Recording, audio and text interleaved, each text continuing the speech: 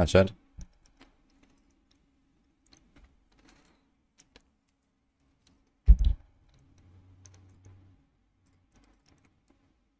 Alright, here we go.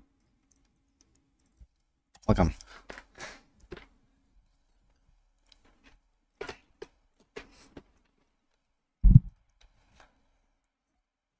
You scared me. Oh no.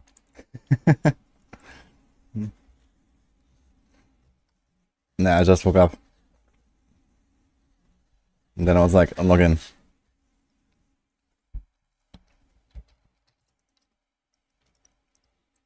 How's everyone doing?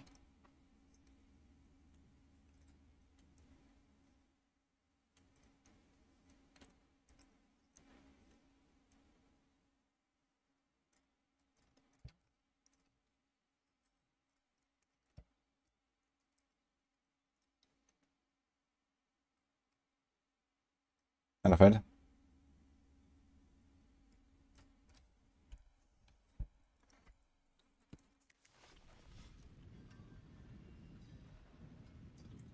You were watching the EU TwitchCon show. What are they showing there, actually? I don't really know much about TwitchCon, to be honest. No idea what's going on there. I was thinking about going there sometime.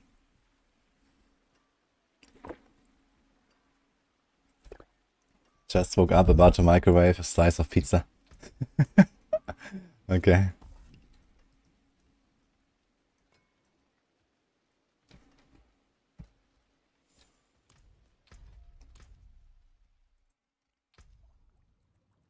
Okay, there's one more thing I wanted to try on the Barb, which is a Rapture build. I've not made a plan for this, so we'll see. I think I can probably make the Paragon of, like, a Flay character or something. From Season 4. Here, for example. It already has Rupture anyway. So then you can kind of just take this here. Oh, did I save a Heritage Paragraph? Good question. I think I did. Okay.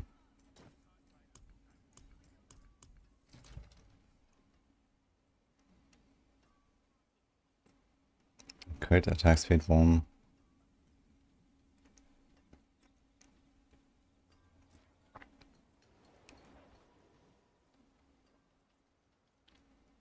Okay.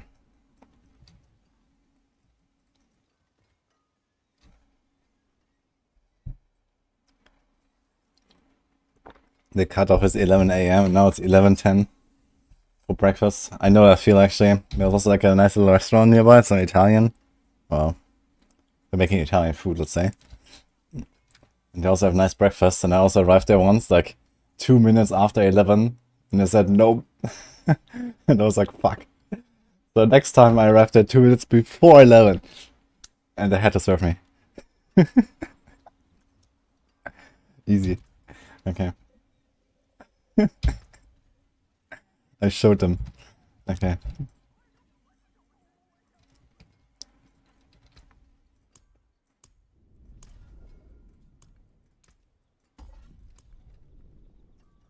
Okay, it's gonna like build straight up the same Paragon board, I think.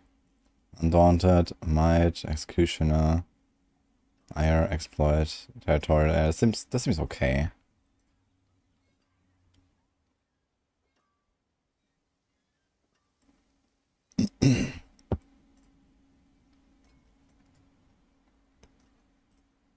Let's do that.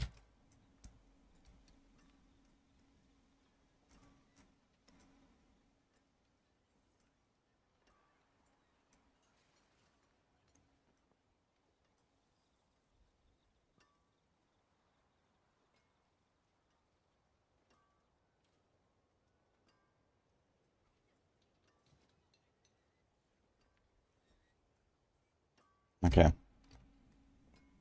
Tomorrow I make it for sure, Copium. Good luck.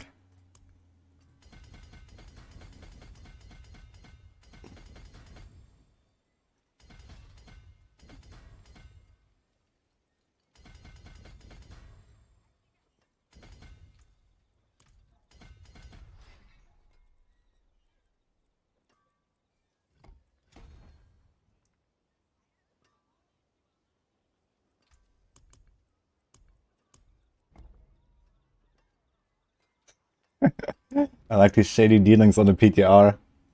Hey, everyone got an Lucian? Hey, do you want to trade my Lucian for the Umber Crux?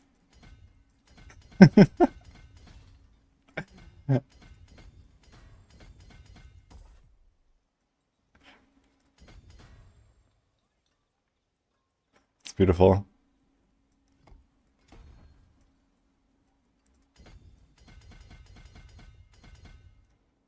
Okay, my character will be really scuffed. Which is kind of a problem considering how crazy the scaling is on his key passive. But it is what it is.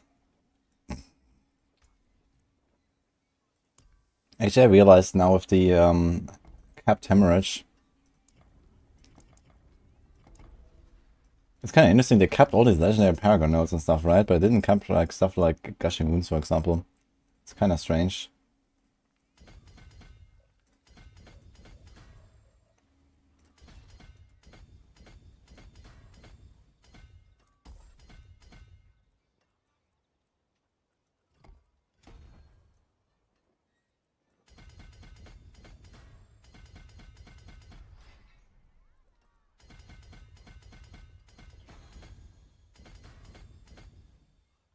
One of the rogue key passives, for example.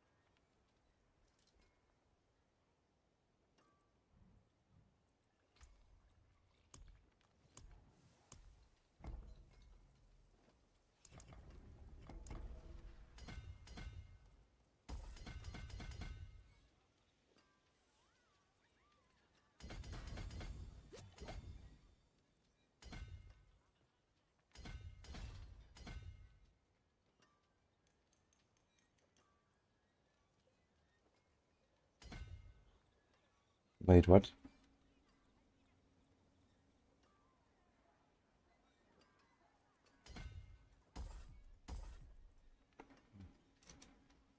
Okay.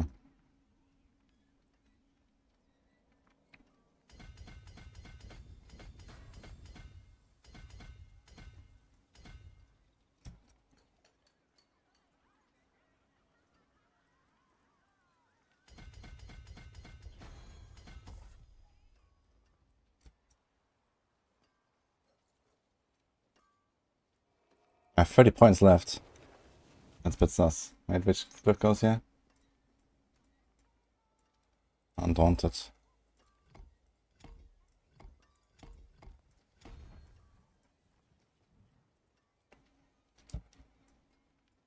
And Executioner. I need a pole arm for this.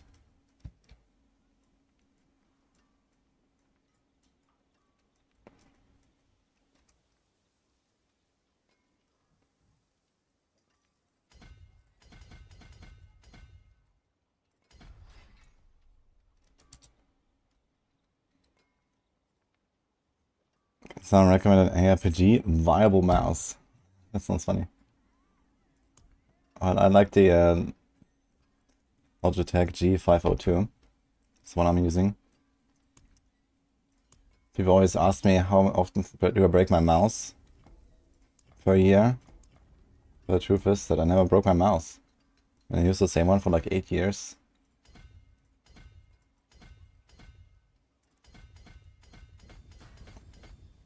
And then eventually I got the new version of it, G502 Hero.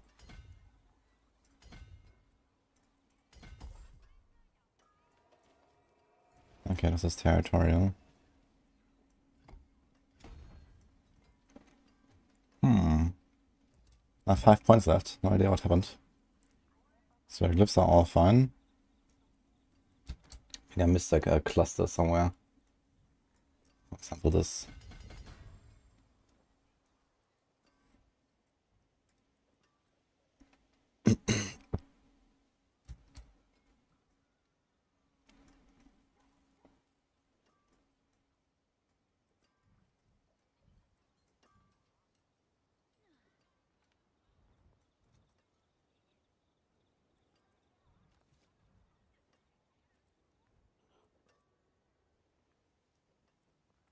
wonder if I can get these here.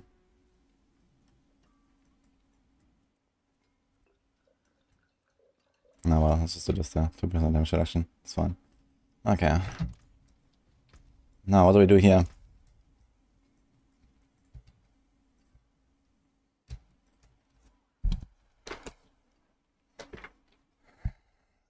The iteration goes in utility slot now. Yeah, it's kind of funny. And it still makes me believe that they're gonna Omega nerf it. I'm pretty sure Blizzard is not aware that flay duration buffs the bleed duration as well. That's why they put it in the utility slot. But they're probably gonna nerf it now. Are they bars above my tune? This is the health and resources. Alright, so what do you do? Do we still do put flay? I don't know, maybe. Some DR. There's vulnerable. Does this thing already make vulnerable by itself? Not really, right? What's the lucky hit on us? 50. It's actually not terrible. Maybe let's just take this.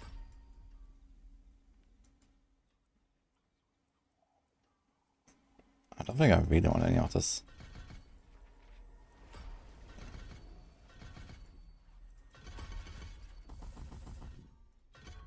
Now, we don't actually need to invest more than 1 point. This is actually kind of funny. We're playing a Rapture build, but you don't want more than 1 point, right? Yeah, this doesn't scale up. That's hilarious. So this is our main skill, 1 point. Okay. Sure.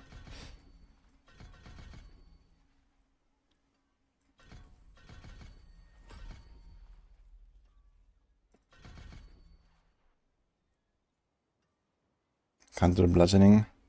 Dude, I have 18 points left. What the hell do I do?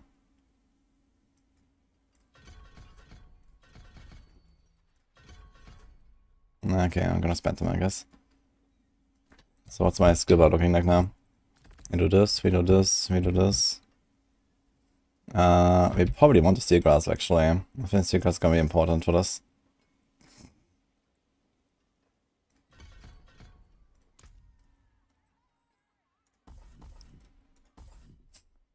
But honestly, maybe we're fine with no upgrade on it. Now we have 9 points left. You know this. We also get vulnerable there. Let's get 2 points there, maybe.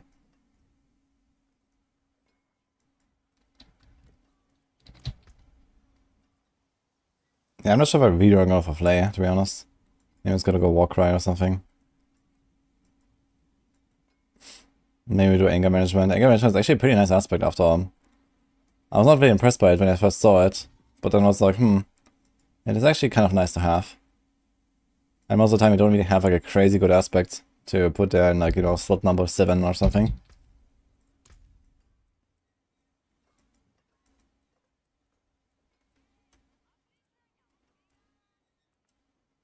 You could even do a Wrath. How much does this thing cost with the third blade?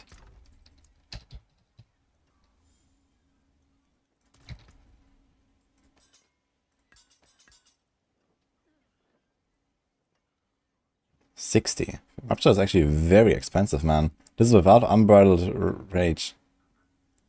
Wow. Does that change it? No. And the Weapon Mastery imprint is only -5.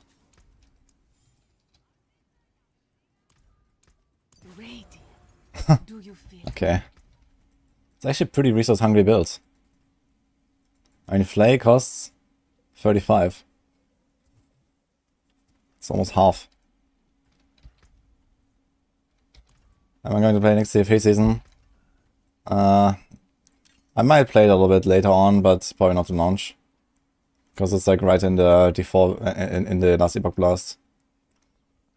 So that won't really work out, I think. Okay, now, how much wound do we need?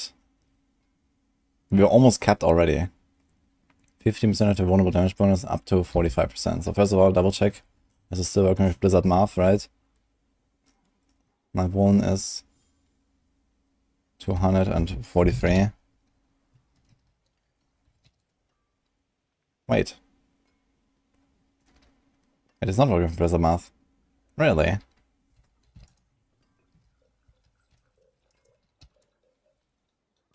Okay, I have no idea. How the hell is it 31%? I have an idea.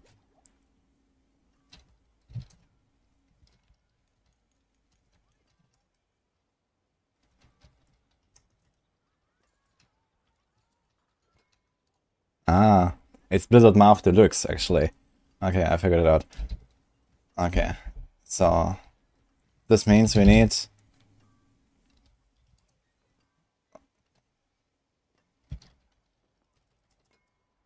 280 basically on our gear. Yeah, it's 20 base. Hello, Yogger. Hello, Azure. I think there will be a second PTR before I go live with the expansion. I don't think so. Okay, we have a Rage of Hargoth. And not really anything I want to do with it, I gotta say. I'm not sure if I want to keep this. The crit doesn't help me, the thorns doesn't help me. The fist damage doesn't help me. It's just a bleed damage reduction and then the cooldown stuff. I mean, it's kind of nice to get the cooldown resets. If I want to go a bit faster, this could be like a speed farming item for like a charge. I can't do that here. Let's get Fortify here, I guess.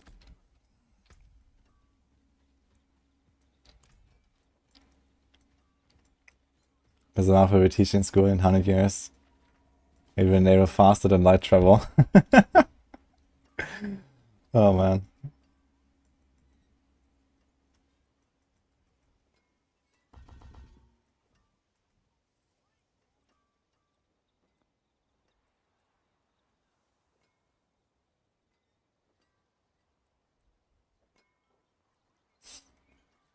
Yeah, but there's one extra point here, I don't know. Let's just throw it in Neep or something.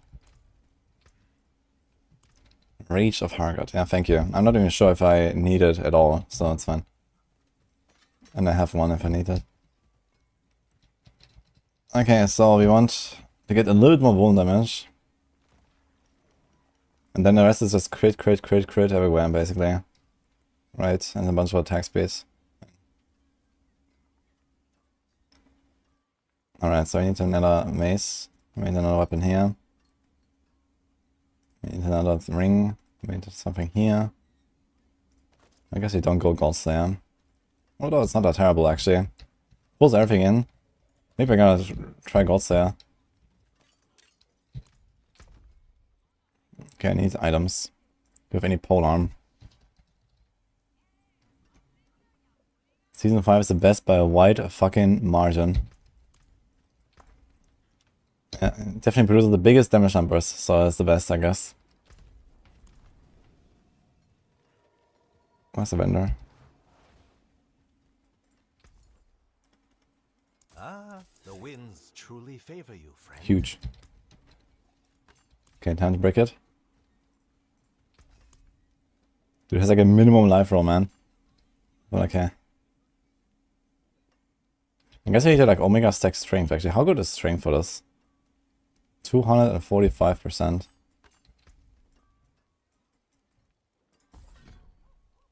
$203. The damage increased by 10% for every 50 strength you have. I guess I want to like Omega stack strength for this.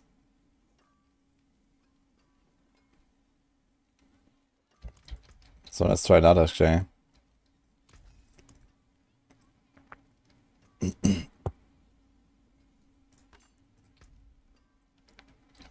So there's a rupture size.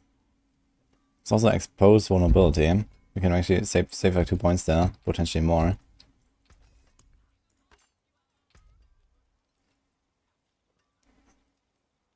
There's also Berserking Duration that can help us out a little bit. Yeah, I think I'm gonna go for a bit of Rupture Size. And Berserking Duration, I guess. We have 3 weapons, so...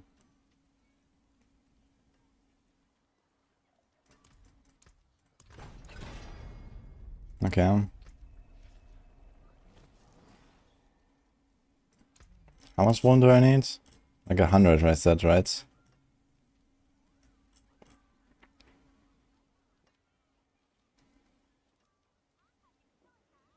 Yo, thank you. I guess let's go for crit here now. Let's just start going for crit. Maybe not. That's a lot of pole arms. I actually made a pole arm now. Thank you. It's fine. Ah, a warrior. How may I serve? Sorry, mace.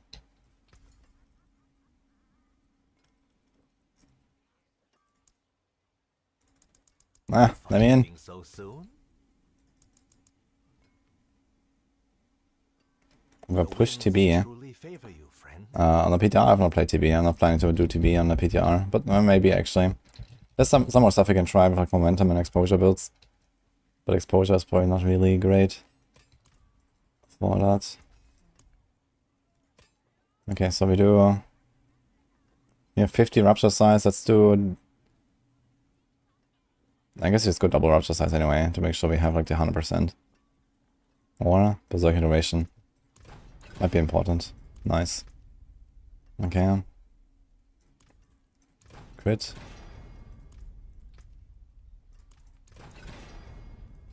Perfect wound. Okay, so do we do this one?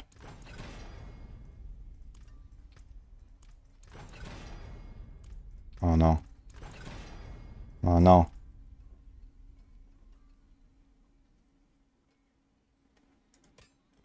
I mean, we have 4 attempts here and we have only 2 there, so let's go back on the mace.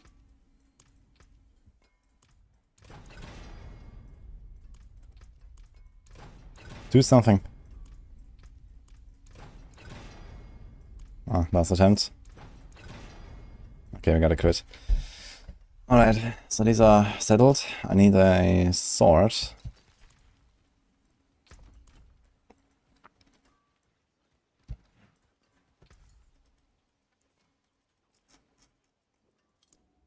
Fine quality.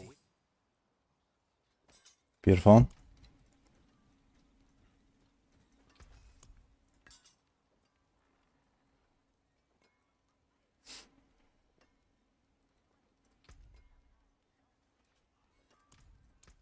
Let's see if I can hit this exposed vulnerability. Here's 1. I'll try to hit 2. It's like an easy save on some passive points.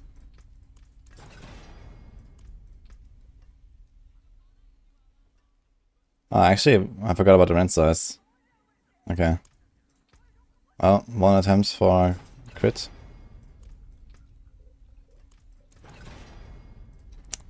Oh, goodbye.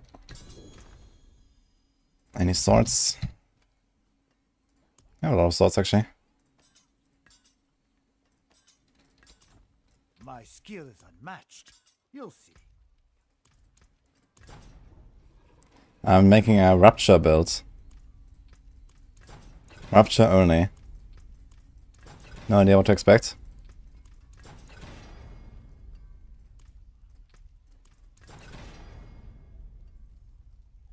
It didn't break, must be a bug. I mean, I made it a lot easier in this patch to get the right tempers, because a lot of temper recipes are way smaller now. Like, for example, on Rogue, the core augments and the basic augments are only 3 options each instead of 5 options each compared to before, and stuff like that. So that makes it really easy.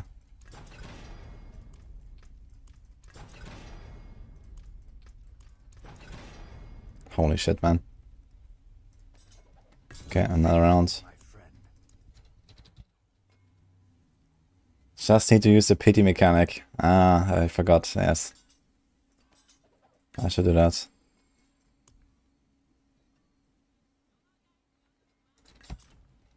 You need steel work? Repairs?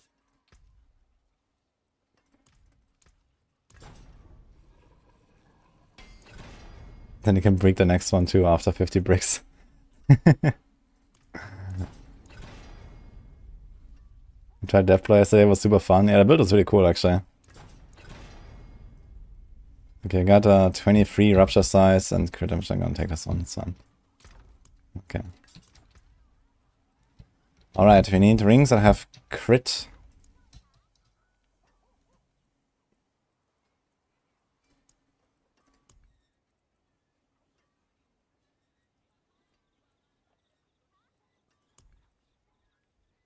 Create a bomb. Lucky hit.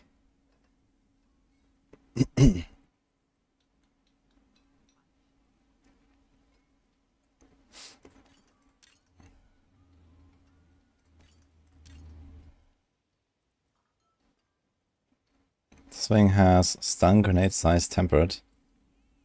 But I didn't actually use it. And there's 5 tempers left. Okay. That's okay.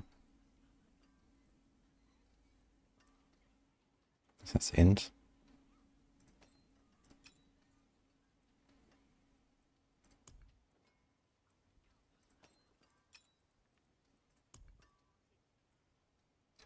Okay, let's try this.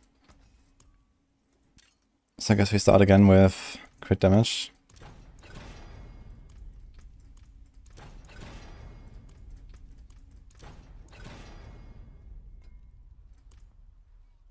Try to chain any Sorc of Anis was surprisingly strong. Yeah, it was actually really cool. I really enjoyed that. Do we need resources? We probably do need resources. Like, how do I generate resources on this build? I mean, previously when I was doing Death Blow, it was kind of like refueling itself. I guess realistically here I want to do something like Starter Skies and Lucian stuff. But I still need resources, I think. So maybe we should just do resources to make sure that we have this covered. Prepared? We can actually do resource generation with two-handed slashing weapons. Which is quite a bit better than normal resource generation. And what else would there be? Well, and it would be imposing presence.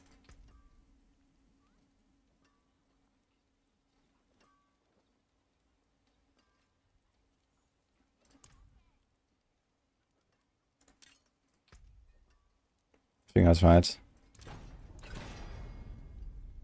That's the wrong one. Thank you, though.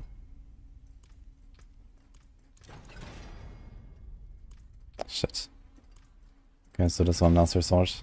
9% resistance cost reduction. Do you ever see the end of the tunnel?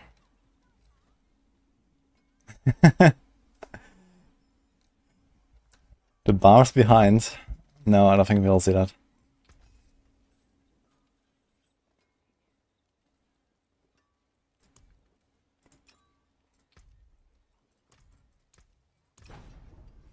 Hello, unknown corpse.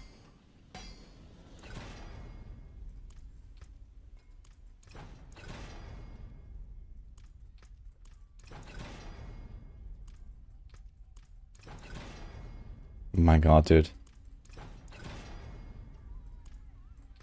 I guess I go for vertical stability again. Alright, so I got this.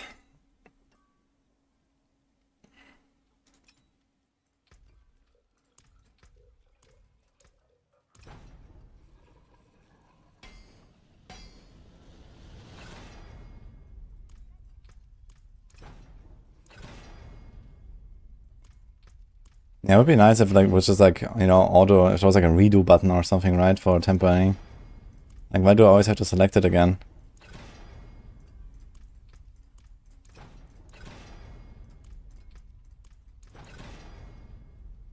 Okay, resource generation. Okay, so we have triple resource temper.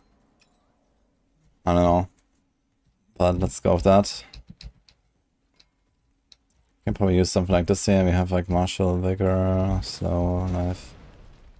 Okay. Fuck, I rolled this to life per second. I have to roll this back to energy. To fury.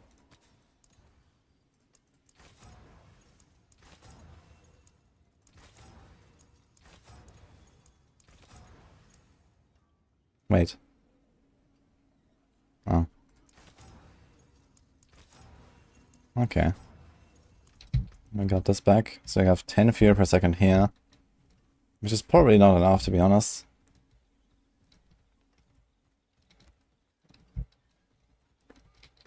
Maybe I'll have to go for Rallying Cry and Jens. But I just won't really have like the resource generation I need, I think, unless I put like a resource power maybe. Let's try that.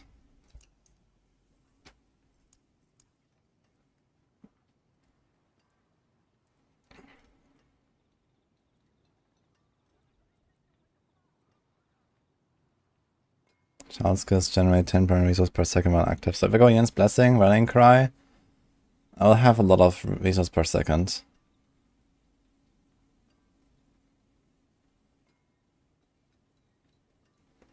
Okay, I have a 50% chance against 20 Fury when a core skill deals direct damage. So on a single target, this procs every 4 times. So every 4 attacks I get 20, so 5 per attack. And then there's Starlight.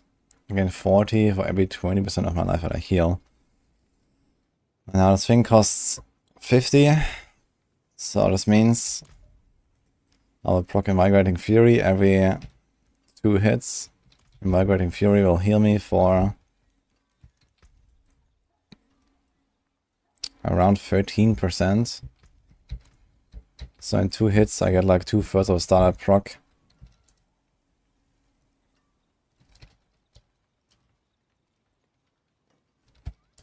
So it's 13 per hit. That could work. Starlight has become really powerful, man. If you have any kind of good healing, and bars have a lot of healing, maybe I'll do this.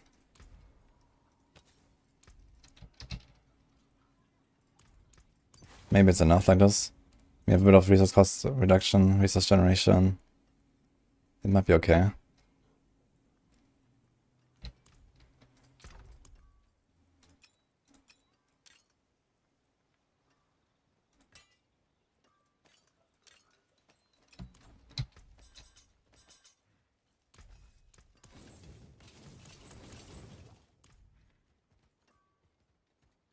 Yeah, snaking aspect is not good enough.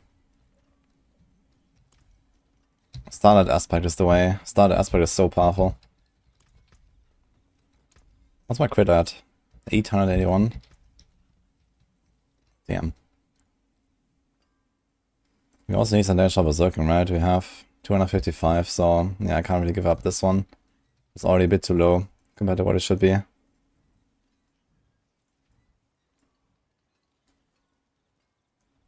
Missing a little bit there. Interestingly, it shows 26%. It rounds up. My question is it actually rounded up or is it actually 25.5? Who knows?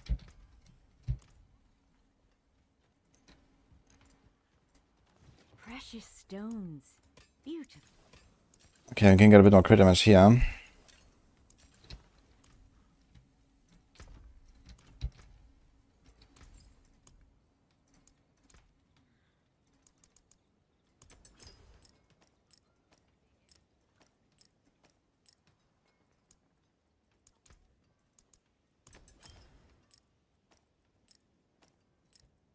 Good fortune.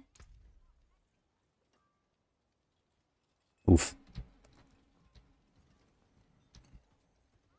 How do we solve this? I guess you can put like one res roll on the ring or something. It's fine, okay. And maybe an attack speed roll also.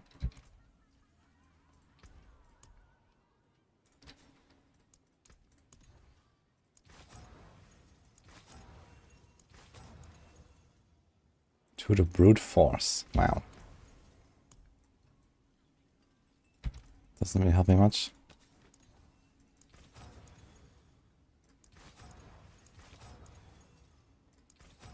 Actually, that's percent strength. Maybe 1% strength, actually. It's pretty much a direct scalar. 6.7, maybe I'll go for that.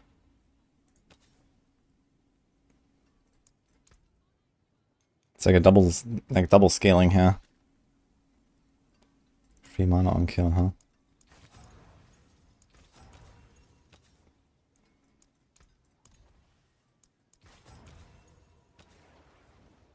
What's my crit chance at? 45.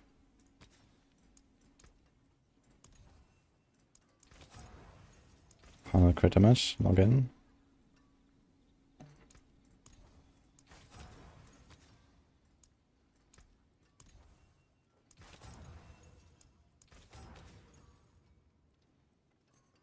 Okay, I'm still missing the rest though.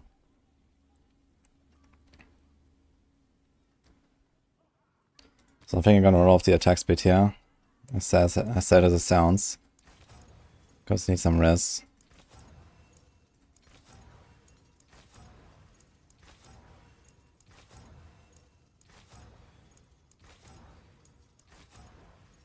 How much angel buff do I have? 1300.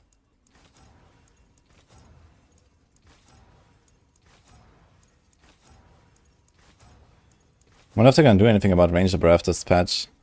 People have been complaining the entire season. Angel Breath. Angel Breath. And I kinda agree with that. I've been farming a lot of Angel Breath. If you didn't do the Helltide exploit all day, every day for a while, then you didn't have Angel Breath. My god, I just wanna roll some res, man. What?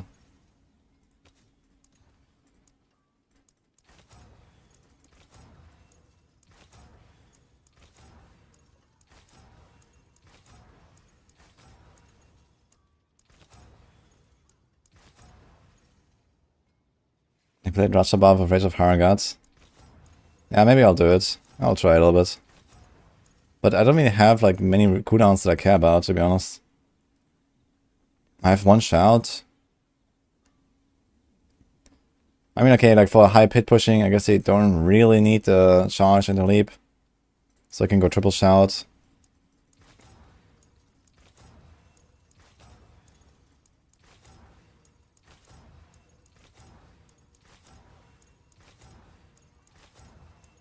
You'll see. I mean, it also gives me the it also gives me back the charge and stuff. So maybe. Problem is, I need my armor somewhere. Then that has a greater armor roll. I guess I can put an armor roll here. It might be okay. But I can't get fucking res. It's crazy.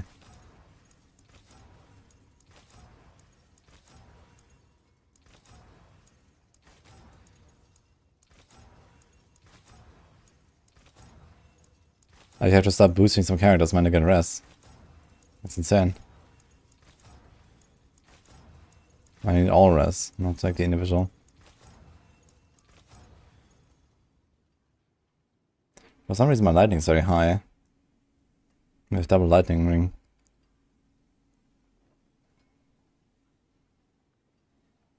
But if I start removing the diamonds and put individual, this will not be cut anymore, so we have to get our auras here. This is insane.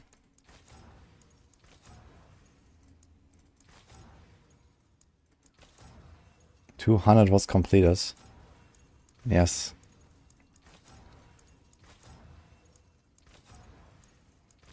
All it takes is an infinite damage bug.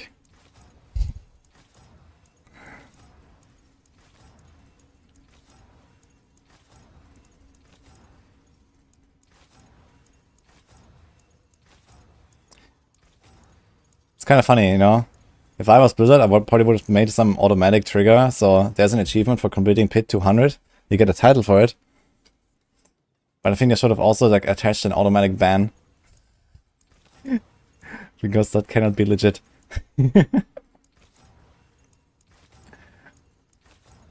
Congratulations.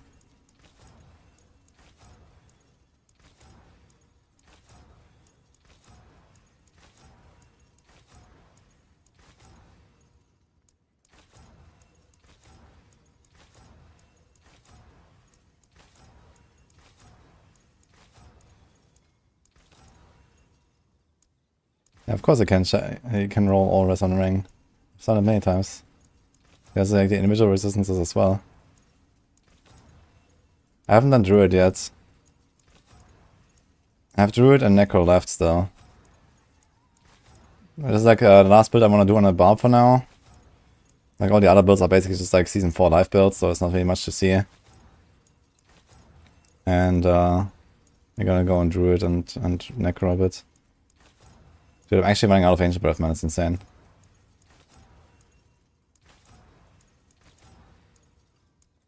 Woohoo. 8 auras. Beautiful. I'm still undercapped by 6%, man. Blah. Okay. One of my better pieces. I need a life. Amazing. Need the attack space. More attack space. Let's see the Barbs make More life. Oh my god, man. Crit damage, at least something. Rupture size. Whew. Okay. I think we have a setup. Now what do we put here? Need something blessed? Cursed, perhaps? So Flaybarb has Want on Rupture, Retribution, Skullbreaker. Now the problem with Skullbreaker is, and it's Want on Rupture, I don't really have like big bleeds on the target, right? You just want to spam Rupture, so you basically always remove the bleed every single time.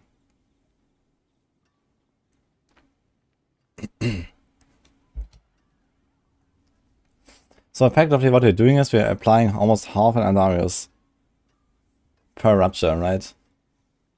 And we scale it much more than other stuff. So 70,000, I think Andarius will be like 120, 140.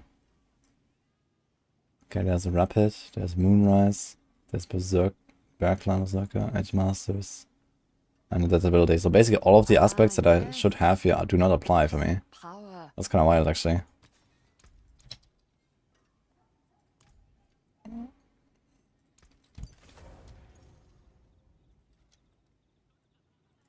So I have the Starlight, okay. We could do the Bergclan.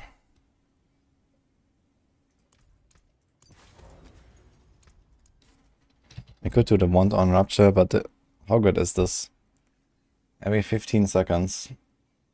So if I continuously attack, let's say 1 time per second, 1 in 15 of them will do double damage, basically. It sounds really shit. So we're not gonna do that at all, I think.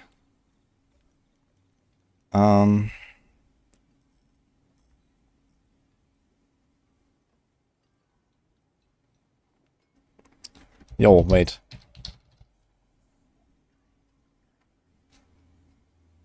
That is kinda nice. It's 35% on average, basically, because it costs exactly... No!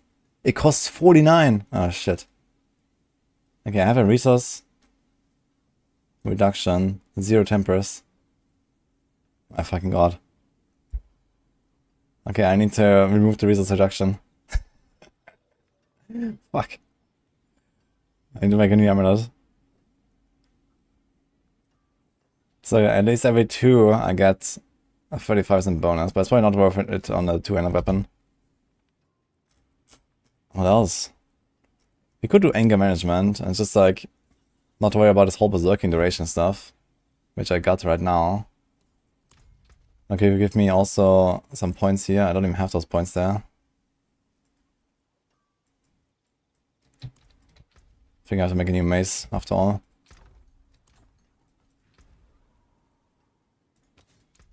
I guess we can do accelerating actually.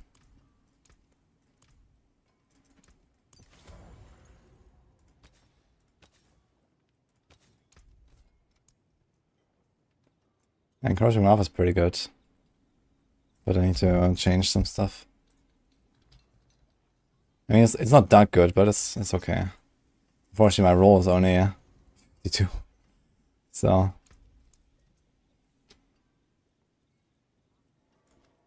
what do I put on the neck?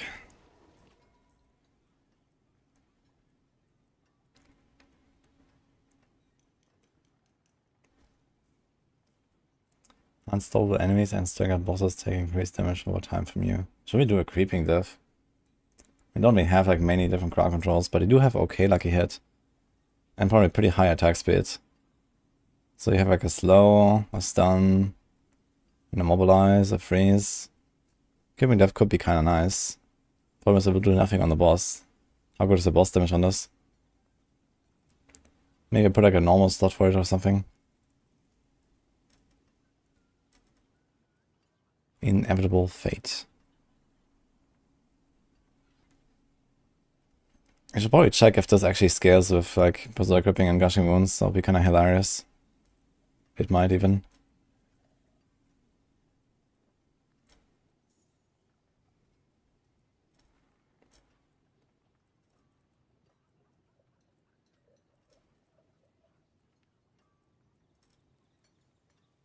Okay, let's do an Edge Masters on the neck or something.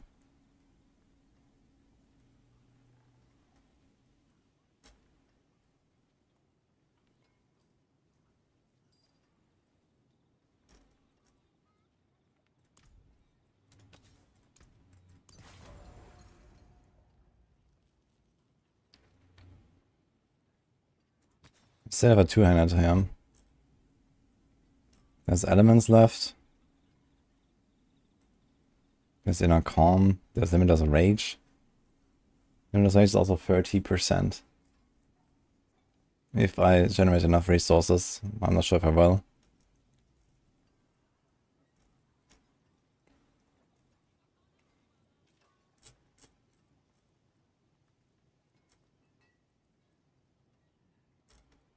Can't do Conceited or something like that.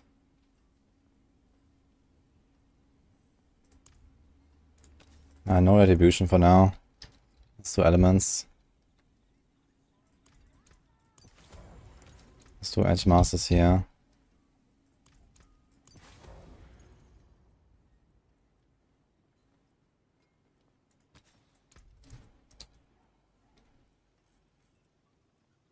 I think I actually want to play this with Grandfather instead of a polearm, now that I think about it. This might actually be a Grandfather angle. Since we don't have any weapon tempers that matter. It's just a bit of rupture size. And Wound is capped anyway on Hemorrhage. He just want as much crit as possible. And there's no good no good powers anyway. Like nothing here is really like a really strong offensive power.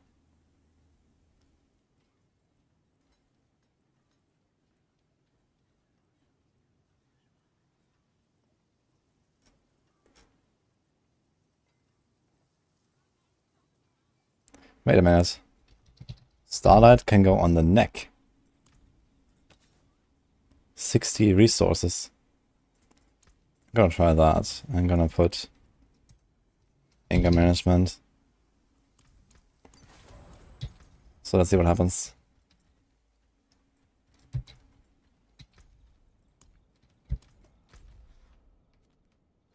Opus on 5.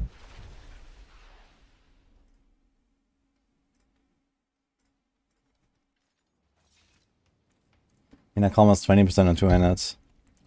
Yeah, Inner Calm would be okay to have as well. But the problem is like they changed pit bosses, right? And you cannot just stand still there and just tank them anymore. Because you get tormented stacks. So you have to dodge all the time. So I think Inner Calm is generally a lot weaker now. And you don't really stagger the bosses much either. I didn't put Creeping Death now. You could put Creeping Death. You have Immobilize. We have Slow. We have Stun. We have Slow. You can try to edit Freeze there.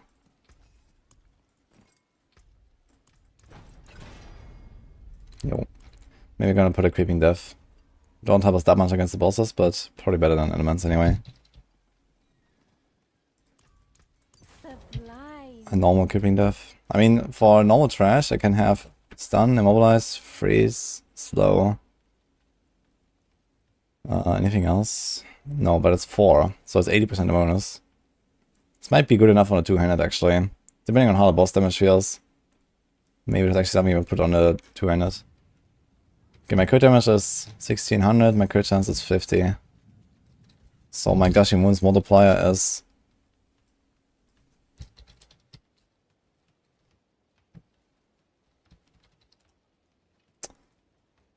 roughly on average at times 10. So we are far away from like life server values where this would be like 20 to 30. But okay. So that alone, I'm missing like 2/3 of my damage. And yeah, we'll see.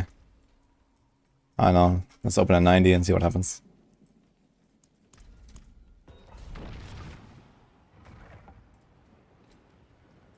Not sure if I really want to use Flay at all. I don't have any Flay duration tempers. I think this Flay is kind of useless here. Maybe I straight up just go for I don't have Iron Skin right now, or I don't have Rallying Cry. I have actually only a charge for Unstoppable. Do you have Exposed Vulnerability? We do not.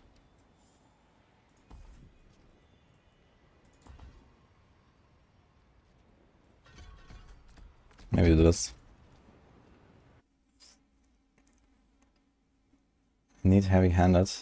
I have heavy-handed.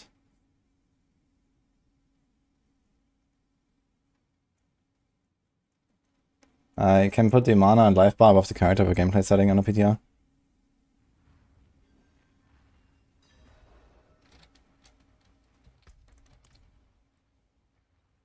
I think will Heartseeker be the same next season? I just saw that, Alexander. Heartseeker will be very powerful next season.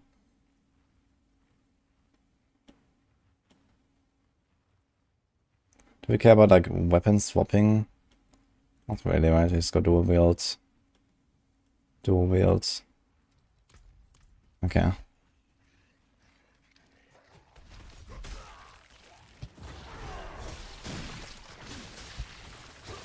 That explosion size though. What the fuck? What is this, man? I must wait. It's not even maxed out. I have 57 and 32. It's missing like 10. I'm not ready yet.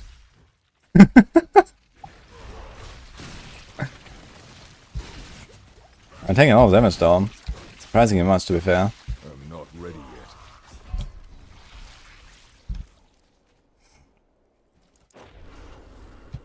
Mate, how? What happened? I mean, I'm missing 5 res. I have my armor capped. Oh, I never fixed my defensive powers. Wait a minute.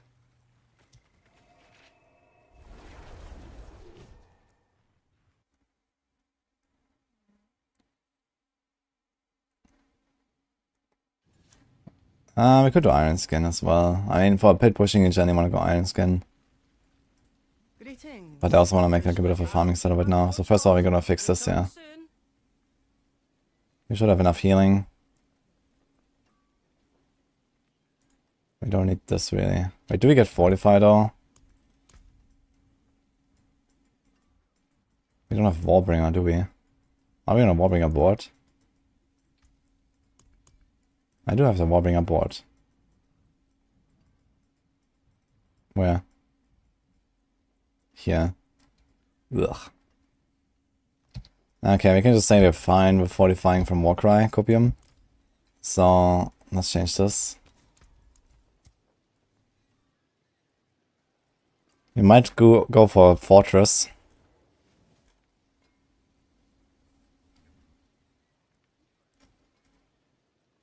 Fortress is kinda cool. We don't really need Undying either. And if I really want, instead of the attack speed on Rupture, I guess I can do the healing on Rupture. This will also like solve the resources itself with Starlight. Because I would proc Starlight every single time I Rupture. Which is kind of hilarious actually. Now it's quite a loss here, 40% attack speed. But at least for early game this could help me out a little bit.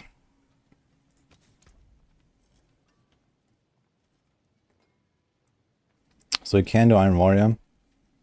Can also do Prudent Hearts.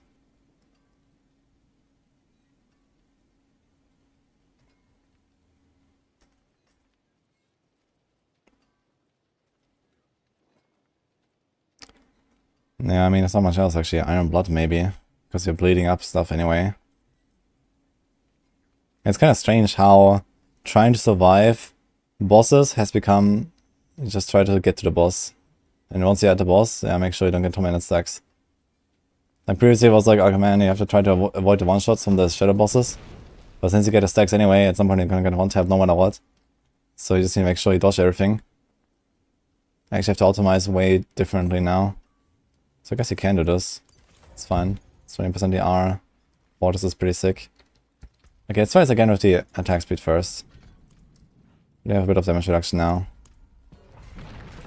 You could also do challenging shard if you want. Not sure if I need to Steel Grasp since I have Gold Slayer.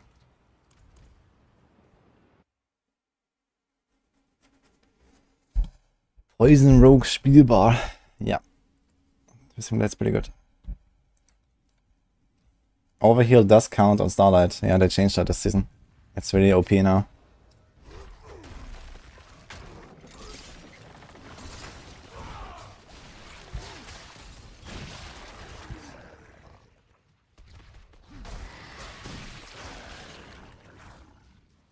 I take a surprising amount of damage. I don't understand why. I was like super tanky on the other builds. Not ready yet. And this is not really much different from what I was doing. Okay, we're basically like 1 and 2 tapping is late, so it's actually kind of nice. This damage is legit. And I have only 1800 strength. This can get to like 2.5k or something. Plus a lot more gushing moon scaling.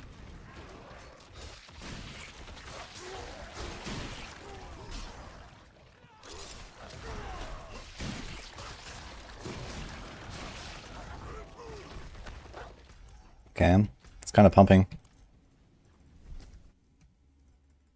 I wonder if it's because of the -5 rest here. Like yesterday I also tried this a little bit with like slightly not capped resistances and was insane. So I was very surprised. I wonder if there's like something weird going on. Dude, Godslayer Crown is actually legit for this. Love it.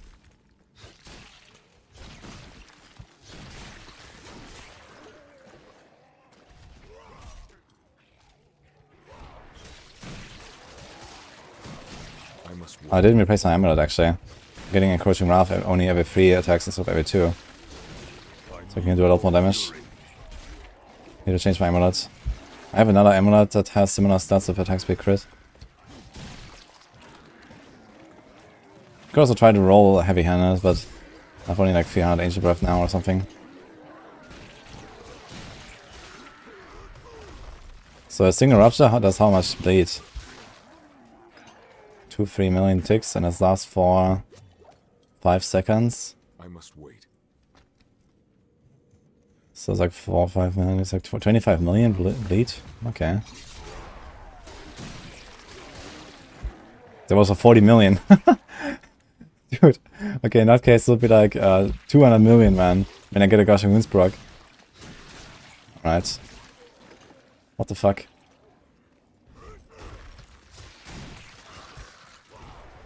It seems surprisingly strong, actually.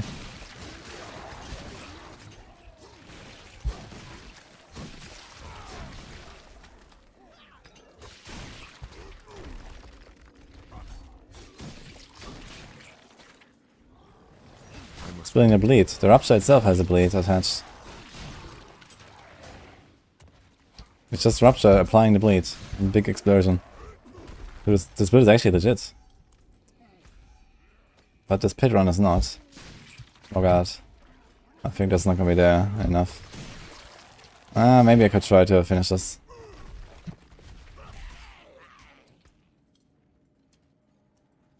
Heavy-handed and tempo 9 strength. Now that's a pretty big amulet for this actually. It's like pretty GG actually. Okay. Time to break it. Need to make sure I don't hit the resist cost reduction again. You cannot have the resist cost reduction.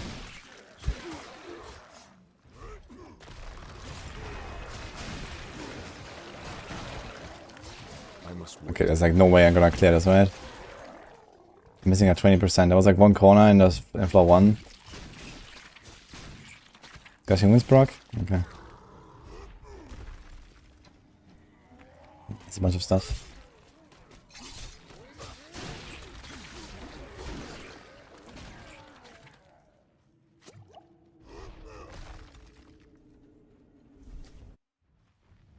Iron Maelstrom instead of Charge. I think I mean Iron Skin, but yeah. Maybe on these tiers we want to have like another defensive skill.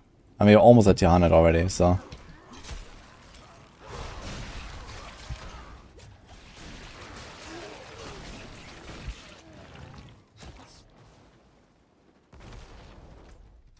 Fucking hell.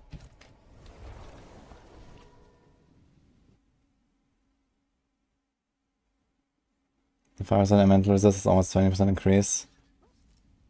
Yeah, kind of. Like 17 or so.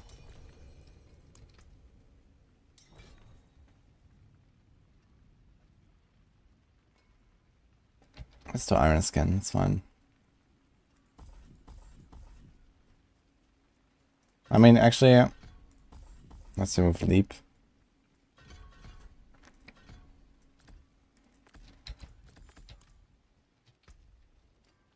We can also remove Steel Grasp and keep leap. Could like a 1-point leap. I don't really, like we have such a big AoE, we don't really need Steel Grasp to be honest. That's a pretty good amulet, thank you. Let's see if we can brick it. Guys ready?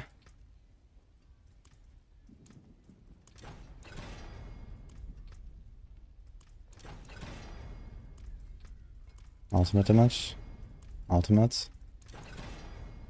Okay, it's like a shitty crit roll, but okay. And resource generation, okay, it works. Now we can roll pretty much whatever we want.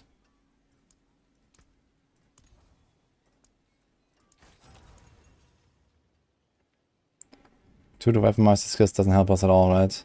We should double check and verify that this enhanced rupture is not actually scaling with ranks. Just to make sure. I'm gonna check that real quick. Like, I don't know, maybe it does scale behind the scenes. It does not, are you sure?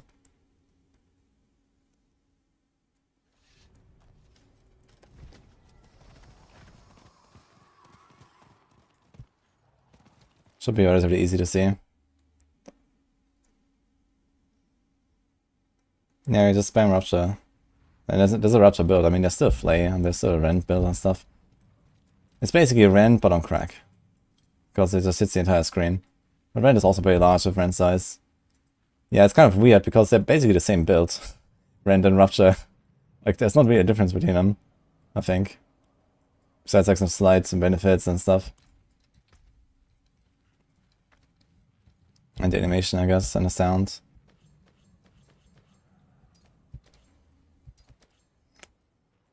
Okay, so we have 5 ranks on Rupture. First of all, where are those coming from? 2 from here. And 2 from here.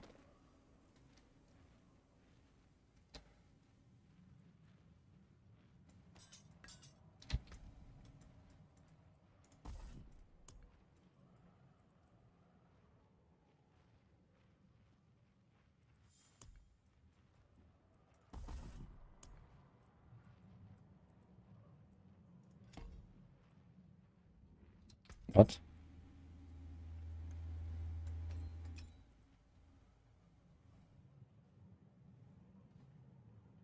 Okay.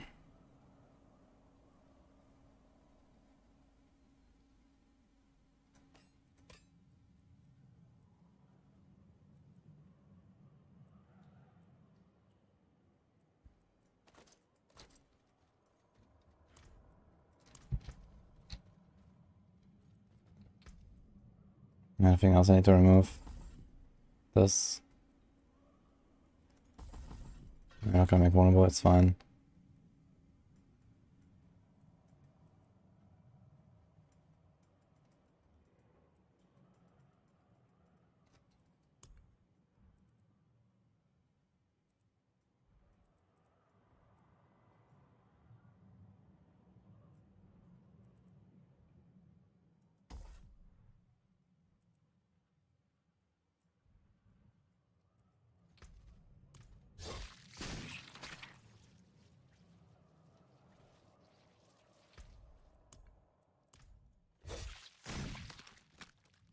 Okay, seems like pretty consistent 6,000.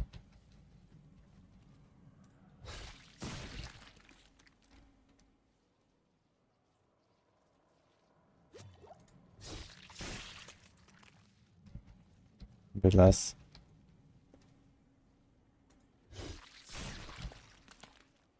12,000.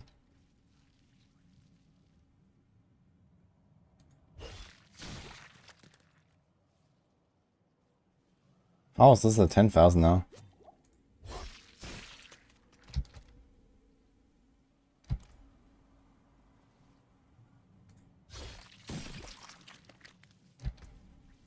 Where did that come from?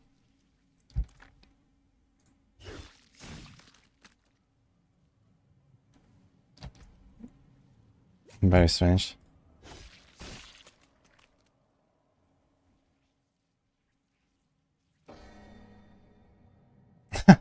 He got staggered while bleeding. That's kind of interesting. So bleed actually carries some kind of lucky hit.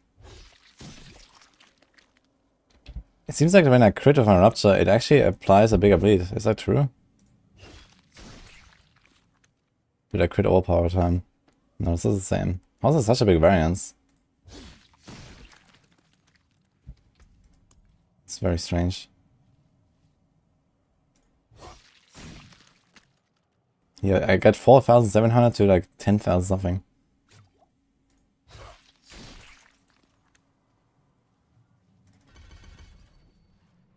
Okay, let's see. What's that? That does seem a lot higher. This seems low though.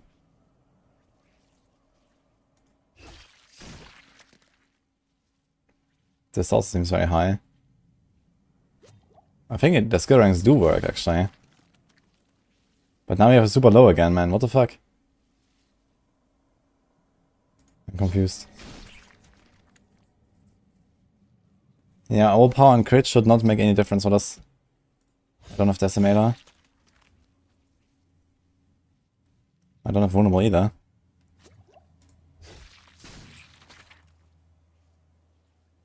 I don't have Encroaching Wrath.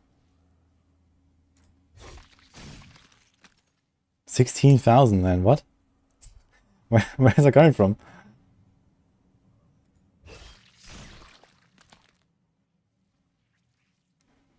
I do have one. And how do I make them one? Where's the one? I removed exploit.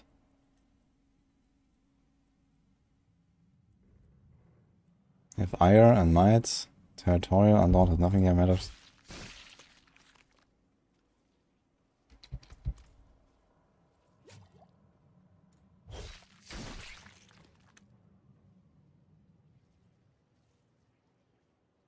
Dude, are you guys trolling me? What vulnerable are you talking about?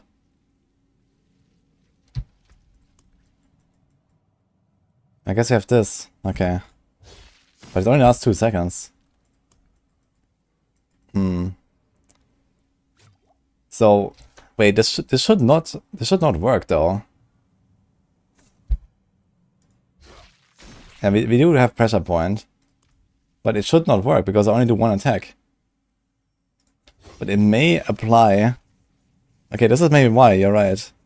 So it may apply because of the original hit applying the one, and then the dot giving the one. That's interesting. You're right, I think. It's because the original stab does the one sometimes. Okay, I think you're right. Sorry. Because usually the attack that applies vulnerable is not buffed by it. But here the stab applies the vuln and then the explosion happens afterwards. There's 2 stages. This is why it works. Yeah. Okay. Yeah, you're right. That's interesting actually. So you need to check the numbers when it's not vuln, I guess. But still, we had like a 15k there. And 16k, that's kind of wild. 8 more ranks. Do I have something with like a lot of ranks? Rupture.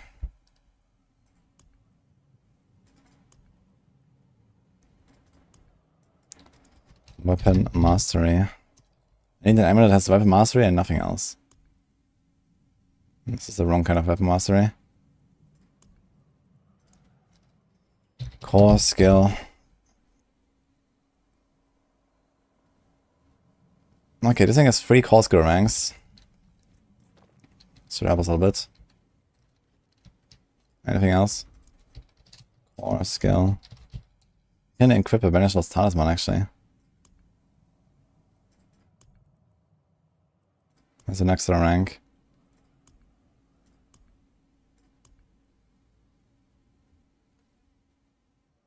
Nothing here matters, so now we have 9 ranks. So this is 80% more than before, so it should be very visible. Yeah, vulnerable snapshots. If you apply a dot while the target is vulnerable, it will be snapshot for the entire dot. Okay, let's make sure we don't have any other stats that interfere. We have 35 all stats, so we have a bit more strength. It doesn't seem like it actually does anything. I think the skill ranks are irrelevant. These numbers are not really significantly higher.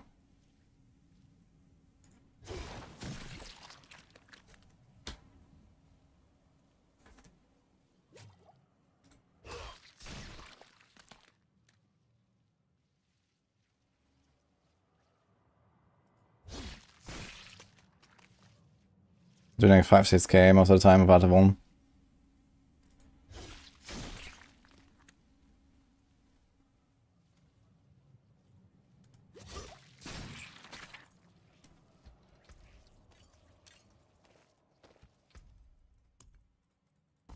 Let's do a few more with 1 rank. Yeah, it's the same shit. So it does nothing.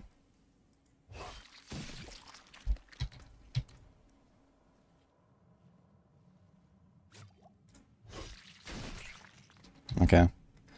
Good.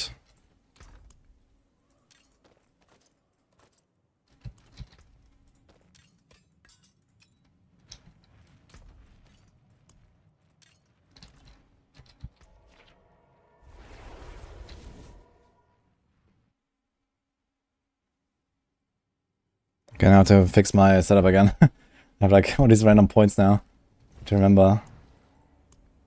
So I do this. So I had an exploit glyph.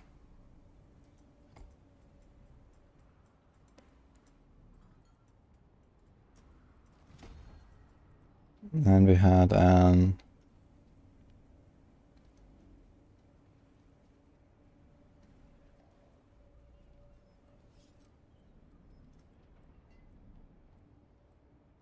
do you have any other glyph that I've removed? That was it actually. Okay. Alright.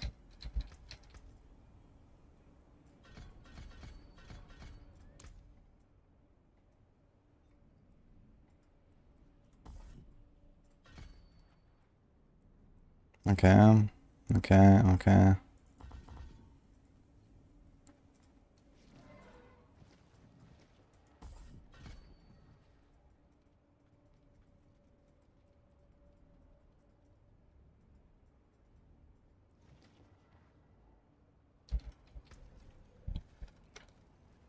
So this, let's put a diamond. What did we have on our neck earlier? Was this Edge Masters? No, we have that here.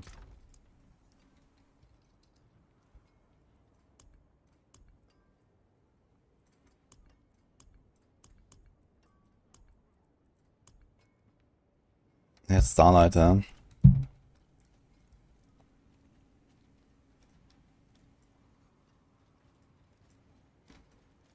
Seagull scribbling is very good because you get the overpower explosion for each enemy stats. Oh, really? Interesting. That actually makes this very powerful for AoE. This means that we do not run Creeping Death, actually. Need like to go all in on boss damage. Because it's like an AoE machine then.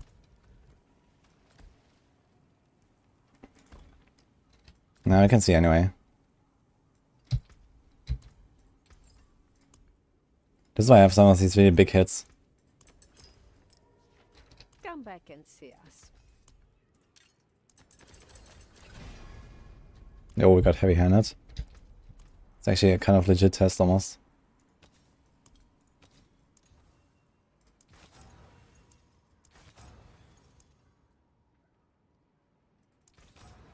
Got weapon mastery skills again, man. It's kinda hilarious. Cut to the bone. That's kinda nice. Yeah, if only I could get my rest up a little bit more. What's my knee iron looking like? I'll be here soon. Oh my god, I have nothing. Maybe I should use this build since it's a little bit powerful to do some clears.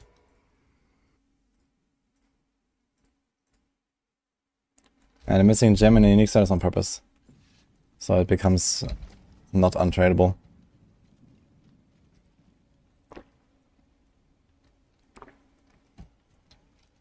I don't know, let's do this.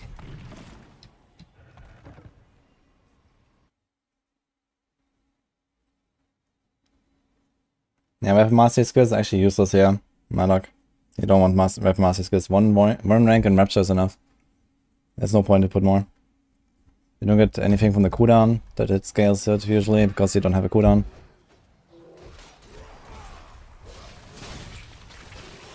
No goats everywhere.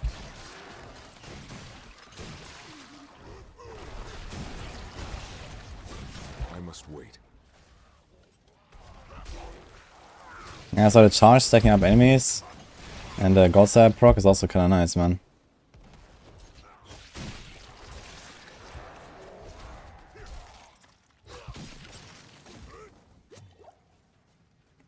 How does this guy survive? I must wait.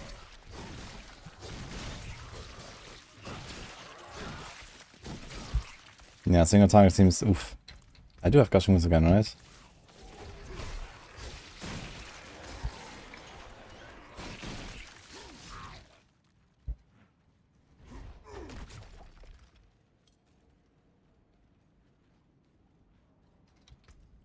Yeah.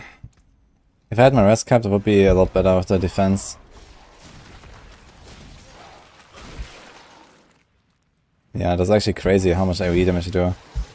Okay, so how do you solve single target then? You're gonna have like really good AoE damage and like no single target if you stack up monsters like this. If it multiplies by the number of targets hit, man, that's insane. Like, this boss gonna struggle real hard against bosses.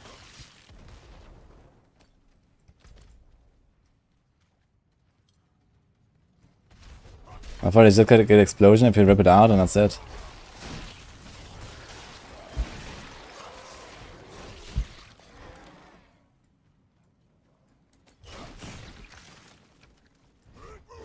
Flay. I guess you can add Flay. But I'm still expecting a nerf for Flay, so I don't know. I guess I can try. Fury. I'm not ready yet. It does solve quite a lot of the problems that Flay has, and Flay solves the problem that this build has, I guess. So if they don't have Flay, then maybe. I'm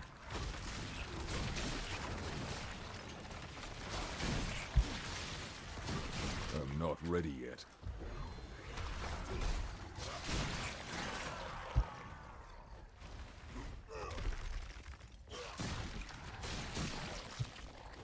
Now we have to make like 1, 2, 3, 4, 5. I guess you can move to Godsay as well. I'm low on fury. Put Flay.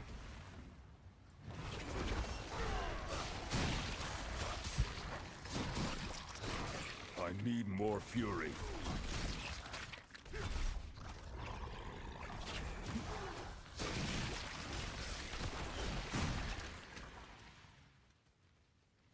Then it would be a Flay build. It would be basically Flay, yeah? If you put Flay back on the bar. I mean, the thing is that, you know, you don't have like Holy Bolts anymore, right? People are relying on Holy Bolts a lot in Season 4, I think. For the AoE clear, and that's gone, so I need to figure out something if I want to play Flay anyway.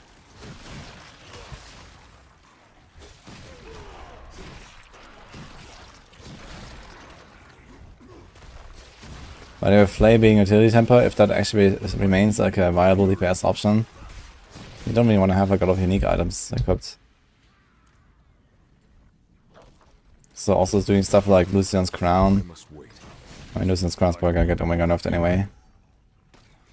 But I lose the utility tempers, which is kind of bad. And it doesn't even work for Flay anyway.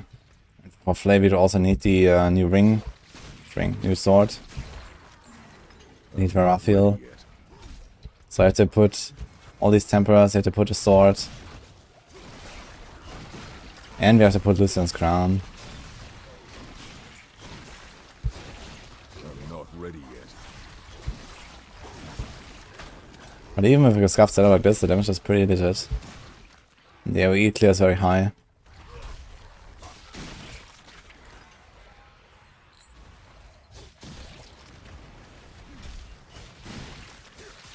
I don't have enough fury.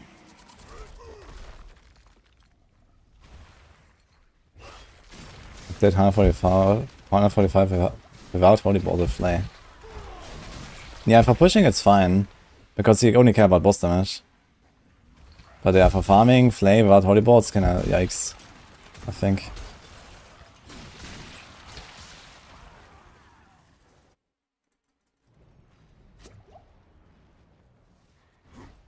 Okay, here's Mother's Judgment. Let's go. Dude, he almost one-taps me, what? I do no damage. I don't have enough fury. I don't have resource actually. Started is not enough sometimes. I don't have enough resources for this right now. I'm running out of resources. Dude, look at this. One normal attack, he almost one-taps me. What is he doing? I don't have a stack either.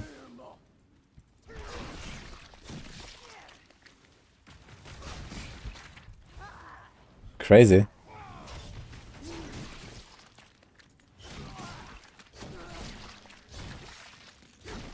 I don't have Oh my god. fury. The single target is abysmal though. Let's reset and see.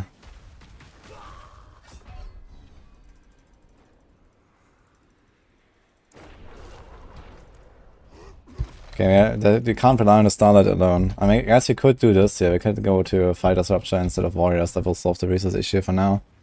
Maybe even put Starlight on a normal slot instead. And can maybe even put like Accelerating on a two-handed, or something like that.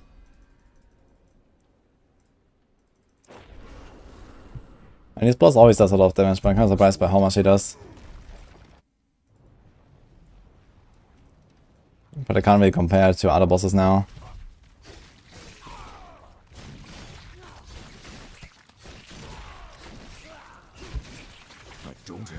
Fury. Okay, something is really off here. I wonder if it's like something weird with the resistances, because I'm missing 5 res. It seems ridiculous how much damage I'm taking. I have 50k life, it's not that little.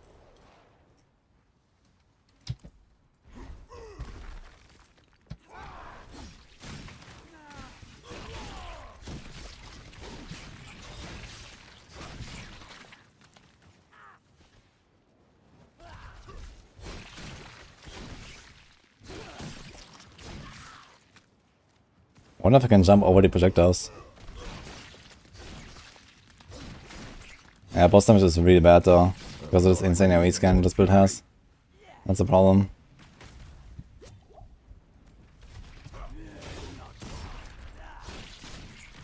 I'm gonna try to get another item that has resistances and do another run. Not ready yet.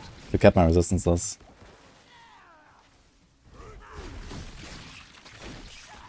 I wanna see the difference. The damage I take here is ridiculous.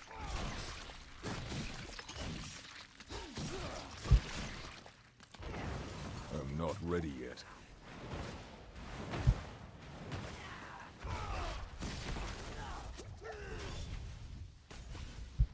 I'm gonna stack. That's over.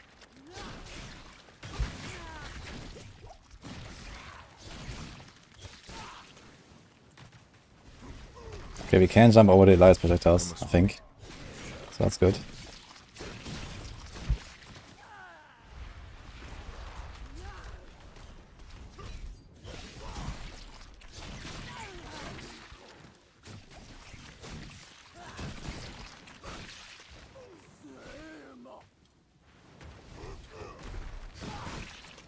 I wonder if I can jump over the oh shit.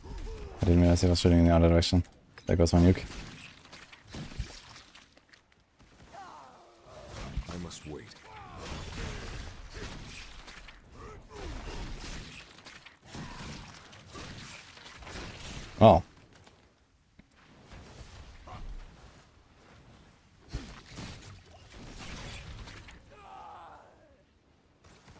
I must wait.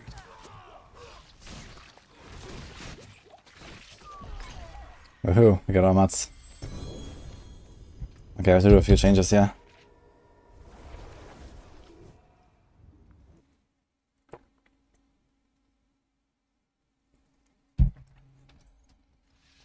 The trick attacks temper on utility slot. Easy times 2 damage for every rogue build. I did see it, but it's not easy times 2 damage for every rogue build. It's actually probably more like times 6 or times 7 or times 8. If you're talking about precision builds, it's actually more like a times 30 or times 40. But enjoy doing 0 damage to any boss, I guess.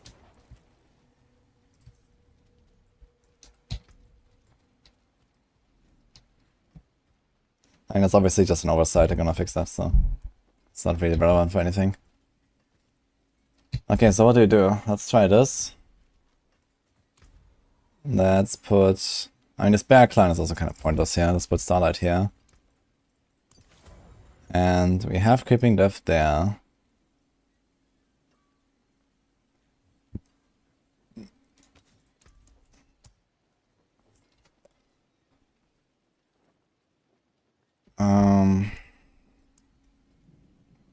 Which item can I roll to have res? We go with res here. I'm gonna try to roll this to res. Do I have enough Angel Breath for this? Oh. And we can do an Inner Calm. Let's just do Inner Calm on the neck, fuck it. So, not really the greatest choice right now, but it will do something.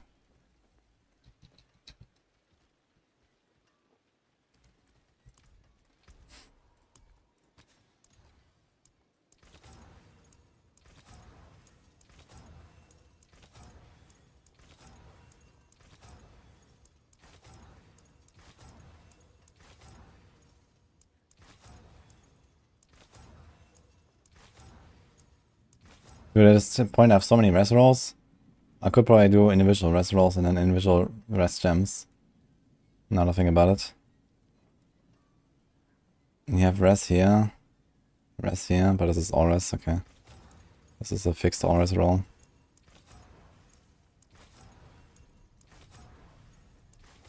Oops. Ah, here's 10 auras, okay. Let's try it. So I wonder how it feels now. I could also run a elixir, I guess.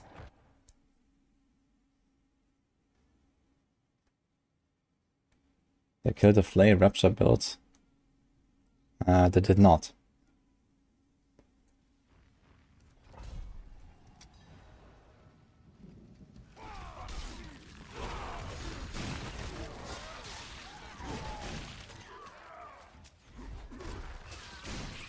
Let's see how much I feel that 5% res. At least I have perma-full resources now, because every time I do a Rupture, I will have Starlight proc. Look, my resources just never goes down now. This might not be so bad, actually. And 40% attack speed is nice and all. But if you actually combine this with Flay for the boss, which you probably have to, then we don't really want to Rupture up much, I think. And not have this attack speed buff. Not ready yet. I mean, I could also just run Flay anyway and like keep our Flay buff up. And get resources from that. That's also an option, just like Flay sometimes to get resources. Sort of Starlight stuff. But if we go Flay, we also need Editability and Moonrise in our setup. This is another thing.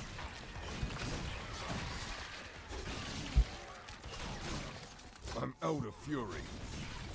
Okay, it's definitely a lot more smooth now. And I do feel a lot tankier. It's kind of funny. It kind of feels like there's something wonky going on with the res. Because this is insane how much of a difference it makes. Like I'm just like tanking.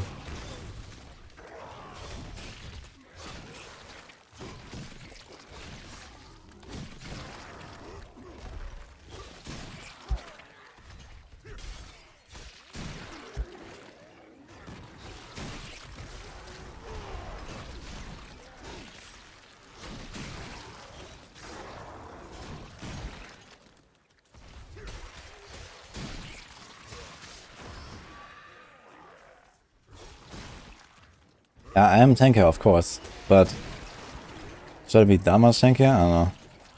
Feels insane. Like, I got one-tapped Erda without a stack on the boss. By just a normal boss attack. I mean, it's Mother's Judgment. Mother's Judgment always does a lot of damage. But still. Like, what is Mother's Judgment even doing in this pit here? He also didn't drop any items, by the way. Look, I have no items in my inventory.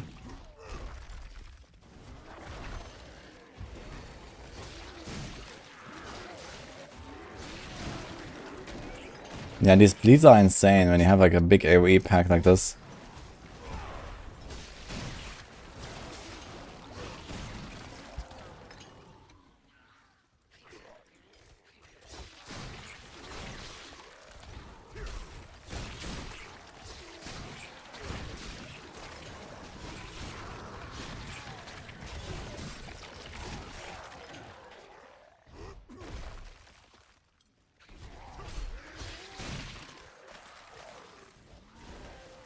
Got a crown of Lucian with 25% from Helltide. Nice, man.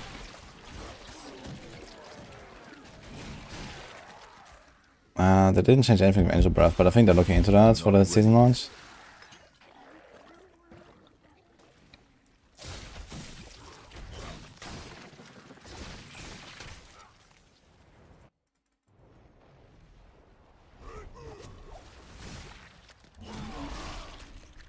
Oh shit, I forgot to reset.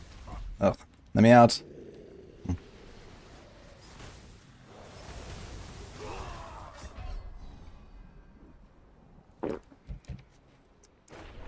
you're not capped, the boss can still reduce your armor resist, but if you're capped, you're also immune to reductions. That's not how PoE works, and also not how D4 works. D4 doesn't have any reductions to armor or resistances anymore. There used to be 9% affixes to do that, but monsters don't have any kind of debuffs to that.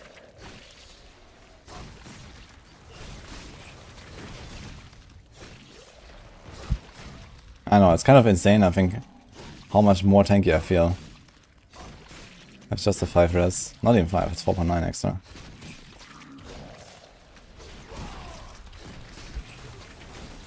Even with one stack.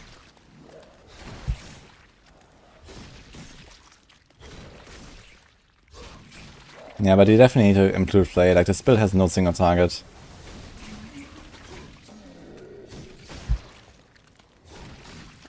If you want to play this, you have to have Flay, else you're just gonna kill the boss. So I think you can stop right there and try to include Flay.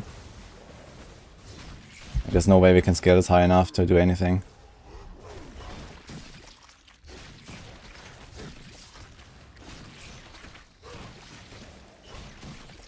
So basically play like good old Flay build.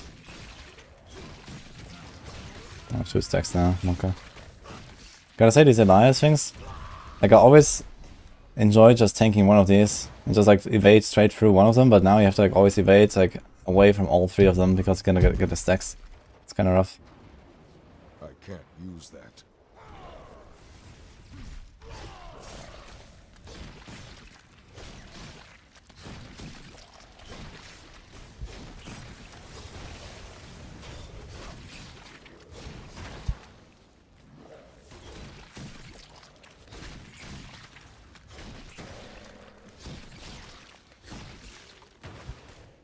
Dude, what?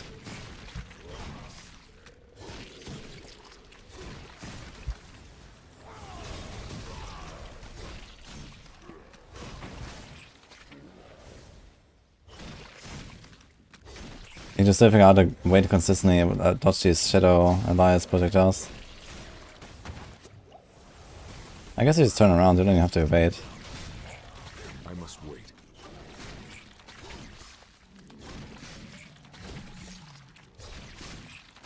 Dude, I'm taking for like 200k, what's going on? I'm not ready yet. And now there was like a random 14 million. Did it just like not get any Gushing Wounds procs like 7 times in a row? I think so. I'm doing this dagger. He has 4 million, 5 million. Yeah, I guess so. That was weird. I must wait.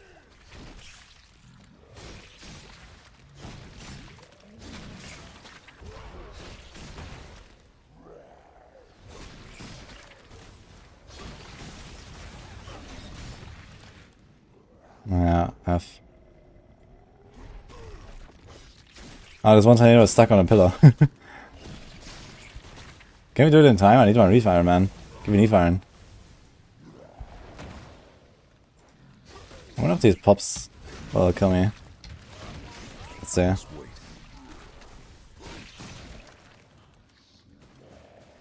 Amazing.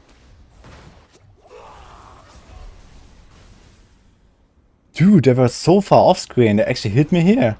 That's insane. How far did they go? The blood boils, they killed me. Oh, wow.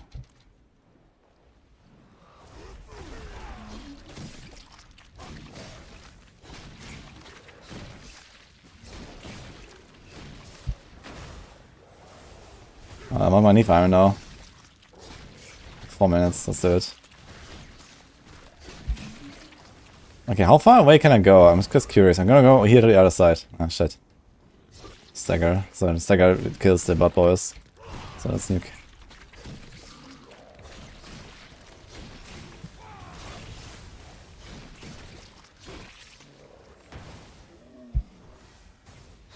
Okay, it seems like the Alliance projectors do like roughly a 3/4 circle around here before they engage. Or then maybe a 2/3 circle.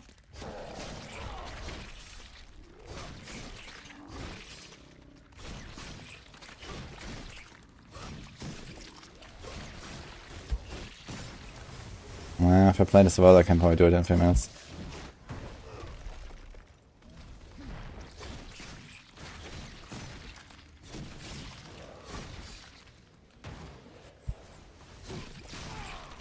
Let's see again. Damn, this thing that's like 50% of my life. Maybe I am just as cushy right now in my setup. I'm not ready. One blood boil with no stack on a 90. I guess it does make sense.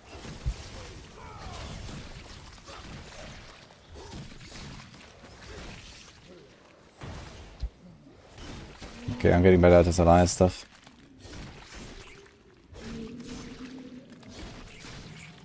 We have staying stack as well, so we're gonna kill him faster at the end.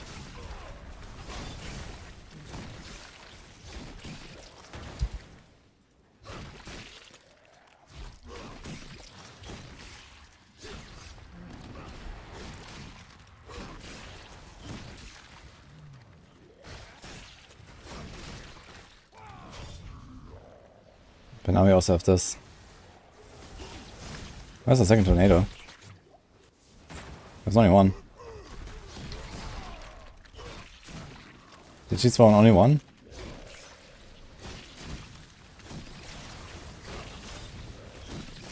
It's kind of hard to activate Iron Skin because every rusher heals me for so much.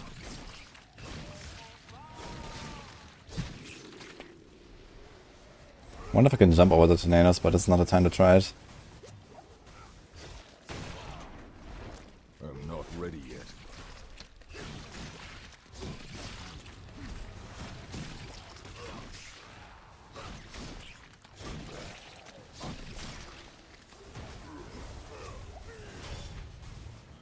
These blood boils are actually insane. They seem to have like a nearly infinite range, man. I need to try this later in another run. How much range they have. Not ready yet. Very surprising. I got a stack now. Fuck.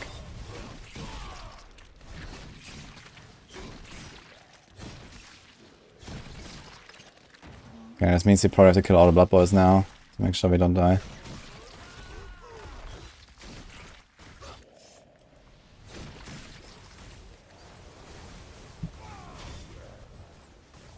I must wait.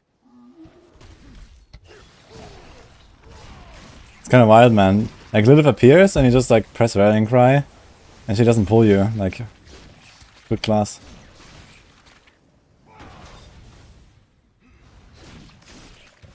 Oh, 17 seconds actually. Oops. I think it's gonna be too tight. I don't think I will make it. Didn't pay attention actually. I should have nuked it a bit more. I thought Sang Stack would carry this at the end, but it didn't.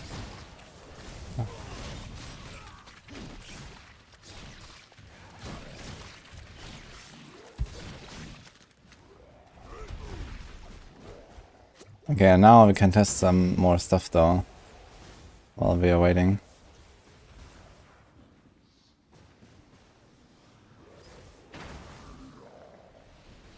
I'm waiting for tornadoes. I want to try to jump over a tornado. So that seems to work. Now I want to see how far do these blood boils go.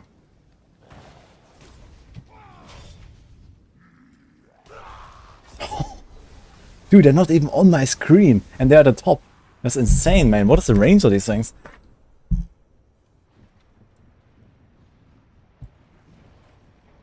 Okay, I'm gonna check this one more time with the blood boils.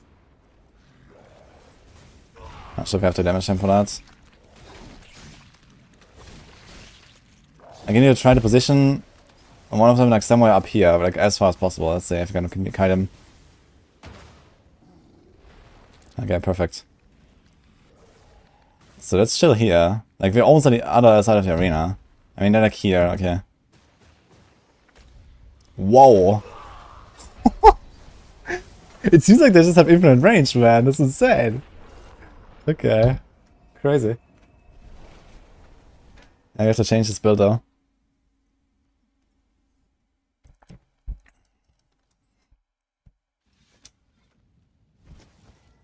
Will volatile blood aspect work? Yeah, actually that should work. The blood boils, I mean.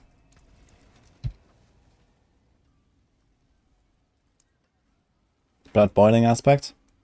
Yeah, this will give you blood boils every single time.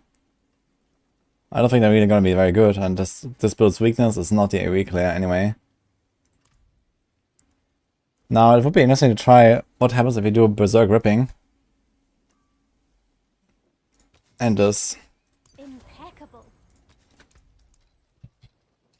Or if there's like some other like flat damage aspects we can abuse.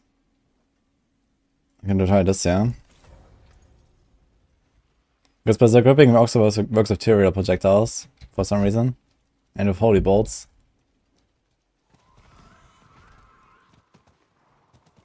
Yeah, maybe the AoE is super large, but I mean, many arenas are smaller than this arena. So there's like almost no way to get away from those blood boils. You have to kill those blood boils. At least if you're not tanky enough to just tank all of them. At least kill 1 or 2 or 3. Okay, how do we test this? I guess we do like 1 rupture, wait a little bit, and then run through the blood boils. Yeah, I'm also gonna try this dot aspect.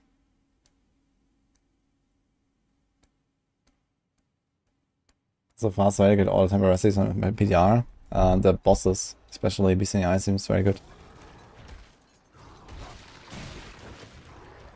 Wait a minute. Where's the orbs? There's one, okay. Yeah, this works, look, with Berserk Ripping. Wow. Yeah,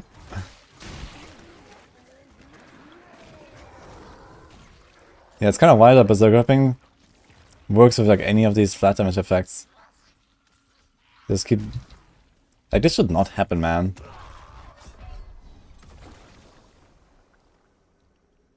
Same with tutorials and stuff. Like, people are saying that the sword expertise is bugged, but I think it's actually the Berserk Ripping that's bugged. I don't think Berserk Ripping should work with anything that's not a skill. That makes no sense. What if I do like Rakonov boots, for example? I'll keep my forge hot. Return soon. Let's do this. Oh, I also realized I had a boots imprint that did nothing for me. In fact, I didn't need to make a new amulet, because I still had this boots imprint. It reduced my cost. But now it's fine, actually. Oh well. Let's remove the blood boiling thing. But you can do this damage over time. What's the thing? Inevitable fate. When the enemy falls below 35% life. Okay.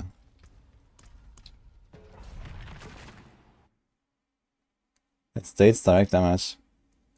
Yeah. But I think just from like a balance perspective, this should not work with Berserk Ripping. Like the thing is that any flat damage effect can be scaled by far the most by Barbs already, just thanks to Berserking and these kind of like generic damage buffs. And then you also add all the bleed modifiers on top of it, right? Like any flat damage effect in a game, like Rakan's Wake, for example, unless a certain class can abuse this like heavily, like let's say you can cast like 7 cooldown skills per second or something.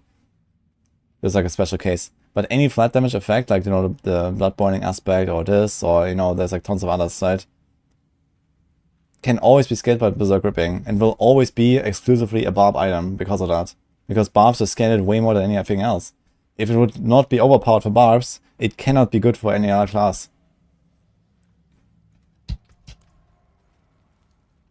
It's the same with tutorials, it's the same with the Holy Bolts, right? Like, it's only Barbs using Holy Bolts, and then, okay, the minion Necros until they bug fixed it, and that's it. Like, who else uses Holy Bolts, for example, right? It's the same thing. It's because of Berserk Gripping and all the bleed scaling. It's only good for Barbs. And that's kind of stupid. You can like make Holy Bolts 10 times stronger and not work with Berserk Gripping, and then everyone can profit from it.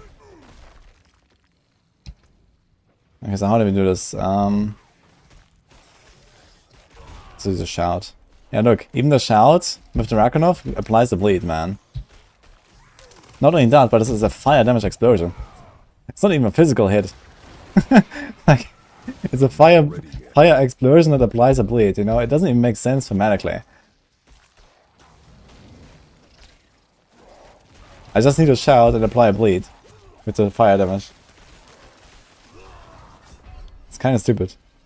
I want to try the Inevitable Fate explosion. So how do you do that?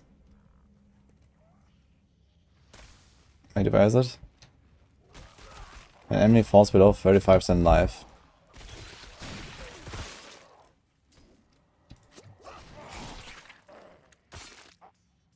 So it was like this ding. You heard it?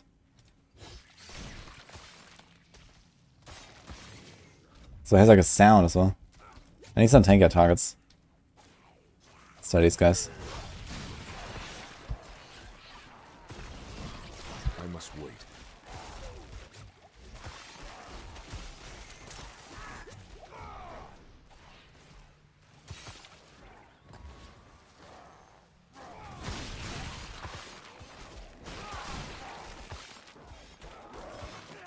See like 500k.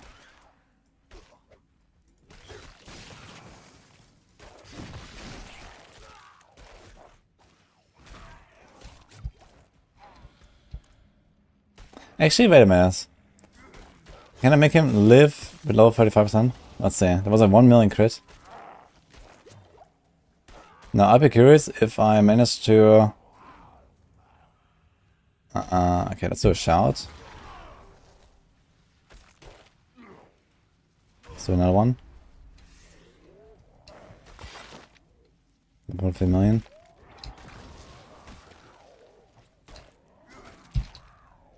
So that's 5 seconds. Damn it, that was like slightly longer. Is there any way to extend the duration of bleeds? No, right? Because I could actually get like infinite amount of bleed and inevitable fate procs. Well, infinite duration at least. Like this applies a 5-second bleed, and this can be applied by this proc from the bleed itself. It's kind of funny.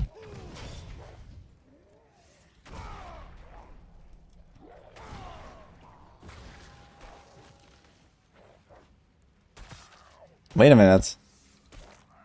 So this is weighted now for like a bunch of seconds. It doesn't seem like it's always like instantly.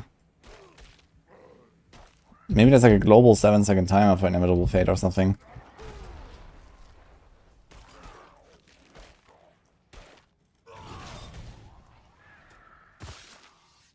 So here comes the thing. Now I think it doesn't need to be dotted up for like 7 seconds. And then it does it again. That's so strange. Okay. Nah, crowd control duration doesn't work for the bleeds.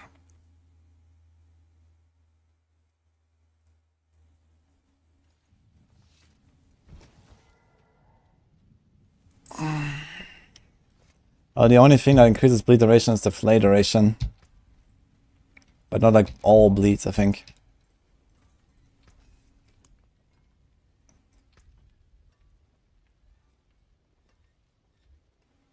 That's not even my weapon tempo anymore. He has flay duration, so this increases bleed duration of flay only though. So that's why it's so busted. So I could try to make a new helm. A new chest. Oh my god, okay, I've got a bunch of stuff. But we can do that. Get a bunch of bleed duration.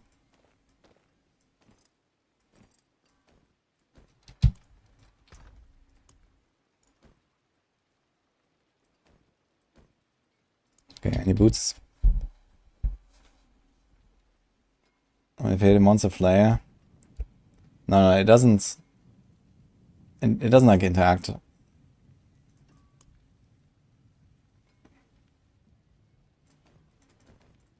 So he has some boots.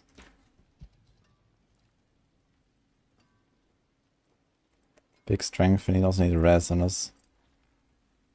I actually need flame ranks as well. So now we actually need to start investing into flame ranks. We can do this here, for example. Need a glove. Crit knife. It's crit attack speed. Huge. In the chest.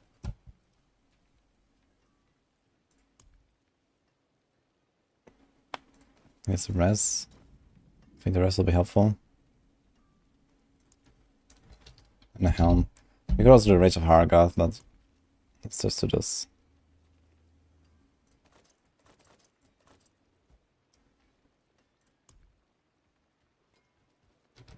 Okay.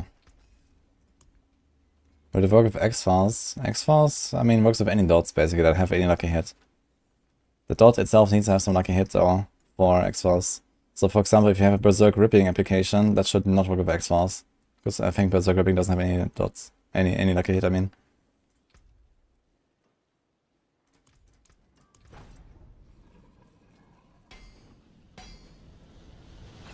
Snap to make her bleeds SCC because of slow. It does, but it doesn't really help us with anything. Wait, what? Oh, frenzy duration is more. I thought this is... Okay. 35 flare. Kinda big.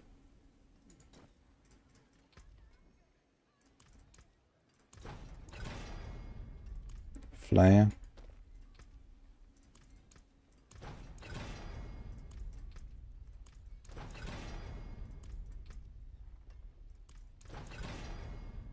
Flare.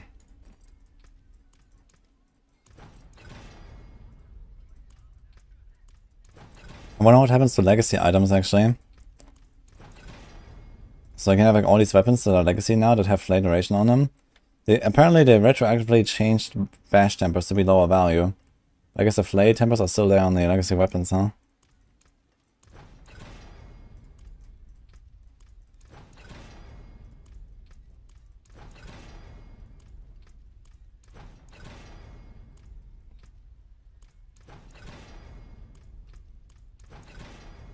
And it's that. Okay.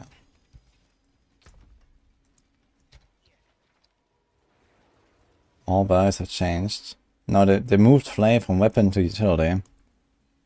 And they nerfed bash. The nerfed bash is on a PTR on old items. Do you want to do the Warcry boots? Warcry is kind of luxury.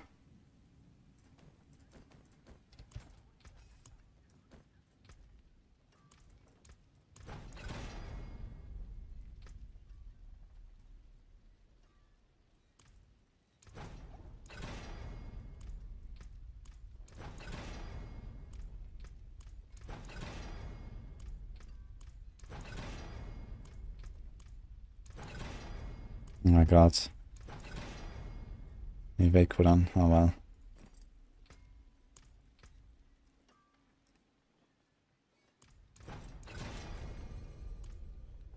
What's happening now?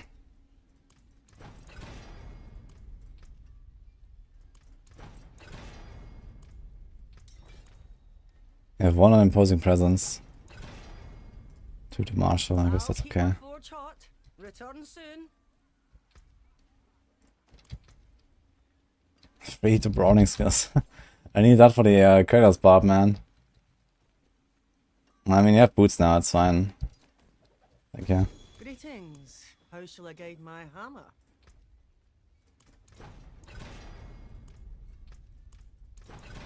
5 timbers left, actually. Let's go.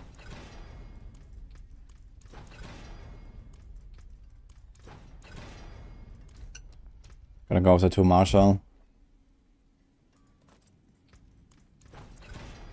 This is gonna be very tanky with all these defensive tempers here.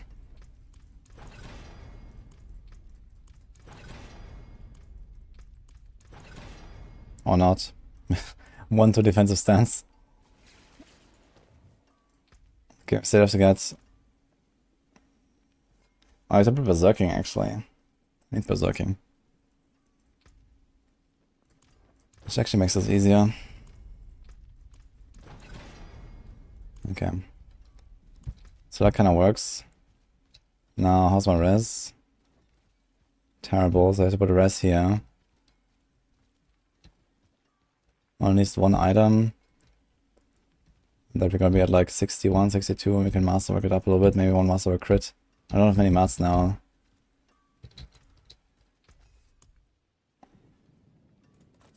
Some solid bits here. Use it well. We did 1 or 2 clears. Let's see if that's enough.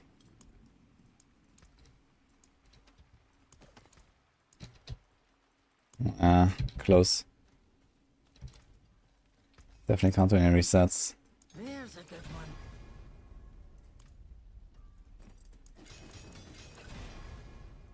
Big play duration.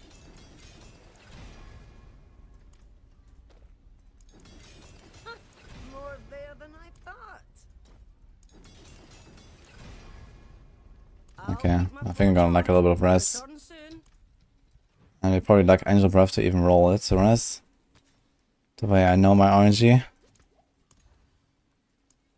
And we also need armor. That'll be fun. I can roll armor there though.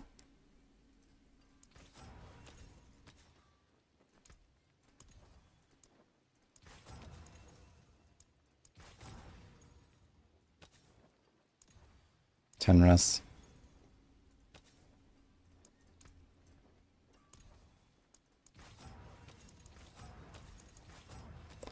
Okay. I need to get some core skill ranks. Missing a bit of armor. I wonder if I can fix it from Paragons or something. Here's more res. Maybe I'll do this, honestly. Wait, I don't need core skill ranks, I just realized. I don't need core skill ranks for no reason whatsoever. So that's cool. So we got our res covered. Actually almost covered enough to remove a diamond and go a skull. 1.6 res missing. Is there any res node? Is there all res on the... No, it's no res, right? Barb doesn't have res. Just a few of these individuals. And 1 here, but we have this. Now the good news is we're basically playing the Flay Barb already with our Paragon, so we just need to change our tree a little bit. And not very much. We do this. We take out this. Do 1 more. Do this. No rallying cry, I guess. Boom. And I guess we're chilling. Now there's one thing which is, how long does this make it vulnerable? Play has a 15% chance to make the enemy vulnerable for 5 seconds. Okay, it's basically gonna last forever, right? If that is affected by the flay duration, so we don't need any vulnerable uptime there, so we're fine. Can do this. Could do a challenging shot instead of a leap if you want.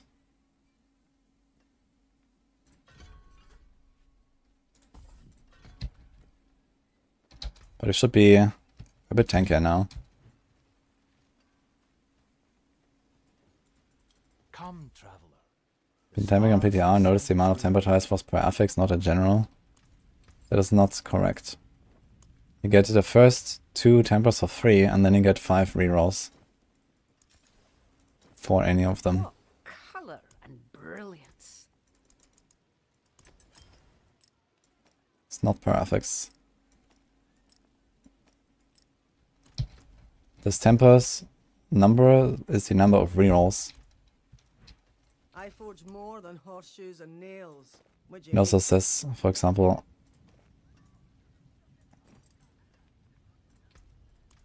temper rerolls remaining here on the bottom left. It says 2 remaining. It's just not really communicated too well.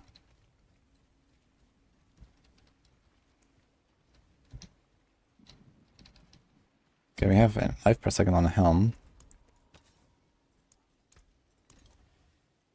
Here comes armor.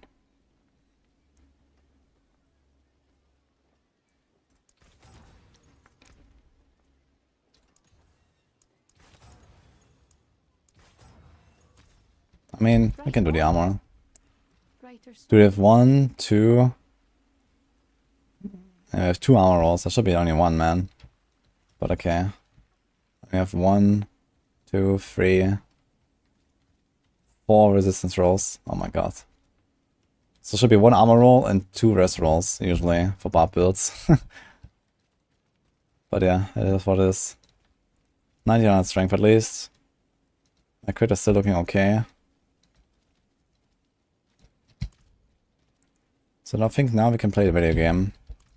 But I need to imprint the stuff. Now I think accelerating is not that good anymore. And I think also the healing is not that important anymore.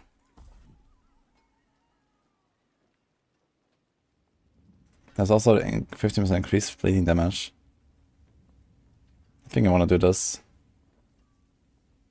But here's also 20% DR, which is also kind of nice. Let's try the offensive variant first. Let's do a might aspect maybe. Oh my god, that's only... Dude, I still have a 3.5 seconds might after all this time. That's ridiculous, man. How do I have only 3.5?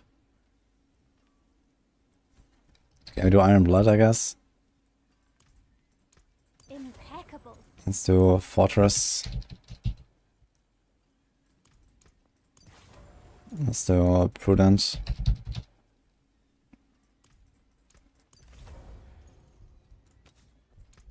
Is there any good utility power? Anemia. Concussive strikes. What about Hectic? Do we come out Hectic? Probably not enough. It's only for the boss.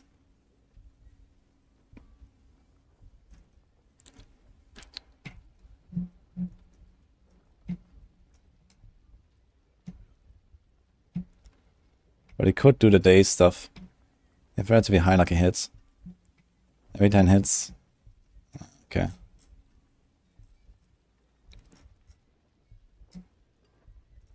Just gonna put a mobility one. Could do metamorphosis as well for some unstoppable.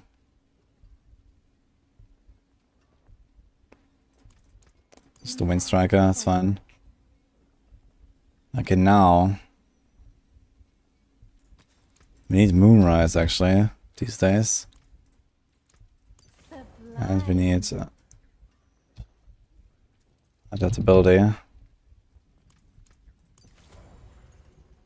And I don't think, do we want to go for Starlight still?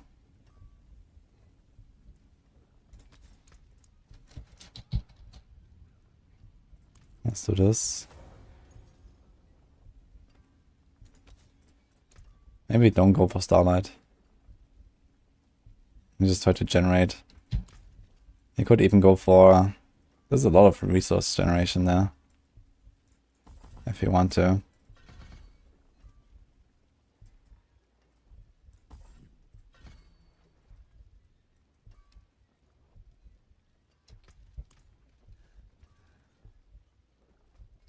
Let's see how that feels. We go to attack speed on Rupture. And I think at this point I actually want a want on Rupture, right? To kill the boss better. How may I help you? Maybe 16 seconds. And yeah, I guess we just optimize this more around Flay again, basically. Put into Rapid. But I think Inner Calm might be better just to have some extra damage as well for Rupture. We are removing a lot of power from Rupture right now.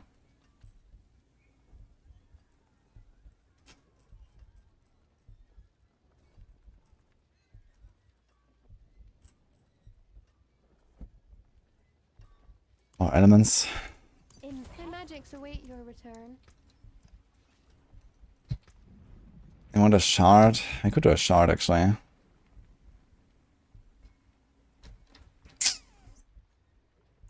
If we do a shard, we have a problem though. Use it well. Yeah, let's just try this first and see how the difference feels between Rupture and Flay. We have a lot of Flay durations, should kind of pump.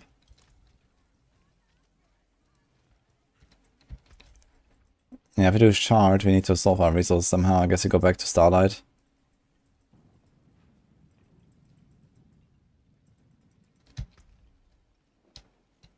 Go to Starlight and Stardust, maybe. Hi,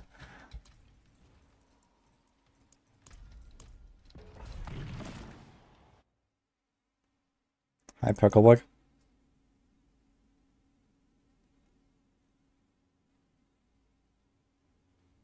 And Dia's Exhaust works very well for everything related to healing with damage over time effects. Yeah, I know, it gives you like insane amounts of resources, but you don't really run an Darius. I need more fury. Okay, my resource generation is kind of nutty.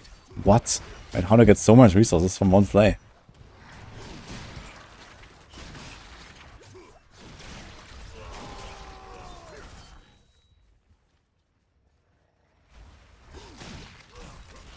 It's insane. It's like half a resource bar.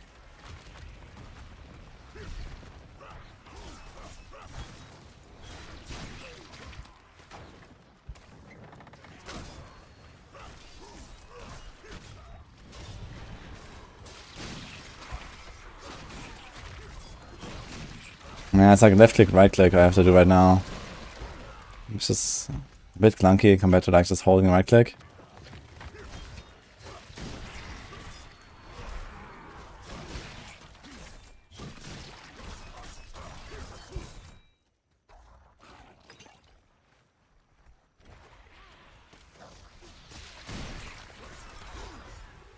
I enjoyed my Starlight. Maybe I put it back.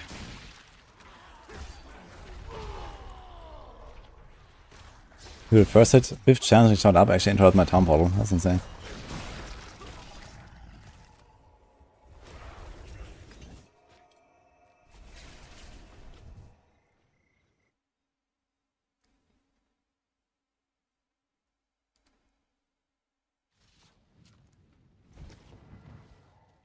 Works well for Bone Spirit, for Essence Regen with Starlight. For Bone Spirit, that's kind of funny. Oh, now we've already attached items again. See some steel you need. I'll Okay. keep my forge hot. Return Let's move elements again to Starlight. So I can actually spam.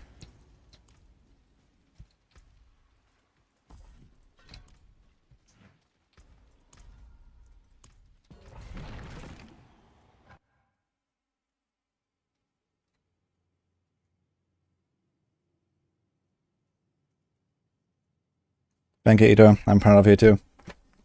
Amazing chatter. Alright.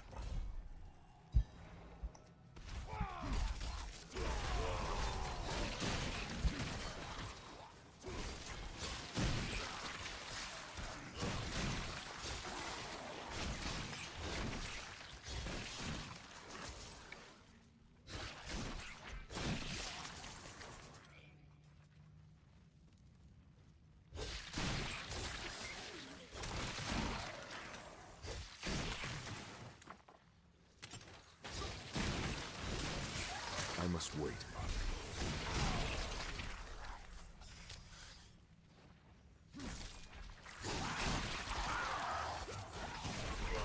I have to remember now to use my flame once in a while at least. Well, actually I don't have the damage reduction buff, right?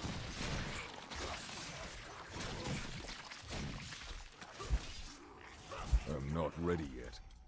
Seems better now, because I can just hold down right click, which makes it a lot more convenient. I like that a lot more than this 15% elements buff. I'm not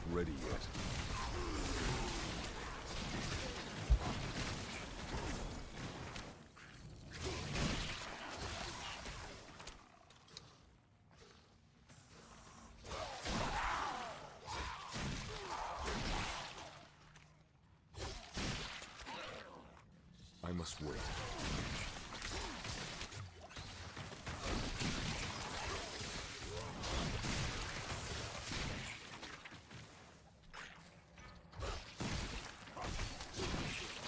Yeah, it seems convenient enough, let's say, Wait. so far. I wonder how the boss damage is.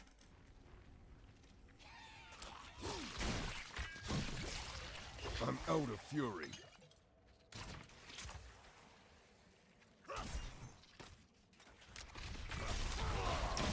No leap, man. I feel like I don't need a challenging shot right now, it's kinda overkill, after all.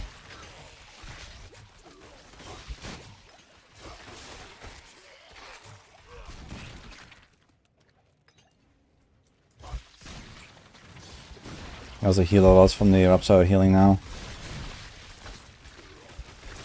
I must wait. Ooh. Those bites are no joke though. I have like almost no Fortify, I need to spam my Walker more.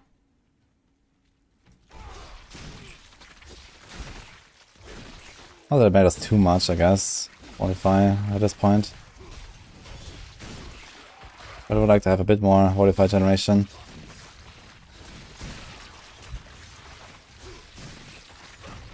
Maybe could like, invest 1 or 2 more skin in what is it, fixed skin? That might solve it. Because it does go up here when they hit me, just not fast enough. I'm not ready yet. Check what's down there. I have a feeling we're gonna struggle again with progression here in this pit. Ah. I'm not ready yet.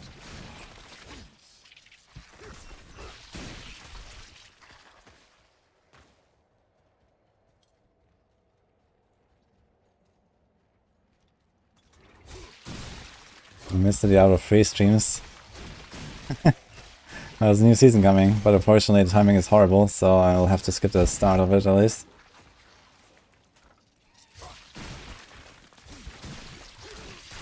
But yeah, maybe I'll jump in like a week or two later. Do like a little push. I mean, as left hardcore, there's a good chance that even after a week or two I can get a rank 1. Depending on who's mega grinding. It's usually not that many people.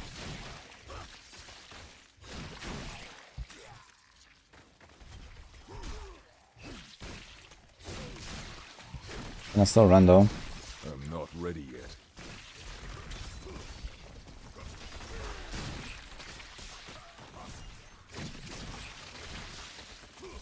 Is there anything about PoE already? Like, when is the league starting, by the way? It's also next month. I guess it'll be like after last epoch at some point, right?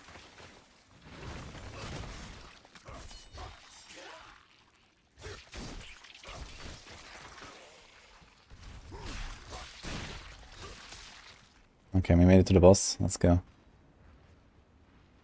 Late July. Okay, so that should probably be then a week or two after last epoch. Probably 2. Blood Bishop again, okay.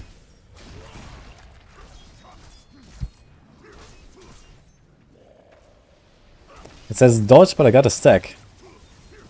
And I did not get a prudent hard buff. Is it a... It's actually a buff bar indicator, I wonder.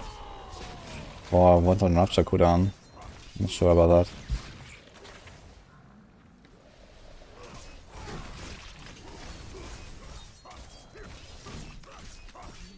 that. Okay, flare pumping. I'm not ready yet. Whoop. Yeah, imagine how this would be with like Lucian and Sword of Erathiel. Like Lucian, Sword of Erathiel, Starless is probably like a times 10 or so, roughly. Crippling Death does nothing here anyway right now. Neither does the Rupture size.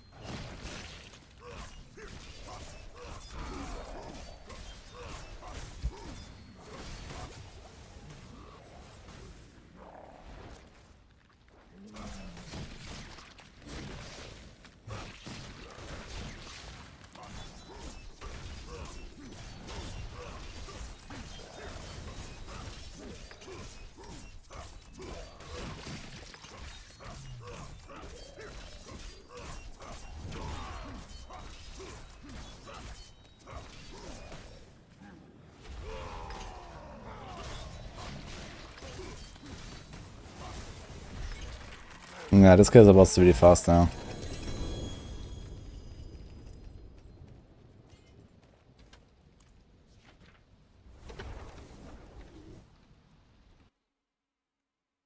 Yeah, scores. I am not making music now. I am not a musician. But who knows, if this streaming thing doesn't work out, maybe.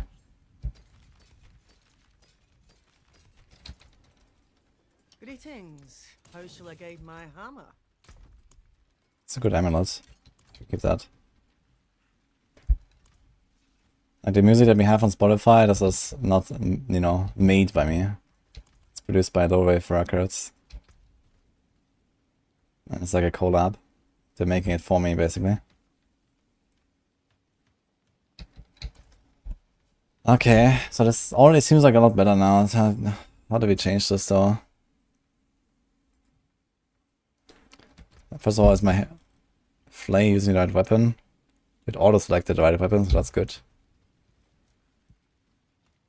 Which is interesting. Like, how did it choose the polearm over the two dual wields? 3, 6, 7, 7. Yeah, it's because this is rounded down. Look. This is 3, 6, 7, 6 if you combine the two dual wields. This is 3, 6, 7, 7. If I had like a 920, I would probably automatically switch.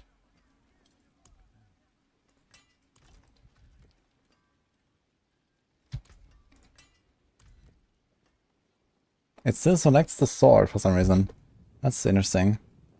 The sword is only 920. Huh.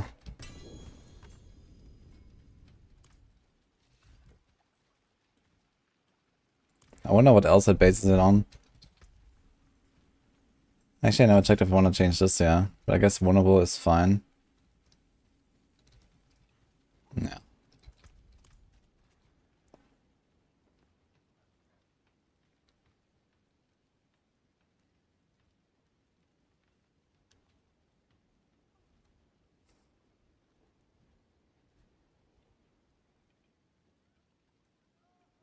Yeah, the Fortress aspect is really powerful.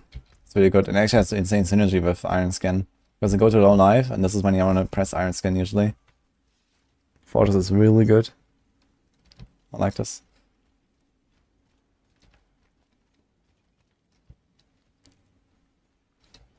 Okay, so what do we do now to make this Lucian build? Let's see. Lucian crown is here. Any starters? And we need...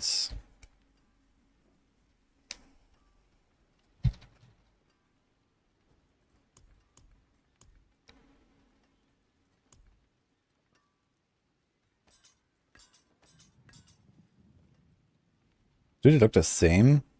They have the same art, actually, I just realized. Huh.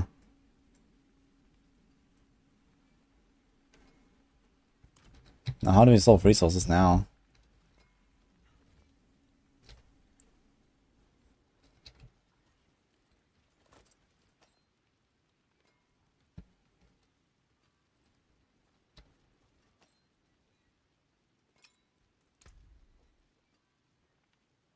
Some resistance are still fine. My armor's not fine. Maybe I can actually put a skull.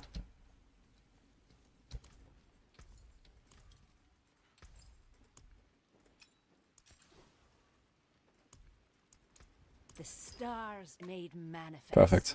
Fare thee well. Perfect. Okay. Now how did you do this though?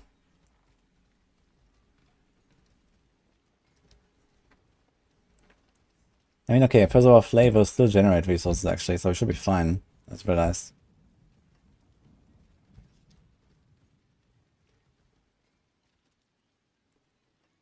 But we lost creeping death, okay. Not very important.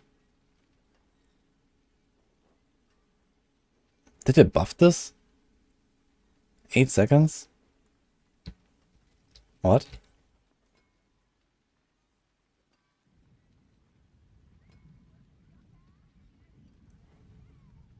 What the fuck? Who had that idea?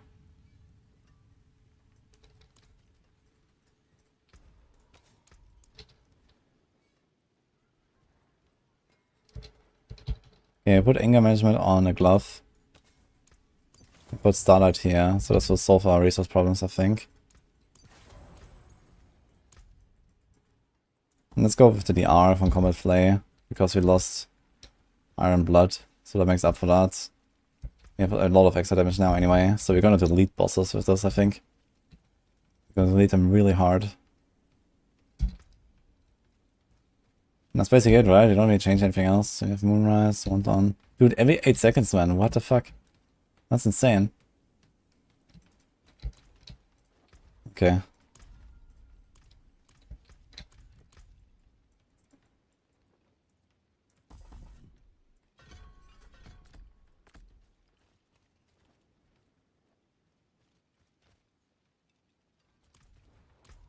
Okay, can I get 1 point in pick skin? Let's do 100. Like at this point I can easily delete the boss in 100, I think. Let's buff Barb. I didn't have resource issues with Flay and Rupture. Okay, I mean, we have a lot of resource cost reduction now. But you also have to remember that Lucian is bugged currently and doesn't increase your resource cost by as much as it should.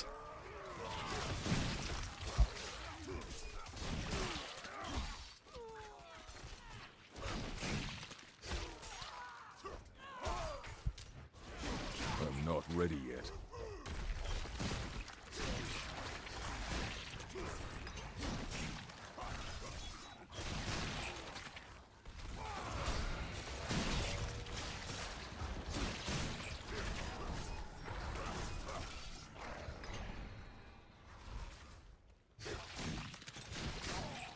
I must Bold Chieftain and Edge Shout. Bold Chieftain is also an option, I guess. But if we do Bold Chieftain, and at that point, you know, we already have like a aspect that does no damage, basically. So it doesn't really help us. You know, in that case, I'd rather just run Starlight and make sure I always solve my resources. I can spam as much as I want from Rupture. Yeah, I never run out of resource. And even if they nerf Lucian, for example, or we increase the resource cost on it, or at least bug fix it, you're gonna be fine. But yeah, I think there's like some other ways we can solve this. I'm not ready yet. You wanna run Rage of Harrogate? You can run Rage of Harrogate if you want. But you lose quite a lot of defense and damage on single targets. So it's kind of like buffing your clear at the expense of the boss fight. Which is okay, I guess, since we have a lot of damage now. And I think we're kind of getting to the point where we want to buff the clear. But yeah, it kind of depends as well, like, you know, how much they're gonna nerf sort of Raphael, how much they're gonna nerf Lucian. Like, these items will get nerfed, like, no matter what, I think. And in that case, you know, the balance will shift between Flay and Rupture again. So it's kind of hard to predict right now what will be the setup that we want to run for the final patch. Like, they can't really make this go live. Which means that if Flay loses power, then, you know, it's more in favor of Rupture again. Basically, it's just have to try to find a good balance between the two. So they have AoE clear. You probably want to go Steel Grasp at this point as well, I think.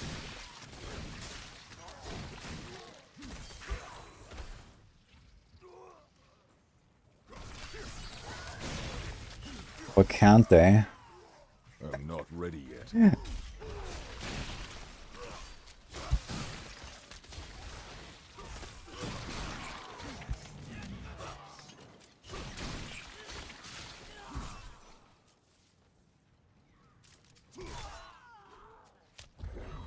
Uh-oh. Channeling. Channeling.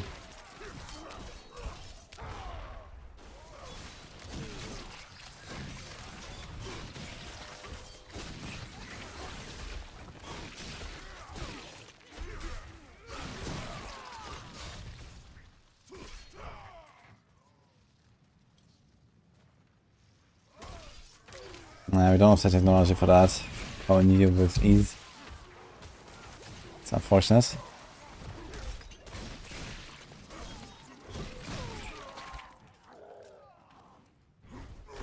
You don't even have like online profiles, man. And it's 2024 already. And haven't even announced that it'll be coming in the expansion either.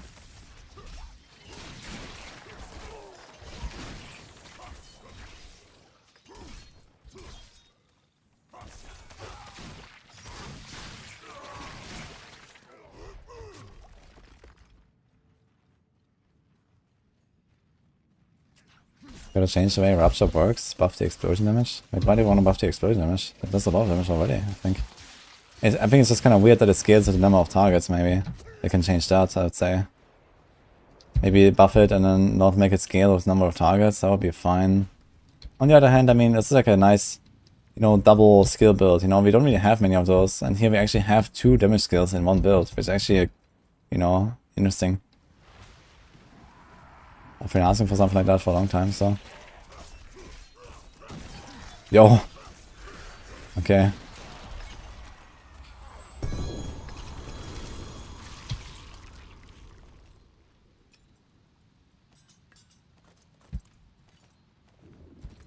Seems legit. Too great. I should not reset it next time. Yeah, I mean, this is Flay, guys. What do you expect? This is Flay, but it's also 10 times stronger now. This is expected.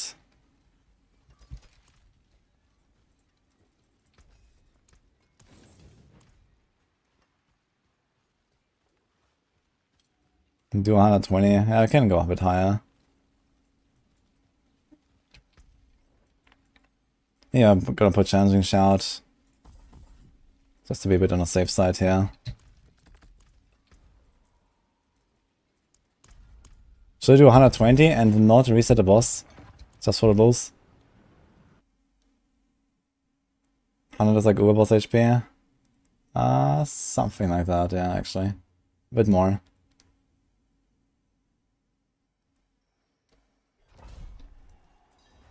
I need more fury.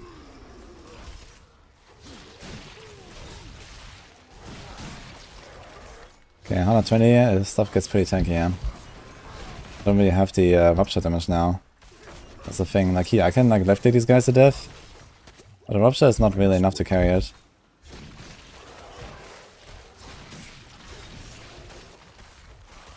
I guess I would need Sealgrass for this actually. I mean, Sealgrass, it might be fine. To go for big packs. These guys are tanky now. It's just a Flay like being Omega strong. All the buffs.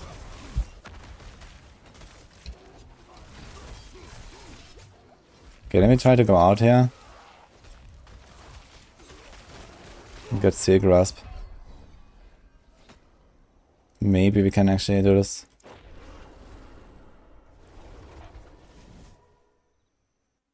If only Flay had a clave. Yeah, it would be called Bash, I guess.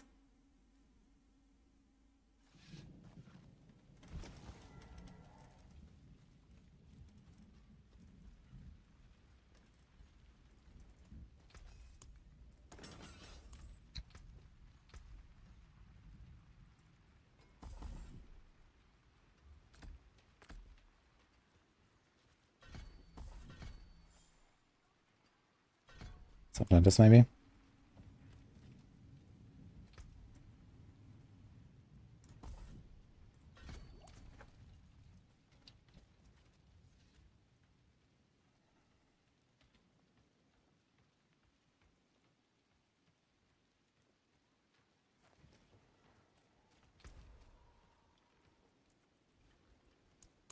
Let's see. Yeah, you can only wield the damage if you like stack them up with the Steel Grasp. We also have to ramp up our damage. It's gonna be kind of annoying because I need to stack my starters and my Lucian up. And I think the monsters will start splitting up as well.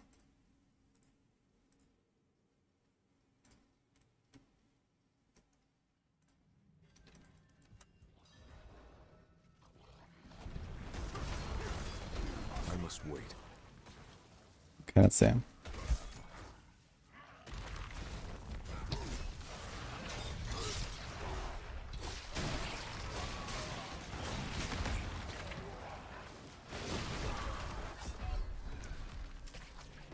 Wait, I got slain by myself. I said I was slain by Woody. What the fuck? What happened there?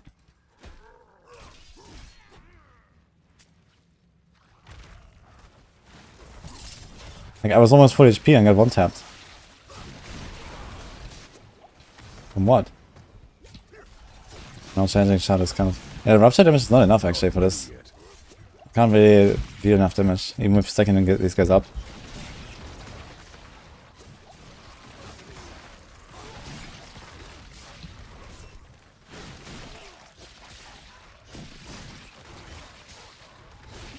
I could just take him for like 10 million plus and stuff, but it's like not anywhere close enough. It's only the Flay that has like this insane bleed. Yeah, these are like 3-4 targets I'm hitting. With the...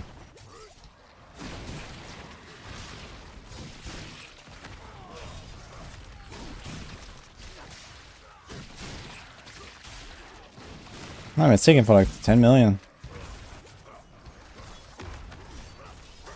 Yeah, like the Flay easily goes up to like 200 million or something.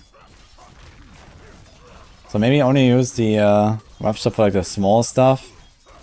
And then like left click away through like this, but...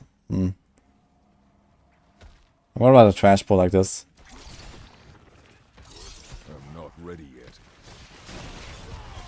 Yeah, for trash kill it kinda works. And then you just like left click the elites maybe.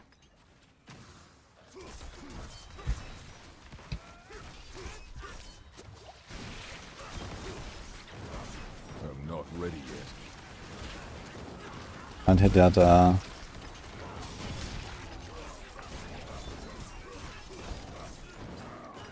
It's like 3, 4, 5 plays or so and we get an elite basically. Like, depends on the procs. I need like 4 or 5 procs I guess for crushing wounds.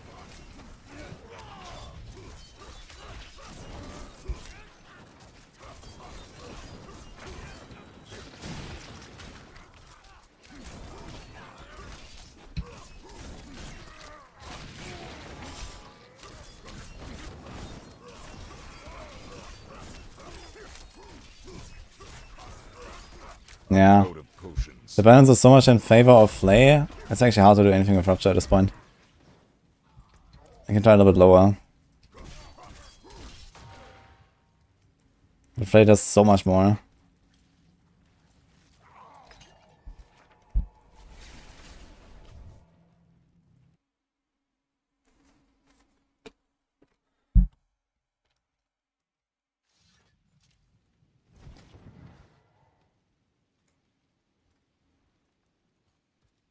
I'm thinking about changing Flay duration timer to bleeding duration. Could buff AoE or Rupture significantly. Make Rend viable as well. Yeah, I'm not sure like how good Rend is exactly. But yeah, in general, I think Flay duration should only buff, you know, the utility effects of it. You know, it's even a utility temper, right? It's not a weapon temper anymore. Like, it should only buff the buff, and not the bleed of it anyway. And my opinion is still that it's just an oversight, that it actually buffs the bleed duration. I think making a weapon temper that includes bleed duration, and removing it from Flay duration, and with the bleed duration also buffing Rend and Rupture, and... well, it would be kind of dangerous with stuff like Berserk Ripping. But if they also make Berserk Ripping only apply to skills and not to item effects, I would say that maybe that could be fine.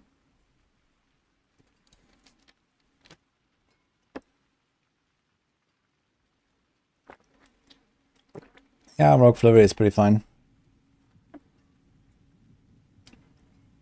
Need Undying aspect. I could do an Undying instead of Prudent Heart. But I mean, each Rupture I do heals me for like 30% life or something. But if I like just left click, I guess we have to be lacking that healing. But you want to do 1 Rupture every 8 seconds anyway. So you have a bunch of healing.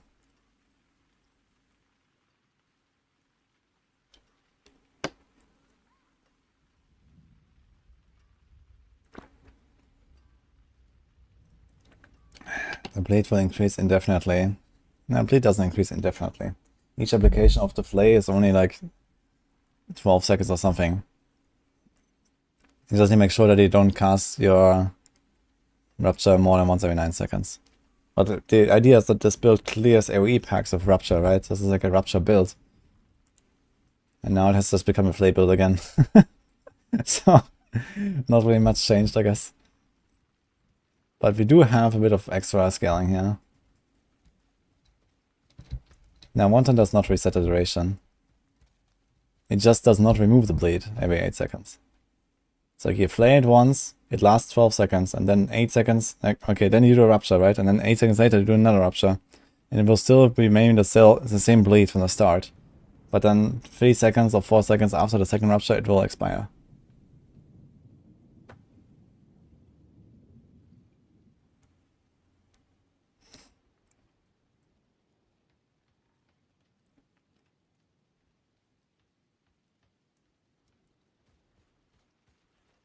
You can see how it feels if we go with the attack speed here. And Undying. Sort of prudent. Neither good nor evil. How may I help you?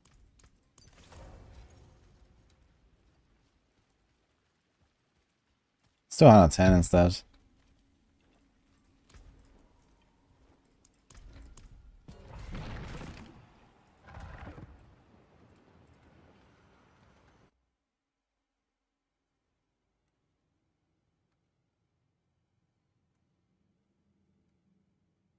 Marshall doesn't remove the blade on target that are damaged by an explosion. Yeah, you need to like, you need to rip out the blade, right? This is how you get the Rupture thing. I don't have any potions. You don't have any potions, wonderful. Even out of 10, like, doesn't seem good enough here with the Rupture.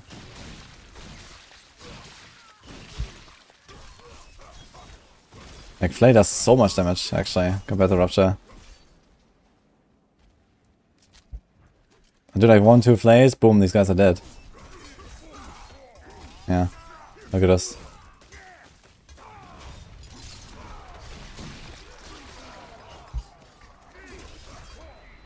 Good thing is that we have like a really high single target to just clean up small stuff. But I kind of find myself just like flaying stuff one by one. So, what's the point really?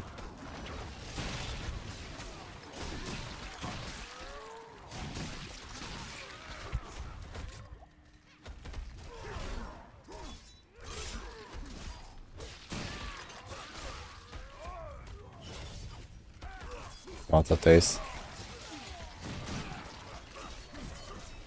Yeah, we'll probably clear these packs faster if we just flay. You can try. Just like one tap these guys. If I had higher crit chance, almost every flay will just one tap these guys if I get to gushing wounds consistently.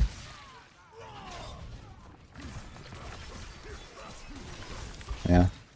I'm not ready yet.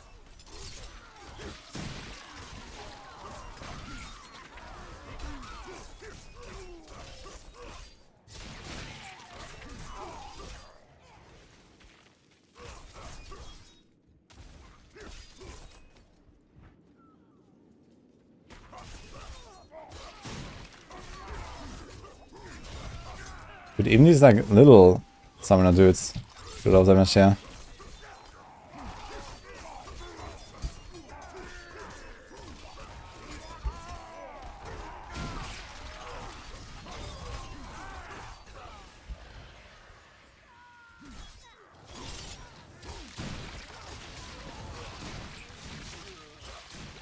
Okay, this pack is killed only with Rupture. This was actually kind of fine. For some reason, none of the big guys didn't die. Not sure why.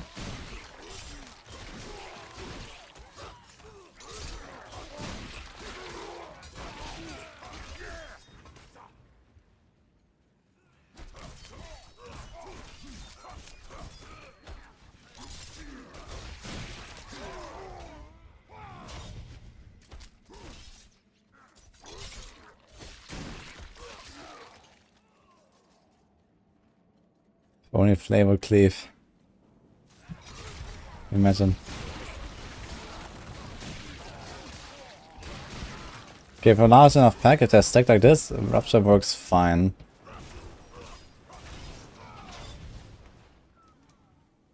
Need like maybe 5 targets plus or so to make it worth it.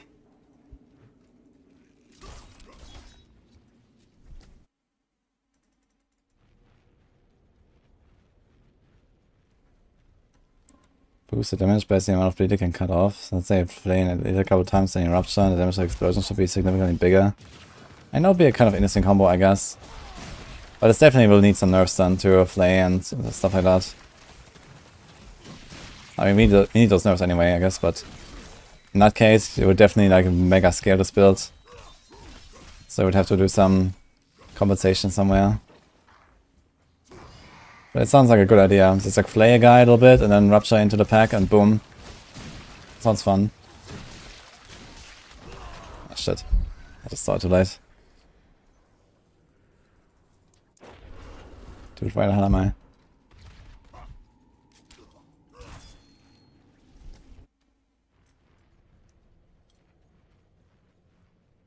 Why do I want to nerf everything?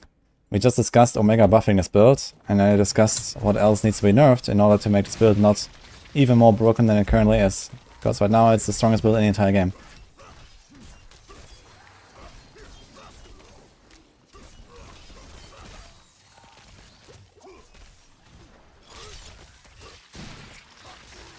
It can make it a lot more interesting with, you know, a change like that was proposed with, you know, the Rupture explosion scaling off the bleed that you rip out. I'm not ready yet. I should keep gushing. Yeah, this will be a good start as well. I think Blizzard has no idea that gushing moons is actually the real problem when it comes to Barb balance. They just left it untouched for the entire patch and everyone's waiting for the nerf. Kinda weird. And everyone's crying, move 4 weapons. Oh, it's not the 4 weapons, guys, it's gushing moons.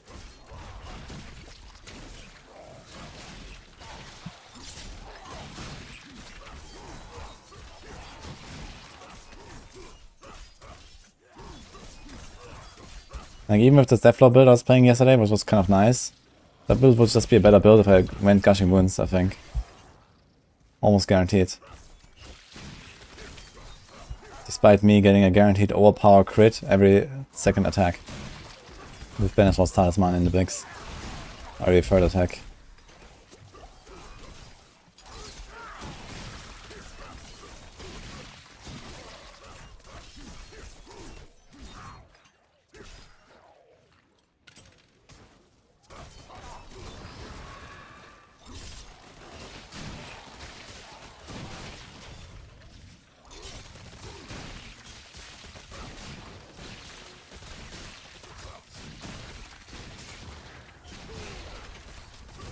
It's kind of interesting that the elite died before the minions.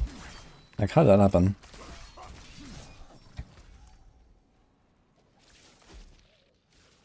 It's an expensive setup. I don't think this matters too much. It's not like it's hard to get any item in the game, really. Including the mythics.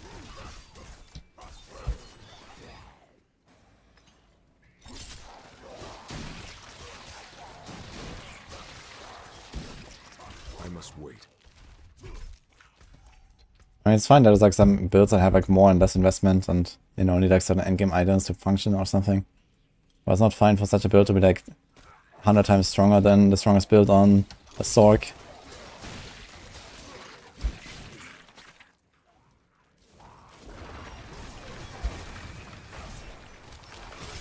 I'm not ready yet.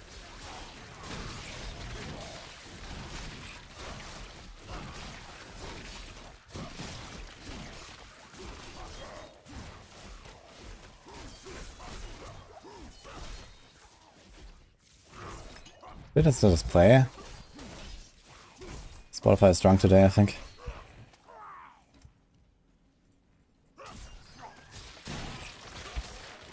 I'm gonna restart my playlist.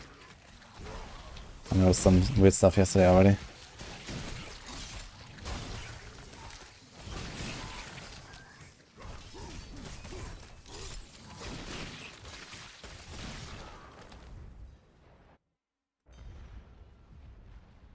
I must wait. Is there a way to lose energy on rogue without losing core skills? Yeah, you can you just smell it out of Cynic.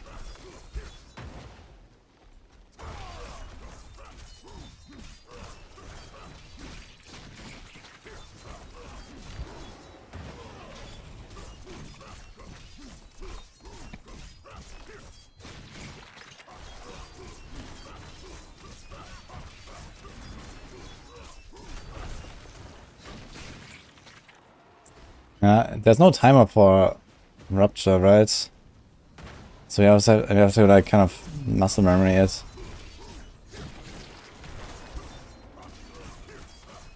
I guess you have the 5 seconds timer on Rupture itself.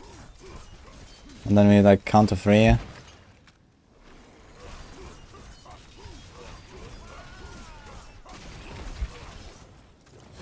Okay, let's die here. Let's see. We don't see the one-time Rupture aspect of it. And this lasts 5.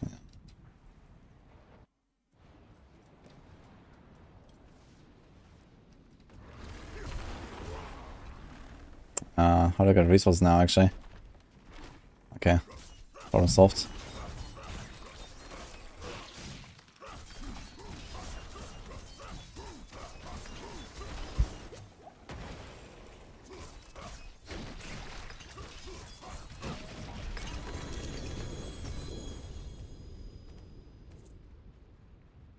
My bags are full.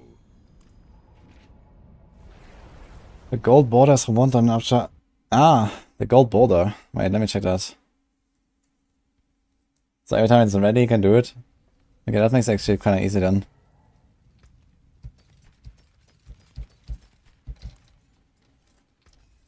Use it well. Wait, why did only one of them get sent to my stash? There were 2 others on the ground. What's still got some good in it? So it's like the opposite, not an overly attached amulet. What is the opposite of overly attached?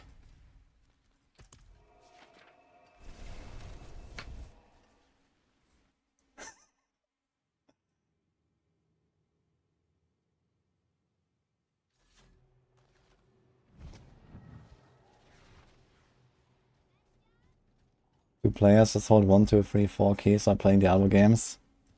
Well, in Diablo 4 there's almost nothing in the game where you want to macro a skill or autocast a skill or something like that. It's almost always like a more tactical approach. But yeah, in Diablo 3 a lot of people did like macros and scripts and stuff like that. And well, at some point they were also banning for that, but they stopped banning at some point. Ah, look here, you got our overly attached amulet. Nice. Underly detached. Okay, I kind of have the problem that I cannot start attacking. How do I? Fuck. Okay. Let's do this. Just want to see that gold border. Wait, it looks unchanged. What do you mean?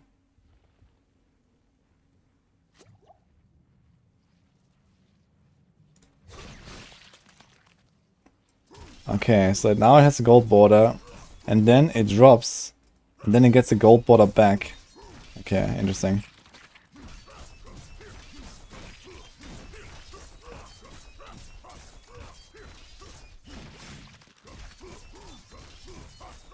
That's also interesting. I just timed it.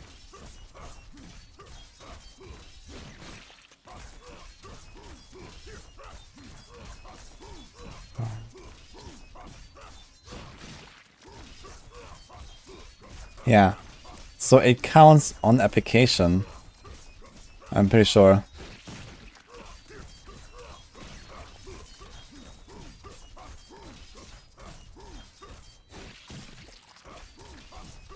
Yeah. So the one-turn Rupture does not work if you cast it before the gold border is there. You have to wait until the gold border is there. It seems like it. If you cast it, even if you do like the perfect timing, 3 seconds after, it does not work. Because the animation is very long. You know, it's like almost a 1 second animation. So I was wondering if I can squeeze out a bit of extra damage, but you have to wait for the gold water.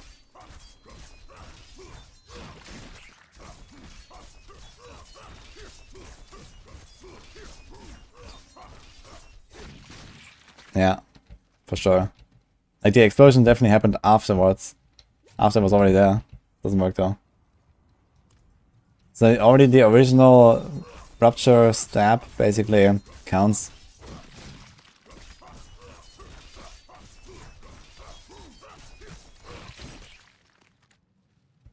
Okay, good to know. Yeah, I kind of like the idea of like scaling the rupture explosion with how much bleed you rip out. That could be kind of fun.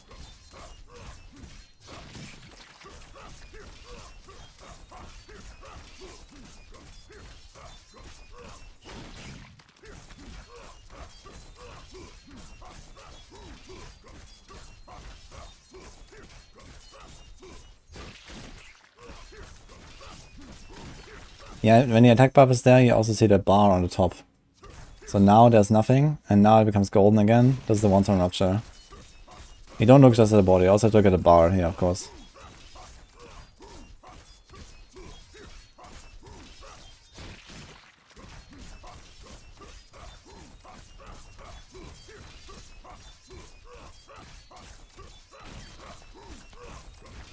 We play Blitzstock every season. I was looking for season 5.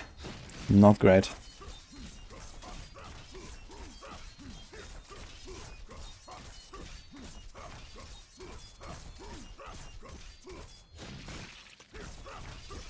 And they're gonna rescale the rewards for the Burn Hole, don't worry.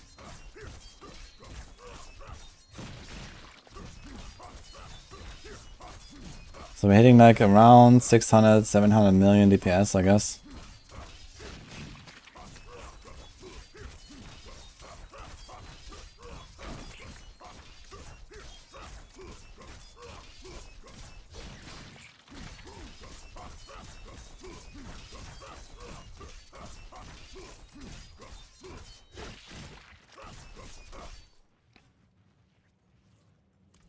But this is on a low HP target with Slaying Strike, which is a bit optimistic here.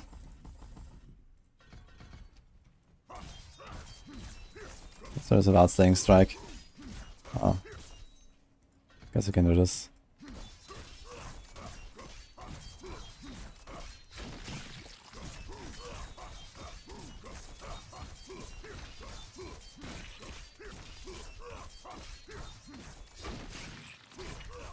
I can do a Warcry.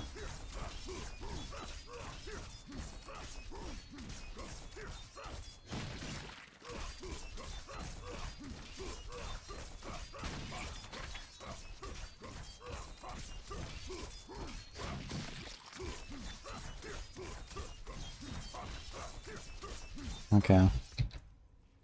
What if we go back to this?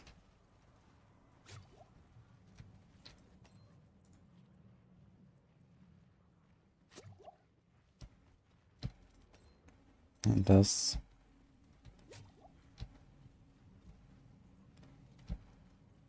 So I have double Starlight now, we can change this to something else. We can do an Ash Masters there. Don't forget the 4 billion we're doing Rupture. True. So that's like another around half billion DPS, so we're like at 1.2.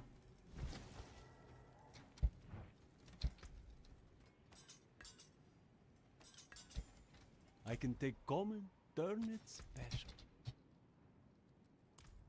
Ah, good fortune that is. Nah, Elements is kinda scuffed. Has to inner calm. Which is kind of optimistic. I guess in the real scenario I'll probably do something like Elements there. Through my skin and I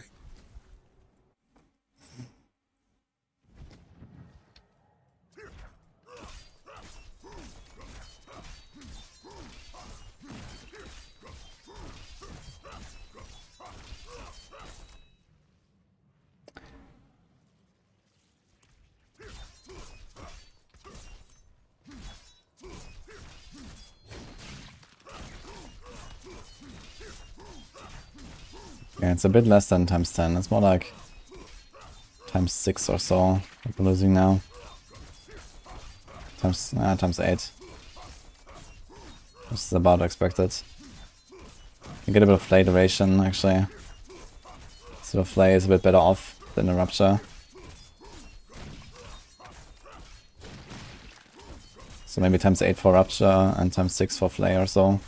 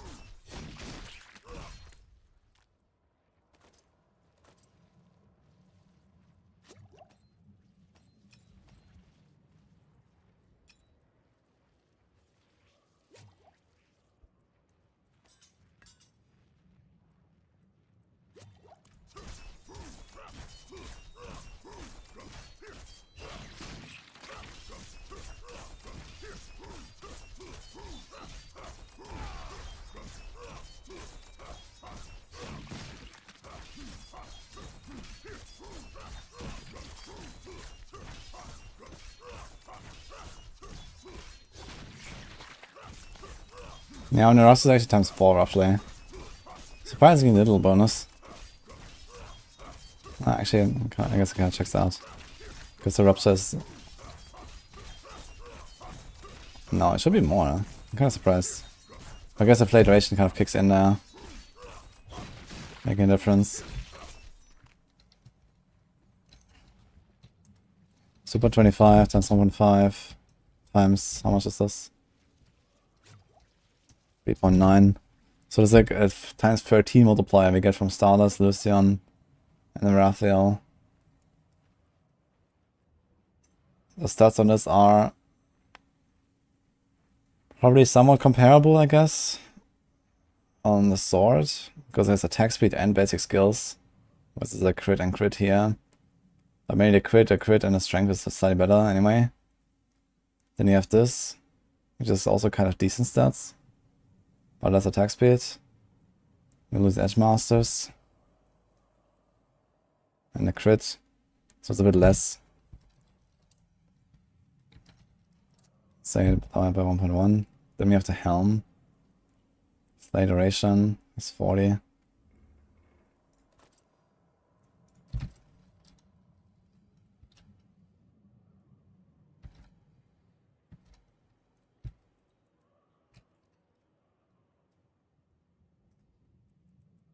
Still seems a bit weird. Okay, still I get times 10. But my real DPS was more like times 4, times 5. Anything else?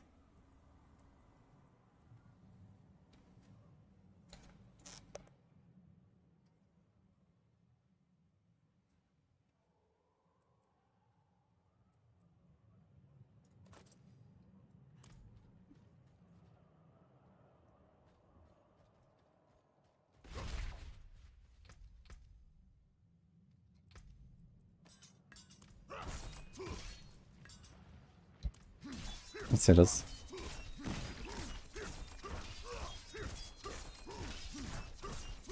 Green gems and armor. What am I gonna do with green gems and armor?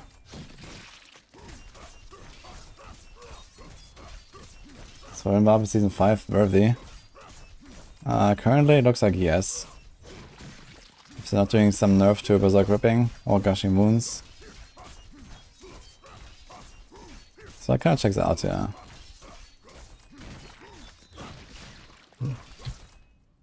Roughly half the damage without Lucian.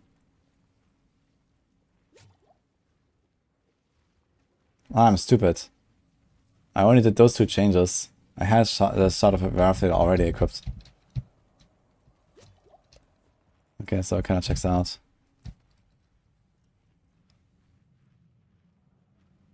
Okay.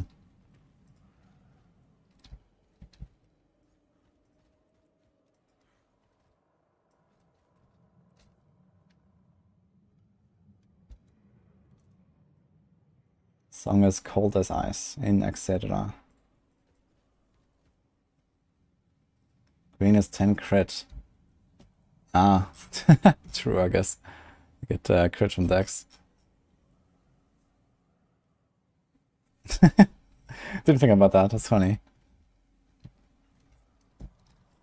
Green gems.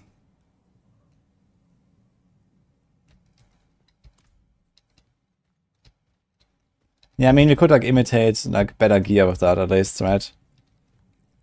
So my gear is kind of shit and stuff, so.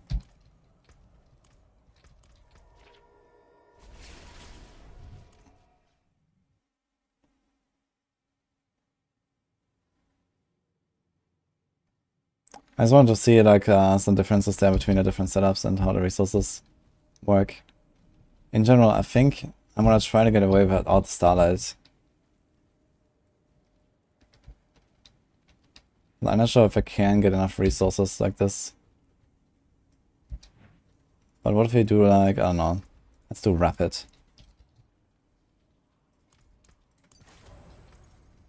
But yeah, I feel like the Rupture is not enough to like really carry this. The Rupture just doesn't do enough damage for like the highest tiers. For, like speed farming, if you do like hundreds, this is pretty good.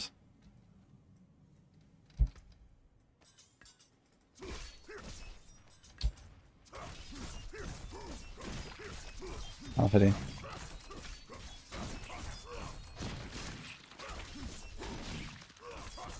So can you like, no, left click, right click, left click, right click, left, right.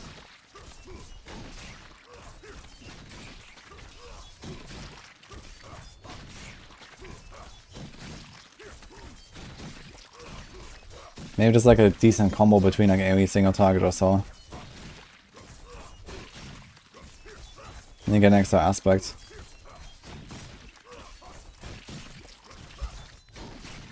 This with starters, by the way.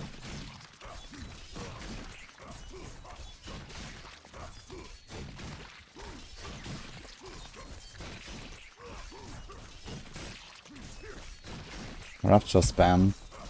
Well, we have a third blade equipped, we don't need cooldown for Rupture spam, we have no cooldown on the Rupture.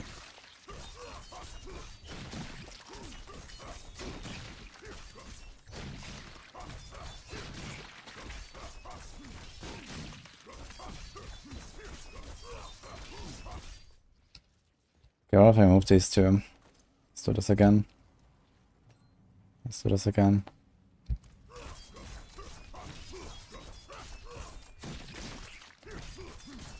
And now it's like 1, 2, 3, 4, 5. 1, 2, 3, 4. 1, 2, 3, 4, 5. And now the resist cost is ridiculous, so there's no way to sustain this.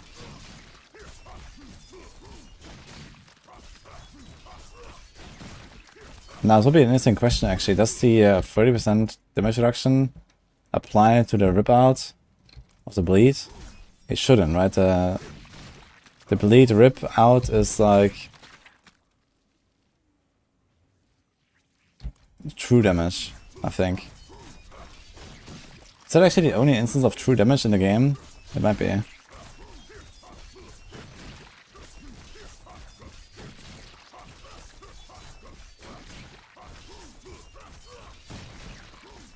Yeah, I understand how Gushing Wounds works.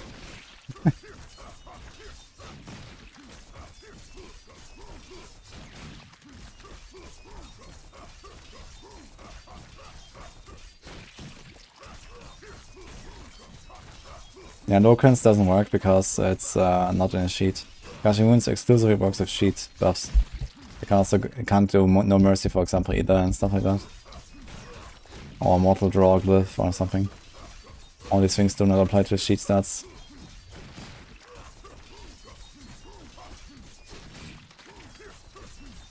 What do you think about Season 32? Ah, it's gonna be very fun. Gold Team Mentor, log in. Maybe I actually play some Gold TH for once with the Burisa.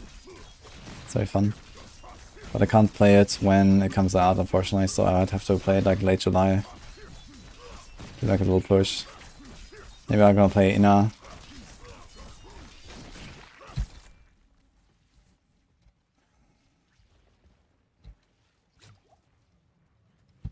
Okay, I have two problems here, right?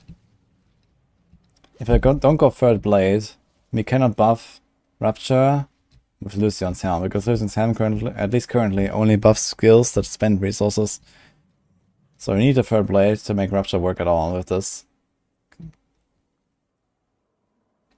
I guess realistically the better build is to just remove the third blade. And just do this, and it's basically flay, right? It's basically flay again. So that's basically a better build, I think.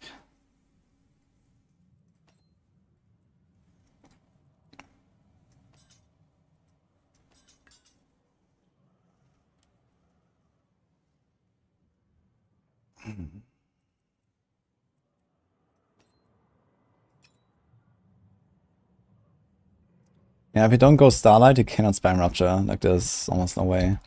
Unless you somehow get like a lot of resource gen from, I don't know, Rallying Cry maybe? Rallying Cry and Jens, we can try that. But I think this will not be enough. And Jens also means -1 item for Flay, which is kind of bad. F.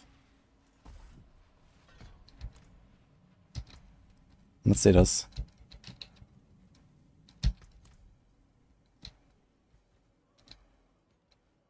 My favorite style of taco. I don't know Mexican food too much. Tacos are not really a huge thing here.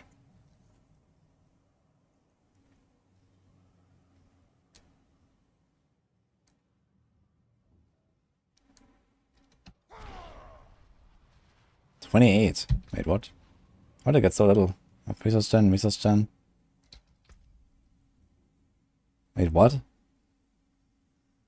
Is this not buffed by the Rallying Cry itself? It generates 20 Fury first? Interesting.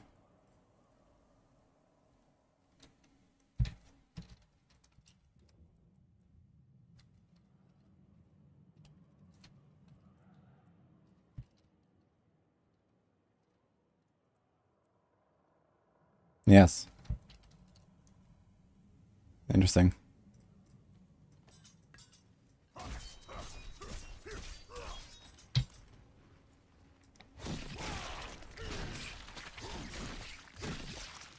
Okay, if you're running and Jens combo, you can kinda do it.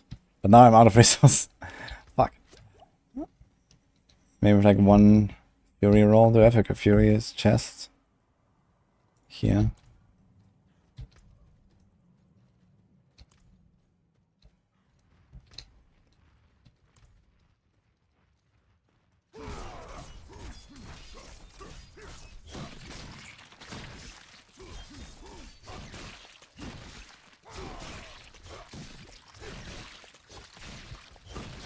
Well, if you do the healing, maybe it works with the Invigorating Fury. Oh, wait a minute, we don't have Starlight anymore, so it doesn't matter.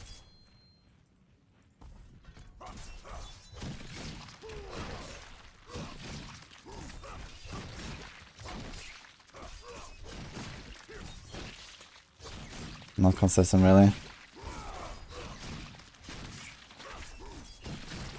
But one flay is like half my resource bar, so that's that.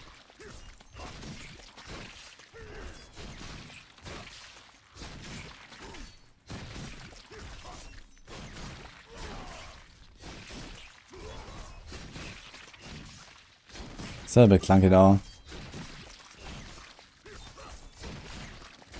And we have quite a lot of investment now. So I think I'd rather do this and go Starlight. Like, Starlight just makes it super chill.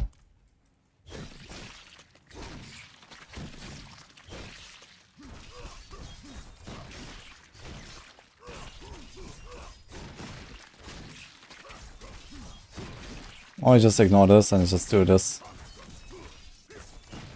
Like 1, 2, ding, ding, ding, 1, 2, ding, ding, ding, 1, 2, ding, ding, ding. Maybe like this.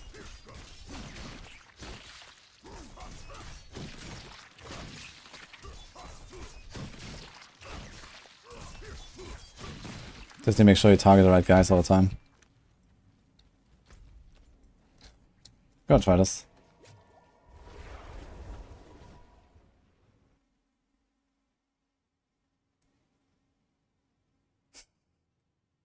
New release.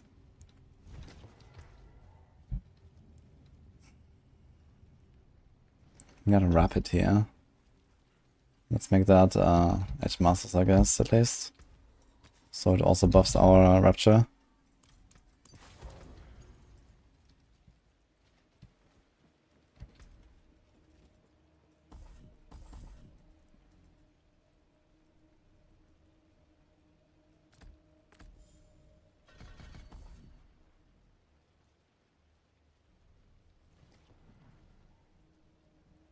Like, you could even go for Furious Impulse, for example. But, no, we don't really want to, I think.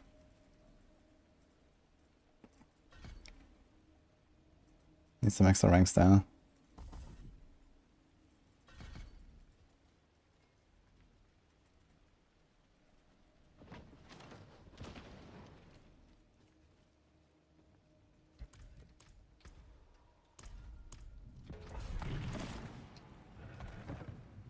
A lot of Infernal Compasses. What's left, you ask?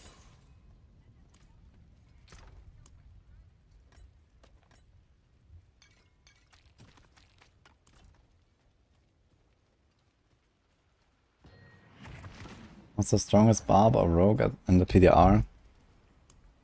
Bash is very powerful. But Flay might still be the best here. And for Rogues on the PTR, it's probably Andarius.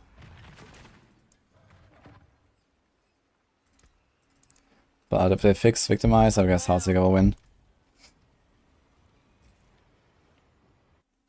Aspect of Voracious Rage. Nah. If you want a resource aspect, you got Starlight, I think. Starlight is really powerful resource aspect now. If you have any kind of healing, we have a lot of healing here. It's very good. Do we have all the right stuff here? I think I have the wrong armor. Yeah, rest is slightly undercapped. I have the wrong piece equipped here. Yeah, easy dodge.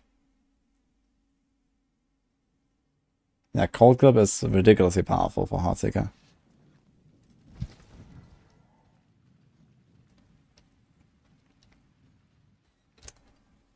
What was this chest piece? This one?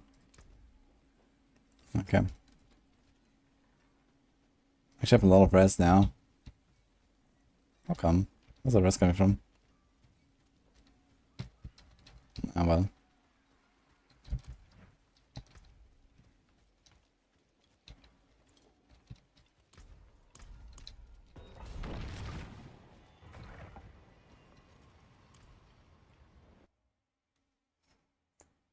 So Bleed Barb good again. And nothing changed really.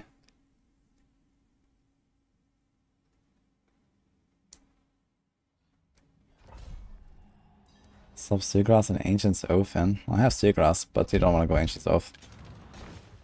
I mean, they might buff, or like, Ancient's Oath is definitely, like, you know, on the menu for a buff, I guess. So maybe. Dude, these vampires like flying away from me, dude.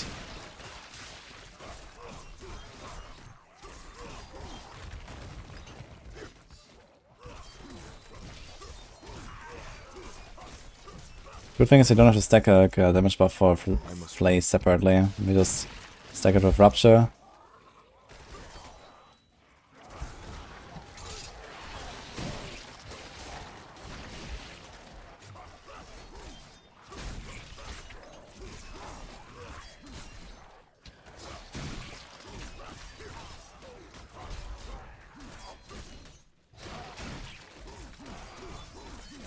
Still pretty inconvenient though. I think I just ignored Third Blade. I'll probably be better off. Not Rupture anything really, just like Flay. Flay this guy, flay this guy. Just kill everything one by one.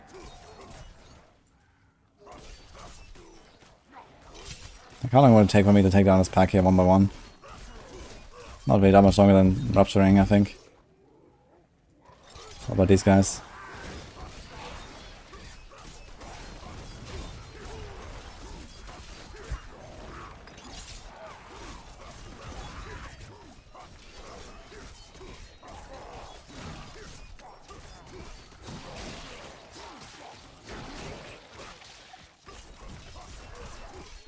Like I'm one-tapping these guys with a flay when I get the Gashi Moons. But here I did one pack the entire pack. But this won't really happen on higher tiers anymore. It's just 110. I think for farming this is fine. But for pushing I think it's gonna be like a pure flay build again, with Rupture just being for the rip out and that's it.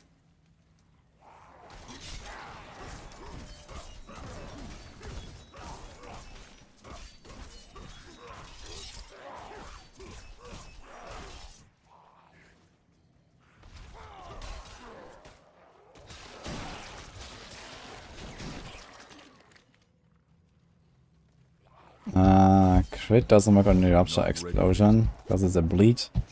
Cannot crit. But crit works for Gushing Moons. But yeah, it doesn't matter if your original Rupture hit crits or not. The bleed does its own damage and then has its own chance to get Gushing Moons multiplier.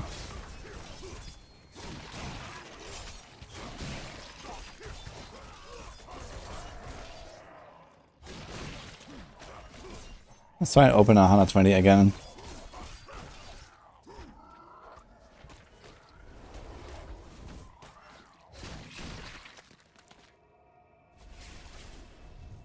So that's the Rupture one-shots mobs. Yeah, it's because of Gushing Moons. And it's also because of how many targets I hit.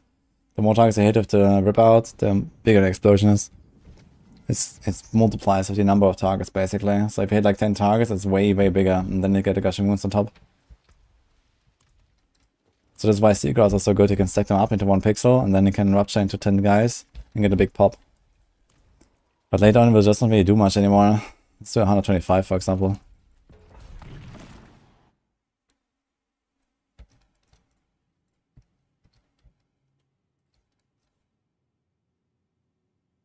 Should Lucian's Crown be an uber unique as good as it is? I mean, first of all they have to nerf the item, and then they can still make it an uber unique, yeah. But if you nerf its power by like 50% and then make it an uber, I think that's acceptable.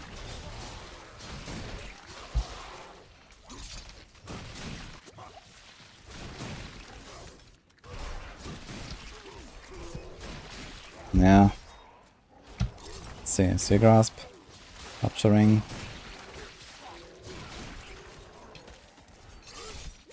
My Rupture is just not really eating for this pack. If I flick these guys now, here. A few flays, and this guy's gonna melt.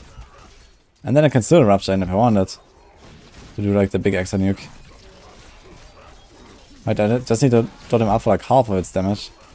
And the other half will be done by the blade itself after I Rupture.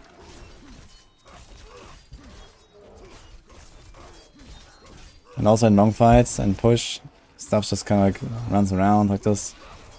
It's hard to stack them up and kill them instantly. Where's the guy? He's like invisible. What?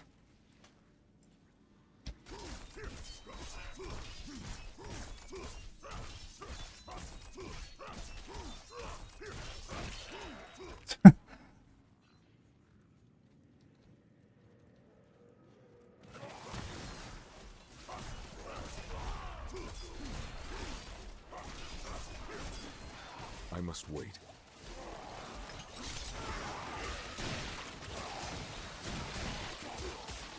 So yeah, we're getting like 30 or 40 million bleed takes. It doesn't feel anywhere close to enough. And that's already like kind of like a good proc there. I was just like start flaying these guys, you know, I just flay these guys like individually for like 200 million.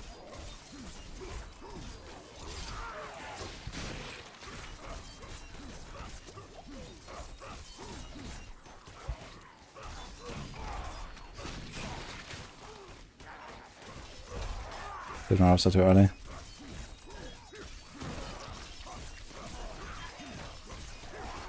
Can I tank this? No.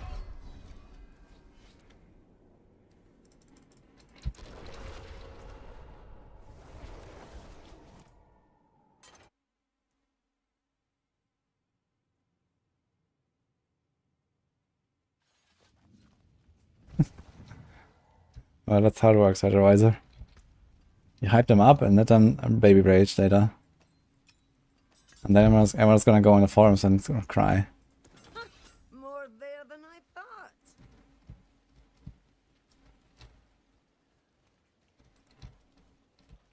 Well, Flame Temper has not been nerfed. It is actually buffed, technically. Because you can put it on more slots than before. Actually, is it buffed?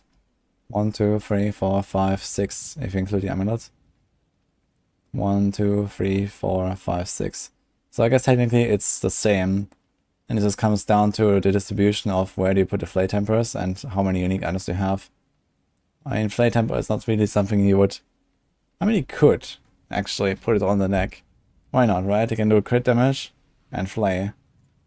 So there's a piece of stuff here. And then you have flay, flay, flay, flay. You don't really need a unique chest. You don't need a unique glove. You don't need a unique pants. You don't need unique boots.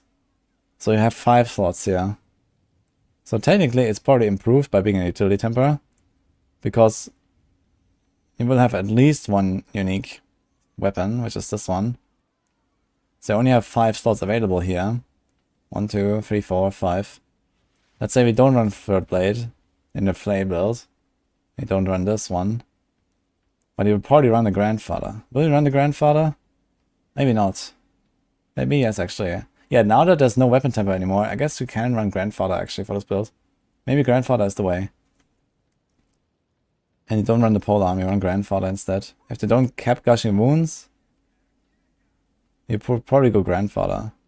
And then you would only have 3 tempers basically. So yeah, that's actually buffed. You lose an aspect, yeah, what aspect do you lose? I mean, you have relatively powerful aspects, I guess, with the Rupture and the... Man. You can probably keep the Moonrise here and put the one-ton Rupture on the neck and then add the ability here. And then like Anger Management, Rapid, Starless, something like that. Yeah, you do lose the aspect. We can do the math again. I did the math for Season 4, and in Season 4 it was definitely not worth to run Grandfather. But maybe now it could be worth since you don't even lose the temper.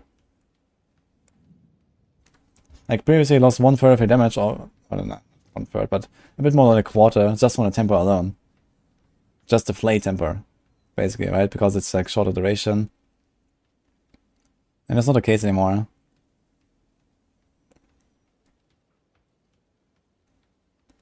Is Endurance Faith low life build viable?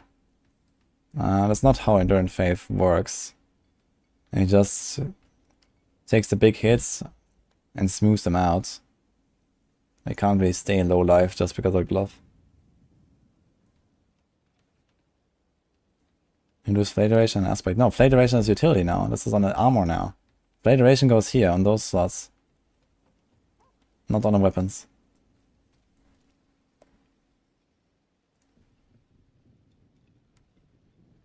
Sliding Spear stronger than Chain Knighting for Sorc.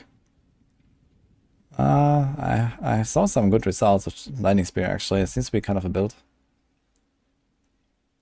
Maybe I'll go back and build that actually.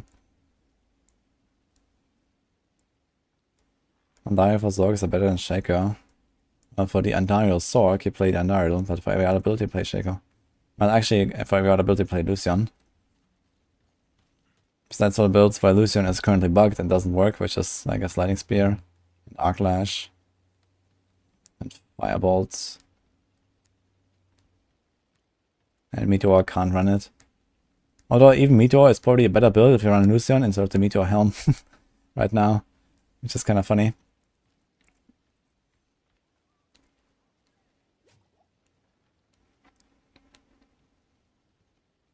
I can't have 2 times the same unique. They just look the same. This is Third Blade and this is Verathiel.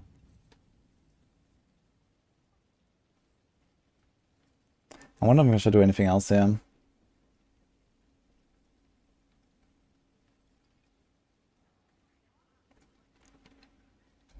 That's kind of interesting. I think I should make the planner though. So we learned you cannot get rid of Flay because you have no boss damage. And I think for pushing it will still be just a Flay build, even because Rupture is just not strong enough. But Russia would be really nice to like farm with, and then you just play down the boss. So if you go to like tier 100s, it's actually really chill. Like if I open hundreds of this, I'm just gonna like blast. For Starlight aspect.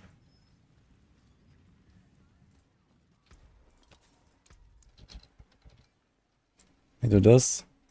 Probably on not even a neck required. And let's try the attack speed instead of the healing rupture. It might be fine. And then we do no steel grasp, because who cares? I actually really like the Godslayer crown there. Maybe I'm gonna do Godslayer crown instead of Lucian and stuff. And, well, we do this.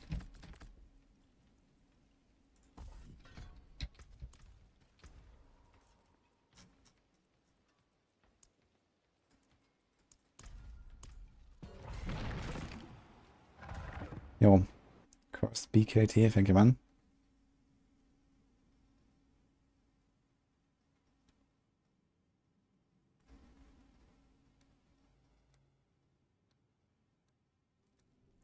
What happens that should we start running the pit on hardcore? Pit starts very low. Like pit with the 1, you know, it's easy. So no worries there.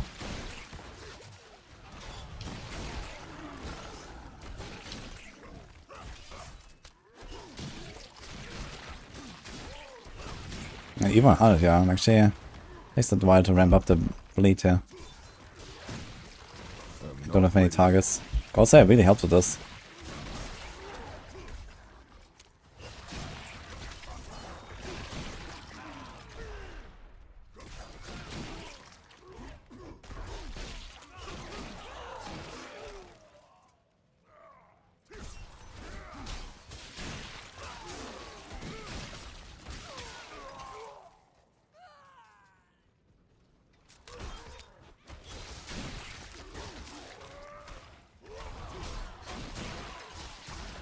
You can also second out of a charge sometimes.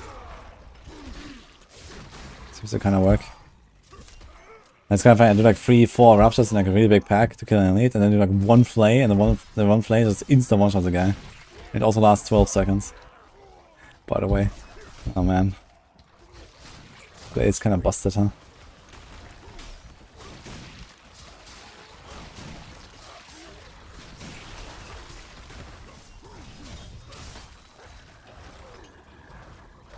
Maybe more on 100s.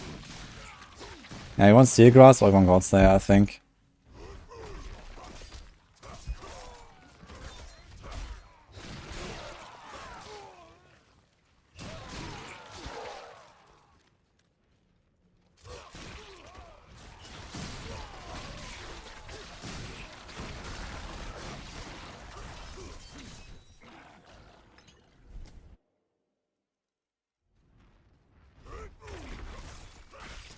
I actually have a shot of a Raphael extra. I can give you one. I must wait. Kinda shitty one though.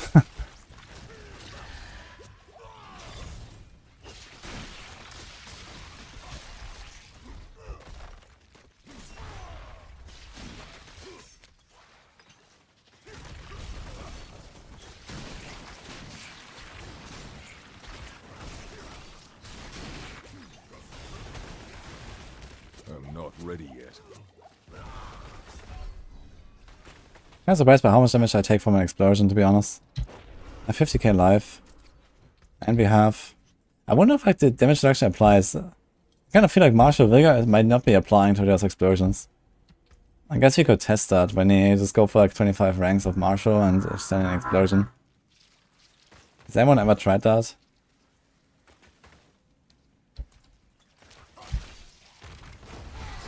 I wonder if like the elite damage reduction actually applies to these explosions.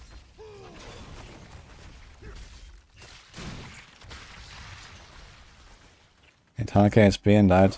Yeah, it seems like the, you know, like none of the damage reductions apply. Ready yet.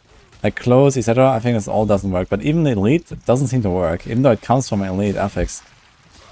But I think it doesn't work. We need someone to try this, man. I don't have the items for it.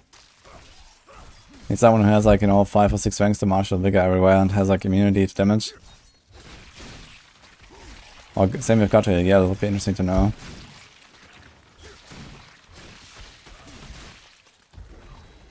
I'm not ready yet. We're gonna finish this run here overhead now.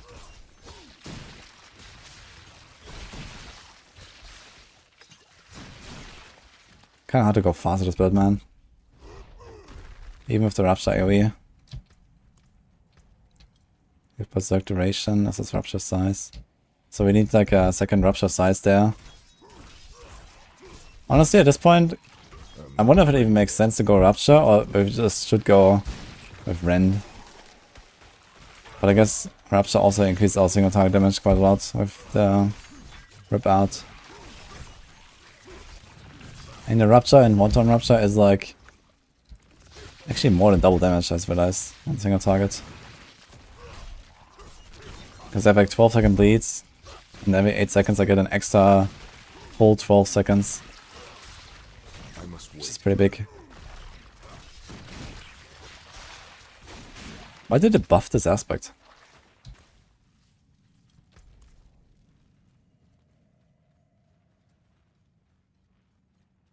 Just need to execute. Like the rogues.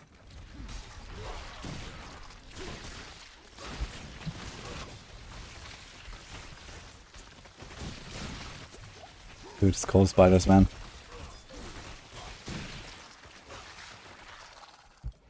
Kind of sad to understand other people now about the cold spiders. They do hurt if you just stand there and get blasted. Not really a big rogue problem. But on other builds, you can notice.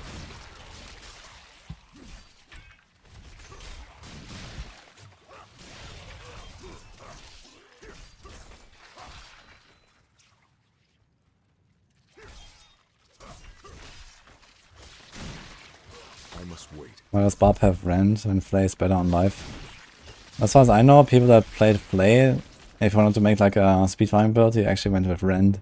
Like Hell Tides or something, you just like, you know, convert it, take different weapons. Then have a big Rend AoE.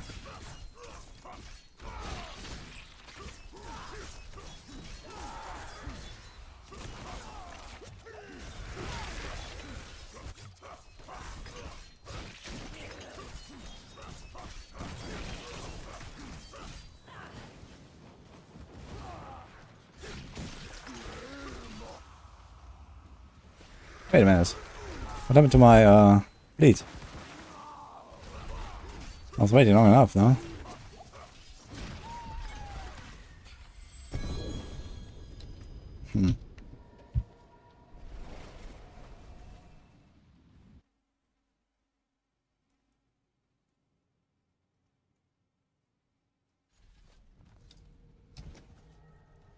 I can't do that, I need more time. Yeah, I can turn off the arrow text.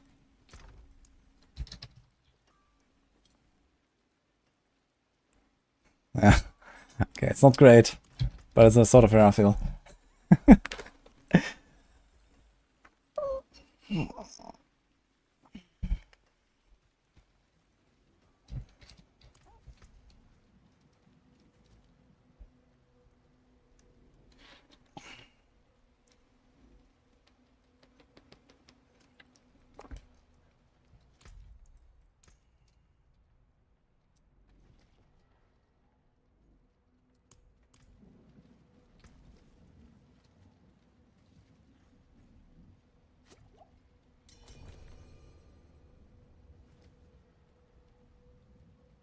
Okay, I need to try to find out if the third blade actually somehow reduces the rupture rip out damage. Because that would be a huge bummer. No. Greetings.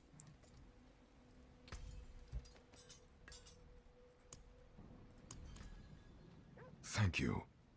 Enjoy. How do you figure that out? Let's see.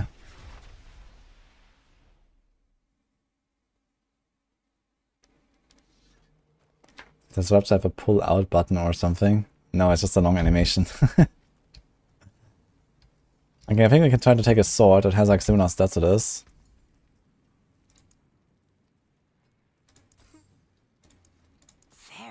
magic in that one. Very nice. But could be. Until next time.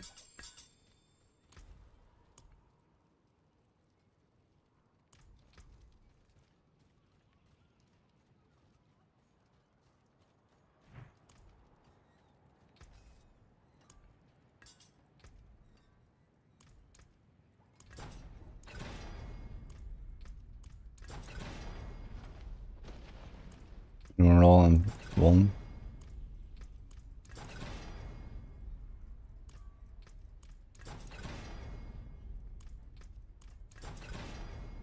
Shit. Let's try again. Try to make a sword that has like similar stats to this.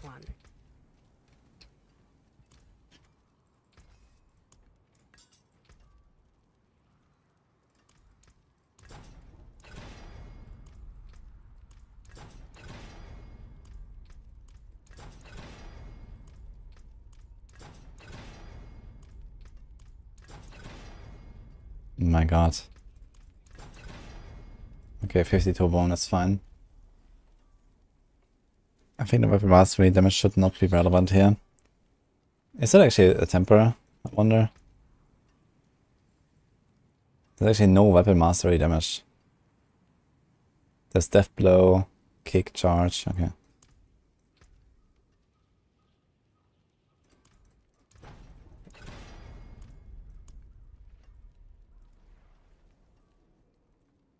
What? It needs to be a legendary. You can't master a yellow item.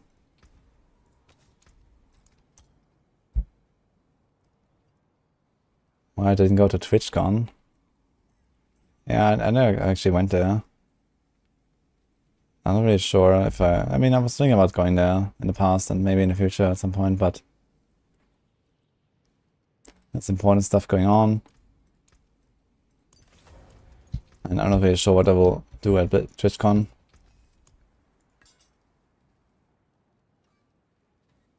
Anything breaks. 8 months. I'm not ready yet.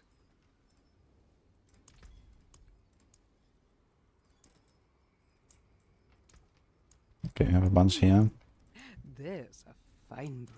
So help me. 2,000 off the side.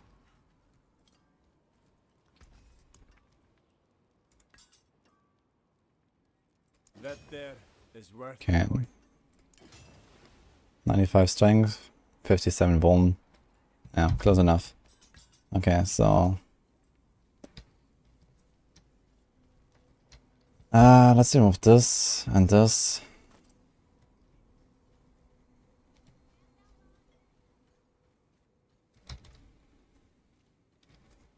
That's an overall strong build. Heartseeker, rapid fire.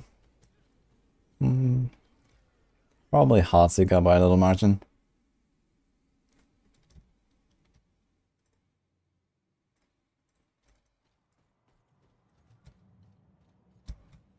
I haven't done Druid builds yet, no.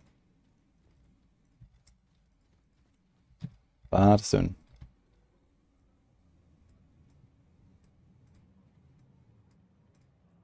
One second, I need to fix something.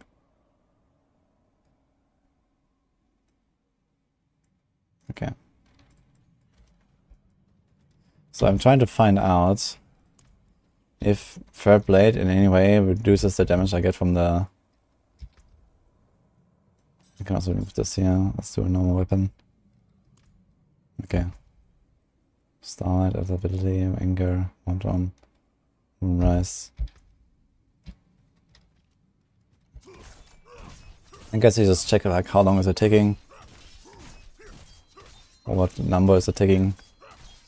So it's like 2 million ticks, 3 million ticks, 4 million.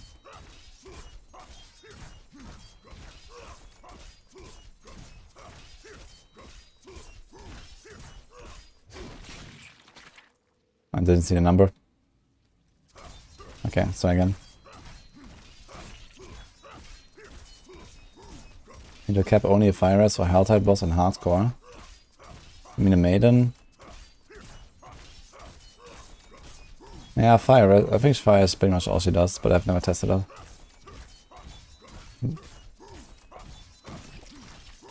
But she's pretty dangerous if you're undergeared anyway, so you shouldn't really go there. Gives us 178 million on an 8 million tick. Let's write down his numbers. So it's 230 or something, 240. 30 million.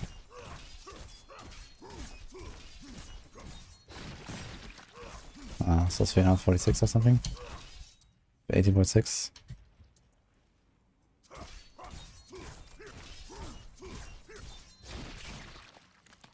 Takes him about 5, 305.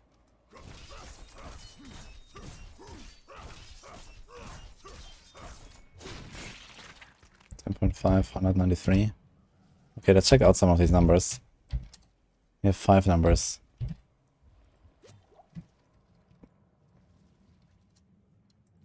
So it's roughly 8 times 20. As I'm dividing the rupture damage by the bleed ticks. And that kind of checks out. Bleed ticks twice per second. It lasts 12.4 seconds for me, so the total number of ticks should be 24 ticks. So it kind of checks out. It should be 24-ish multiplier. And there's always a bit of variance. He has only an 18.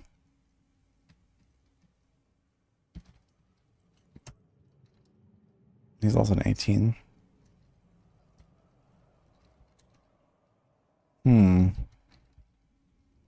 Sus. Very sus, actually. Okay. So let's look at this thing. There's no Gushing Wounds perk on Rupture. The Gushing Wounds is on the Flay, not on Rupture. Rupture is true damage.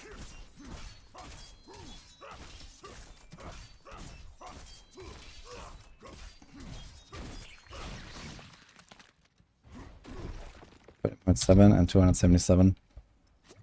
That already looks kind of a bit higher.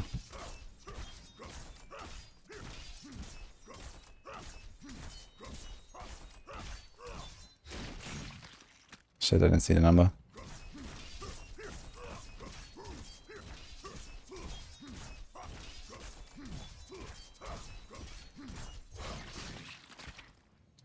Okay, 30.4, 244.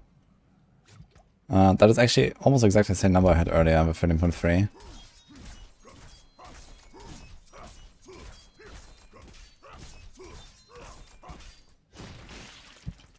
Okay, 11.6, 253. Oh, was it 250? Ah, fuck. It's another one. The number is so short. Okay. 10.5, 193. Like, I have to look at 2 numbers at the same time, which makes it kind of hard. I have to look at the take number and then at the rupture.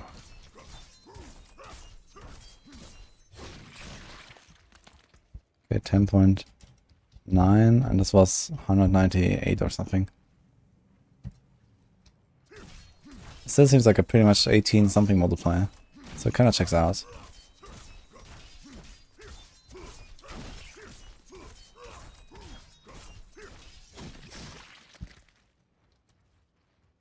.7, 208.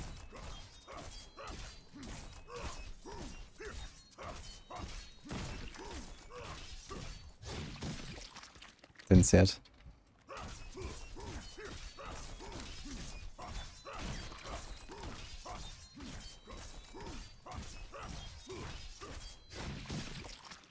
Okay, 11.5, 205 or something. Okay.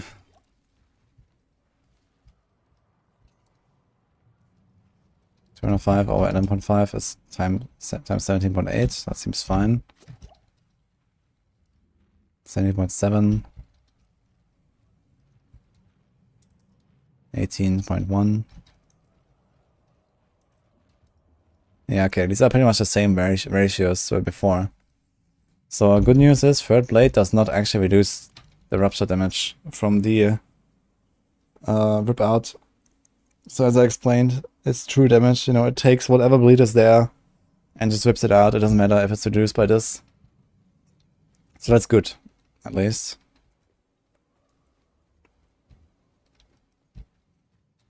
Yeah, it's like roughly times 18. I mean, technically it should be, how much do I have? What's my inflate ratio now? 12.3. So with 12.3 seconds, we should get 24 ticks, right? So every bleed tick that we see should be roughly times 24. But I guess there is maybe some, you know, like I have to like cast the animation, and also like my bleed ticks change all the time, right? And in the animation of the rupture before the explosion happens, you know, I lose some of the bleed because I'm not constantly flaying. So this definitely contributes there, and then there might be like some slight other things. So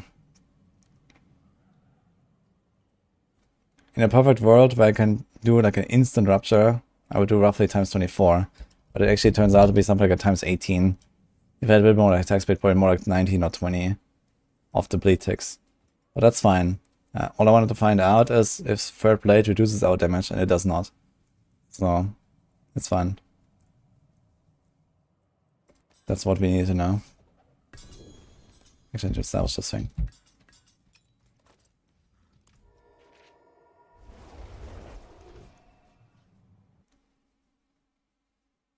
House in blades. Very good.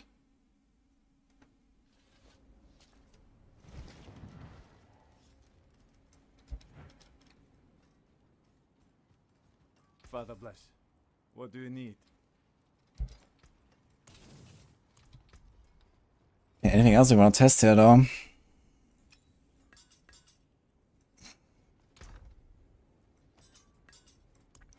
Don't think so. Hello.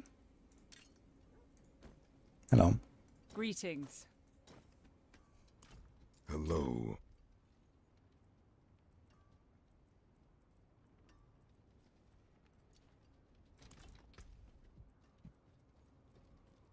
Yeah, I think I don't have to play testing for now.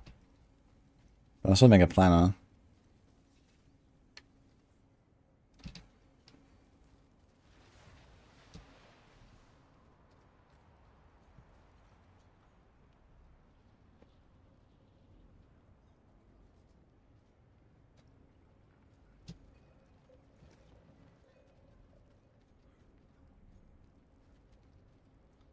Let's do another edit.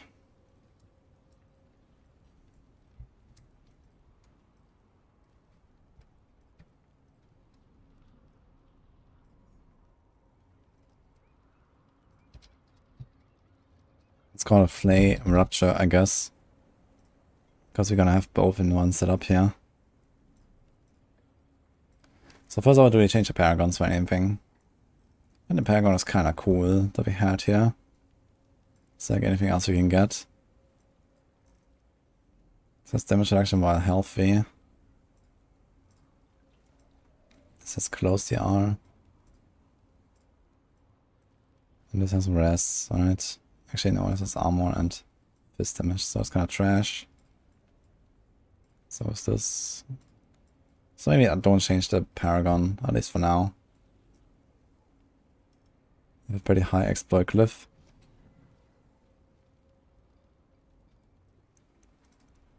So I think we're gonna remove the Rage of Harrogats.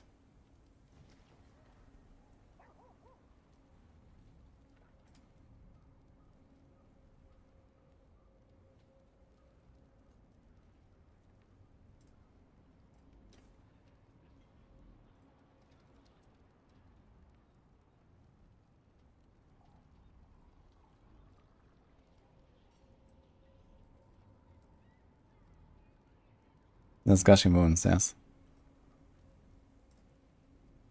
So you don't go any vuln damage stuff anymore. Everything's gonna be crit damage gems now.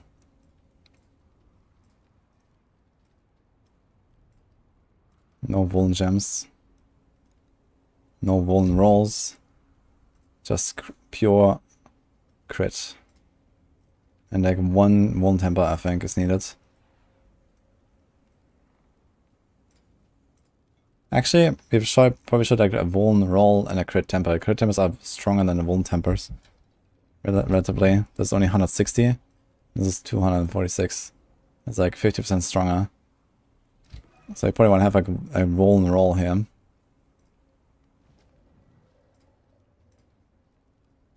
Let me do sort of a Raphael.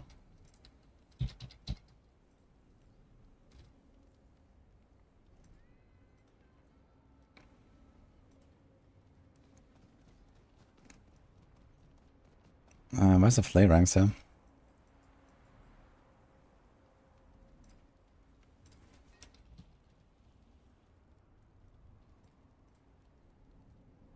So do this. I think we don't gonna do Rage of Paragon.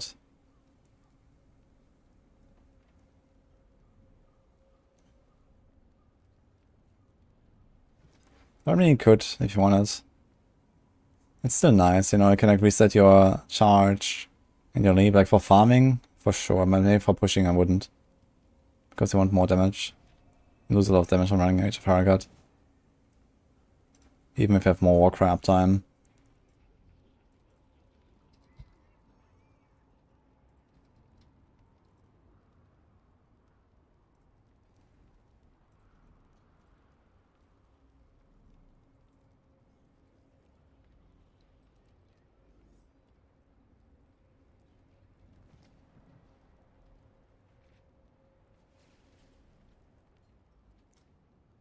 So we have way too much wound damage here, we can do more crit.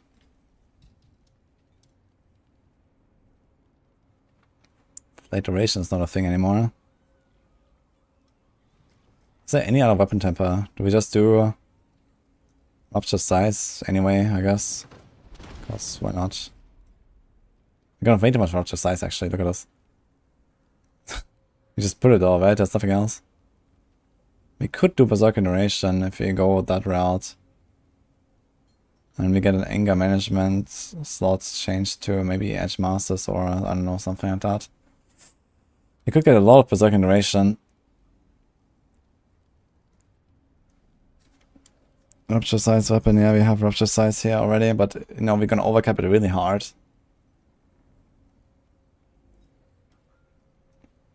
But okay, I guess it is what it is.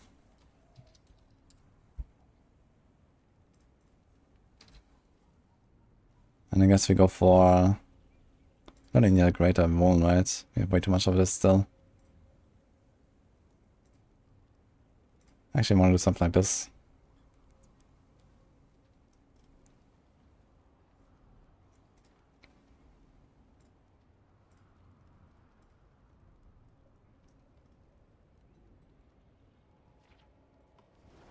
Sort of crit chance. Steel, grass, cooldown reduction. Okay, which setup am I making first? Do I make the... I'll make the push first, I guess. Flay. And then posing.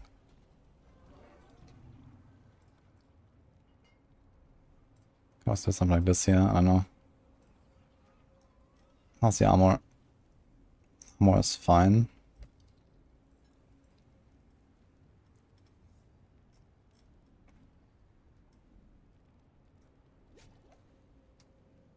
How's my res? Res is also fine. So actually I have nothing to put here. I guess I put armor here and strength here.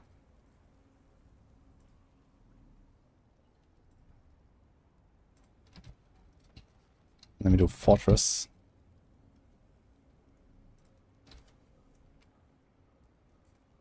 Oh, Nini. Hello. What's up?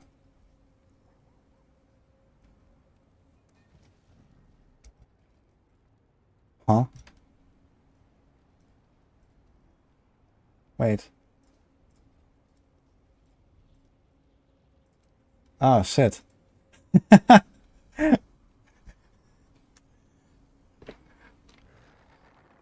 was a bit confused for a second. Interesting.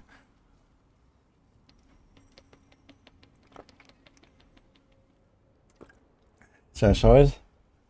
Show him? Alright.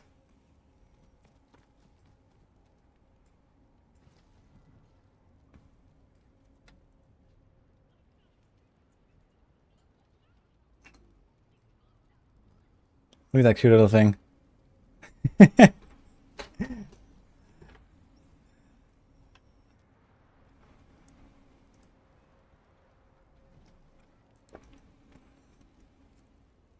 So tiny.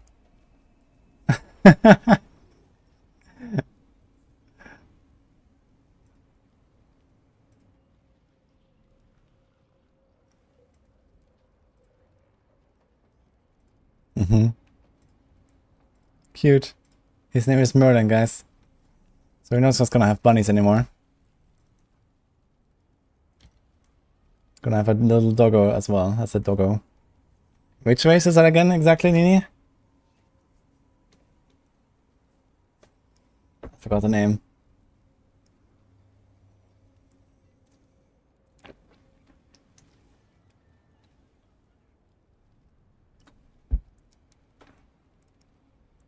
It's the wizard of my heart now. Maltese.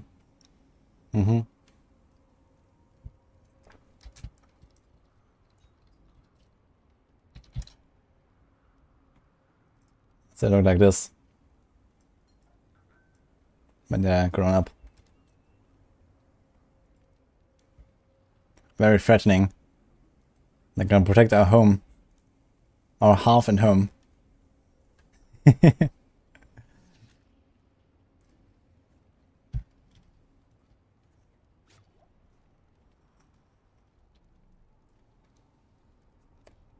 Alright.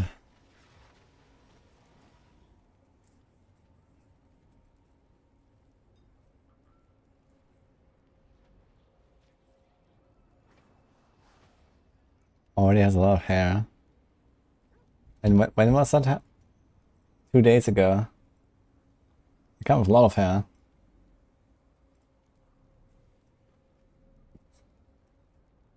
It's hard to have more damage against bosses than rapid fire. And that depends on how fast you kill them. For a slow boss fight, usually rapid fire wins, but for a fast boss fight, Heartseeker wins.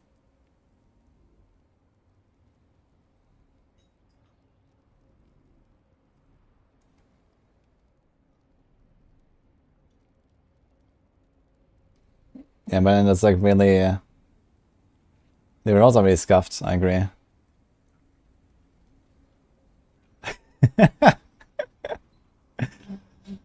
Yeah. Okay.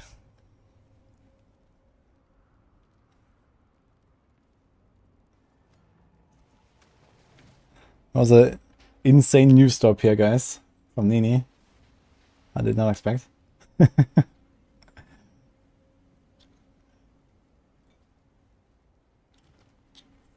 Okay, that's Lightning Spear. I will do some Lightning Spear, I think, yes.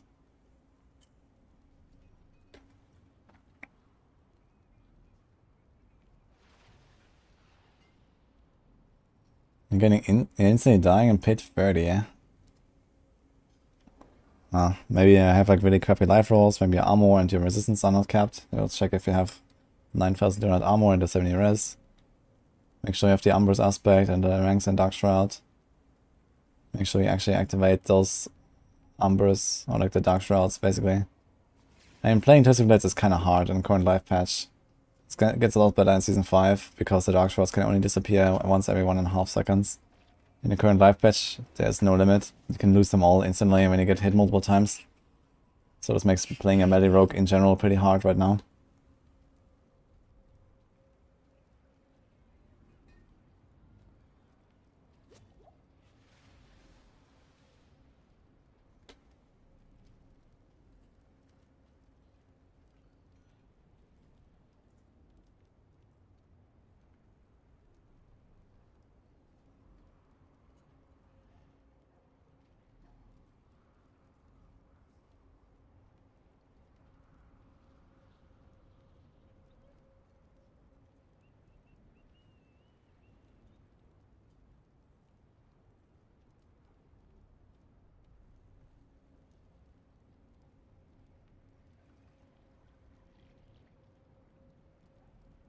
I don't think I really want to change too much here.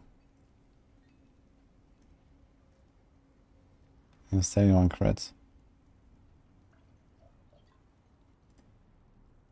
It's kind of crazy to buff this thing here. What? Why can I not put 8?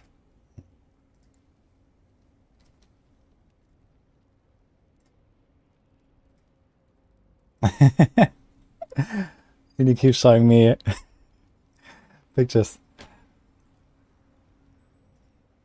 with the doggo. Look. With the sister. So Nini's brother and sister-in-law also have a Maltese. Those theirs. And Nini was very motivated to get one.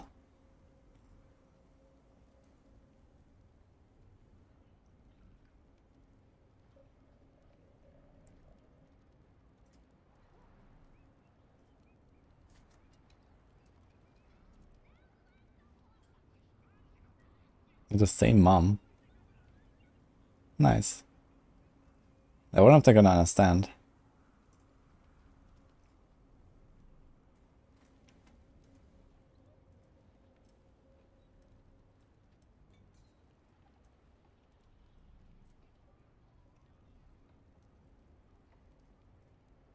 Probably will. That's how my hair looks in the morning sometimes. Yeah, same. Well, not mine as short as right now, but yeah.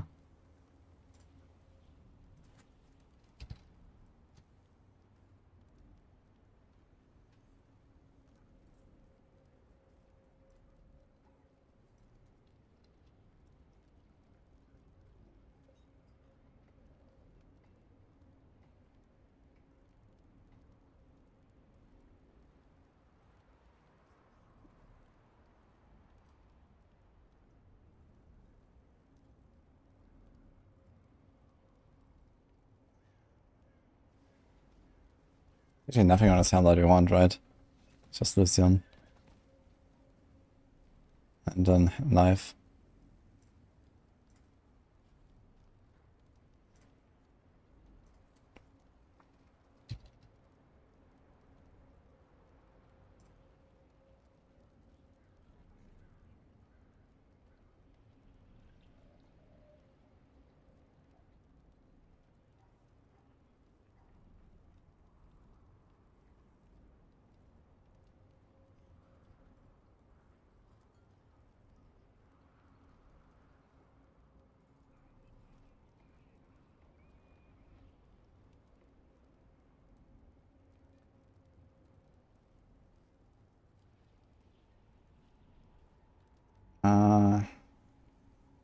I just realized I'm actually not really applying this often enough, right?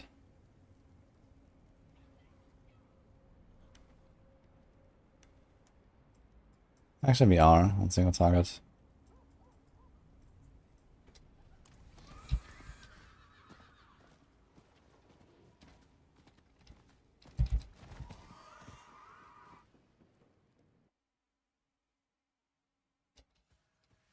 The +3 core skills applies to Rupture, but it doesn't help you with anything.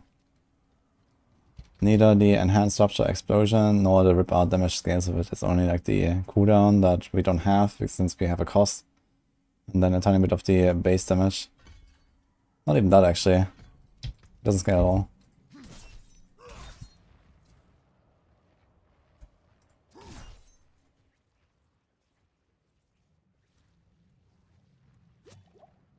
What?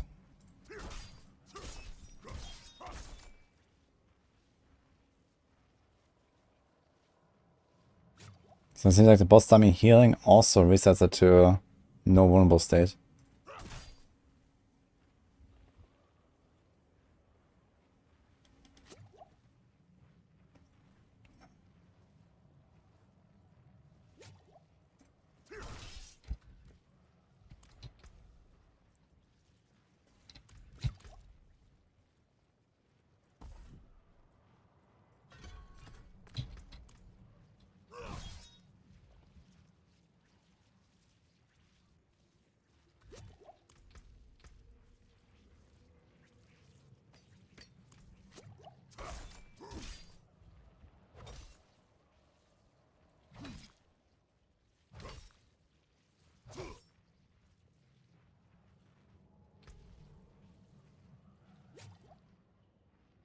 Seems like Enhanced Flay is not getting buffed by Inflate duration.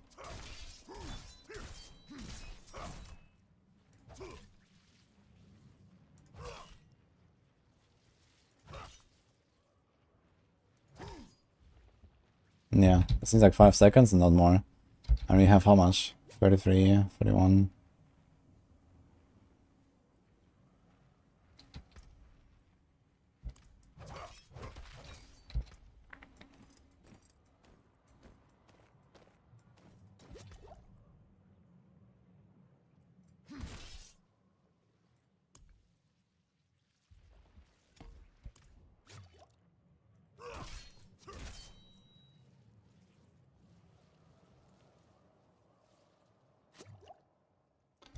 That sucks.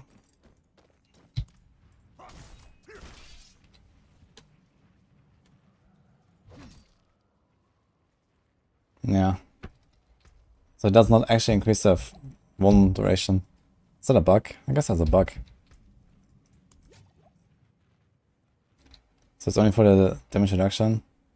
Can we see the damage reduction effects? Yeah, here, that's not very long now. So damage reduction effect shows. Battle phase also buffed, it's 7.38 seconds, but this is not. It's only 5 seconds.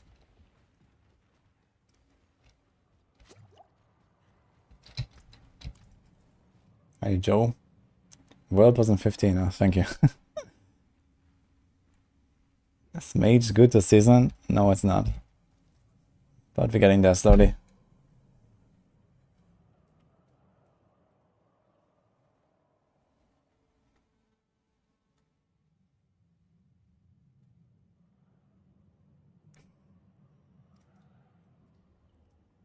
Alright, what else we do? Do we need this?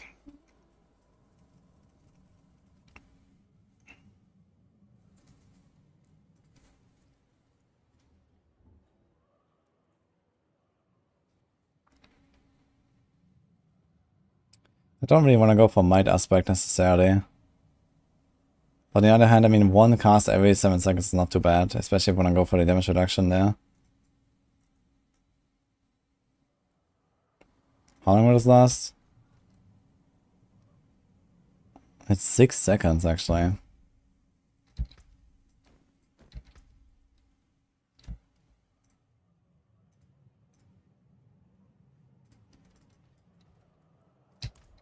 So if all the extra duration is gonna be like 20 seconds or so, it's very easy to keep up. But we don't have to go for might aspect, we can do some other aspects.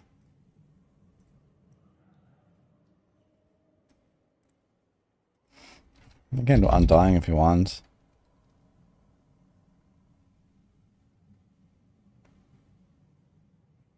Save some healing.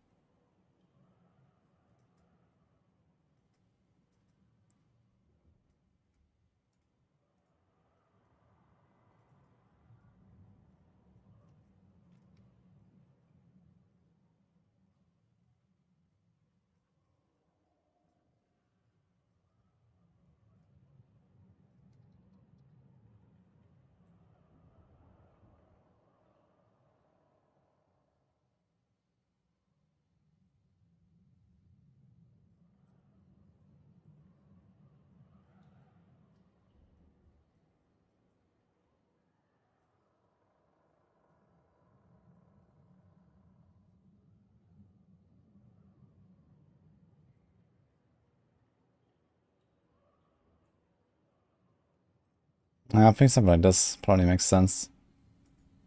We don't need this. We probably don't need this either. Because you already make them vulnerable with this, right?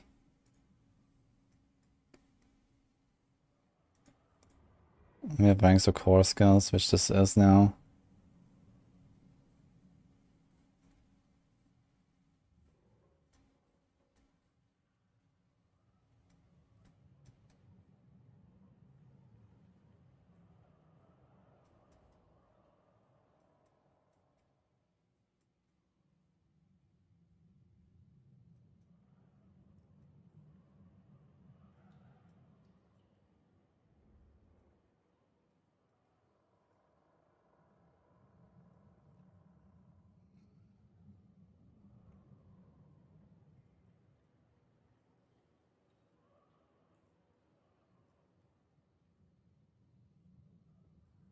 I know, there's a take. Can do this. Or some more fortify.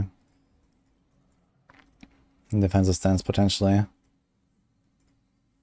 And if you feel like you have enough damage reduction, you can go change Challenging Shout to Warcry, for example. Also get a bit more fortify there. I can like 1, 2, 3. Take those out. Take one out here. Have like one extra we can put somewhere. So maybe like this. We only have Fortress and Undying, so not very much damage reduction. 41k life with 10 ranks in here, so it's gonna be like 60 something k life with a pot like 70, 75k. So yeah.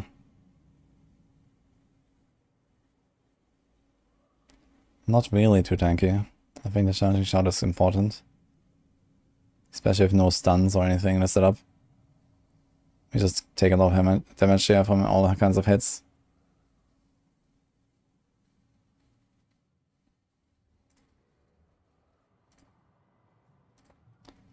And then we can do the lay focus tears. Chef focus. Lower tiers. So here we change this a little bit.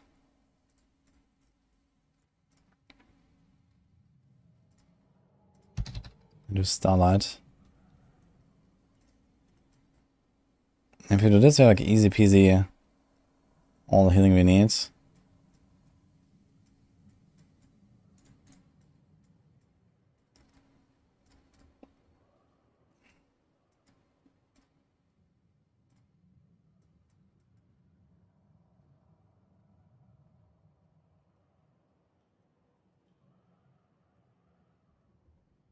Probably don't even need a Moonrise and stuff. So maybe probably make another weapon here and we do Encroaching Wrath. And maybe Moonrise here. Question is, do we still want Shard of Wrath there? I mean, it's a lot of damage. It'll basically make sure that you just insta-kill anything you want. So maybe it's fine. Or maybe we can drop that ability, or we can drop Moonrise.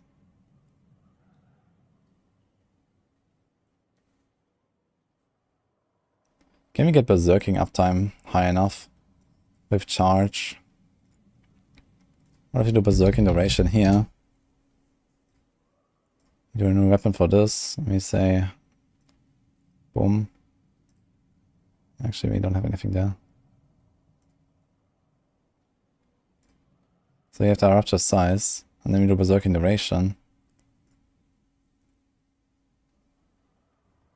Let me just do Berserking ourselves.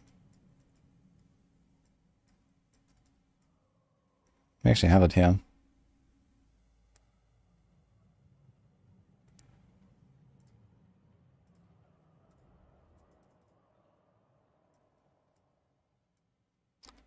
Not sure what to do with this here.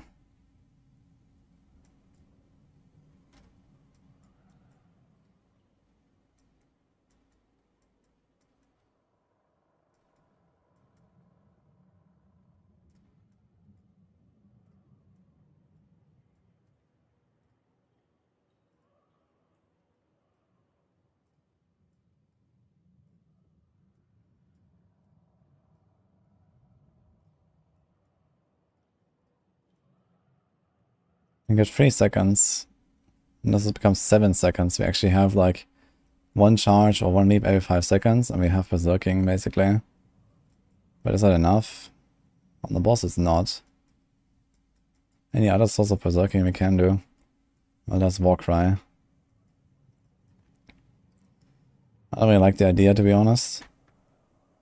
But we can also get away without Berserking sometimes. I mean, Berserking doesn't do much for us.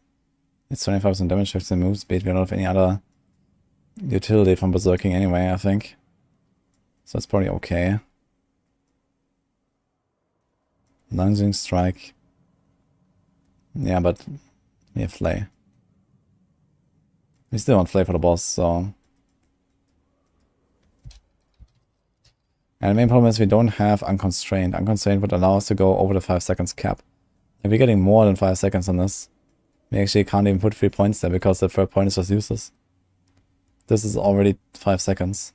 We can't have more. Plus we have a bunch of Paragons, right? What's our total berserking duration? 190. So this becomes almost 6 seconds. Yeah, we can't even have that.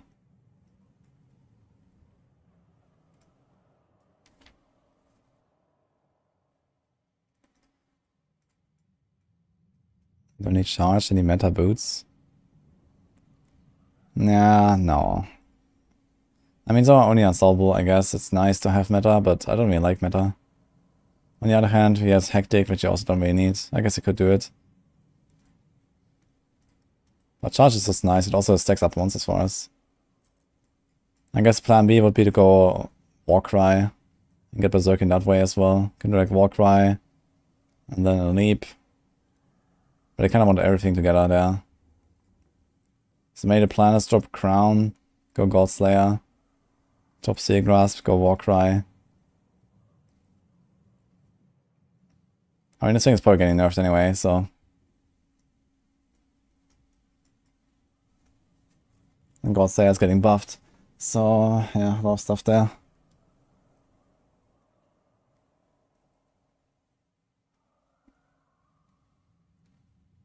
Yeah, you have 5 seconds cap berserking duration. It doesn't matter if you have more. So you have to activate berserking every 5 seconds somehow. We can do leap, we can do charge, but it's not enough. Like, you can just keep anger management and just ignore all of this.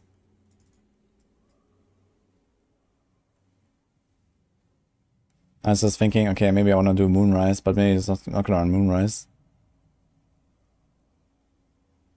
I mean, actually, we don't need Wanton Rupture, I just realized. That's pointless. So we can keep Moonrise, I just realized.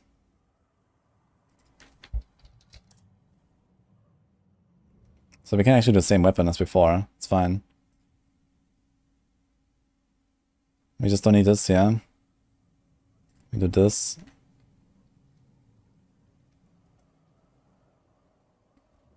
So we have Encroaching Wrath here, basically. Okay, so this solves the problem. We can get Adaptability on our neck. So you have a big single target. You get Encroaching Wrath. Every second Rupture. You have the Starlight to fuel the Rupture. We keep Moonrise there. Okay, we just... Okay, screw all that berserking stuff. We just go anger management. We can even do this if we want. Because you get 20%... You get 40 resources for every 20% of one life.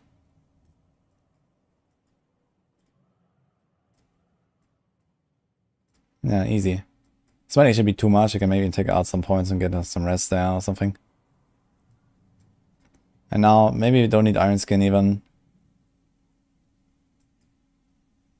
You could go with maybe Warcry, Challenging, whatever you want basically. So Iron Skin is just, it's a nice defensive tool, I guess.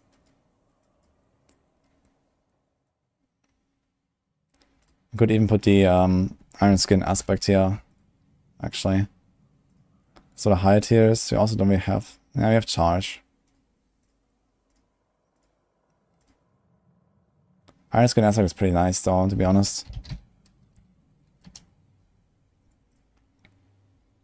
Maybe gonna go with that one. Now there is actually also the option to go Rage of Hargods, which is really nice. It's gonna be somewhat squishy. But maybe just ignore Steel Grasp, for example.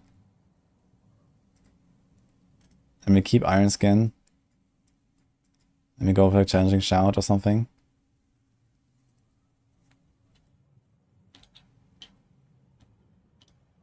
Missing 40% speed. Oh, you have the wrong thing.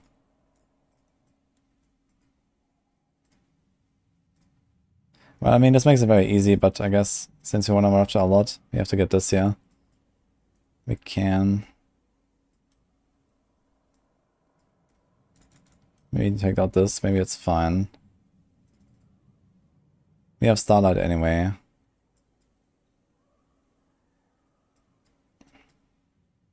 Also have seagrass cooldown, we don't need that. Can do resource generation.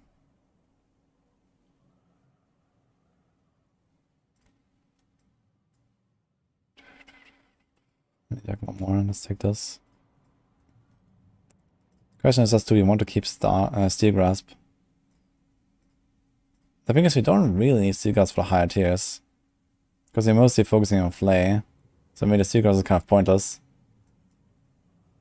We kind of need it for lower tiers, but we don't want to do it there because we want to go fast.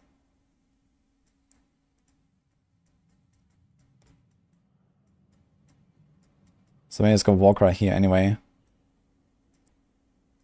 Or rallying. It's also an option.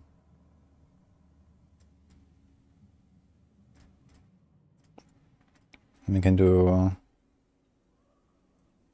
we don't have any stuns or something, right? For shared misery. We can do anemia. 5% chance to stun them.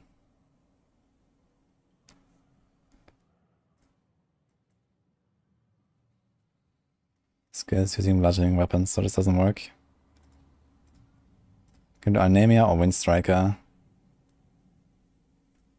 Anemia would be nice just to like make sure that we don't constantly get blasted by everything because they have like no CCs in this entire setup. There's also Relentless Berserker actually that I could use, I just realized. So this is an option too. This would actually work when we spam Rupture. Not on the boss though. Yeah, I tried Wild Bolt, that's not really that great I think. And maybe in high tiers, when it's like slow paced, sure, but for speedrunning it's too slow.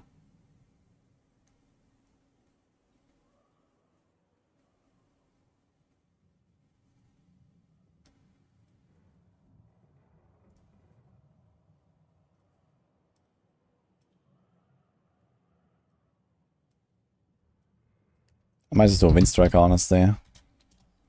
Since you don't have move speed on neck at all. You want to have as much Gushing Moon synergy. I mean, for speedruns, you could consider not running Flay or crit damage here and put movement. But maybe it's gonna go for some speed. That's it.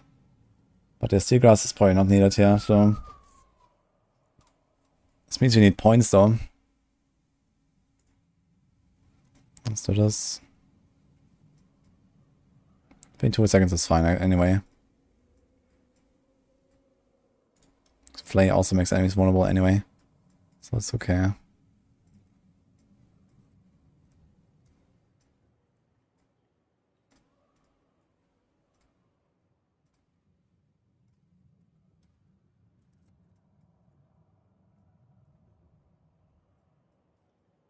Yo, Kamael, thanks for Prime.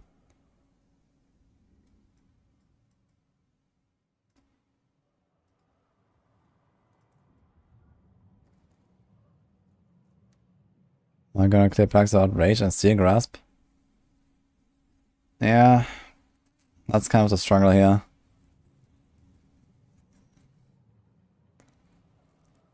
And the thing is, I can just kind of like walk into the packs as well. Good them up to like 2 Ruptures, everything pops, and whatever else is left, you just flay them down. So that kind of works, I'd say.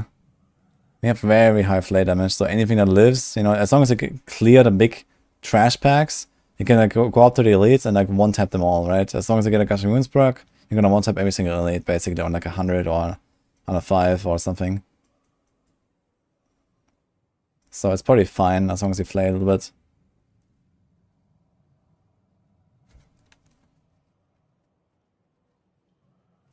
You always have static on hardcore. It's not that squishy, we have the flay damage reduction. I didn't take the battle flay. We have iron skin. Yeah. I mean, it's a barb. I think this is playable.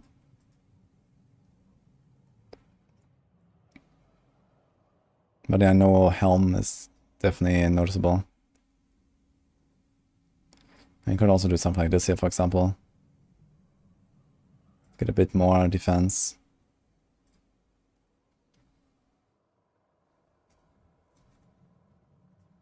Need challenging without Silic?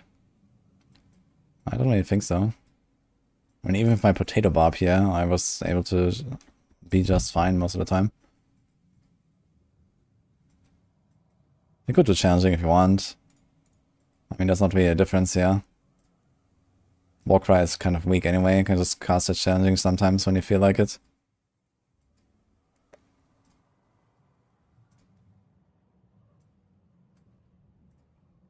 So for the high tiers, you go Steel Grasp, but it also seems kind of weird, to be honest, to go Steel Grasp for the high tiers.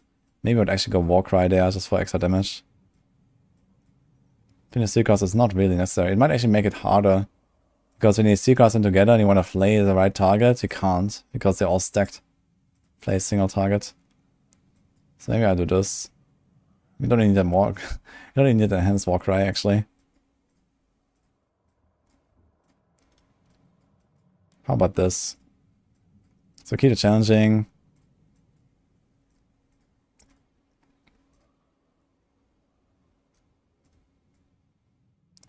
Okay, now the question is, do we still keep Thread Blade in the high tiers? I think not, actually, right? For pushing, we just like ignore this. Also, I realize we have 5 points here in Rupture. We can do something with that. I guess I can do this.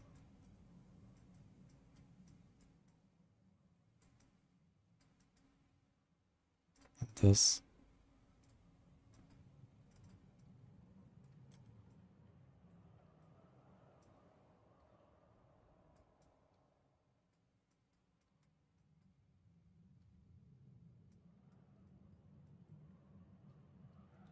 I'm not sure what else to do now. Just 2 points. Kind of got everything I want.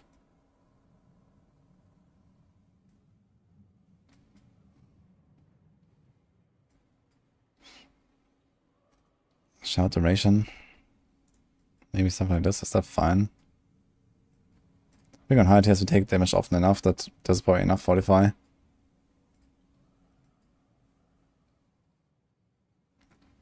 Can also go for a raid leader.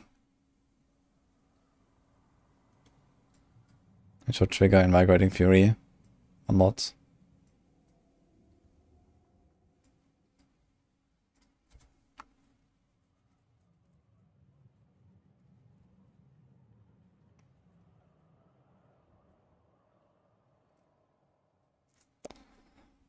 Yeah, Invigorating Fury, this only works when you have spam Rupture. You're actually considering not running Third Blade at all for high tiers. Kind of like the classic Flay build, I guess. For live server, right? I think this might actually be overkill here.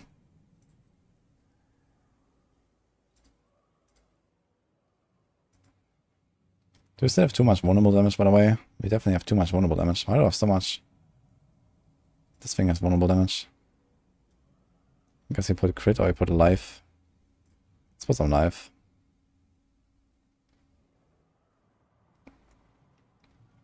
$300 from this stat and Paragons.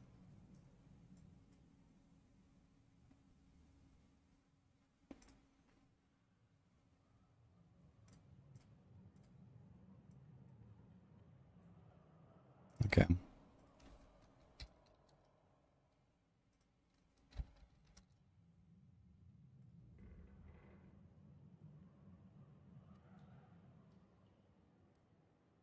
Ah, true. Wait a minute. Flay also costs resources, you're right. I completely forgot about that. With Shadow of Herathel. Yeah, we should definitely pick that up then. We don't need Undying, you're right. You could do Might. Might is kind of nice. In that case.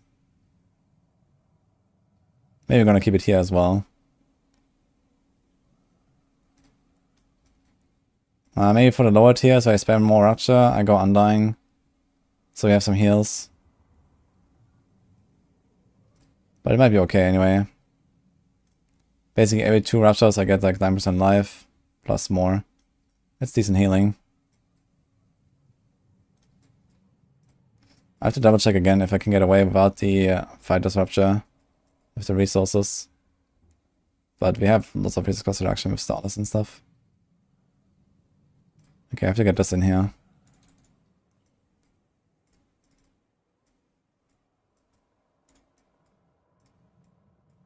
We could take the 2 in defensive stance.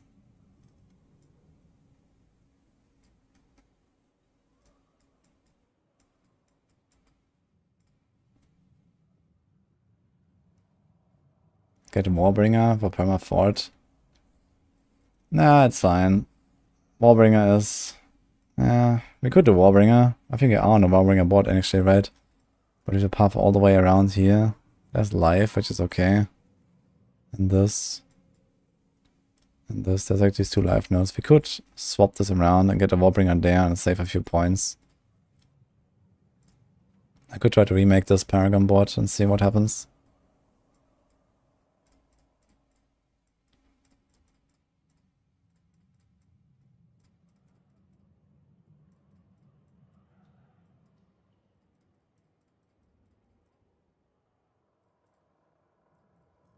It's 30 points though. 2, 4, 6. 2, 4, 6. Okay, so what do we drop? I could drop this berserking stuff probably. Because they don't actually need berserking duration anymore, so I start with that. So we should probably drop this entire path here. 1, 2, 3, 4, 5, 6, 7, 8. That's a lot. We can go out here.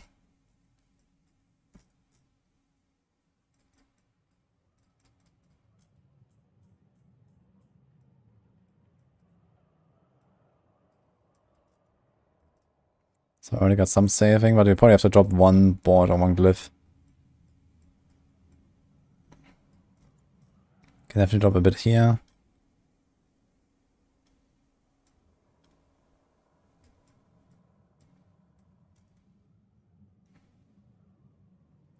We're gonna drop these 7.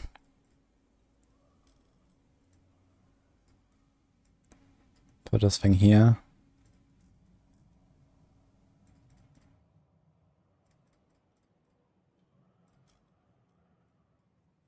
Okay, I cannot drop the Decimator. I want to keep the Warbringer. I cannot drop this one. I can drop this, but I don't want to. It's pretty efficient. Can't change this. So I guess the only realistic scenario here is we drop the glyph on this board. We only path in, take this, and that's it.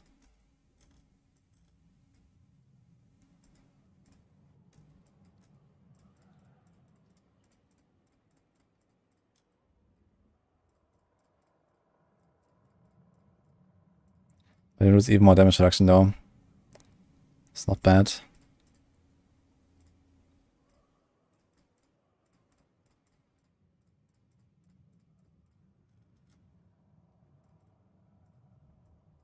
So this would work.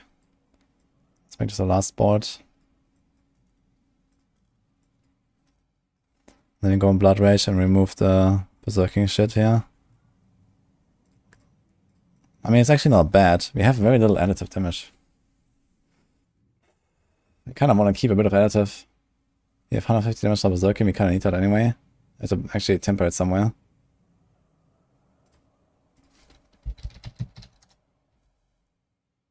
Yeah, we actually need to do like a 200.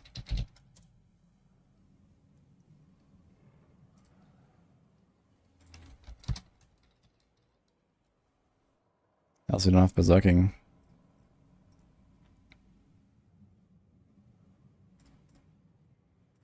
Can do something like this.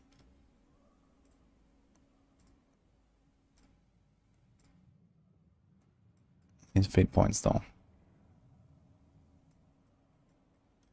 Tied to Temerity 16 points in Raid Leader. Raid Leaders. Okay. Yeah, Temerity is unfortunately really bugged. If they ever fix that, it would be kind of a nice option. But then you play Temerity when you want to have a Flay Duration Temper. What additive is this? This is 350, yeah. 450, 550, 600, 650.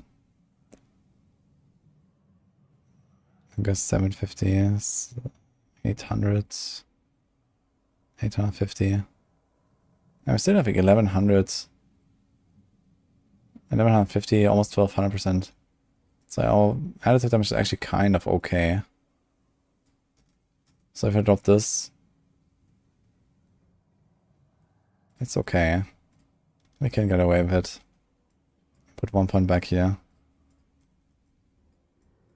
So I guess we don't have to worry about any fortify. We can do this. What to do with the point though? Speed.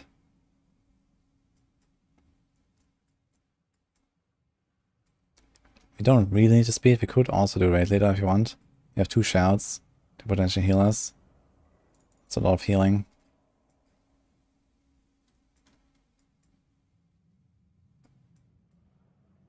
We have a lot of healing anyway.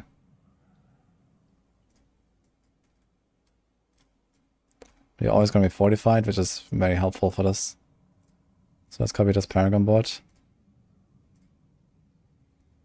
Actually, do we want to maybe change one of the glyphs? So we have Might, Ire, Exploit. Exploit might not really be needed here. Got Territorial. Like, I want to go Undaunted instead of Territorial, I think. I need Executioner. Might is also not really negotiable, I think. So I can remove this one.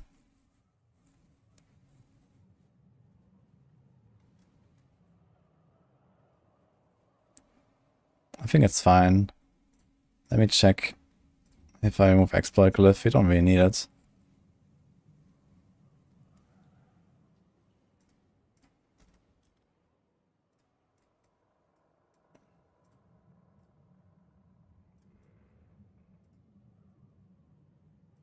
I can keep Territorial for the DR.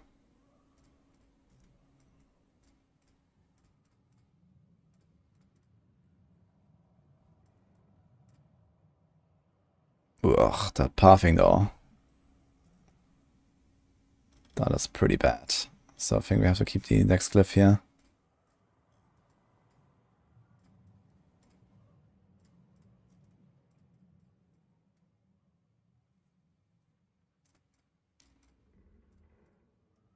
This is okay.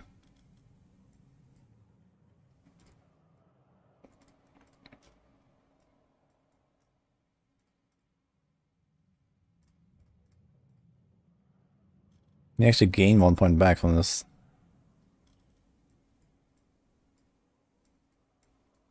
So some random glyph node or something.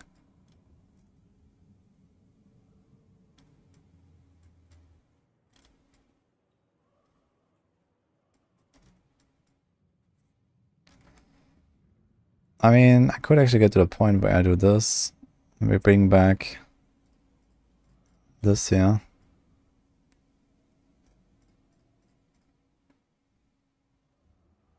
DR, we can also do this, for example.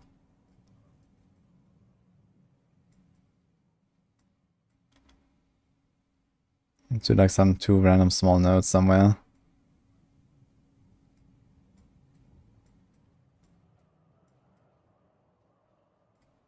Damage of 45, physical damage, I mean, it's all kind of the same shit. I guess there's damage reduction from Vuln, we can do that. This will help us more. It's actually kind of nice. Okay, how's this? We have this. And we have this, and we have this, and we have this. That's actually kind of cool board. Okay, I'll take it.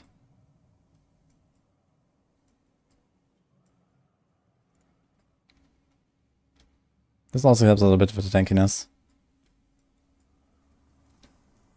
So it's gonna be this one.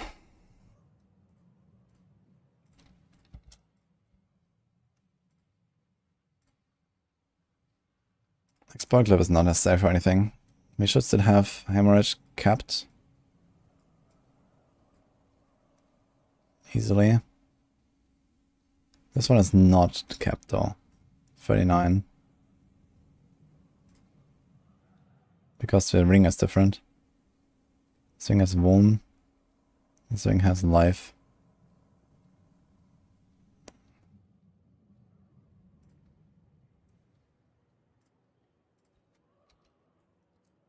If we put life here, and do something like this. How much do we need? 280, right? So this would make it enough.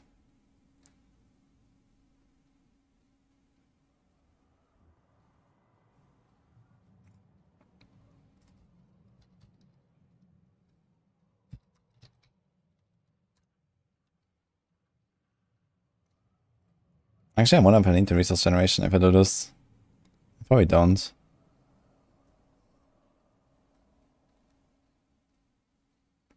That's Brawling cooldown. Brawling is Warcry. And Charge. I can do that.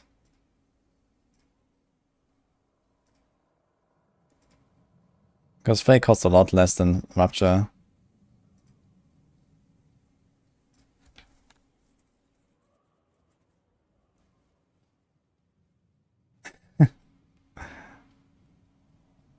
Get Cluttering Infernal Hordes at 180 monster, instigate on every lord and butcher. I need Bonebreaker node. Wait, what?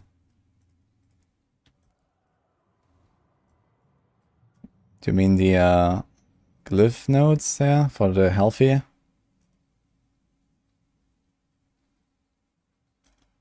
Yeah, we could do this. It's kind of nice.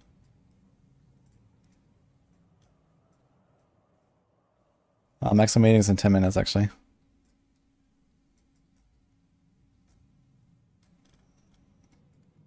And we have Might here for the close TR. So it's not much difference. And this will apply also when we are low HP and not just healthy. So I kind of like this. We have to damage by Berserking, which helps us with the Blood Rage. I mean, healthy helps you against the one-shots, but we're not really in danger of getting one-shot by anything when we are running around with like 80k life and potentially a challenging shout. I think it's fine. The close doesn't cover distance, yeah, thanks. Thanks, Captain. What about Blood Boils?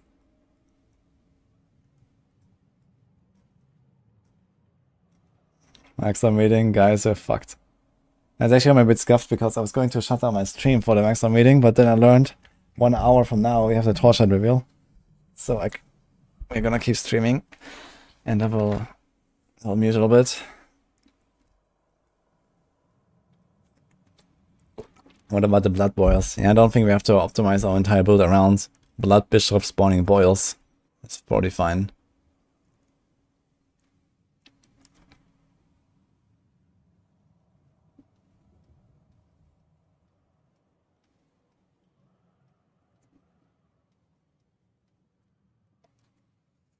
I see a YouTube video talking about the German streamers and the bald guy with a hoodie.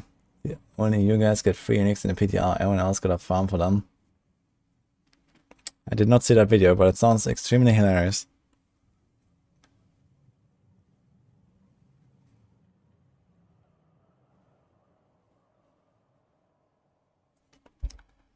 Yeah, the thing is that, you know, if you say that close doesn't work for 80% of the attacks in a game, that is like mildly true. But then again, damage reduction while you're healthy also literally does not apply for 80% of your life bar. So, I don't know.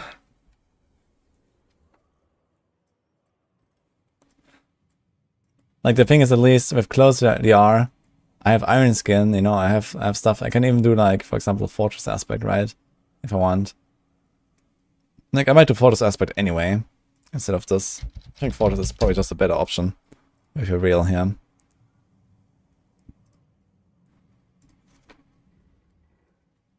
If you're migrating in perma 40, yeah, 8% plus all the time. Yeah, but you know, the thing is, again, this build will not get one shot, right? You're playing a fucking Barb, you have Challenging Shout, you have Marshall, you have 80,000 life. Like, why are you so scared of getting a one shot? And if you don't get one shot, well, you can get for a close DR. And you're just gonna be tanky because you're gonna run into the packs. And you're even gonna pull them in some cases with Seal Grasp or something, maybe. So, I think this is fine. And the thing is, like, what would I drop here to get in this board? Like, you wanna get the Warbringer stuff. Like, you could maybe cut it off here. And not run the res. And then try to squeeze in the Bone Breaker. And then move the Might over there and put Territorial on the Carnage board. So this could work.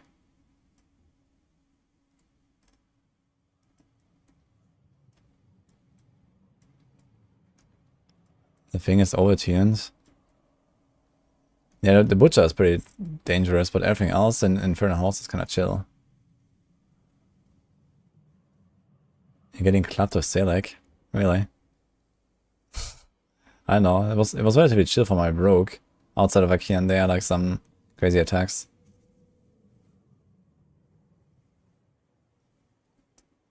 Once it's also Fortify, you can now spend resources with Flay. So I can go Warbringer.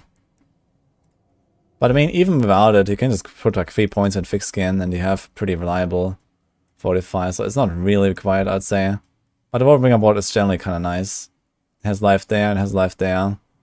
Bit of damage. And you have good paths out here. So if you go around this, pick up the life. This is good to pick up. It's okay. So you just pick up the Warbringer for like a few points, basically.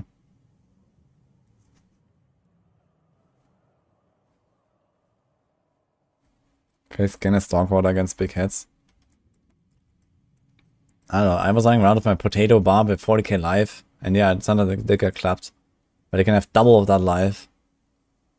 And like, you know, more defenses in general, so...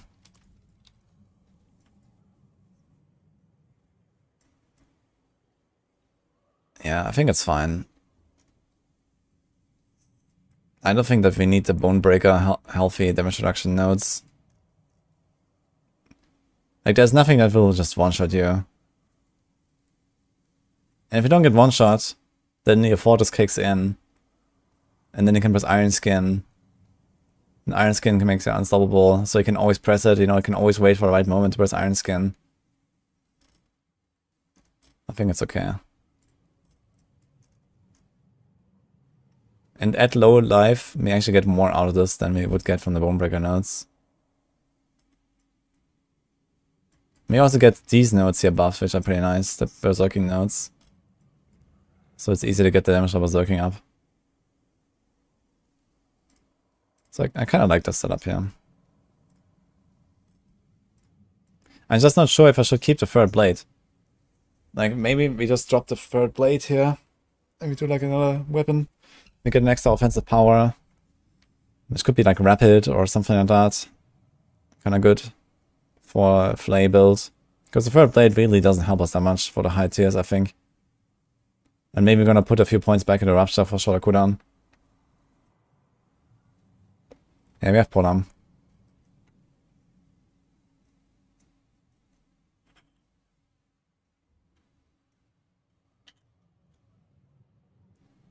I think a counter spell could be mine with new aspect. Nah, it doesn't seem to do any damage.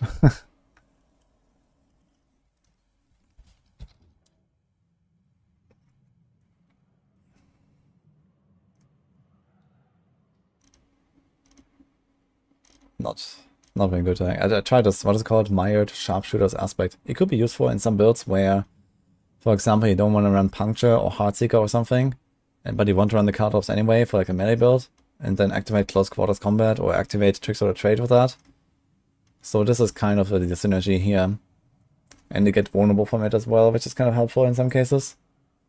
So Mired Sharpshooter is not a bad aspect, but it only works for like some pure melee builds, basically.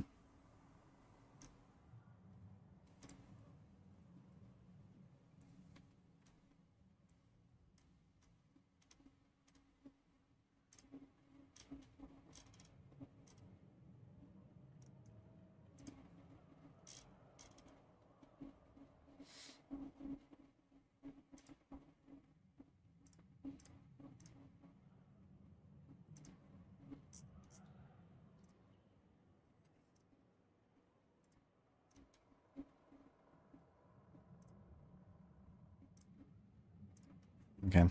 Well, I have the maximum meeting, guys, so unfortunately I'm gonna have to mute a little bit. But it shouldn't take too long today, I think.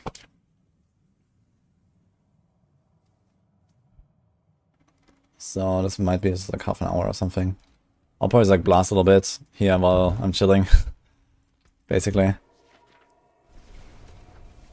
And then we're gonna keep, we're only streaming 5 hours a day. We're gonna go many more hours, so don't worry.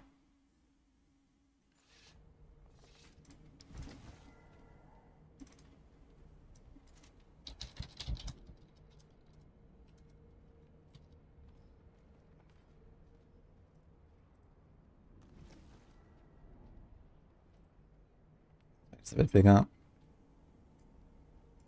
And there we go.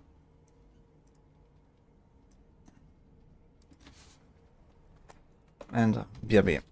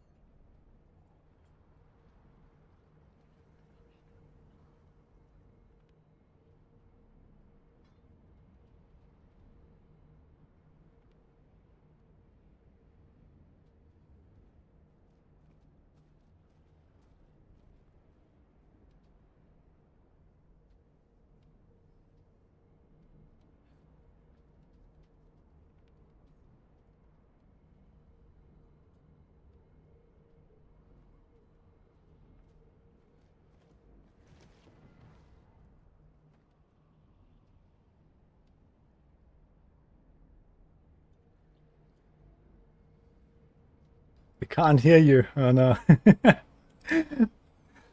Yeah. I'll still keep an eye on chat and stuff if I can.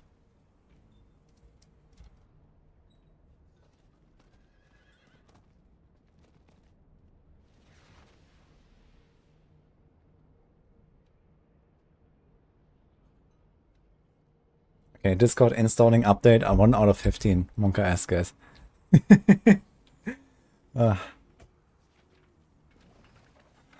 Just struggle.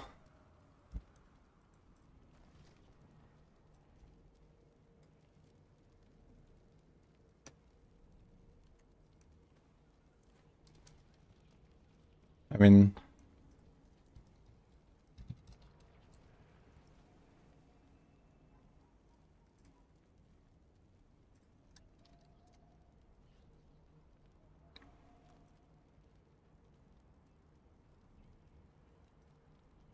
okay, my Discord is not fucking installing.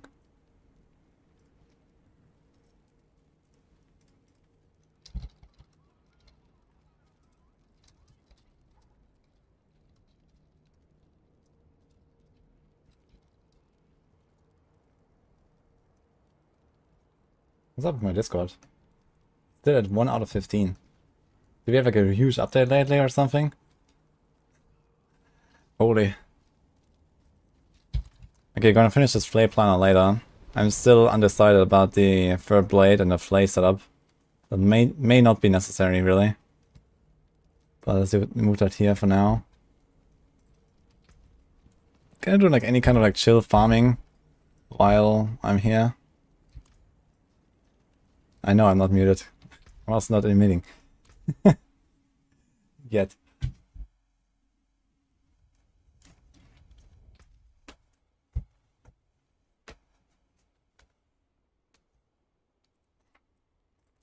Do I have like a working build here? So we farm some Neef Iron maybe for the PTR? This would be nice as well. Let me see.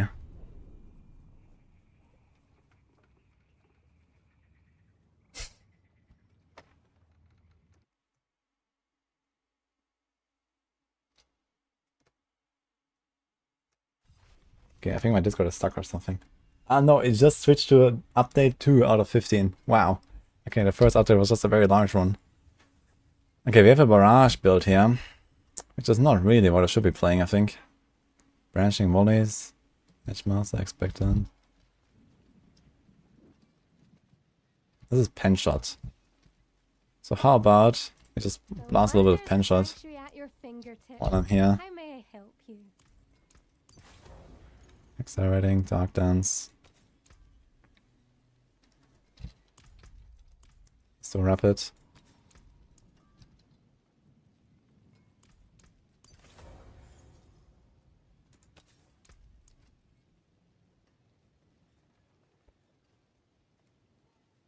Dude, it went back to 1 out of 15. So it said 2 out of 15. And then went back to 1 out of 15. On my updates. What the hell? Because I cancelled it once. I guess Enshrouding is fine. Shroud of Conduras. What about the Umbra Crux? Do we have it somewhere? Here. So we do that. And do this.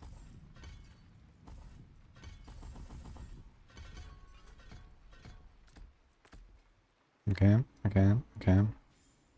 Okay.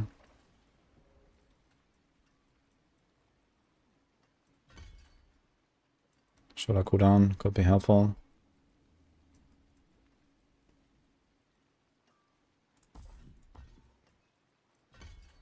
Let's just do something like this, yeah, for now. Let's go and blast a little bit. Let's do this. Get some nuts. Some stuff. Not sure what here I should be doing. It's 980.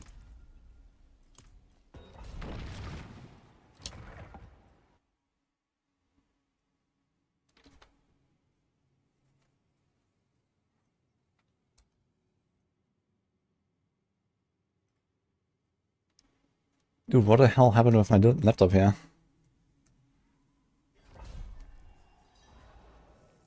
Hi, J12s. Ah, now it says installing update 15 out of 15. It went from 1 to 15 instantly. Cool.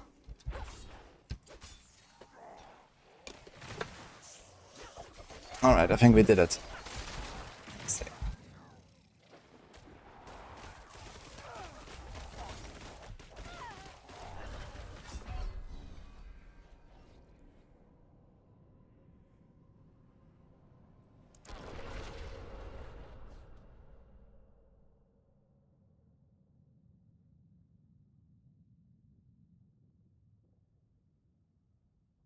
Okay guys, now I'm gonna be muted, okay?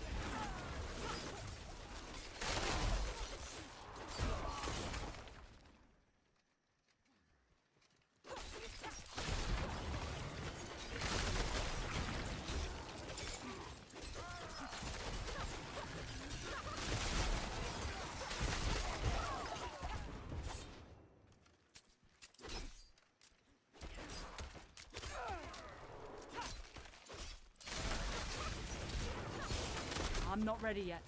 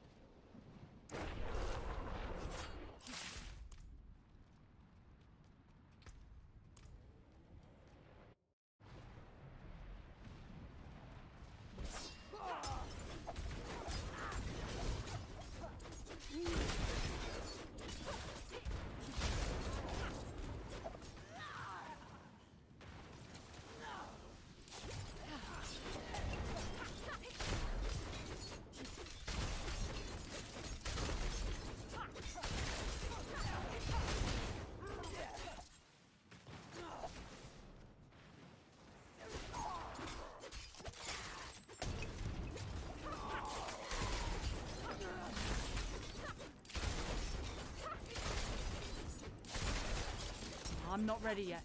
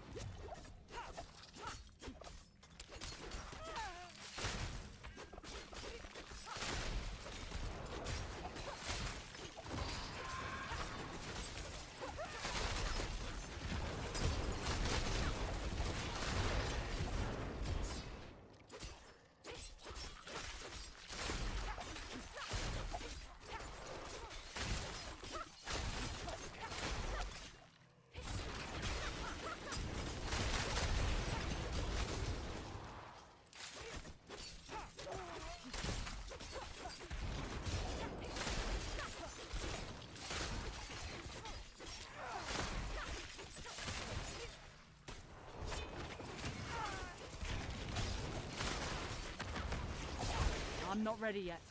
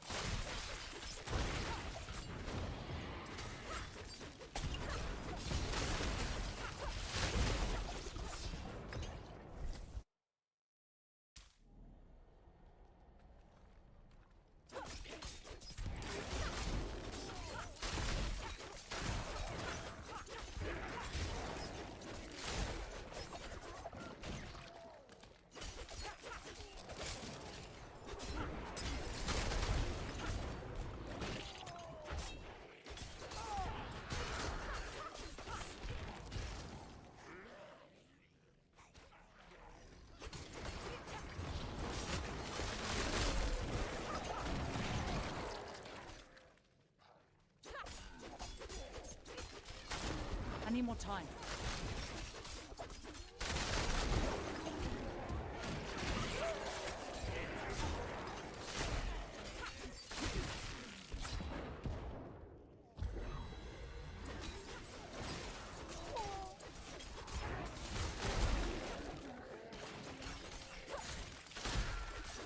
I need more time.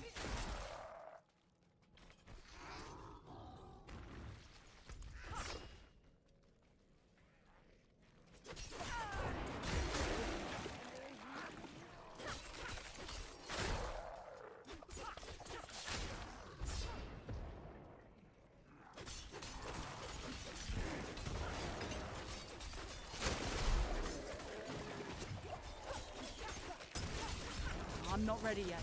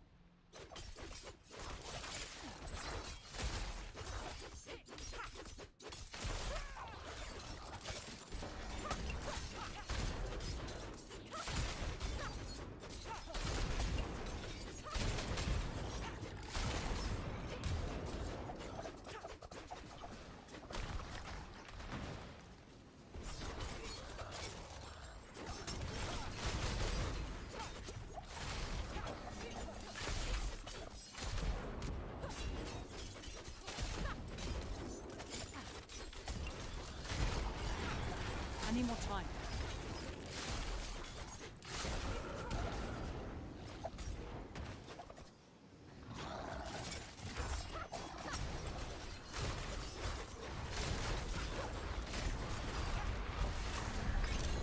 bags are full.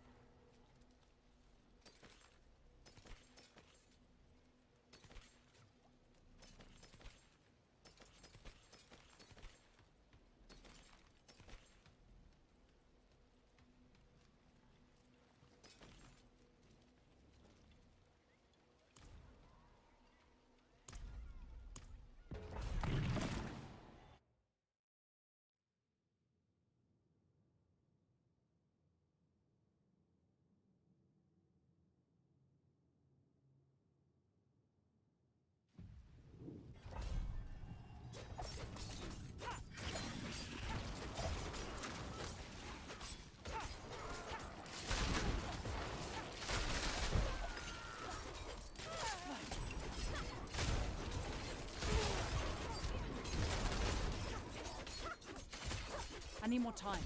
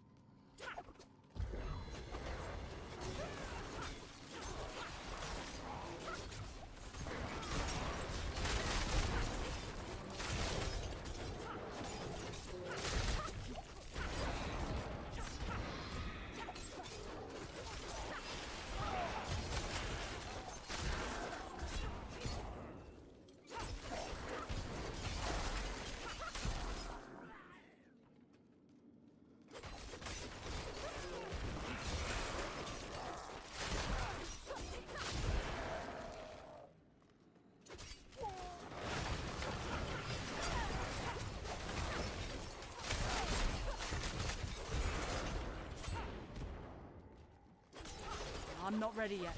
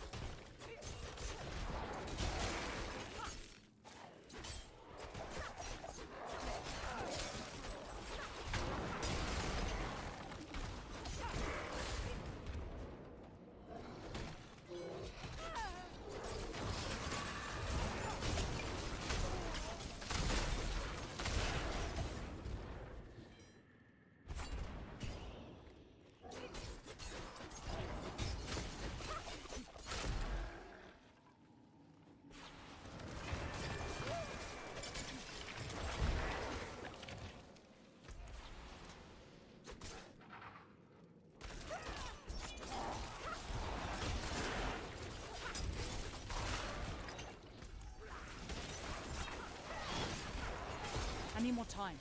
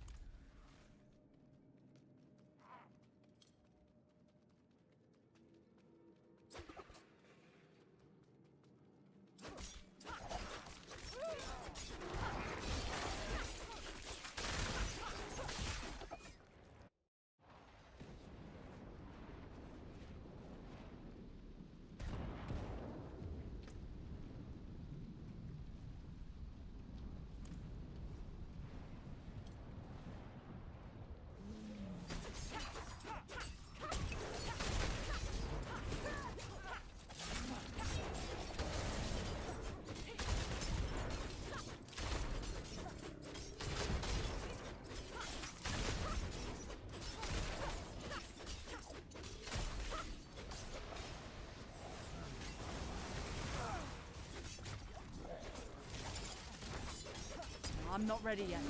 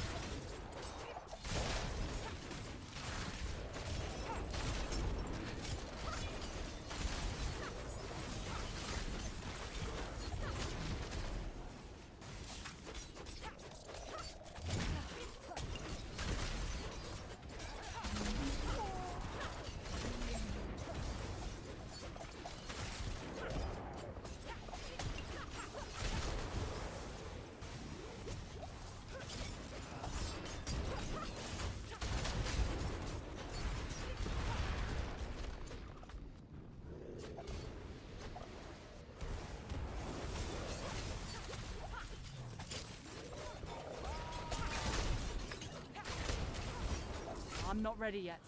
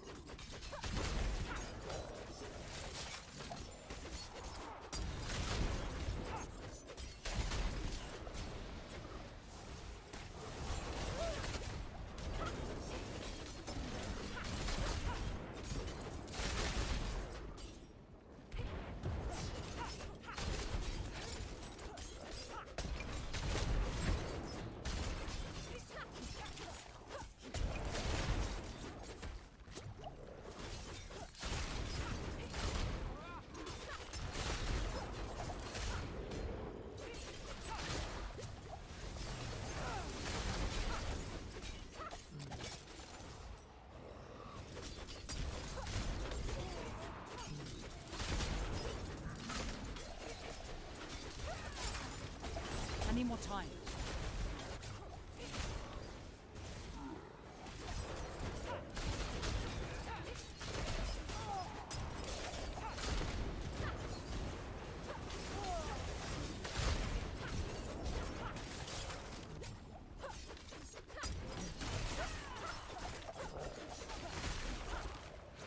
I need more time.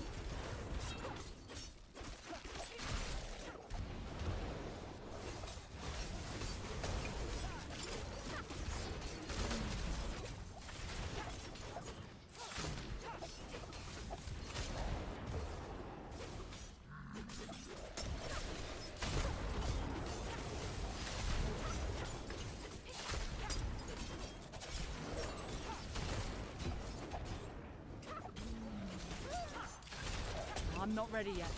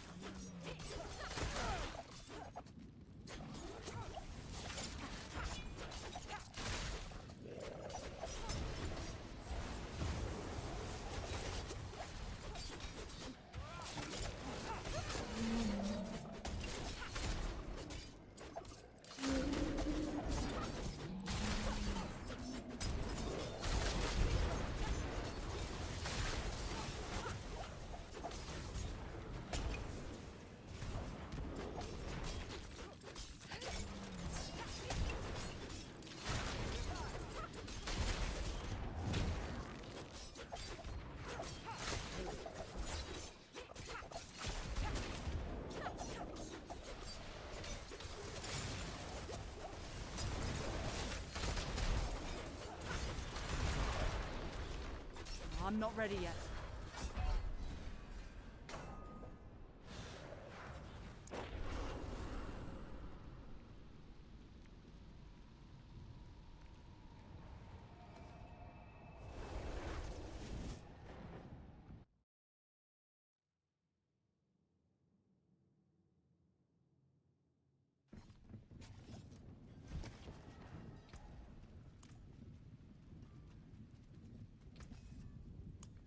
Some solid bits here.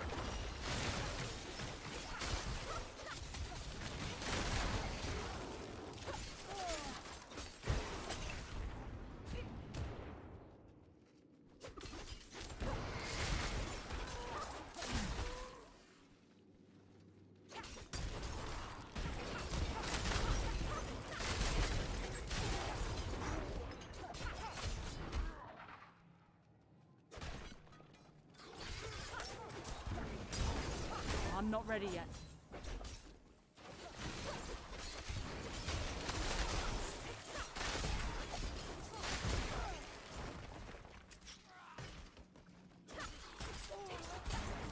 I need more time.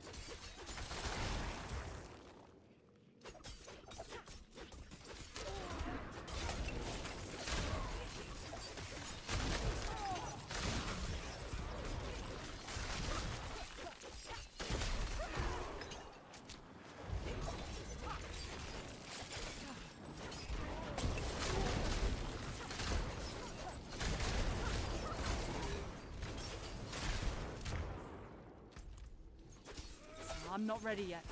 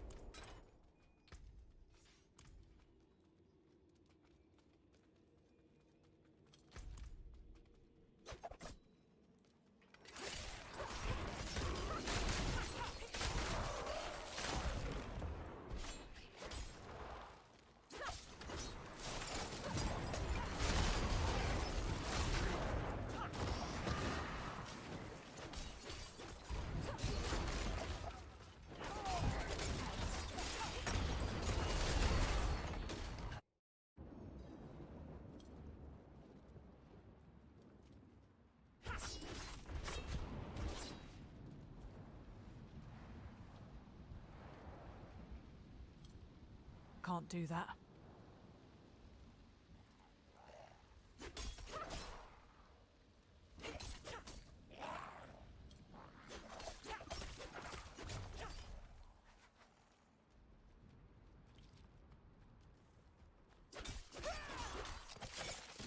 I need more time.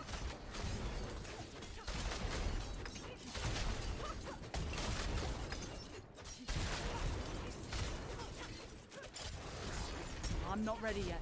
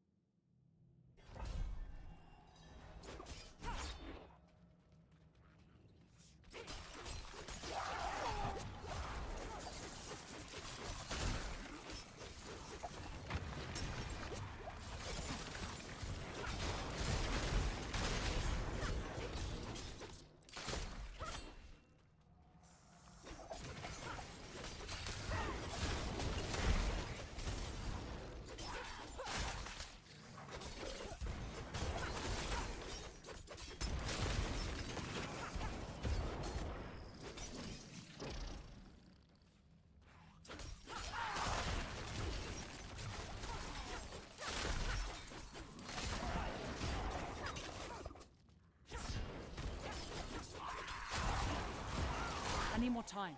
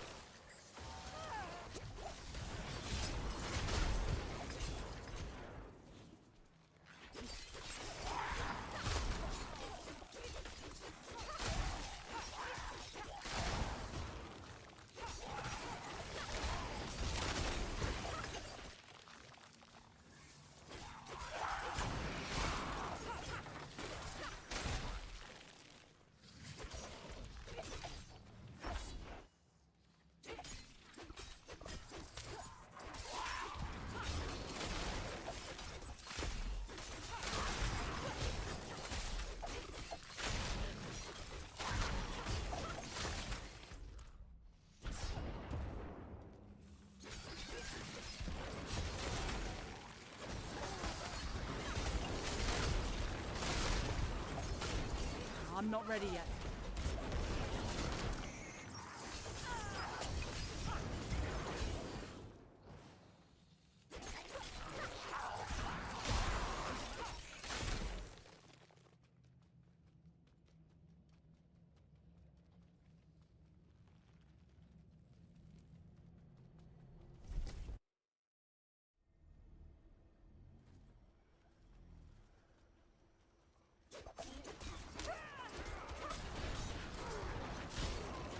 I need more time.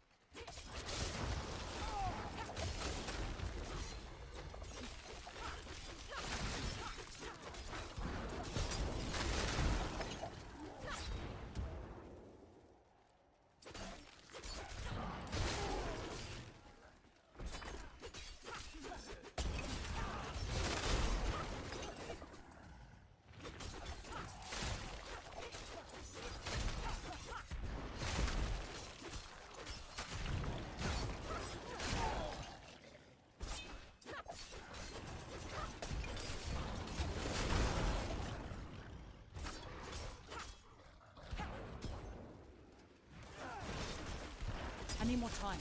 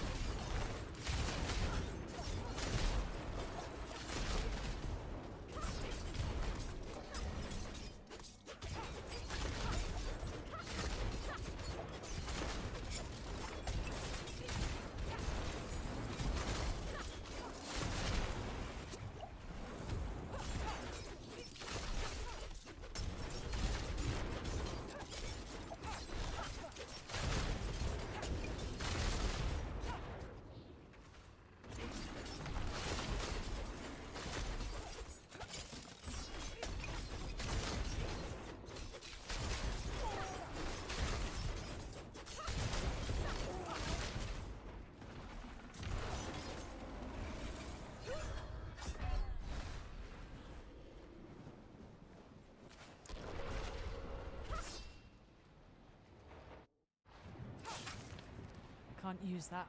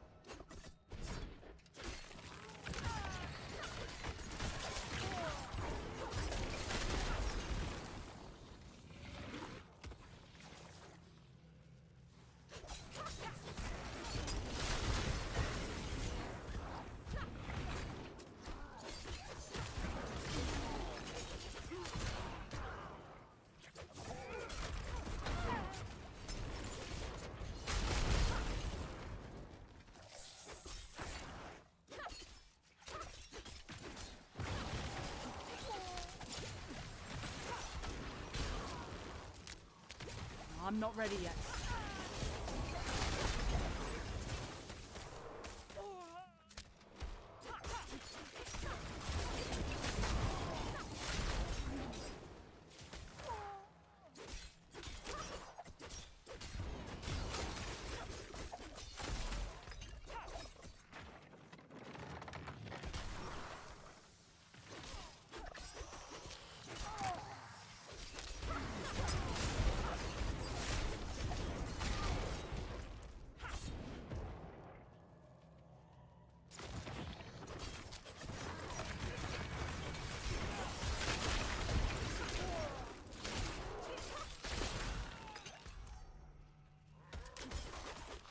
I need more time.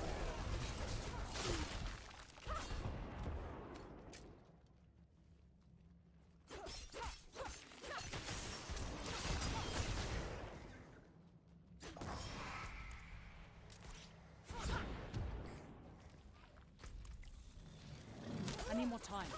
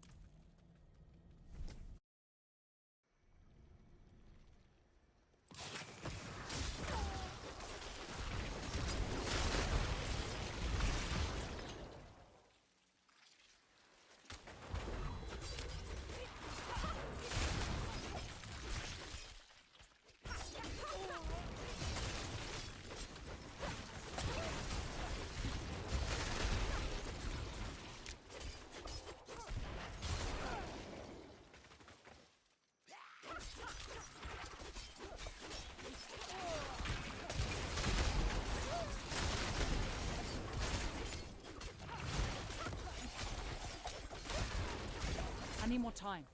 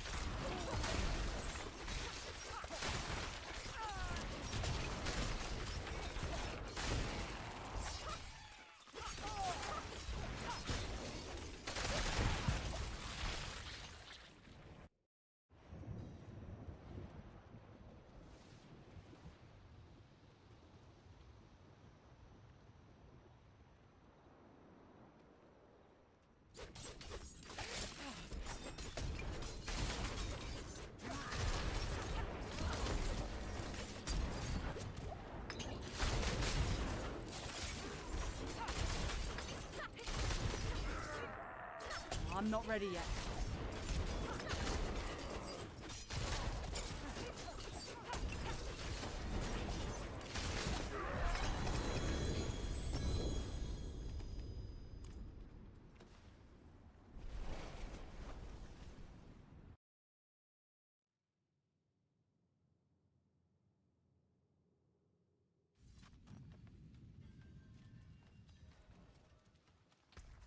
Greetings.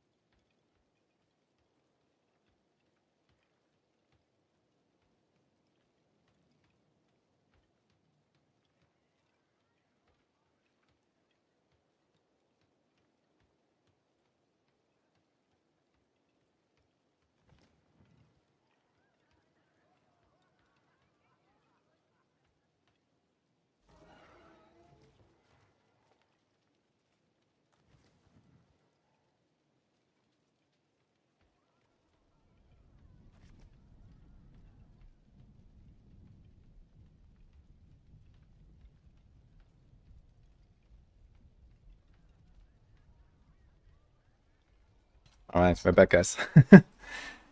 We are done.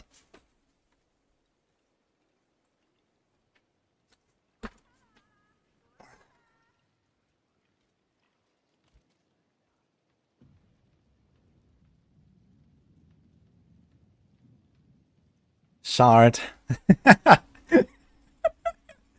Oh no, Gondis wants his shard. Okay, let's get him.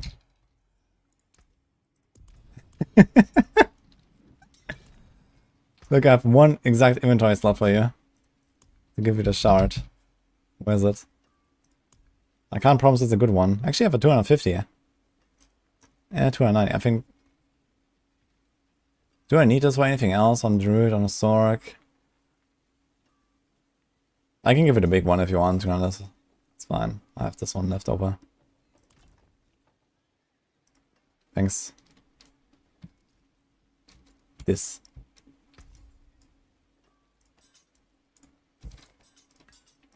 Yeah, enjoy. I get one from the tree now. Let's go.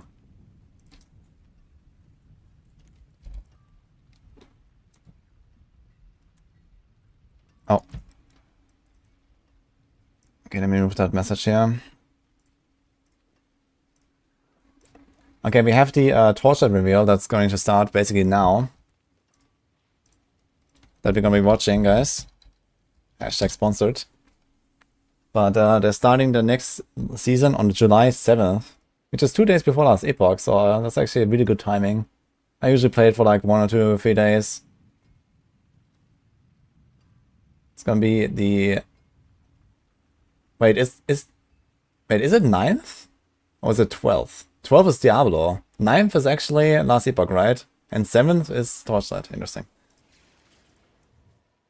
So here.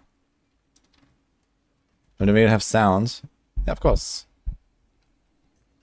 Yeah, for all those who don't know Torchlight Infinite, this is also a nice little RPG. I've been playing it in basically every season launch in the past. It's kind of nice. It's very PoE-like, but has since evolved into its own. It's like a PoE light, people say a little bit, with like skill gems being kind of similar and stuff. Where's the reveal? I guess we need to find the Twitch stream. Torchlight Infinite.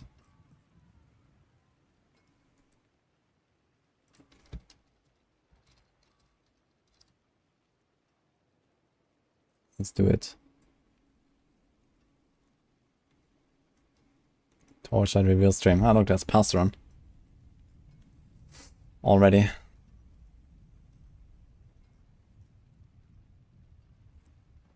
Wait, is Adi not live? I need to ask Paragon. Where's the link?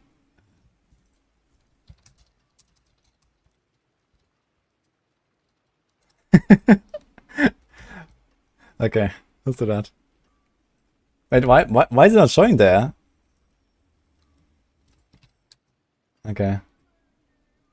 Die. Okay, easy. Is it noob friendly? It is very noob friendly, I'd say. We also have some Maxwell guides. You have a Maxwell branch for Torchlight. So it's easy to get into once you understand some of the basics. And has actually lots of really cool, fun, different mechanics and heroes and skills and stuff. So I like to play it a little bit on the side. We got a sub gift here from Ben Dash. Here we go. I'm Andre, aka Goriel, the community manager at XD. Today, I'm super excited to show you guys the SS5 Clockwork Ballet season preview. A new season exclusive game mode, a new hero trait, new legendaries, a massive overhaul to crafting and legendaries, and so much more. So without further ado, let's get into it. First up, let's dive into the new season itself, Clockwork Ballet. This season introduces a fascinating new NPC, Alice 451, the headmistress of the enigmatic Clockwork Club. Alice brings her club's whimsical and mechanical services to the Nether Realm. After entering each Nether Realm stage, players can choose one of the unique services offered by Alice. Once you make your choice, the real fun begins. Your task is to find the gear scattered across the map within a limited time. Now don't overthink it. Simply push the gears to activate them automatically and defeat all the clockwork puppets guarding them to obtain gear coupons inside. As you defeat the puppets and collect coupons, your membership challenge rating for that match will increase. After the challenge concludes, the obtained gear coupons will be exchanged to determine your base rewards for the round. But wait, that's not all. You can earn up to 9 challenge ratings, ranging from F to Triple S, depending on your exceptional skills and a bit of luck. Remember, higher challenge ratings also mean increased combat difficulty. If you find the challenge too tough, you can end it early without losing any rewards you've already earned. Now, we encourage you to be creative and flexible with the game rules. Normal mobs on the Netherrealm map will spawn as usual, and defeating them can extend your challenge time. Now, does that ring any bells? That's right. The clockwork challenges can be combined with other game mechanics like God of War, Compass, Confusion cards, and more, providing endless possibilities to mix and match how you tackle each map. Lastly, the Clockwork Club has special offerings for veteran members. Again, download the game, type in like Torchlight. Lucky members It's a free game, by the way. Blowout sale. By choosing really good this for a free service game. and completing the corresponding challenge, you can enter the club stash for an exciting and bountiful gear harvest. As long as the timer hasn't run out, you can claim all the gears in the stash. But of course, patrons are rewarded for your loyalty to the Clockwork Club. As you take on more challenges, you will receive additional loot for perks, us, don't worry. which can offer They have even the more technology. depth and fun to your mapping strategy. It's free game, yes. Let's highlight Torchlight 3 Infinite. options. The first option is for players focused on the Clockwork Ballet challenges themselves. You can accumulate gear coupons from a specific challenge and put them into the club prize pool at the end of Now the this- round. This preview is a very Doing so intense not preview, I only gotta raises say. your If you don't know the current game, challenge rating by 1 level, even for someone who's also played it quite a grants bit, it's kinda hard to catch up. multiplier rewards. The second option is But I for can explain members some who things wish to after this combine one, Clockwork so. Ballet gameplay with other game mechanics. For season talents, you can obtain global buffs that enhance your overall gameplay experience. Again, these are global buffs. The third option is for seasoned players who have already mastered this season's mechanic. You can decrease each round's challenge time limit, increasing the difficulty, but also unlocking access to even higher rewards. When players are experienced and powerful enough, they can enjoy all of these perks simultaneously. And last but not least, this season's ultimate endgame boss, the Silverwing this Danseuse. comes on 7th of July. It's like 1.5 weeks. How best actually be to play this? You don't have to be very desperate actually. It looks kind of crazy and stuff, but it's pretty fun. I really enjoy it actually when I play it. I play it on every season launch. To face the Clockwork Club's big honcho, you must first reach at The least time presentations mark are a little 8. bit special, I gotta say. Then unlock the corresponding Clockwork Ballet talent node. After doing so, there's a chance that a portal to the boss will appear. Now, I really can't wait to see how fast this season's first clear is gonna be, and also stay tuned for some brand new speedrun events coming this season.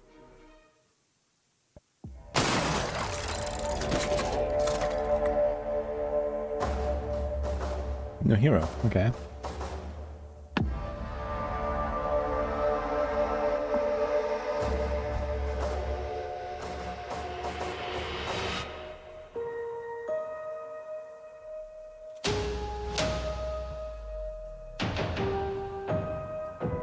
Oh, isn't that a new Carino hero trade? Third one?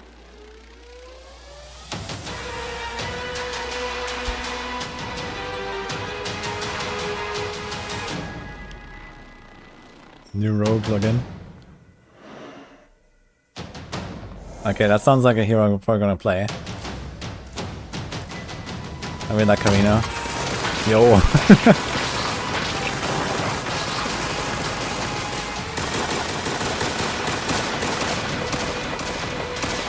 He's like Soldier 76, you know, gone rogue. But he has a Gatling gun. I love it.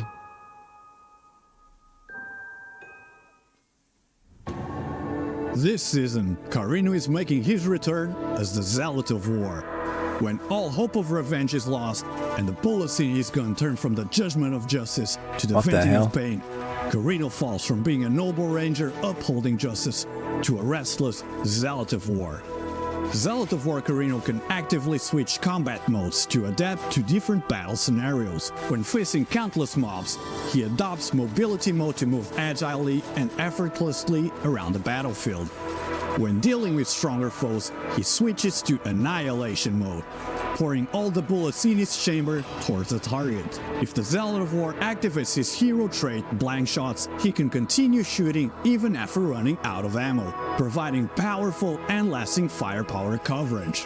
However, this massive damage comes with a downside. When the machine gun overheats, it enters a lengthy cooldown.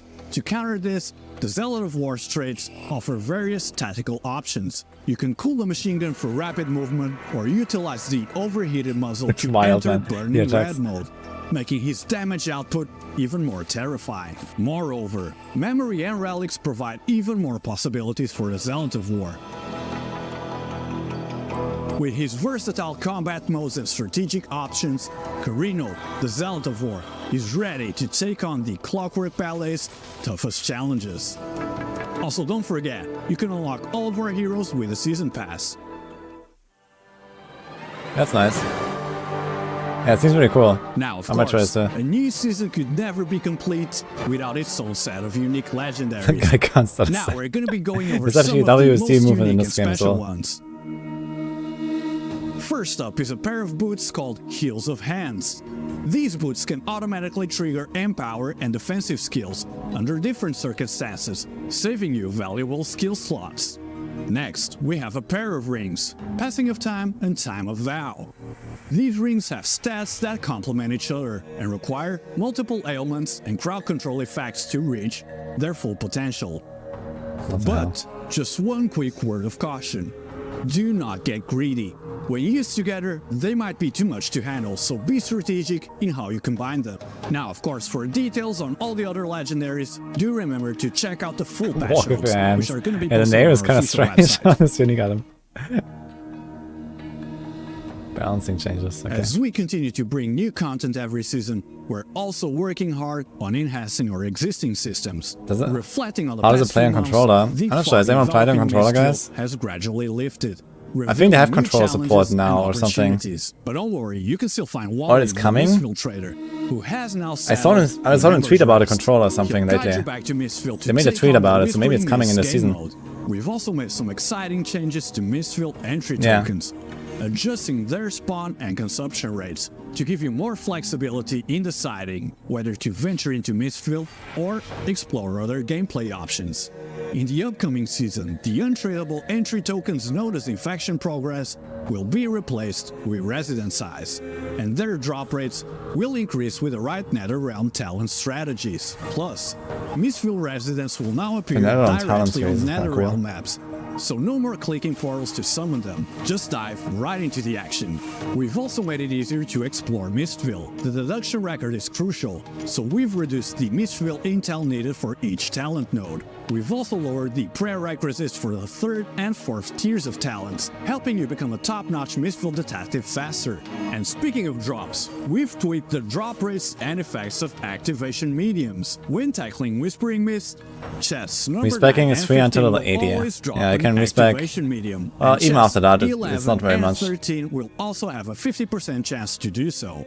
This season was a special one because we've been paying super special attention to your feedback. The support skill preparation available in the skill shop will no longer have negative effects. We've also adjusted this, though, activation from medium Paragon? values, removing What the is that? less useful T3 affixes and improving bonuses like cooldown recovery speed and skill effect duration. And for all you spellburst enthusiasts, we've got great news. We're introducing a new activation medium, Burst Activation. This will trigger the support spell skill and activate its spell burst when your charge reaches its upper limit. Burst mages can now enjoy self-sustaining gameplay too. After introducing Walking all of simulator these new builds. mechanics, we of course had to undergo some balancing adjustments. So first, let's go over hero balancing. To further differentiate her playstyle and hero traits, Lightbringer Rosa will now deal damage to herself when her hero trait is activated. Commander motto has been buffed. The date is with the 7th of extra July. minion damage buff provided Are by we playing each it then? point of dominance value increasing from 2 to 3%. We've also made some adjustments to skills. mostly focused on casting and improving the overall mapping experience. For example, Flame Path no longer forces forward movement and will much have not you played charge Conus, by the forward way? when the channeling ends. Have you also been blasting all the Inexhaustible seasons or Barrage what? will no longer require manual target selection. It will Oh, that's really automatically awesome. attack Okay, the enemy nice. with the highest rarity within a certain range, and will automatically select the target with each wave. Howling Gale will now continue to lock onto enemies within a certain range, and move towards them even after channeling 1 ends. second. Additionally, since curse skills are quite popular in the current meta, we have added a new skill called Shackles of Malice that gains buffs by nurturing the number of curses. And finally, let's talk about gear balancing. So in terms of survival, we found that after some adjustments that we made during the Whispering Mist season, some players found it a little bit more difficult to acquire resistances in the early and mid game. As a result, we have increased the values of T2 and below resistance affixes on equipment. And elemental resistance auras will once again provide elemental resistance.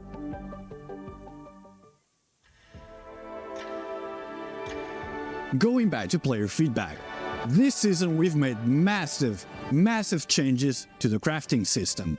Our main goal this season was to make crafting feel more rewarding and less like a frustrating gamble. First up, Divinity Slates. In past seasons, Divinity Slates were a cornerstone of any build. While they offered numerous possibilities, the randomness of branding slates often made the crafting experience less enjoyable. This season, our main goal was to make Divinity Slates feel clearer and more rewarding. To achieve this, we've made several key changes. Now, Divinity Slates will feature a certain number of Divinity slots, which determine the number of talents they can hold. Divinity slots come in magic, rare, and legendary qualities, representing the highest quality of talents that can be branded. This allows hunters to add or upgrade existing talent nodes and designated slots. The inclusion of slots will also change how Divinity slates What are did I miss? valued. For example, a slate with My 3 doorbell legendary rang. slots will of course be more valuable than a slate with 2 slots. We've also redesigned the rules for branding Divinity slates. First, there's no longer a limit to branding attempts.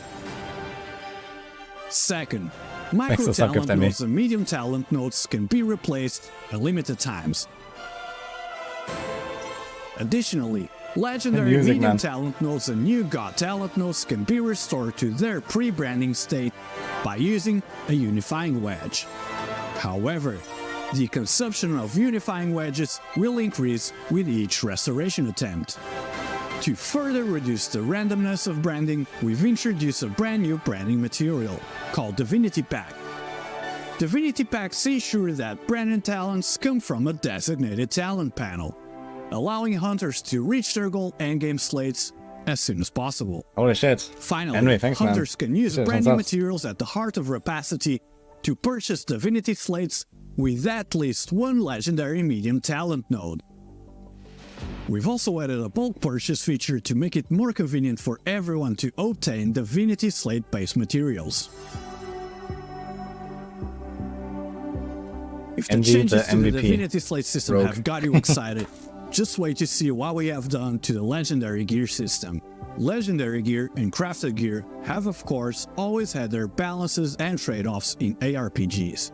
This season we're effectively bridging the gap between both of them to create an even more balanced and engaged gameplay experience. The core fun of legendary gear lies in its unique mechanics and the fun of obtaining rare items. So we've structured the legendary gear system. Now, most legendary gear will retain only their unique legendary affixes when dropped. For example, the Supreme Throne, a legendary one-handed wand, will feature just its 2 legendary throne-related affixes. But that's not all. Many legendary items will also come you with can random craft crafted on affixes. legendaries. These can be added or modified through crafting, such as re-rolling with prototype crafting, upgrading tiers, or adding specific affixes. The number of crafted affixes a legendary item can have will depend on its legendary aptitude or star rating.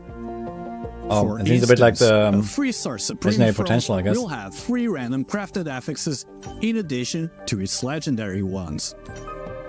To help players start building interesting That's cool. setups earlier, we're significantly increasing the drop rates of legendary gear with 2 or fewer legendary aptitudes. These items, Don't think I like however, those. will not be tradable. Legendary affixes can create wild combinations for endgame builds, Why? while random affixes can fill gaps in damage. Yeah, and that's a pretty massive survivability. change By in the game, combining man. both, players can potentially replace all 10 pieces of their gear with legendary items. However, upgrading a crafted affix to a T0 tier may reduce the gear's star number, limiting its affix capacity. Players should weigh their options carefully. Also, to ensure players can participate Yeah, I wonder in if they're still crafting gonna without make sure needing that the other perfect items are legendary base, valuable. we're introducing the Aptitude Inheritance feature. Players with 2 legendary pieces of the same name and legendary aptitudes can transfer random affixes from one to the other. This way, your hard-earned affixes are preserved, and you can seamlessly upgrade to higher role-based gear later. The inheritance access needed for this feature will be available through this season's gameplay. Lastly, the Legendary Vision event will launch with a new season. In this event, players can choose their desired legendary gear and increase its drop rates. After the introduction Yeah, I of don't like the crafting graphics for very much legendary either. gear, It's the actually also positioning for corrosion the has biggest kinda downside for me. changed a little bit But as everything well. else about the game is pretty good. We understand the frustration of losing your crafting investment to one single failed corrosion attempt. Therefore, we've made significant adjustments to the corrosion function. University for legendaries. Legendary gear can now use the Aptitude Inheritance feature to retain carefully matched random affixes. We hope that this season's brand new Legendary Gear system will satisfy players' cravings for even more diversity and freedom. And now, of course, while addressing the issues between Legendary Gear and Crafted Gear, we had to make some adjustments to the drops of rare gear. In our previous season, we significantly increased the probability of drops with multiple T1 affixes. However, these high base values often pose challenges in finding an effective reference point in the market. For this reason, this new season, we have limited the number of T1 or T0 affixes to 1 per dropped gear. Additionally, to increase the value of rare gear bases, the upcoming level 100 priceless tier gear will be guaranteed to have a T0 affix when dropped. We hope these changes will not only make drops more appealing, but also address some of the challenges with identifying gear. While optimizing crafting, we actually kind of realized that our new systems and mechanics made some of the older systems in Dream Interpretation feel kind of redundant right now. So we've also made some changes to the interpretation system. We have removed the legendary affix streams from the Dream Interpretation system and replaced them with a large number of high-intensity base affixes from Dreams. Additionally, we've increased the interpretation limit of gear from 3 times to 6 times. This means players can still obtain significant improvements by interpreting dreams to craft their gear, ensuring that the dream interpretation remains both exciting and rewarding. But wait, if you thought the legendary system was our last massive overhaul this season, we're just getting started. Okay. This season, we've completely removed the NetherRealm's trade cards and replaced them with a brand new talent system, the Void Chart. This new talent system is designed to provide you with a richer, more stable farming experience. Let's dive deeper into it, shall we? The Void Chart features around 20 talent constellations, each with its own unique theme and independent talent tree. These themes include seasonal game modes, the 6 gods, and item drop enhancements. By completing confusion cards, challenging plane watchers, and facing travelers, you can gradually unlock talent constellations and other star talents. These talent nodes offer a variety of effects, transforming your experience in NetherRealm stages and significantly boosting your drops. Let's get into some practical examples. In the Goddess of Hunting talent constellation, there's a talent that gives bosses a chance to receive a powerful buff, making them extremely rewarding to defeat. In the God of Might talent constellation, you can unlock a talent that randomly spawns powerful dwarven automations in the God of Might gameplay, wielding huge rewards when defeated. In the God of Machines talent constellation, there's a talent that allows the God of Machines to launch an additional wave of attacks. Now, let's talk about the season-exclusive gameplay themes. In the Black Sail talent constellation, there's a talent that gives bosses a chance to drop a special Void Sea Flame, guaranteeing a legendary hero memory drop after defeating a Void pirate in the stage. In the Dark Surge talent constellation, one talent greatly increases the drop of ultimate legendary gear in the Dark Surge gameplay, while another allows a drop ultimate legendary gear to undergo Darkest Corrosion. Additionally, after defeating the End of Confusion Traveler at time mark 8, you can obtain Prime Star talent, which can be used to unlock even more powerful talent nodes in the Profound talent constellation. If you want to experiment with different strategies, you can use the Winding Key to redistribute your talent allocations in the Void chart. To make switching between different talent setups easier, we've also prepared several additional talent plan pages for hunters. Wow, that's cool. Veteran players have mastered all of Torchlight's gameplay mechanics, and they know the thrills of exploiting them, or maybe even abusing them to juice the game. However, to newer players who drop several seasons into the game, this might not be immediately apparent. That is why our talent layout in the Void chart now includes a one-click recommendation feature. It's never been easier to share your strategies and learn from others. We love seeing our community buzzing with excitement, discussions, and sharing tips. Isn't that time mark 8.0 to 8.2 like a 100 times difference or something? Can follow in their footsteps. Dive into the game, share your insights, and discover new ways to conquer challenges. Whether you're a seasoned pro or just starting out, our new feature ensures that everyone can enjoy the thrill of the hunt. Next up, Deep Space. So when we originally designed Deep Space, its original intention was to ramp up the rewards for top-tier farming strategies and, kind of enrich the endgame experience. However, after observing several seasons, we found that Deep Space also increased the burden of farming for players. The pricing of Deep Space beacons and popular compasses often rises with increased rewards from Deep Space, which actually kind of discourages players from entering Deep Space. So, we've decided to abandon Deep Space altogether. And there's a lot of mechanics, but spread they're the all difficulty kind of light, I guess. Via the Void chart. Once you understand the basics of each mechanic, you're fine. We've enriched a variety of compasses, keeping the basic ones and adding many advanced versions. For example, followers of each God of Might now have a chance to turn into a super dwarven automaton, or you'll encounter extra groups of normal monsters after defeating rare ones in stages. Additionally, we've removed the compass shop from the trader. Now, players can directly recycle unused or low-value compasses in their inventory.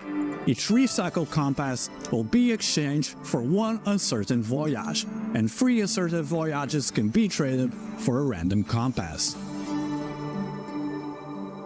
This season, we hope that by removing Deep Space and adjusting compasses, the in-game experience will be much more fun and rewarding.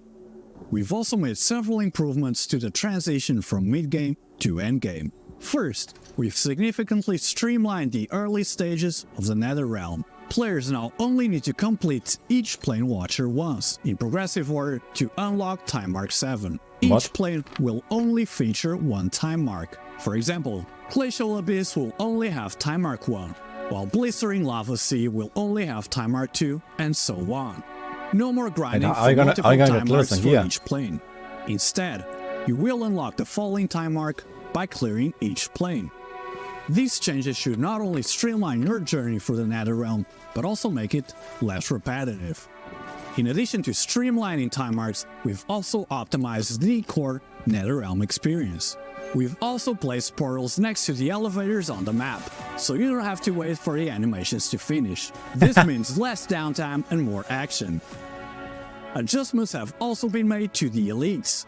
We've reduced their life values. lowered their overall spawn rates, and adjusted the proportion of rare monsters at different difficulty levels. Furthermore, now only certain rare elites can release Plane Watcher's affix skills. Additionally, we've reduced the appearance frequency of Netherrealm map affixes. This gives players a clear view in battle and helps you better assess the battlefield situation. Anyone enjoys? The next exciting mechanic we're introducing this season is the skill stats system. This mechanic is designed to provide a smoother, more fluid transition from mid-game to the endgame. It allows you to strengthen the primary stats of skills that deal damage. Primary stats refer to strength, dexterity, intelligence, and any possible combination of these attributes. By increasing these stats, you can ensure a more stable growth of damage output from mid-game to endgame, enhancing your overall game experience. For each point spent in a primary stat, you can grant an additional 0.5% damage to the skill itself or to summon minions. If a skill has multiple primary stats, that's a lot. The different stats are calculated cumulatively before the final bonus is applied. With this change, we aim to enhance the strategic elements of skill combinations, providing a wider scope for differentiated builds across players and different heroes. Getting spammed by voices Ever in since G8 our miss? first Yeah, that was launch, pretty crazy. we've been working really hard to meet our good. players' quality expectations. Of course, we had some difficulties along the way, but this season we've really doubled down on player feedback to add a ton of quality of life optimizations. This season's optimizations range from PC UI, streamlining menus, control schemes, and so much more. First, we've optimized the covet function in the cube gameplay. Now, items can be bulk coveted without the need for manual multiple clicks. We've also adjusted the acquisition method for Pages of Eterna, and they can now be traded. Additionally, we've adjusted the level for free talent node resets. It is now gifted at level 90 to be in accordance with the last hero trait. You also no longer need to use the Elixir of Oblivion for levels below 90. We've also optimized the trade house interface. When listing an item, the system will automatically find an available slot within the booth page. If you want to adjust the price of an item, you can directly modify its price on the booth. We've improved the inventory system. When you open your backpack, it will automatically focus on newly acquired items. The Unlock function now supports multiple items at once. We've enhanced our auto loot function, ensuring now that no items are missed.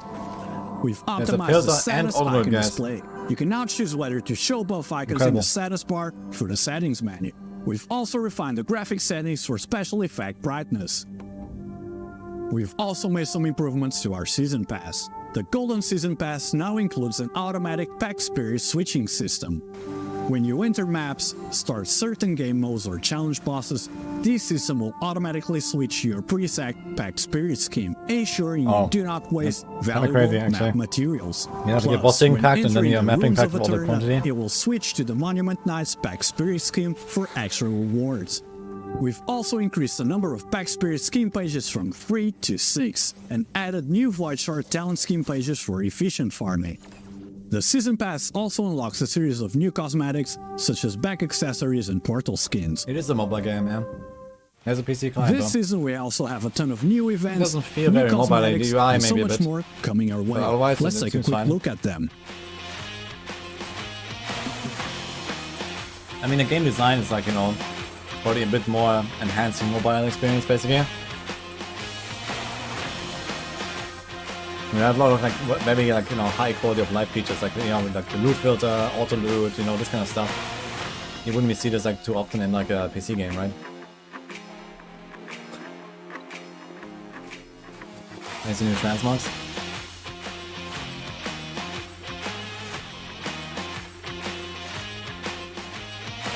Pretty cool.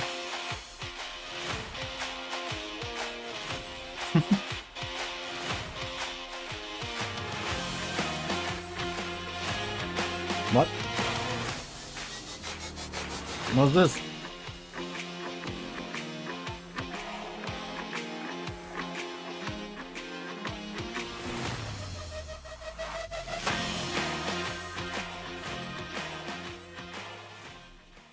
You got motorcycles? New season, new gameplay mechanic, new hero trait, new legendaries, massive crafting overhaul, the void shard, the new skill set system, quality of life updates, and so much more. Clockwork Ballet is right And what is around a the motorcycle? corner, What is coming July 4. This season has been one of our most massive efforts so far, and we can't wait for you to experience all it has to offer. This is just like a And of transfer? course, if you want even more details, stay tuned for the final patch notes. They're gonna be going live on our official website. That's all for today, and we'll catch you all in the next one. It's very nice.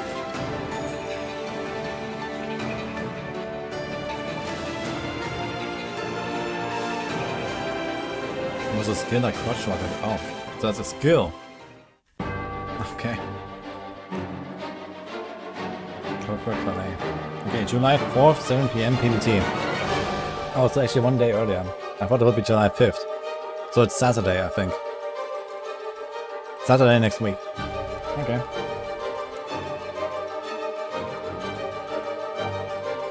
Well, for me it'll be at night and it will be Sunday.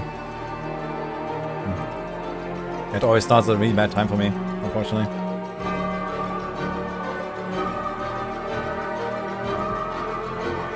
Okay, looks cool.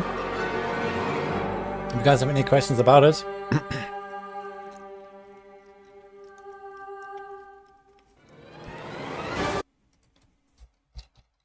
oh, also nice stuff there. So yeah, I've played the game quite a bit.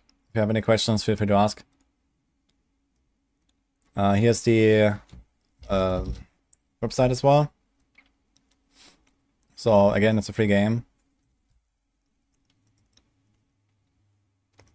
Wait, is it a first day? Wait, did I misunderstand the wait, let me check. Oh, you're right, it's a first day.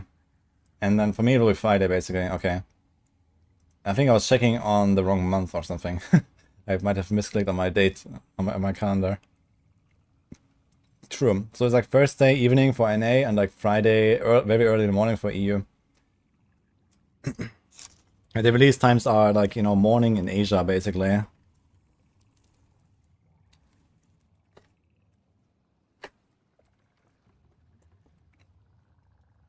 Okay. Use third-party websites for this game. Exclamation mark max roll. No, but if we're talking about like trading and these kind of things, no. They have an in-game trading house. You can share the builds in-game if you want. You can like literally make like a snapshot of your build and share it with people. There's loot filters they can share in-game with people. Yeah, lots of stuff there actually.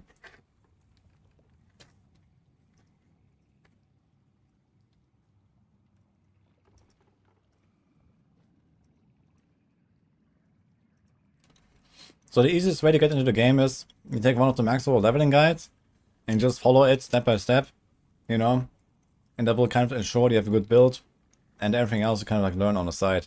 And then maybe you spend like half an hour, you know, reading up on the different league mechanics or something. So you understand, okay, like there's the Mistwheel thing, okay, there's the cube thing, okay, here's the God of War thing. There's like, I don't know, a handful of them. So you understand the basics of them, and the rest you'll see from the gameplay basically. It's not too hard to get into. Better social features than D4, yeah. They also introduced co-op. And in fact, for my sponsor stream, they want to focus a bit on the co-op stuff. I will be playing with Pastoron.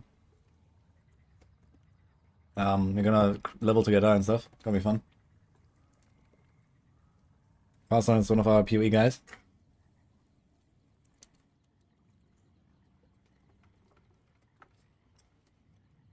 Yeah, very nice. Last epoch is on the 9th. Wait, I thought last epoch was on the 7th. It's on the 9th? Okay. Yeah. So this is on... Yeah, this has a few days in between. It's actually pretty good timing. I might play it for a few days.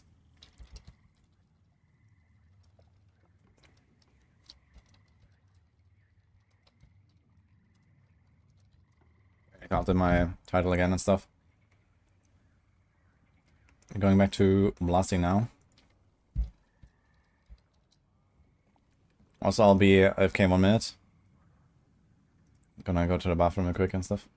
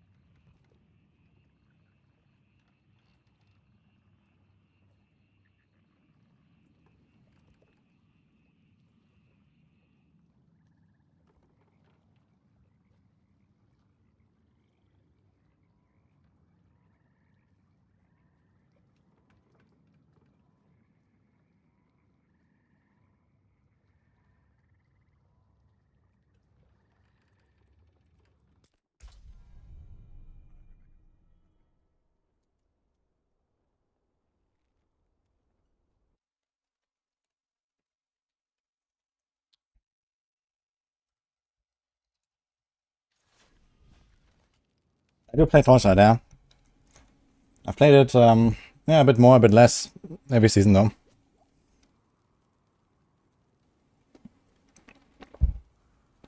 So the new season is starting on the 4th of July. That's good timing. So this will be PTR is ending here, and then like 2 days later, yeah, it's good. I'm gonna play it a bit, for sure. And then we're gonna go last epoch. Like for me, Torchlight is a really nice game to just like blast for like a weekend. complete everything once in a game or something. I like that.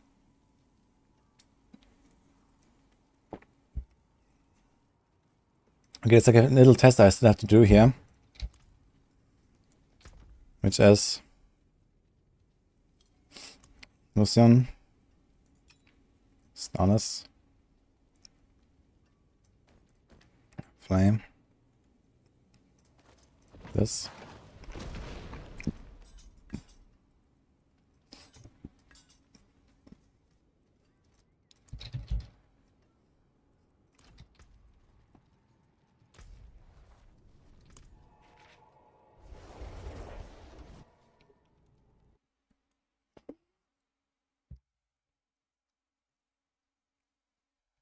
Help me cure this PTR hangover. You feel intoxicated by the amount of correctly working legendaries and uniques? I feel you.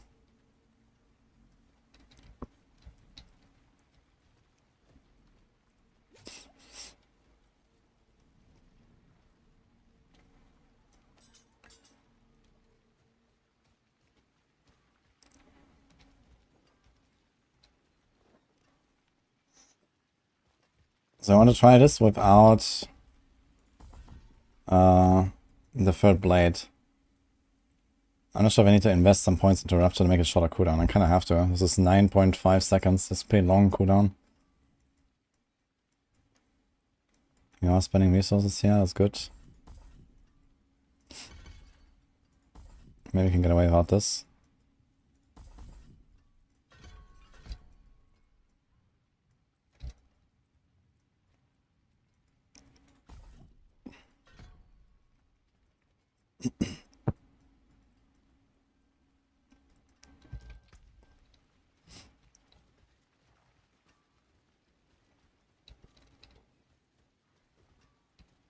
I think we shouldn't have inner calm here. What am I supposed to have in my planner? I made a planner earlier. And we have an extra power now because I removed the unique. So anger, edge master, ability, wanton, moonrise, we have all that. We're doing starlight. I guess we can do rapid.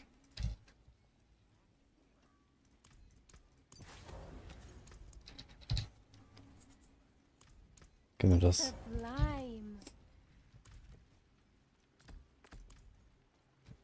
8.2 seconds cooldown. So basically every time it's ready, we go again.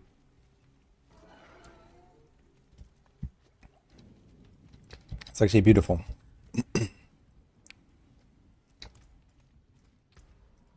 Okay, let's try this in like 120 or something. 115.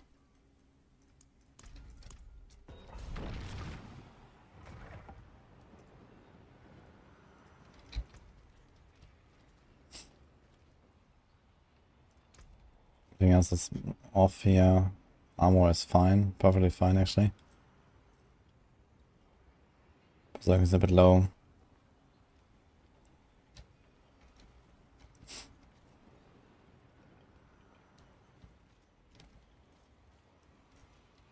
Okay.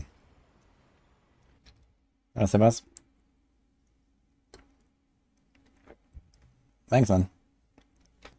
From Uruguay. Oh shit. Yeah, I appreciate that. Got to enjoy it. Did it change something in PTR? Fury. Yeah, it's a bit buggy.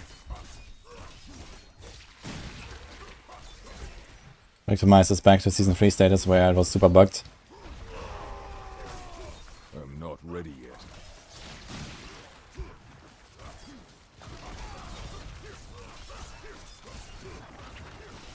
Okay, these are very easy to solve here, it seems.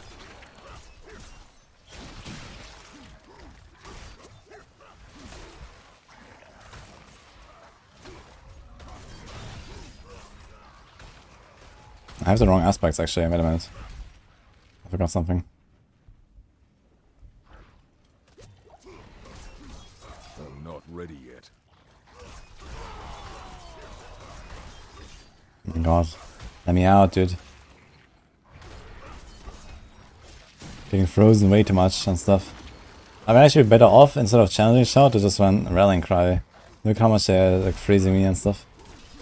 Need more unstoppable uptime. Actually losing a significant amount of DPS, yeah. Because I'm getting CC'd and knocked. Crazy.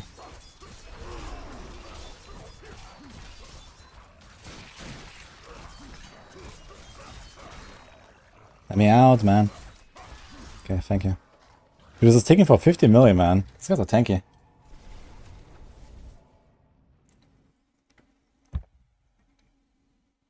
No CBF items. What is CBF?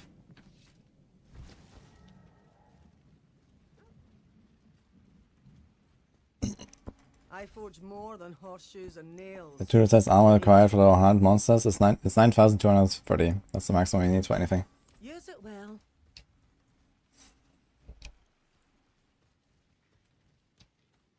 Ah, cannot be frozen 22. Okay. Yeah. I mean, Barbs usually don't have much of a problem with CCs. But this was kind of scuffed here, so maybe I was gonna do this. And get the unstoppable there. So you have to charge and the rallying cry. And we could also maybe even go for the booming voice.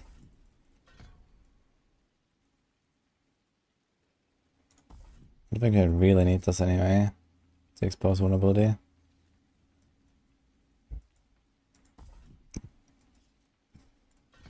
Can do like a longer shout. And we can also get unstoppable now from Iron Skin.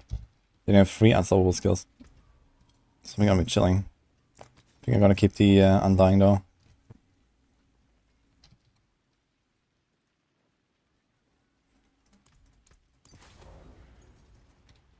I did try Indian food, yeah. A lot of it actually.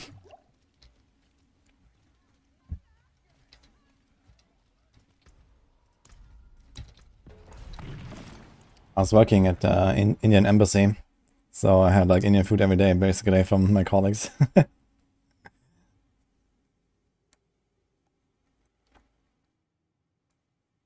Grenade rogue looking good, cleared 90 with it. Yeah, grenade rogue looks alright. Not like really powerful I think, but you know, it works. I must wait. I can't hit that fucking champion, man. Can't single him out, what do I do? It does seem a bit scuffed when I cannot spam Rupture. I think the third blade is kind of nice to have, yeah. Just so like to clean up these AoE packs here. I think this will be way better if I just equip third blade and start spamming Rupture into the packs. And we did that earlier. And you know the Rupture wasn't that powerful. Like here actually single target everything down. It does take a while. I mean I can still do one Rupture every like 8 seconds I guess.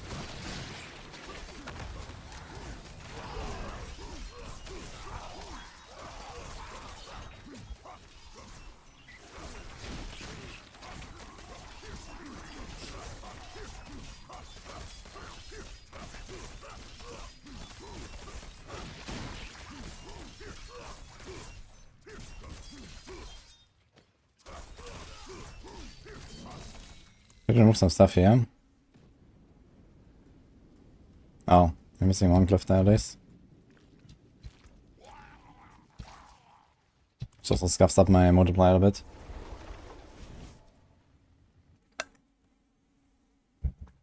Third is a good item. Yeah, it's pretty good. It enables the Deathblow build, which is nice. I also have a lower multiplier now on Wrathveil. I gave my good one to Condus. And I have this one now, which is also decent, but I have a much better one. So that's what it is. We have Rapid, this is fine. I also forgot a glove.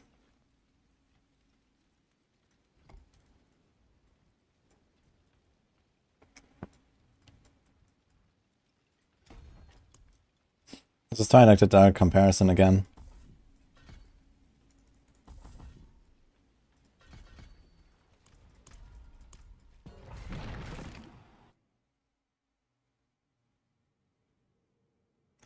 In D4 we have clearly broken SF items. CBF. Rogue is looking promising in Season 5, yeah. Lots of really good stuff actually on Rogue.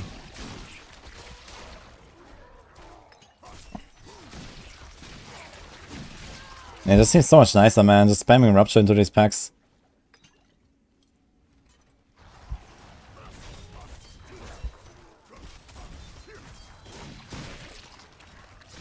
And it came out of stealth. Like the entire room just came out of stealth here. Because of the explosion. It's kind of funny.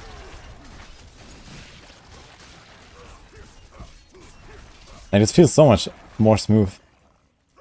So even though the Rupture is not that powerful, it does help so much with the clear and just spamming for a blade.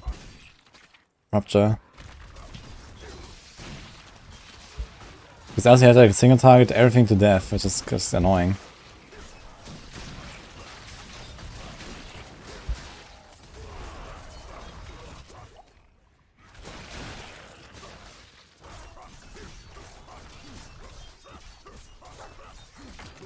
Also, I still have 5 points on Rupture, right? Oops. That shouldn't happen. So we also get 4 skill points for that. Which is also kind of legit. I'm not ready yet. Actually, I have enough resource generation without Starlight right now. I don't have Starlight equipped. It still works. Interesting.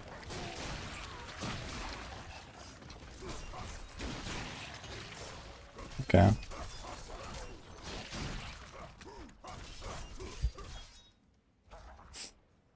Yeah, it seems way nicer, actually. At least for these tiers.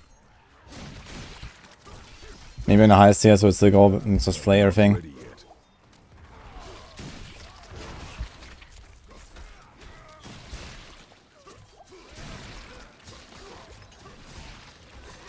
Yeah, Seagrass now.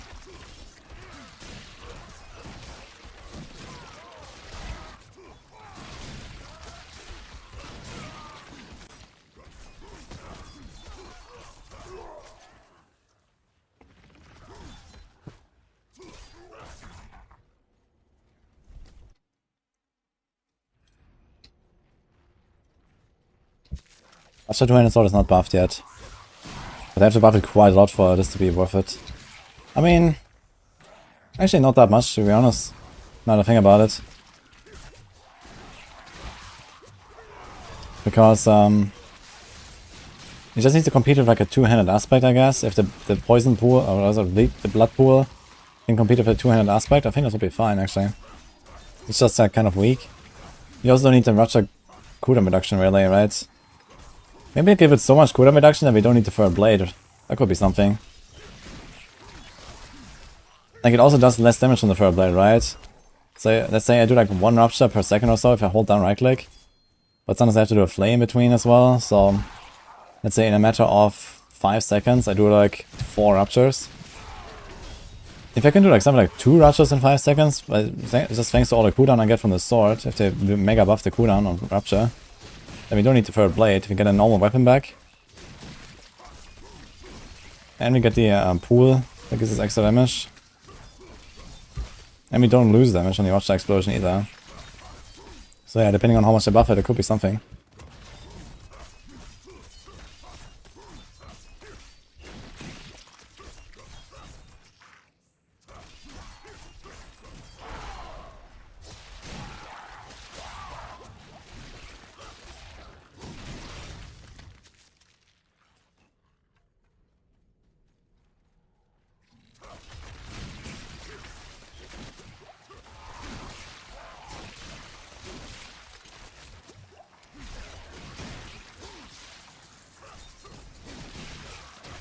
I must wait.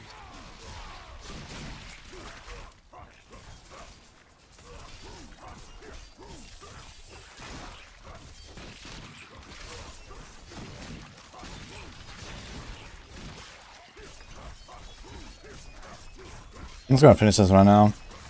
I'm like half done. So let's go. Get some nice Sneef Iron here. We also found a bit earlier on the Rogue, but not too much I guess. How much did I get? I found it 80. So that is times 3, right? So I have like 2,000 off the side from that. That should probably kind of carry me for the rest of the PTR, actually. We're gonna have like 4,000 up the side now. This is 40 items, that's like 4 builds. Okay, not exactly the rest of the PTR, but I will also get some more when I play other builds.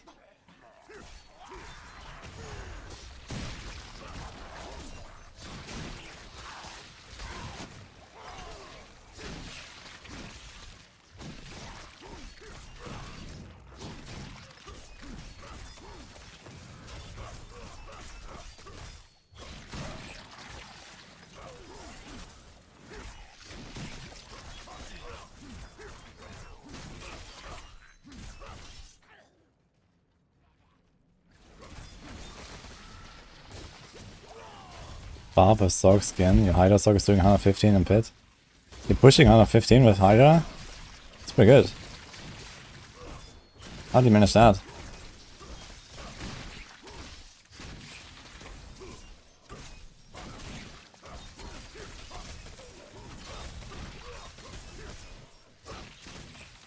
I'm just trying like weird random stuff right now. It's not exactly the setup that I want to make anyway. Just testing like what you can do with and without the third blade currently. And how it feels to play with one or the other.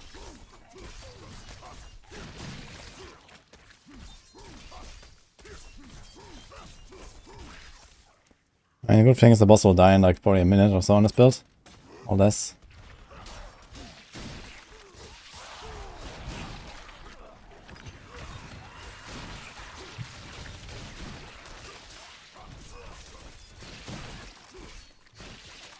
This build also kind of scares of gear really hard that I don't have currently, so I'll keep that in mind. Like a knife server, Flay already clears like 140 plus. And it's just about to get better, so...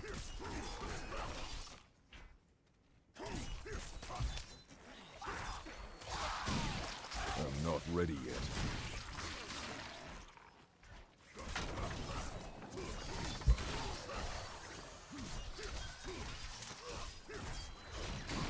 I'm not ready yet. Really test build in Twit 80, also really test Barb build in 115. Yeah, I mean, for the Barb, you just have to go up a little bit, you know, that's how it is. I mean, this is not a build that is like really designed for like, you know, 100 speed farm or something anyway. I wanna see how it feels on the higher tiers. The good thing is a Barb, you can always kill a boss. Like, you know, as a rogue, you have to kind of like find it here where you can still stagger the boss and kill it in like, you know, 3 staggers or 4 staggers or so, or else it just becomes like a real slog, right? As a Barb, you don't have the problem, you just kill the boss no matter what. It might take longer, but I must wait. you're not really reliant on the stagger phases.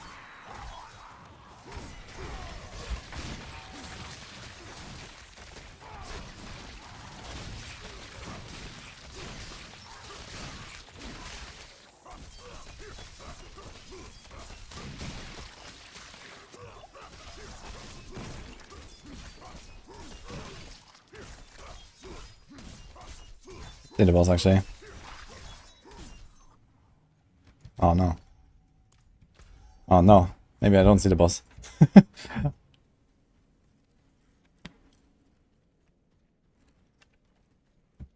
Yeah, I would like to see the 115 Hydra. I tried Hydra to it and felt kind of weak to me. But I guess if you go the full combo with Starless and Lucian and stuff, you can definitely ramp it up. I wasn't really doing that, I was doing like a really scuffed Hydra setup. But you also have Hydra ranks on the helm, which is kind of sad to lose. But Lucian is still better, I suppose, if you're using that. But 115 is really good. You need some serious damage for that.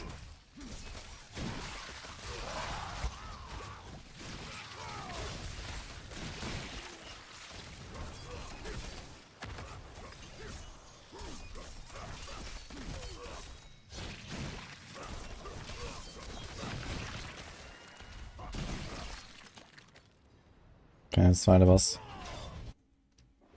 Without any Uber or Lucian, damn. That's good.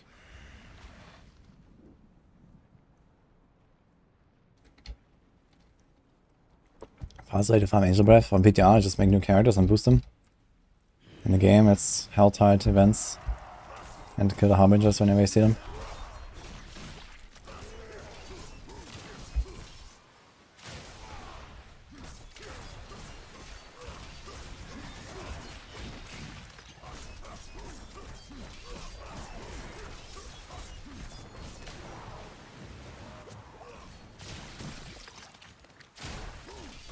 So it needs 2 ruptures.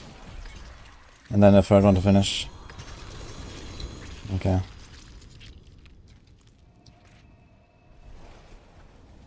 Check this out. Conjuration Sorc. It's gonna be interesting. 115.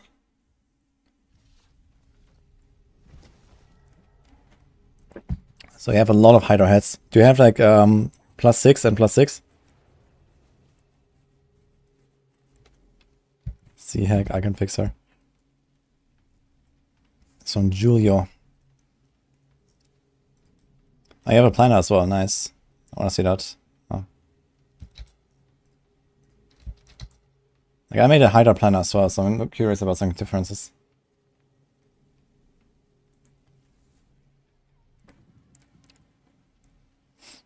I think the Hydras will actually miss a lot of shots if you kite the enemies around like this, right? You have to make sure that...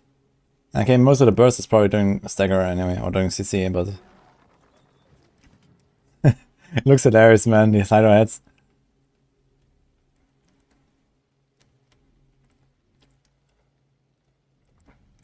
Okay, if...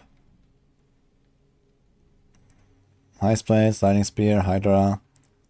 Yeah, okay, this looks so far relatively similar. How optimized is this? Staff +10, okay. So missing 1 Masterwork crit, I guess.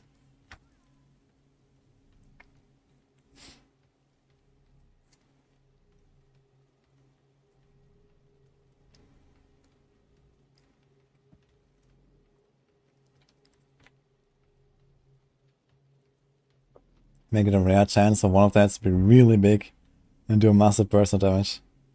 And when it dies, a 2-head spawn.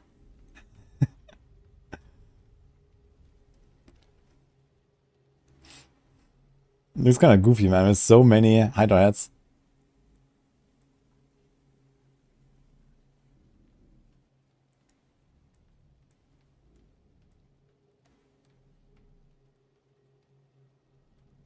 No, he doesn't have the helmet, he says. Yeah, it looks pretty solid, man. I mean, it's still a push, you know, it's not like a speed farm. This is a 12-minute video. I guess the boss should be relatively fast.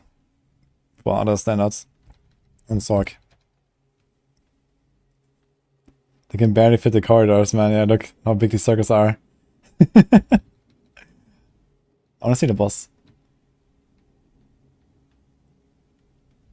Why so much Hydra spam losing the DPS constantly?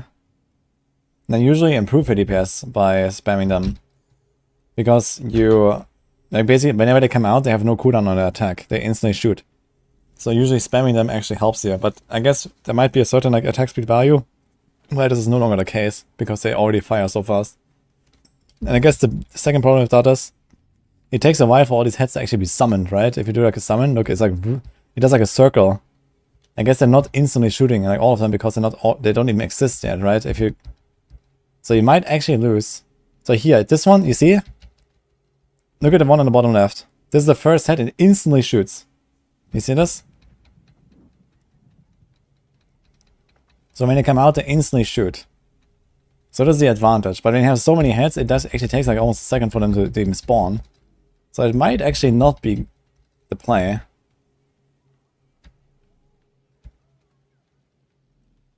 Spamming does about 20% more damage. Okay, I mean 20% is 20%. Even with that many heads. That's interesting. It depends on how fast do they attack. They do scale with your attack speed, right? So... I mean you have Starless, I guess. Do you have Starless? I don't see the buff. Do you have Starless? But he probably wants a Starless at least. So... You do that. And you probably want to Lucian as well. And then you have like Neck where you don't want to put attack speed. Then you have 1 ring and 1 glove where you can put attack speed, right? And that's it. So yeah, realistically you have 2 items where you could put attack speed. And you don't have to put attack speed, I guess. So spamming is probably the way anyway.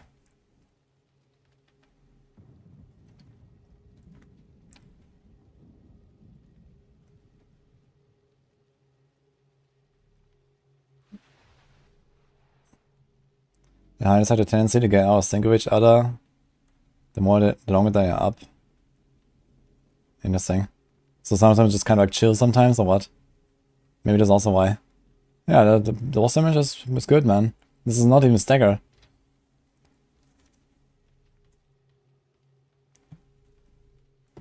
It's kind of hilarious, just like running a circle. Would it matter if we spawn the hiders on the boss, or it doesn't really matter, I guess, where we spawn the hiders, right? As long as a despawned hider head still does full damage. Have you tested that? Does a hider head that has already disappeared actually do full damage?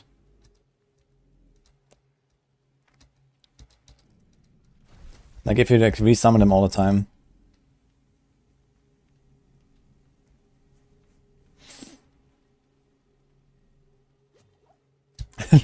Look at the Hydra spawning here mid-air. That's kind of funny. They have this like, blue glow, actually, kind of funny. Where's the damage carried from? Yeah, this guy's gaming. That's how.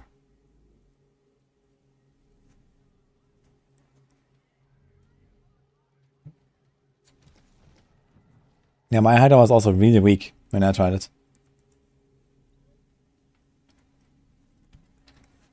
You have to plan it there, we can check it out.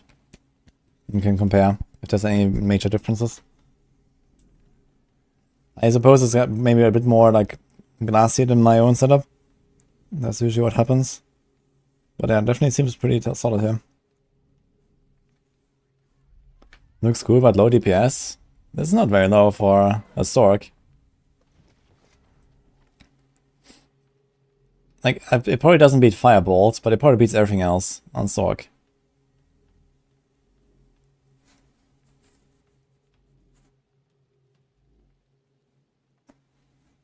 Actually, it might beat Firebolt, honestly. I mean, Firebolt only kills the boss because of Shatter. There's no Shatter, so...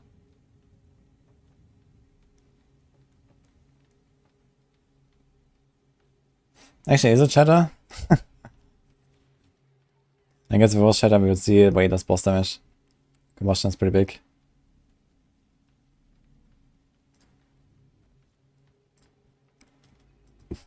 I'm talking Asus Ferocity. Interesting. Wait, is this a crit build? Is he doing crit? I mean, he is critting for like 500k per head. It's a crit build, I just realized. This is why. He's not going dot.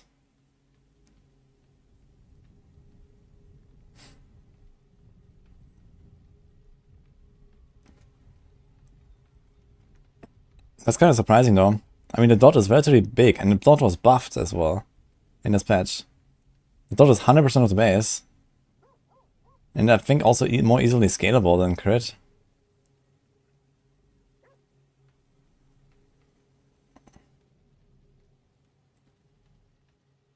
Nice.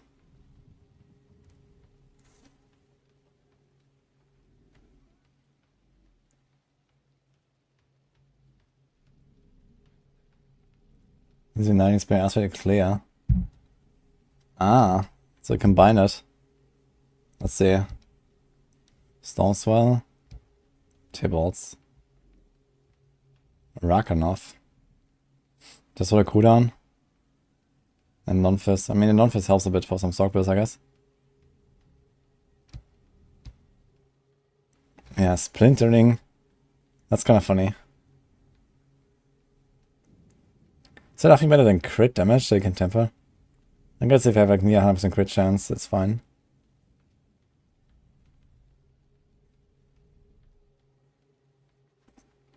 It also helps with the lightning spear aspect, actually. Yeah. Okay, never mind. Critics lightning spear costs to arc. So this is where the clear comes from. It's actually pretty good. And then Asus also makes a lot more sense. Ancient Flame.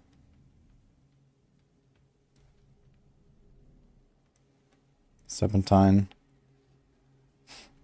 Lightning spear. It's an interesting combination of two different skills, I gotta say. Do we have like a true conjuration Sorc now? Look at that. 3 conjurations on the bar. That's a good amulet. Okay.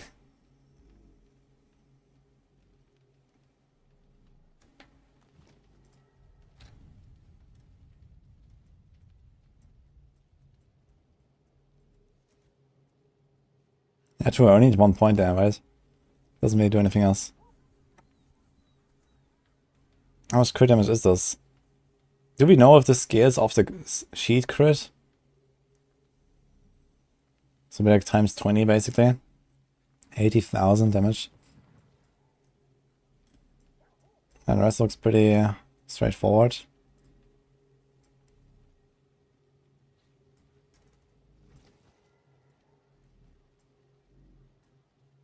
So teleport enchant, right?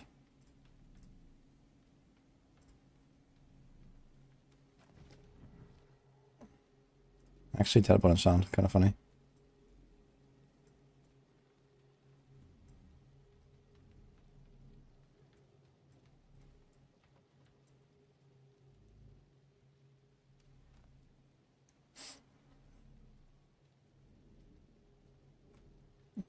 Yeah, the non-fizz helps quite a bit here. Do you have the enchanter? Yeah, it saves with the enchanter glyph, basically. You go with the boots, and you have the cooldown reduction, which is helpful. How much worse is this? Only 8.4 overcaps, interesting. Despite the 50 here. Really? Seems like so little.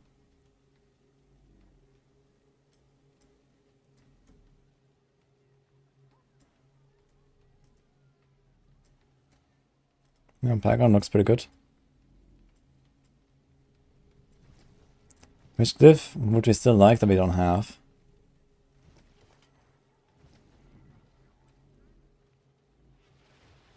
Maybe a Tactician, maybe an Unleash. Maybe a Reinforced. You don't have a Reinforced, huh? I guess Reinforced is okay not to have, actually.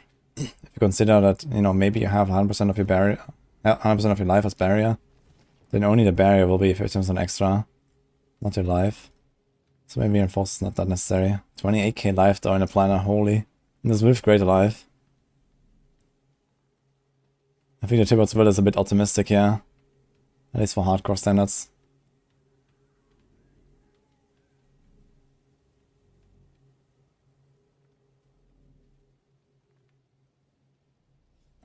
Yeah, I mean, if you really want to beef this up, I guess you can go Starless.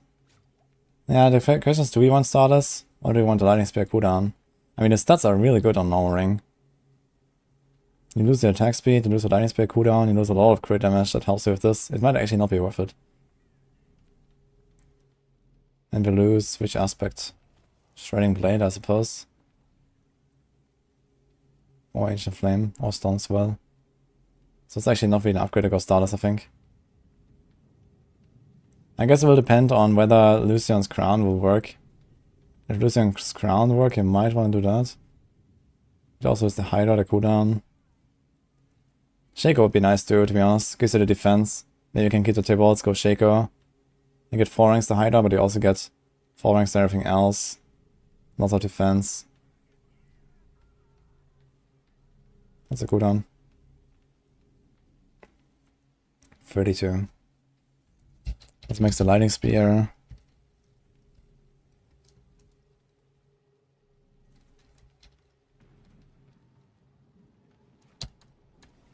.6 seconds. And we have this as well.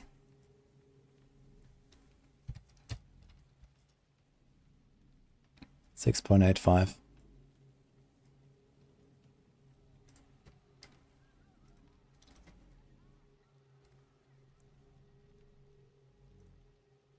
Thought they did it Sorc, but people still play it.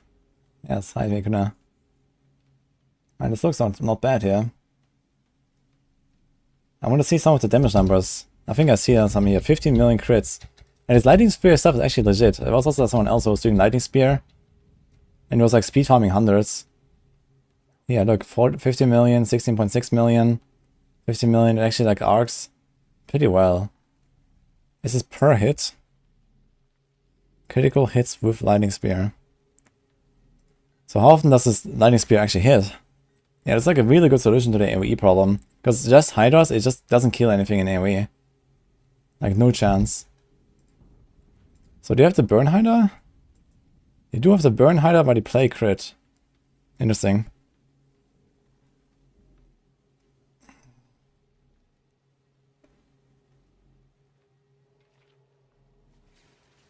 I guess you don't really need it, honestly. You probably have hunting points at this point, right? So 78. And then you have 10 there. And then you have 12 there. Yeah. So that's 100. Wasn't this attack speed? I thought it used to be attack speed. After you critical strike, I thought I gained attack speed. So I go to burn anyway.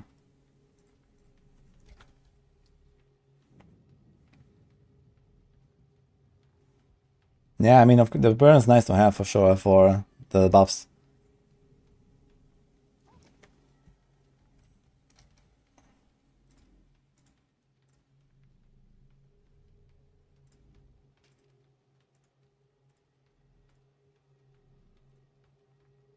Splinter, Cope. Okay, what do we got here?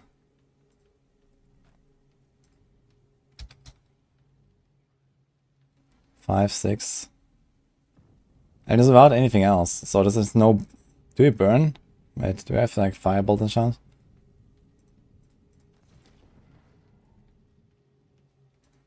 I see a tiny bit of burn, so this is probably Firebolt enchant, right? Yeah, you see the animation. Okay. I mean, he was hitting for triple of that here. And he's hitting for like 10, 15 million. Look, there's 9, 15, yeah, 14.6, 9, 16, 12, 18.8. And these numbers are actually legit.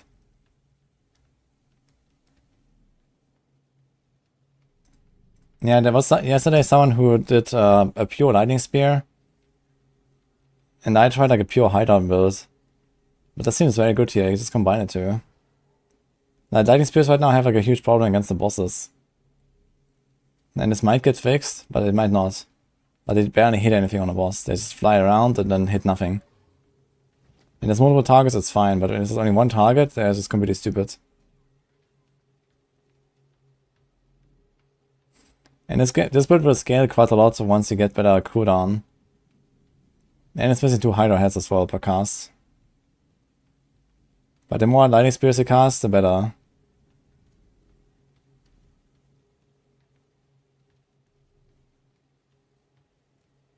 Okay, Eva says the scaling is not 1-to-1 with crit damage. Question is, should it be? I guess it should be, right? It doesn't indicate that it scales at a certain effectiveness or something. So you would expect 1-to-1, like 1% crit should be 1% damage. So maybe it would actually get even stronger on the lightning spear stuff. Now the question is, if the lightning spear stuff gets even better and they start working on the boss and actually hit the boss, would lightning spear just completely outclass Hydras or Hydras plus lightning spear? And that's probably a yes.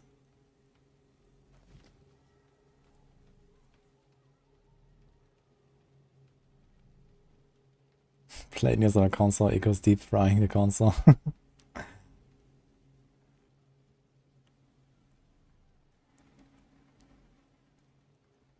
Check my build, Dust.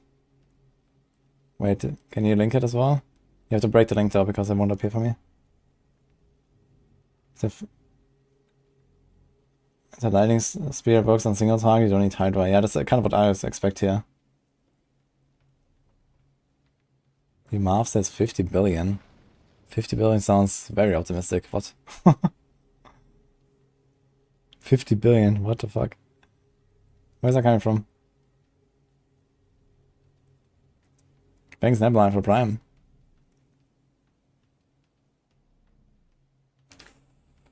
You get 4 spears per cast. Now you get 3 spears per cast. You get 1 from the double cast.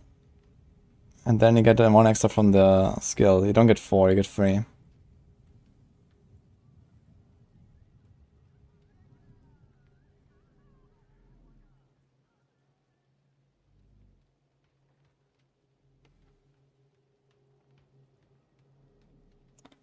And the thing is that even like here, these Hydra heads, they're doing a lot of single target damage. They're hitting for like, you know, up to 1 million or so on a crit. And they're critting all the time. It's very good.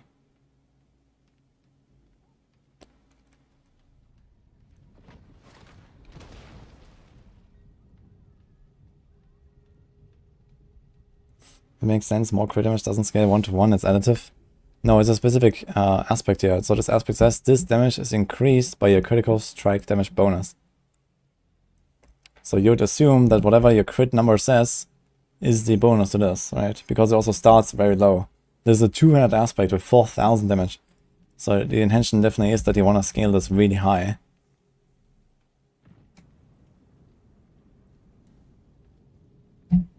Please hide all builds of decent damage from Rob. I mean, this doesn't seem bugged. If anything, it's bugged in a bad way, because lightning spears are dumb. And potentially that aspect is also not working correctly and should give more.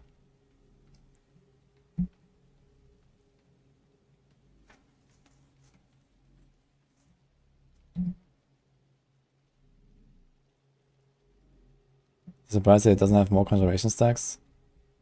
I mean, where are they gonna come from? You have 3 Hydras. You can have maximum 3 Ice Blades from self-cast. So that's 6. And then every time he casts Lightning Spear, he gets 2 Lightning Spears. So he goes to 8. He has 11 right now. Yeah, so it's like 2 Lightning Spear casts, the 3 Hydras, and then maybe 3 Ice Blades. This is what he get.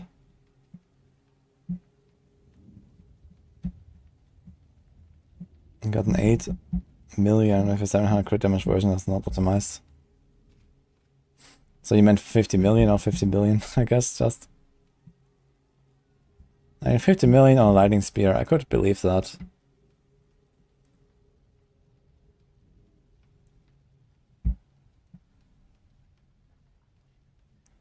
What is the interaction of splintering energy and plus 10 devouring blaze?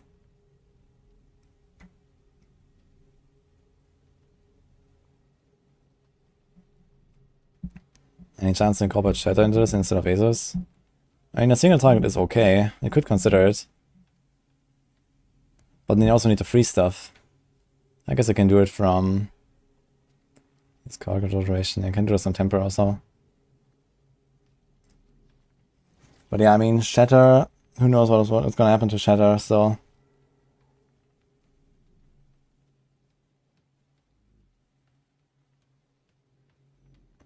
Nah, this is a Hydra build. It's Hydra and Lightning Spear. It's a Conjuration build, I guess.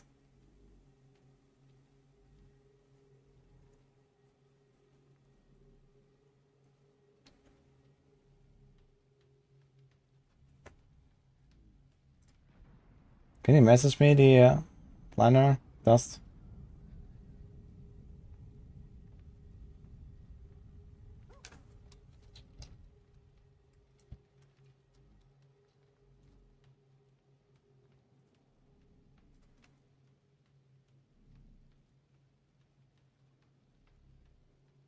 What do you mean it's not Hydra damage, man? Look at the Hydra damage, man.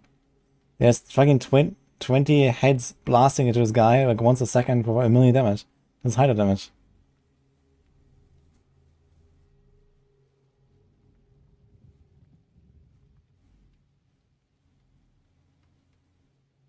The first serious build that I see doing damage with 2 separate skills. Yeah, it's a struggle, right? We don't really see that very much.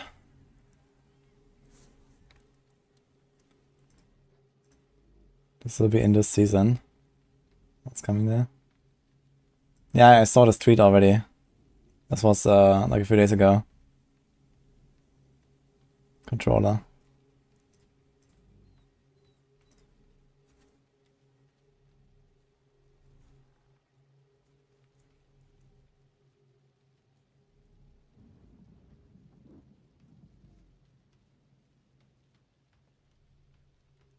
I mean, here the lightning spears will barely do anything. On single target right now they're really scuffed.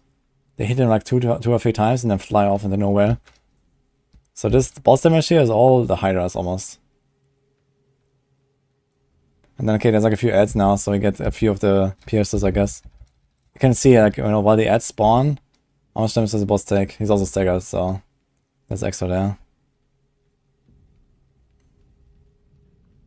But the ads are dead now, and you know, still taking damage. You can see it.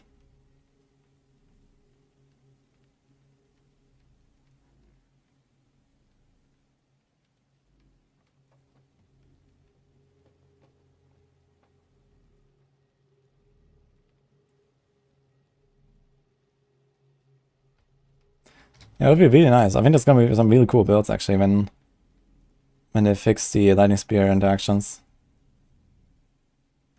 Like for some reason the aspect is not giving the damage that it should. And also they don't hit the boss. And if they hit the boss, then they can do some real lightning spear build. Lightning spear Sorc is definitely something I wanna try.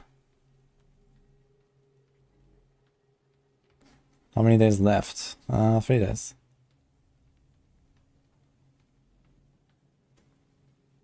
What is the burn damage? The burn damage is very low actually. So that's also why my setup probably didn't really work out.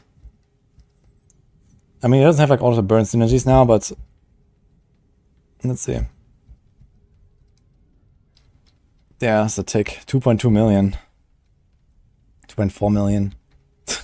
So we can watch the stagger maybe.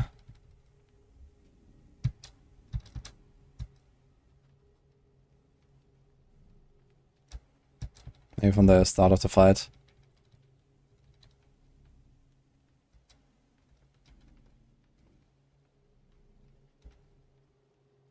I see a 1 million tick there actually. Not even very much.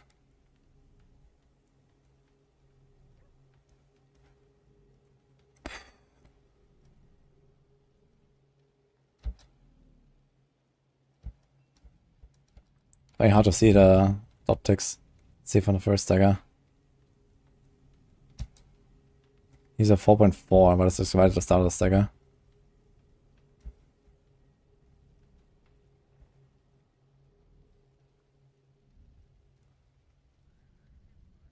$4.6,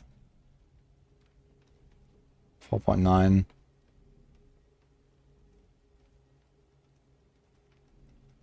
Yeah, so either way the burn is not very much. So I mean, what do we lose compared to a real burn build is the question. He already has the burn upgrade, so he has that, but he's losing burning instinct. Maybe a glyph or something. And combustion. So combustion is 40. Like 40, 46 or something. And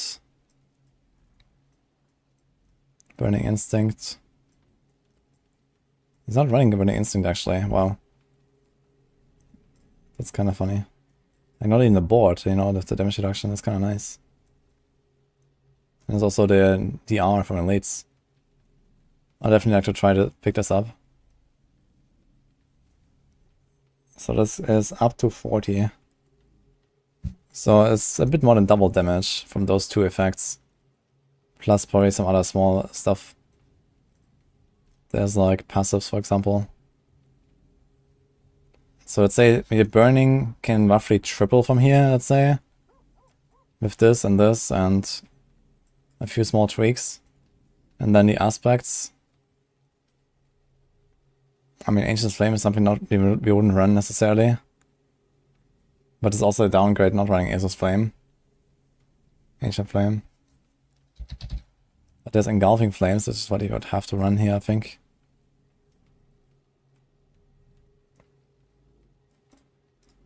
Yeah, okay.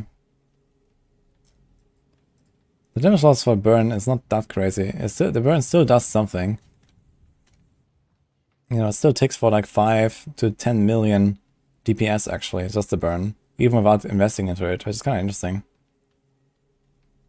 It's just some nice extra damage. And then the rest is just like all these hits here. 500k, 700k, 1 million. It's kind of the range. For all these like little Hydra heads. Now how often does one of them shoot with all those attack speed he has? I wanna watch the stagger phase. Where he's staying still maybe. I wanna watch like one head.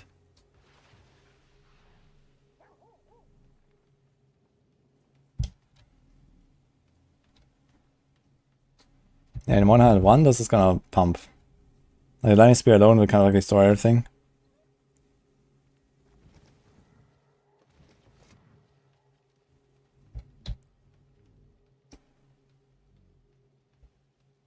Okay, there's actually one interesting thing about us. So when you spam Hydras, they don't all despawn at the same time. They appear at like one by one and they despawn one by one. So you can see actually here, the top left Hydra circle Like the Hydras are already despawning here, while those are still shooting in the back. So you actually don't lose anything. Look, this one is just shot one, while half of the circle is already gone. So they're actually all individual. So in that case, spamming does make sense, because every time you spam, they have no cooldown. Every time they appear, they have no cooldown on their attack. And they instantly shoot. So this is why he wants to spam as much as possible. You can watch it. Yeah. This circle is already despawning, and they're still shooting. Yeah, there's a new shot coming on the left. They do damage, yeah. I mean, this is also what we did in the past, you know, like back in open beta, for example. If you're playing like a open beta Hydra Sorc, you also wanted to spam the Hydras to resummon them and make them deal damage faster.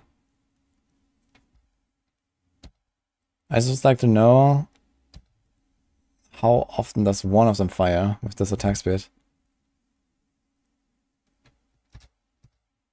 I'd like to try to get a good shot where I can watch a single head. Okay, here for example.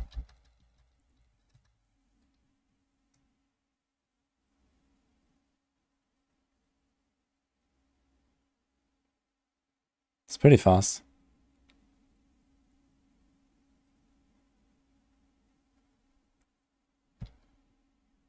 It's like 1, 2, 3, 4.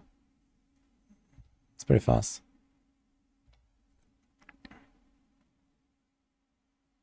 One, two. The resummoning though, man. Okay, here's also a good shot. On the right. This one. So I'm looking at. So it comes out. 1, 2, 3. Yeah, okay. It's definitely a bit faster than once a second, actually. If I had to guess, it's probably something like a 0.8 cooldown or so right now. On his attack speed. He has pretty high attack speed though. So, if you assume 0.8, 60 seconds, 16 Hydra heads times 2. Let's say the average damage with a bit more optimization is like 1 million. Crit every time.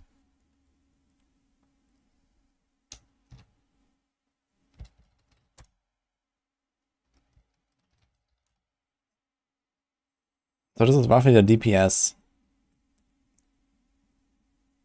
No stagger. Plus the dot, plus whatever the lightning spears do. Does it check out on 115? With a boss kit like this, I think that's somewhere in that range.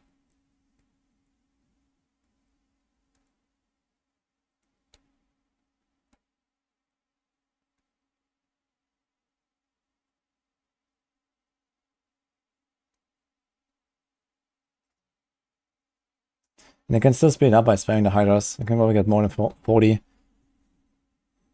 Just like spamming the Hydras. I mean, if you get like 50 million DPS with the lightning spears plus the burn, taking for like 5 million, for example, here, and there's no stagger. With 5-6 million. Yeah, it's pretty decent.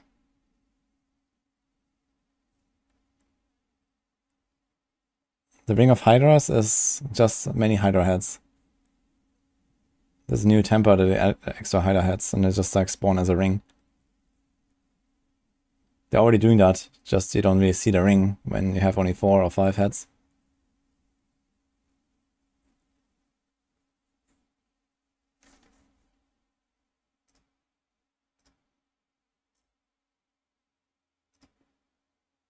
Okay, Inferno Horde, tier 8 solo lightning spear Sorc.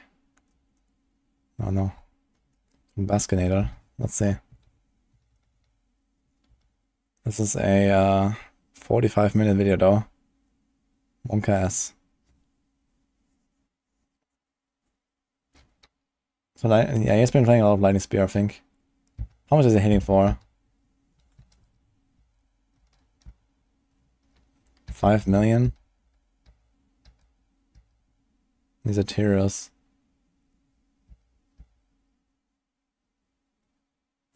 $45 minutes for one item from the chest, guys. Let's go. And this is Baskinator. Dust linked this to me. He's playing Lightning Spear. So let's see the damage here. He has definitely a bit less damage than what we just saw. 8.3, 5.4, 7. Yeah, so somewhere in the range of like 5 to 10 million. It's less damage, and this is like a pure lightning build. I guess he has Firebolt enchant for the Devouring Blaze.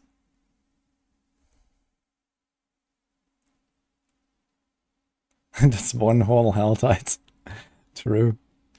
Yeah, I guess he probably took the Elder Lord spawns at some point, and then you have Elder Lords. They take a while. And the boss fight probably takes them a while too. Although, I mean, there's 3 bosses. I want to see how it is with 3 targets on a boss.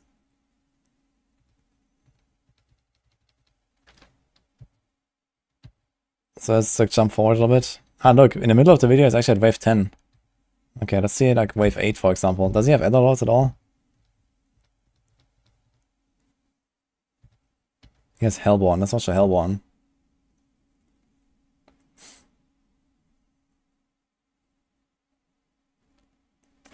I think he's trying to play this with Crackling Energy with Chain Lightning to spawn more Lightning Spears. It's also something that we discussed. Seems like that's actually what he's doing.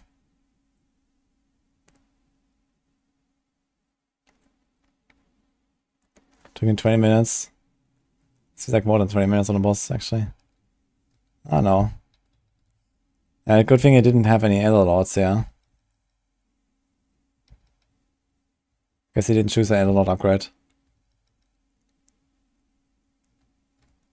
Yeah, he's at the middle of the video, guys. Yeah, when I press 5, puts it to the middle of the video. This is wave 10. Okay, let's see.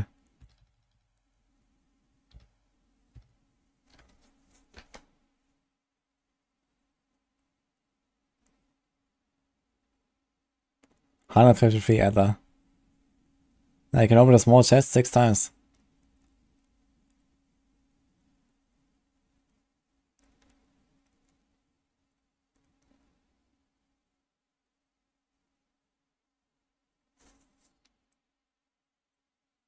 I think I should lower the timer of the waves. I think 1.5 minutes for a wave is fine, but I wouldn't mind if it's like 1 minute. But there needs to be a solution for what happens when the timer runs out, right? Like when the timer runs out on a pit, you lost. But here, you did not lose, right? You can just take as much time as you want to clean up, and okay, it just, you lose your time, but there's no punishment for failing the timer. Or for not cleaning up fast enough or so. Like you can spawn like 5 Elder Lords and just keep them alive and then, you know, slowly kill them. And, you know, some of these Elder Lords are really tanky. Like if anything, it needs to kind of like force the next wave spawn at some point or something. You know, something like that. So you don't have like just like a monster stacked up and like slowly kill them after the wave is over.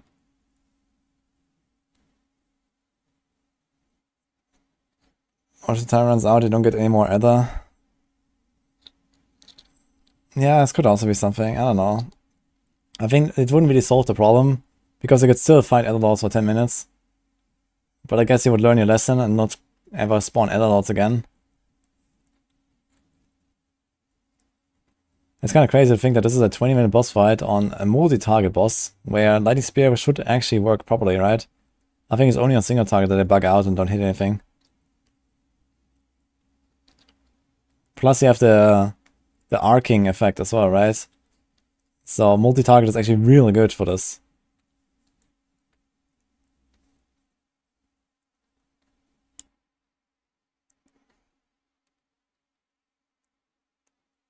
Even Helltide is so bad. What happened to Helltide?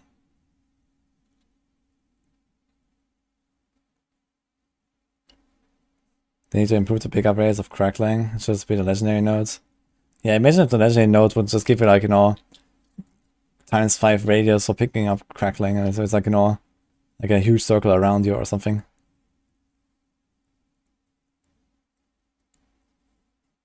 What is he using for Shrine effect? Or is it Terrorist Might?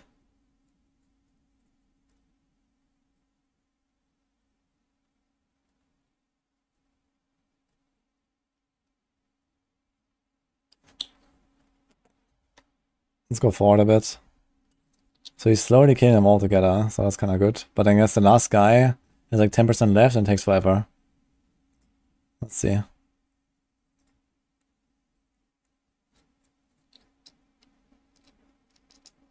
This one doesn't feel very roguelike.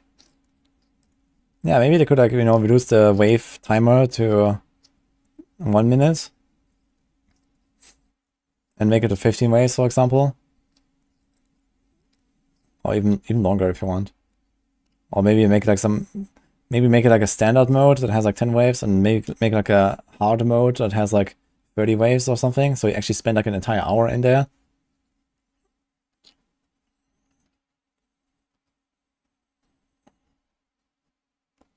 And then, you know, make it like really cool upgrades. Some cool buffs you can find, you know, whatever that actually changes how the run is.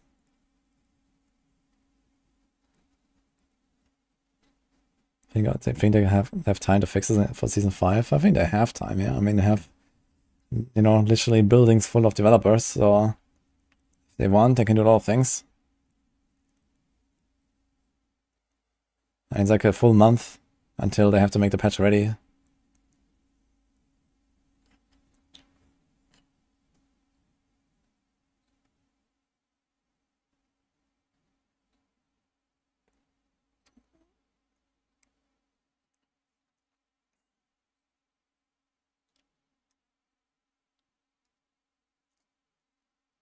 Do you still have some video from...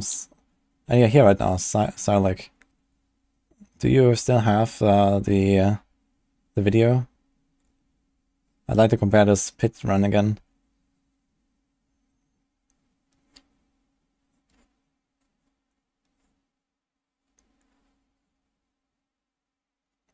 I should be paid for these ideas. Treasure, goblin, cow, hybrid called Mooblins. Oh man.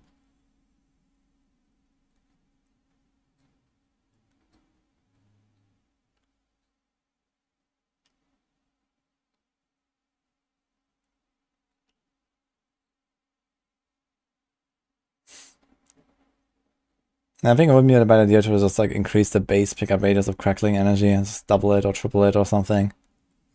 Like look how much crackle there is here on the right as he's never picking.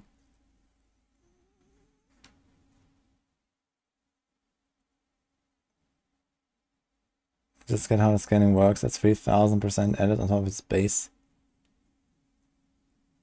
For what exactly? For the lighting spray aspect, you mean?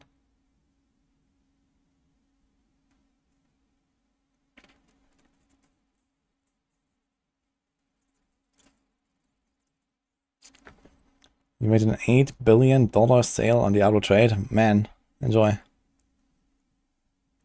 You gonna invite us to your yacht?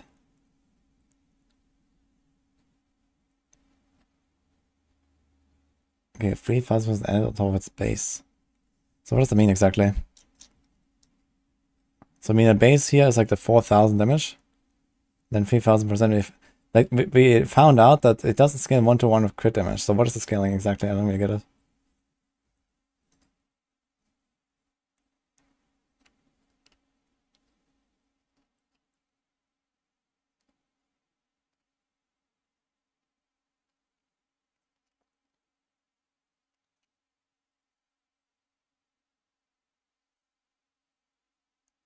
Like, you know, the general problem with this whole Infernal Hordes is like, yeah, you can do a tier 8, but it takes so long.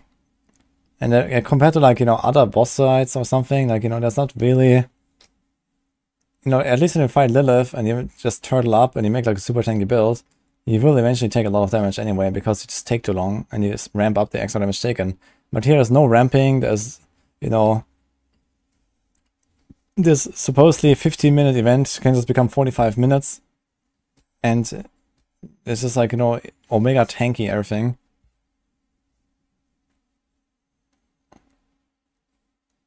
And no rewards. Yeah, I mean, the rewards, yeah, sure. They'll fix them. But yeah, maybe it's just intended that you know, don't farm 8. Only unless you have like a really insane setup. He's actually running a Doombringer, man. Interesting.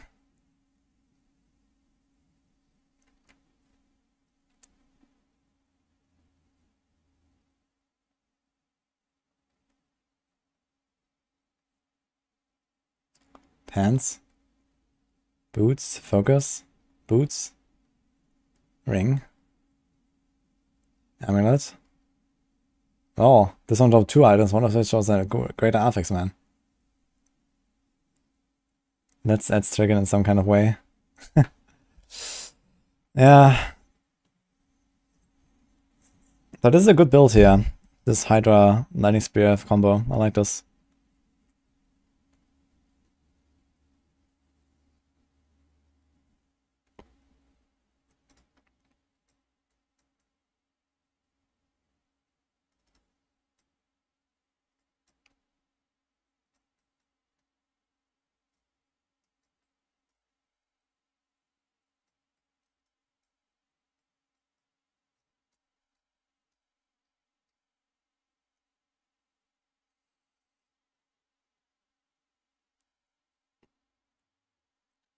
Can you even keep up to as well, like reliably? 5 seconds. So you get like 7.5 with Flame Shield and then like a teleport. I guess it kind of works.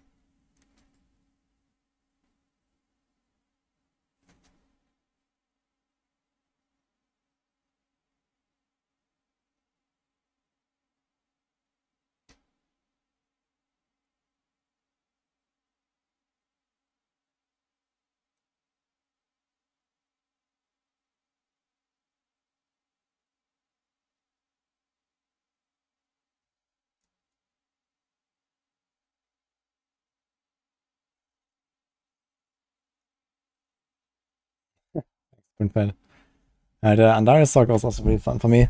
I really enjoyed making that. I wonder if we can like somehow upgrade it in Season 5. I mean, Andarius did not actually get buffed, so Andarius, in case you didn't know, has like a much larger tooltip, but it was actually just a tooltip fix. So it always did this damage, which is 4 times higher than what it said in the past, but it wasn't actually buffed. Else, I guess Andarius Sorc would have been a kind of contender here as well for Sorcs. But I wonder if we can actually do anything with like the more chains we get now or some other like buffs. I mean, there's not really many other buffs for the Sorcs, I guess. But there might be at some point, who knows. Okay, good stuff though. This Conjuration Sorc. Maybe I'm gonna go back to the Sorc and try this Lightning Spear stuff as well. Could do it now, maybe.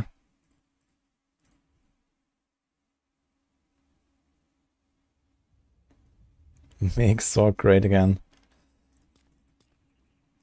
Again is a strong word here.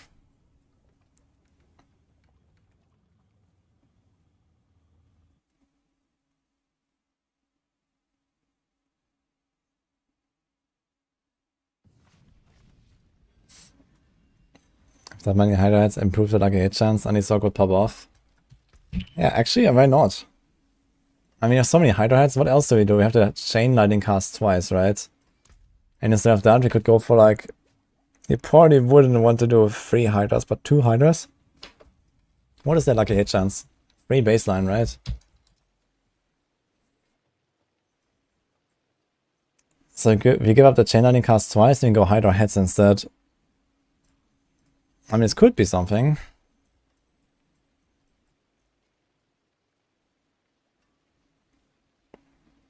Get 16 and get 32 heads from 2 Hydras. Actually, I just realized I was only calculating 2 Hydra heads, 2 Hydra casts instead of 3 Hydra casts earlier.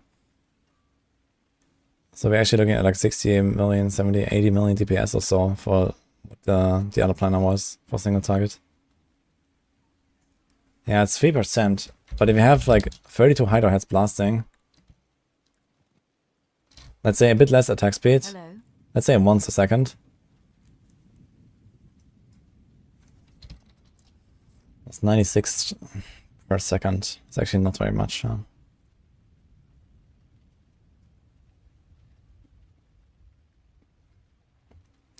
Now, Conjuration lucky chance is not spread anymore over the duration. It used to be, but at some point they actually adjusted the lucky hit values to the per hit values. These are the per hit values. It's not spread anymore. This was like beta stuff. I think in season 1 or something they changed it to the lucky hit chance showing per hit.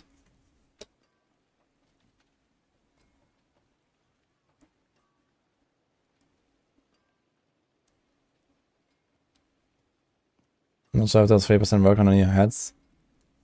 I mean, it should be very easy to see, right? Because you add so many heads. You can just see, okay, what are the expected amount of procs of, you know, this or that effect, and then see what happens. It should be very easy to tell. And the question is, does the burn itself also carry any kind of lucky hit? I guess it'll be harder to notice. But I can at least see if you get more of a certain proc. But it would be like a very obvious proc. I guess you can do it with undies, for example, right? You can just cast Hydra for like 1 minute with Hydra heads and without Hydra heads and see how many undi procs we get.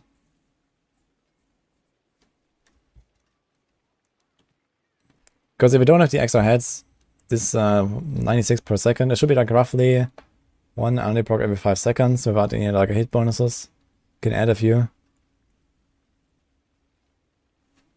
You can maybe get to like 1 undi proc every 3 seconds or so if it works correctly. And if not, yeah, would be like a quarter basically. 1 every 12. You can try if you see any behavior like that. The burn from Hydra doesn't proc lucky hit. Okay. Unfortunate.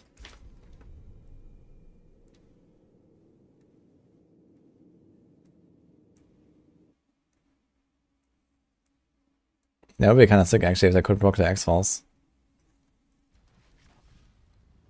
But either way, you'll probably just pick the burn anyway on the Hydras. Okay, do we have like Hydra heads stuff? Explain. Okay, it's +3 Hydra heads. And he's also +3 Hydra heads. You get 6 Hydra heads at least. So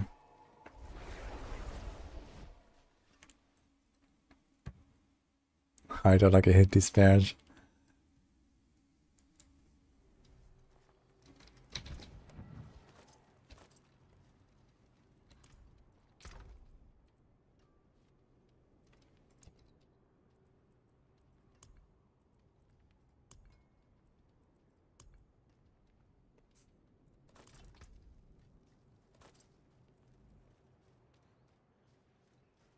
So I think it's 10 lucky hit and 8 lucky hit rolled.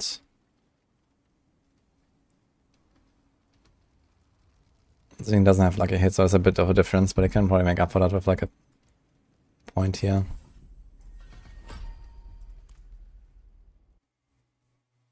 You can't get more Hydras on the middle glass.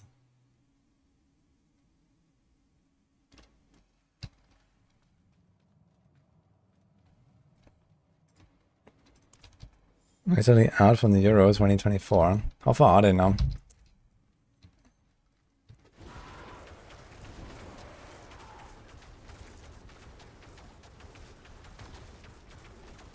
So we are getting procs.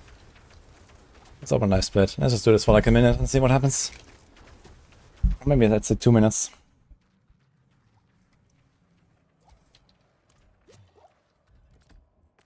So we have how many heads? 4. We got 10 heads.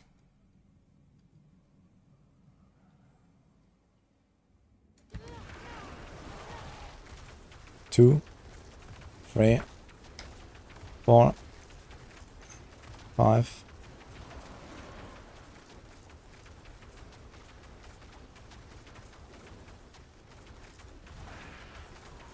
6.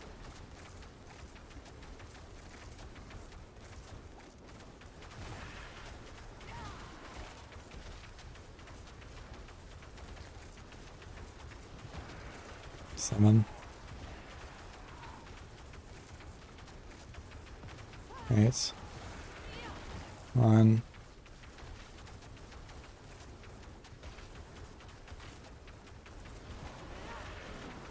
10. 11. 12, 13, 14.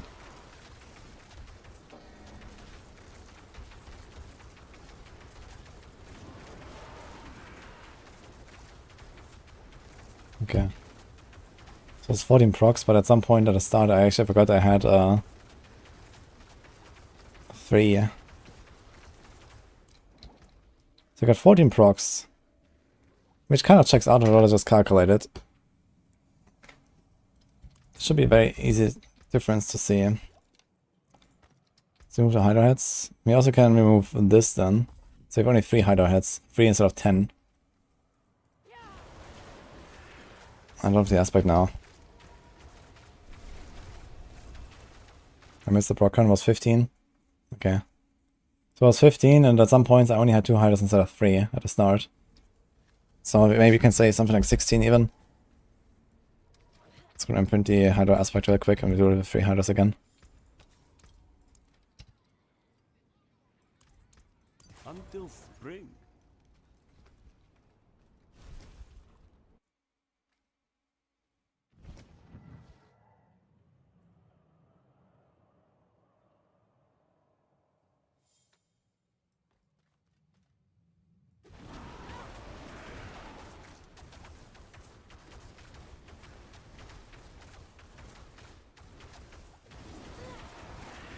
Look, there's a circle. 1. Yeah, I can see it pretty obviously, like, there's no procs there.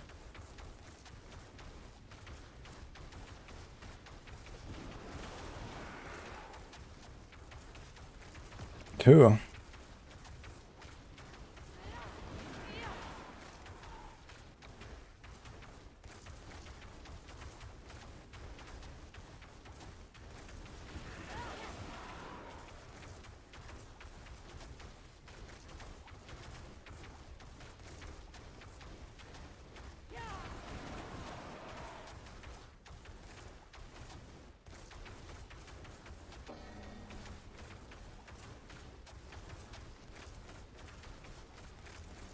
Got 2.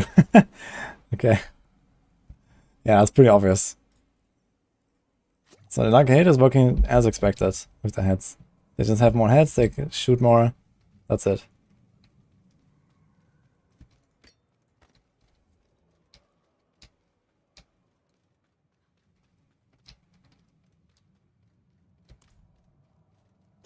Yeah, Victimize is bugged right now, Ozuna.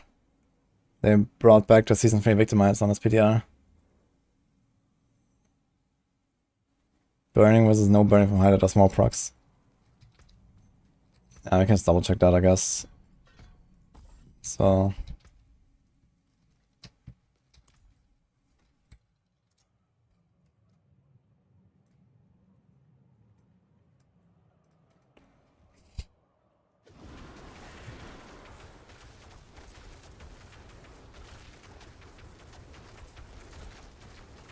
One, 2, 3.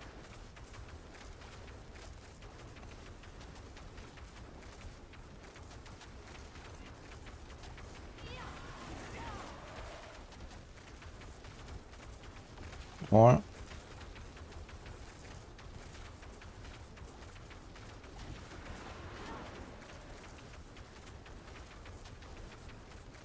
Hmm. 5, 6.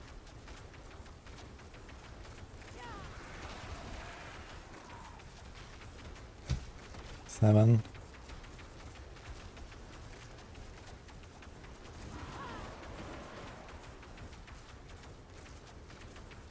8.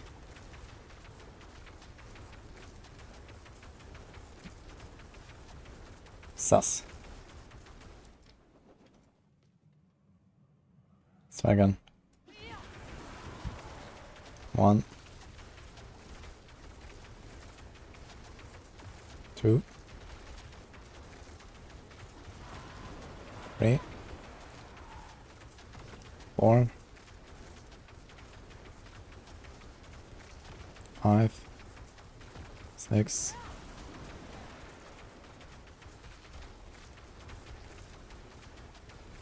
7, 8.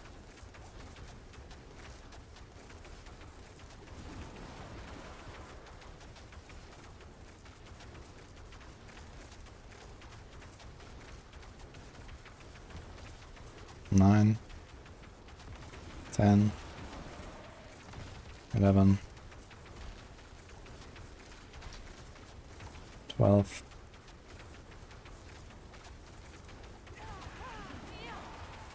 13, Okay. So this was 13, the other was 8, and then before that was 15. I saw what happened the previous run. But if that had any kind of like a hit, I guess it would be very noticeable. It doesn't seem to change anything. I can do one more with the burn.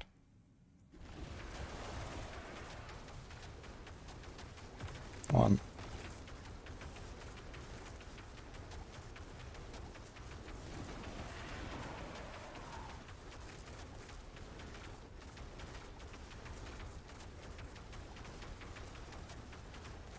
Hello? Two.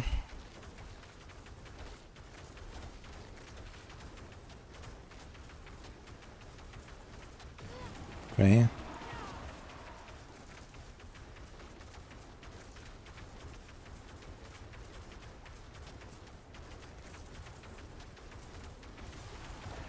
Four.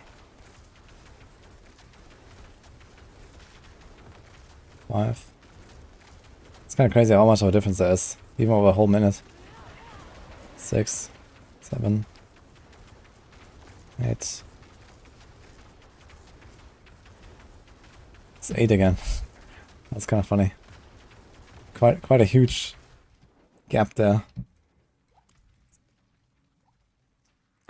Yeah, it's just like the sample size is too small, basically.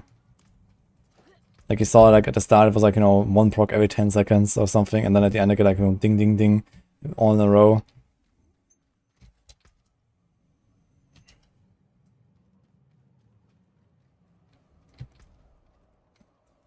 We weren't looking at the overall DPS here. We were looking at like a hit chance or the thing. Question was, can we include Hydra in Andariel's Sorc? But it doesn't really seem like it would be worth it, I think. I mean, if I look at Andariel's Sorc, what does it have? What do we gain?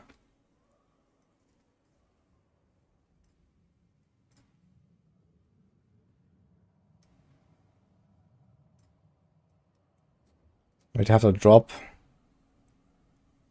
probably Flame Shield, I guess, for Hydras. Then you also have to cast the Hydras at some point instead of a Chain Lightning. Like, it's probably not even worth it. Even with the Hydra heads, it's probably not even worth it to cast one Hydra over a Chain Lightning. Because the Chain Lightning has 25, it bounces like 5 times. Yeah, it hits the boss 5 times sometimes, and sometimes 3. I think the average hits is like 3.8 or so. So it's like, let's say, around 80, 85 unlucky hit. And one Hydra cast will produce how much? Yeah, probably more than that. So a single Hydra cast would be it lasts 10 seconds. We have 10 hits.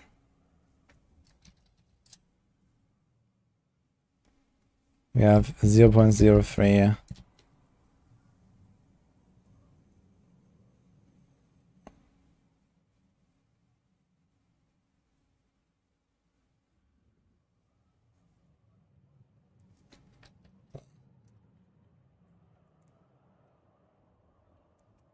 Let's say it roughly once a second.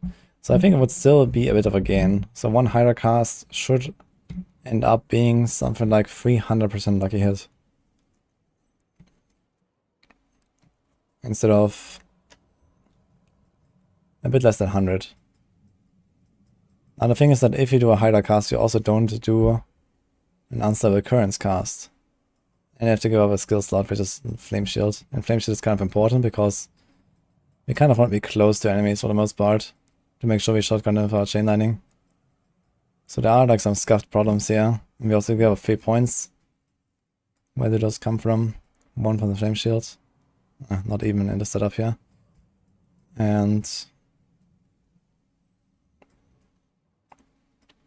2 here maybe. Get the Hydra stuff. Now there's one advantage, which is we're getting a lot more burn. The disadvantage is we're getting less Chain Lightnings. Yeah, it's not worth it, just because you lose so much on the Chain Lightnings if you go for the Hydra heads. Like, an individual Hydra cast is pretty good if you have the Hydra heads. But in this time that the Hydras are out, I can also spam another 15 or 20 chain lightnings. And like almost 75% of them are doubled. So if you include the double here, then a chain lightning is roughly half as good as a Hydra. But all the other chain lightnings will not be doubled when I go for the Hydra heads, so this is not worth it.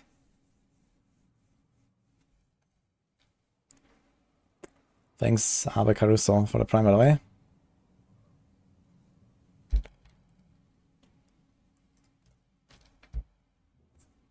Hydra shot doesn't work with the heads, no. It's only for your self-cast Hydra. It's kind of weird, to be honest. You know, they're trying to make like a Hydra build, and then we don't even use the Hydra enchant for it, so what's the point?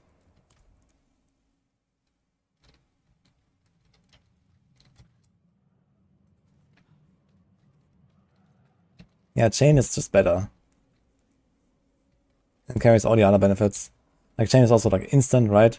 Like here, if you talk about Hydra, we're talking about a Hydra that lasts for 10 seconds. Does like around 300% like a hit. Yeah, okay, that's fine, right? But, you know, we're not always gonna have a Hydra shooting for 10 seconds. You know, we're gonna, you know, cast a Hydra, do a chain lightning, and then run to the next room, right? And then cast another Hydra and another chain lightning and stuff. So the Hydra is not even gonna do the 10 seconds of value every time. Okay, I see that lightning spear build. Do it pronounce that correct actually? Psylek. Psylek.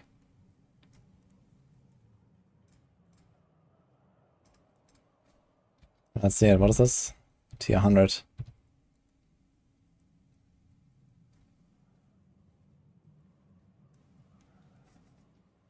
What about digital tempering to increase like a hit chance? Yeah, it's very little. It's like 6% lucky hit specific to Hydra. So even if we have that on like its 3 slots, it's 18. Master Worker to a bit more of a bonus. Like 25. That is literally nothing. I'd rather go like one stun, one immobilize, one slow. And to make sure you stack at the boss.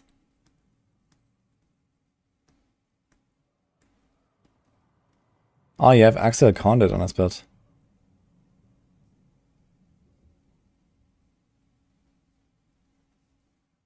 And it does seem pretty nice.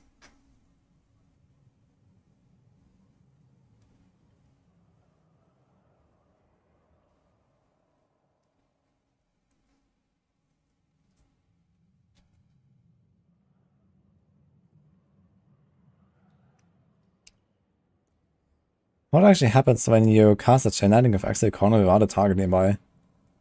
Does it just like keep circling around here until you arrive at the next target? Kinda looks like it. It just like circles and then goes off. So you just carry it with you.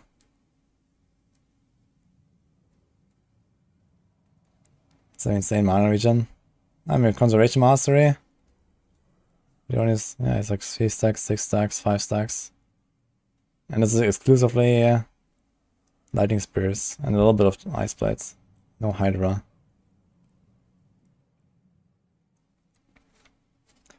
So is this Chain Lightning and Lightning Spear enchant or what? No, there's Burning as well. So it's Lightning Spear and Firebolt. No Chain Lightning, I guess.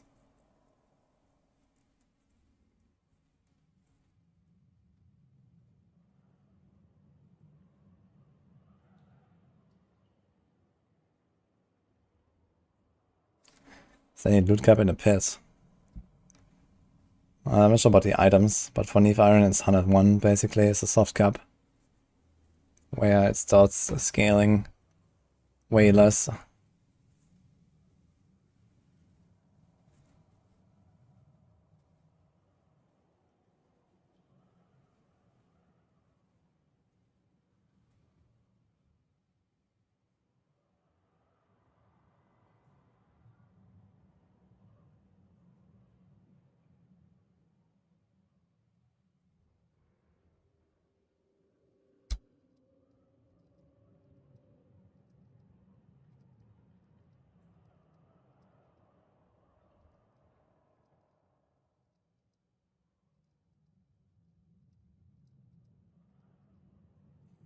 What?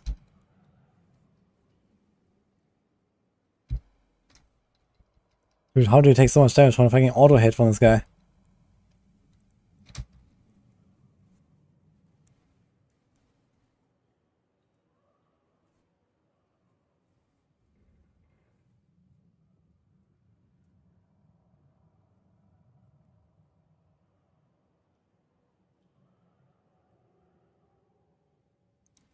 I thought about a new gloves for Druid. I haven't tried them yet.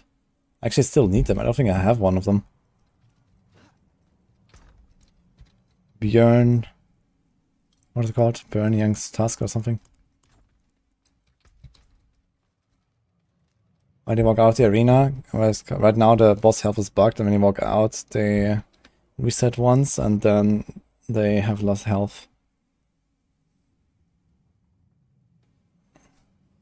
So there's Shaco and with Starless. Yeah, Lucian's crown doesn't work anyway. That's a lot of uniques. That's 4 uniques. Could be a Locrin's Amulet actually, which this guy didn't use, which is good. 15,500 life, man. Holy. 6,400 armor. Are you serious? Okay. That's kinda funny. Dude, no fucks given, man. Who cares about armor?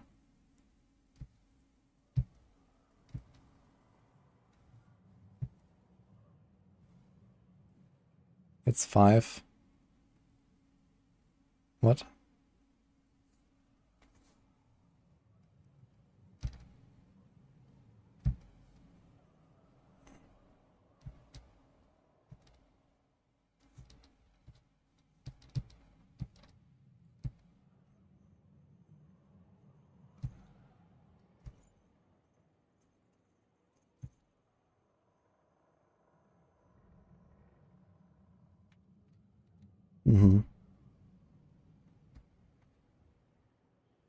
Yeah, an amulet like this with like a Devouring Blaze, it's probably what you want, but I guess Conjuration Master is also good.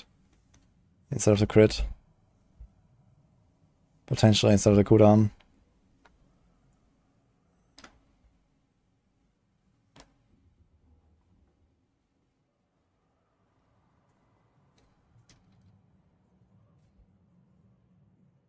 Yeah, Eos boots are pretty good for this, I guess. They also have crit damage, right? That help with the aspect. A little bit.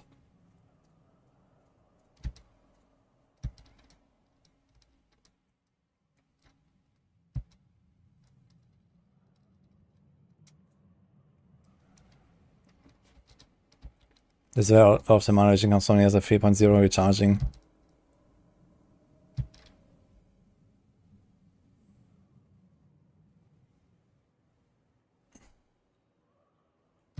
Now could we do this with a staff? Like with a staff you have a lot more damage per lightning spear. And you can also put a lightning spear aspect on the staff. Have you tried that? I mean, you have a random conceded. You don't need to concede it. You can go staff, 200 aspect, and then put like something else on the neck. I'll probably try that. You also get more crit damage, but I guess you lose a bit of crit chance and a cooldown. But the damage per cast is gonna be pretty nice.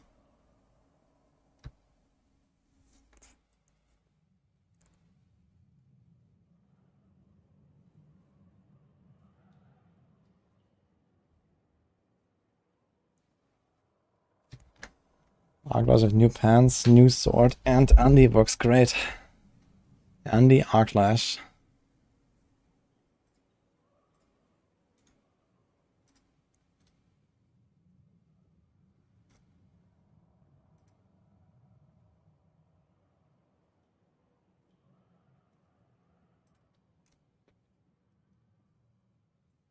I guess I'm gonna try some more stuff on the Sorc. It's gonna be fun. It's not really that much I wanna try on the Necro anyway, besides like the Bone Spear build. And then Druid, I guess the landslide stuff I wanna try. And maybe reward companions. I haven't actually played a full companion build, besides on the Season 4 PTR a little bit.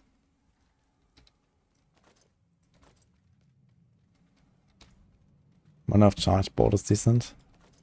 That charge board's got really nothing. But Charge Bolts has a unique stuff for it. So depending on what they do with that, it could be interesting. To give it like some major buff. I did this weird like Frostbolt, Vox Omnium build here with Charge Bolts. That was kind of funny.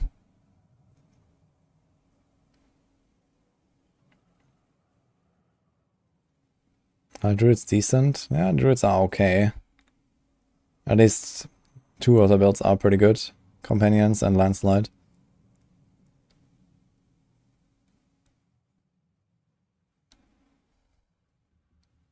And then like a bunch of other builds that are like, yeah, playable, I guess.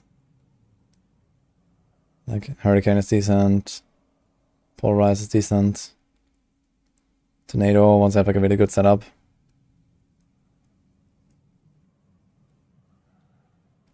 Trample Slide. Trample Slide is more of a Helltide farmer now, I guess. You play like self-cast Landslide these days.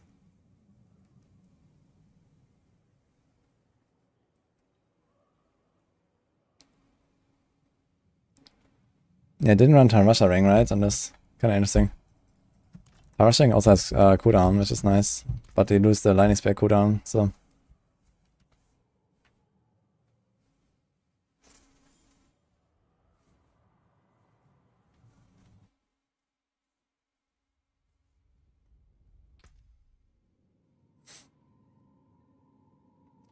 Wonder if Incinerate or Firewall is strong. And it didn't really change much though. Okay, there's Creeping Death now, right? So maybe you can add that to like some of the Incinerate build or something. What else is there for new aspects?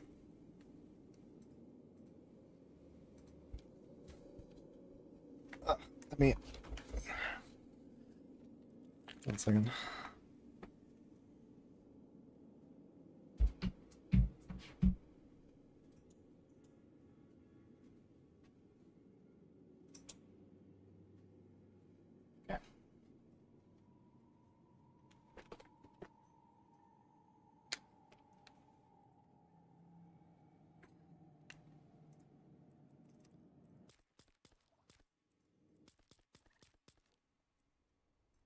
Should we make a Druid now? Because it's time for some boss farming on Druid. I'm not sure if I have enough mud still.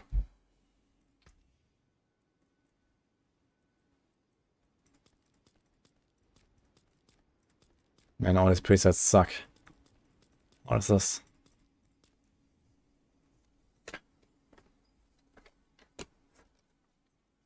I need to figure out which preset to take and alter it very quickly. Usually I'd always take like a preset, a specific one for every class, but man.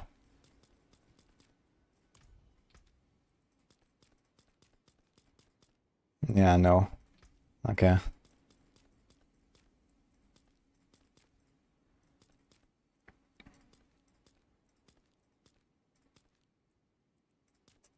Maybe start from this guy.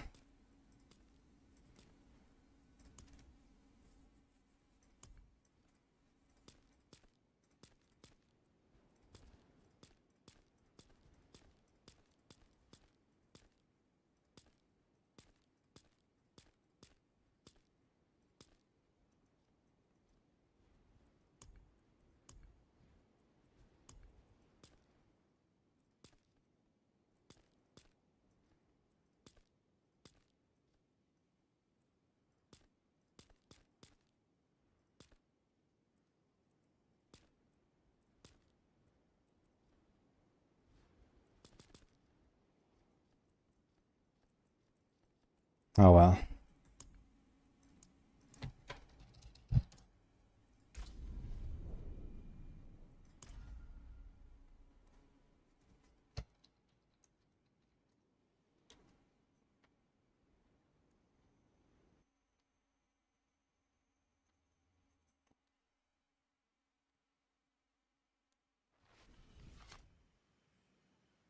Whoever said Arclash Annie's lied, I couldn't get a tick higher than 2.9 million. I mean, maybe the idea is that they also do damage with the Arclash itself, not just proc undies.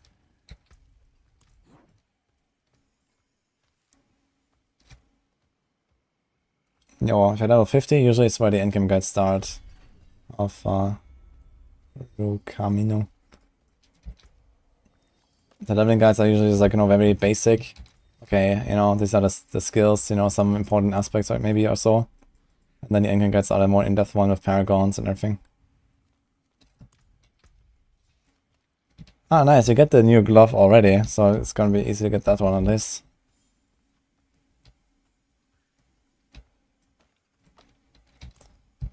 Let's make a Druid tab or something.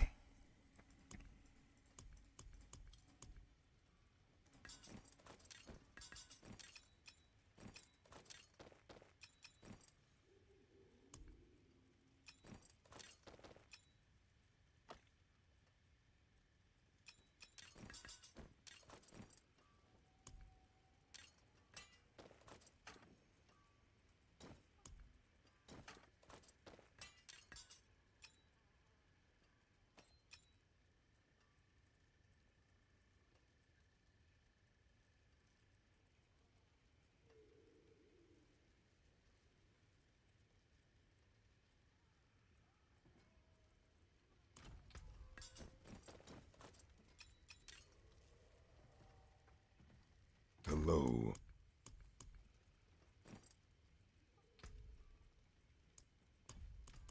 Greetings.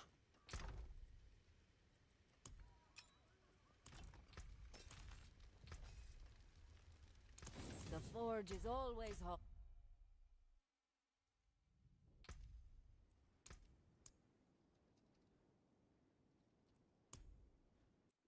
Let's just boost for a bunch and then get some aspects like this so we can make builds.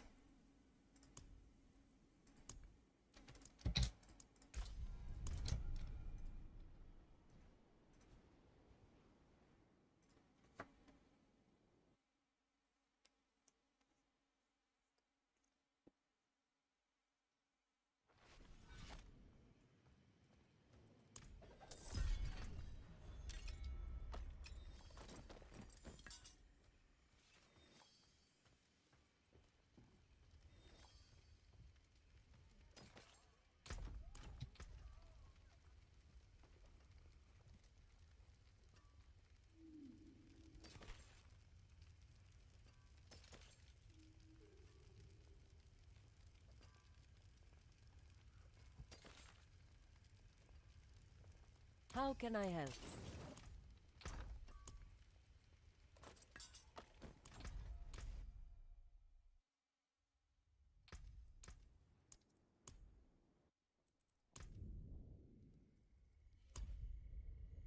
What's up with D4 PTR? Of course I can ask.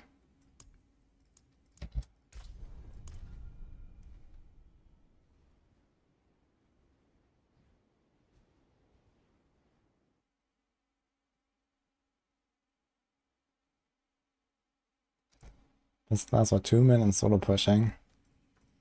Oh, I mean, we're gonna have a meeting and discuss tier lists and stuff. I don't know it by heart right now. And in doubt, a bunch of Necro stuff is pretty strong. I mean, a really powerful inferior is Boriza, but Boriza is not good enough for at least Gaudy Age.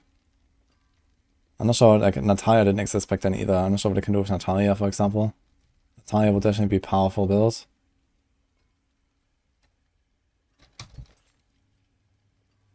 Want to end this Tempest, huh?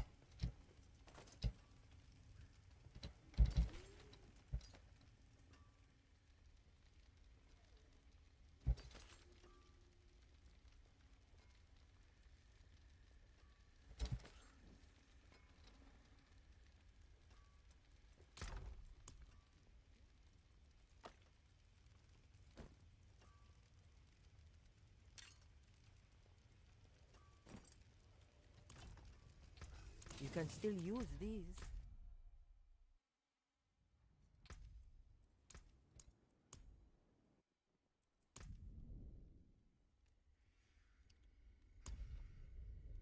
I mean, most of the fears were like not a super crazy buff. Like compared to each other, like there was not a huge difference, I guess. I guess that one of the biggest ones was actually Boriza. And then, you know, some builds couldn't use Enquiries at all.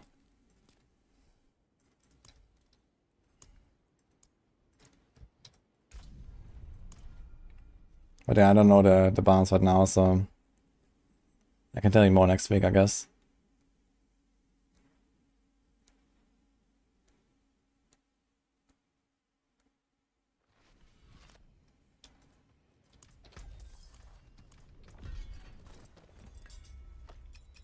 Maybe I should gamble some rings as well to maybe get some aspects.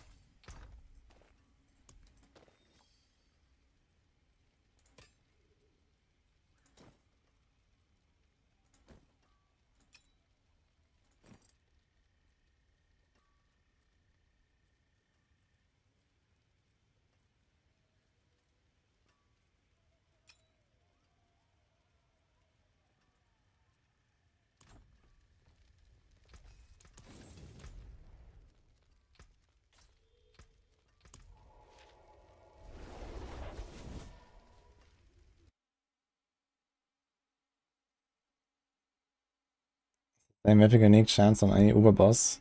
On a Tormented, it should be the same, yeah. Just like on live.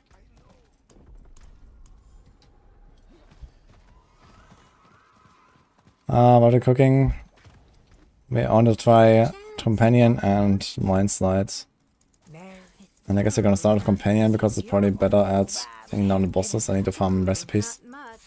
It seems your prayer. Very nice. It seems your It seems your prayers have been answered. Just preparing this, this will take a little bit, but yeah, then we can start blasting. I didn't actually make a planner for it. Should maybe make a planner too. I think I do have a landslide planner though. Came apart nicely.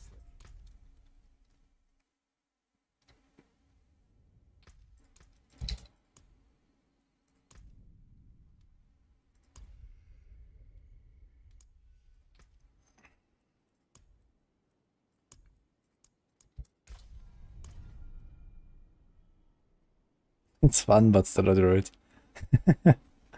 Yeah, I played a bunch of something with companions on last PTR and in season 4. But it was like some hybrid build I made with Lightning Storm. So apparently pure companions actually a kind of thing.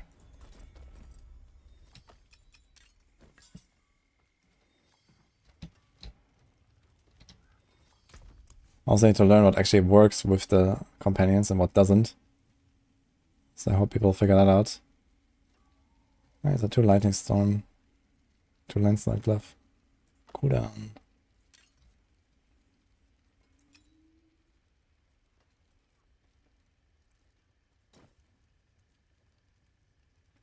Two to Crushing Earth. Is it a stun one?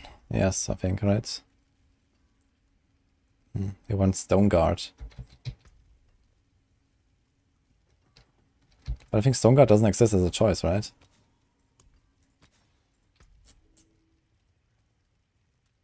Yeah, for some reason Stone Guard is not one of the possible passives. I forgot. Just didn't put it there.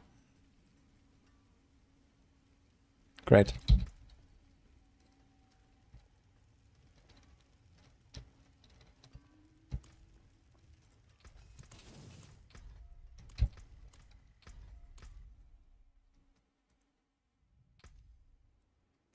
This is an online side that broke Lightning Storm. This is currently the season 4 build. But they're buffing mostly Landslide. So I want to try a pure Landslide build. I mean, I want to try both maybe. Gonna see where we're at. Should be relatively easy to switch between the two. Yeah, okay, I guess I have to remake the Paragons. I'm not sure if I made a planner for this in season 4, the Nature's Fury stuff.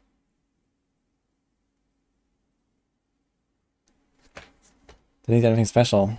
I don't think so. I don't know if someone has a Tempest Roar in case I need that for something.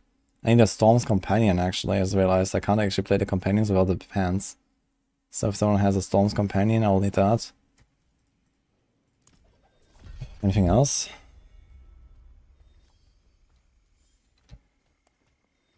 Or 2 more. Huge.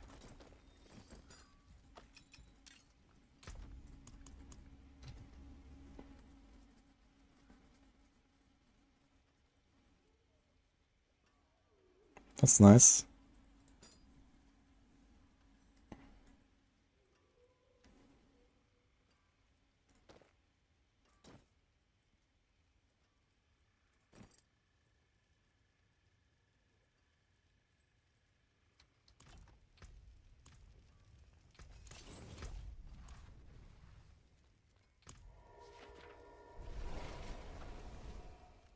I'm not sure if the new sword works for Windshare. If it works for Windshare, the Windshare will be pretty strong.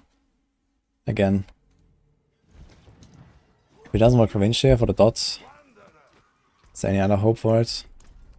And traditionally, we had the Stormclaw build as a basic build on Druid.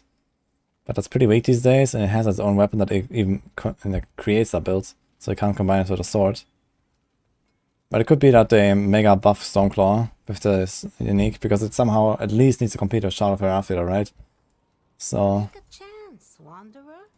Very nice. It seems your prayer... Also Barb's sword. Barb's sword is pretty good. You can make a Deathblow build of it. That is actually pretty solid. It seems your prayer... I also tried some Rupture stuff with it. It seems your... not much. But then in the end it became Flay Rupture because it has 0 single target damage if you just Rupture a boss, it turns out.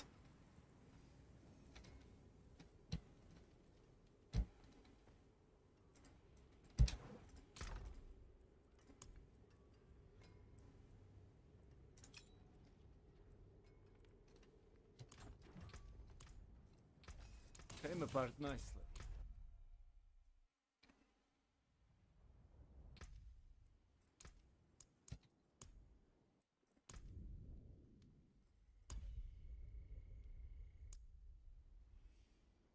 How do you cold damage? You don't have to deal cold damage, you just have to freeze them. You can do this with tempers. Most builds can just do like a temper for utility and get stun and freeze.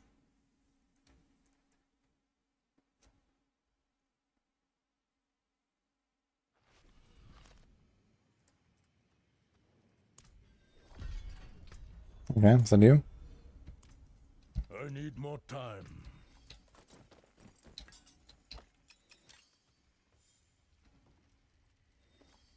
I'm just thinking if I could need any other uniques. Maybe a Hunter's Zenith could be interesting if someone has a Hunter's Zenith as well.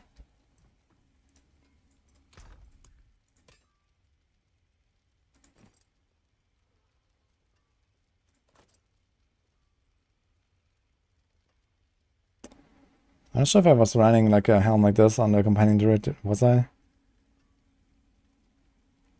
I remember I was running Tempest Raw because I was playing Lightning Storm with it. But we don't do that now. We could do a pure Companion build, which means we probably don't need Tempest Raw.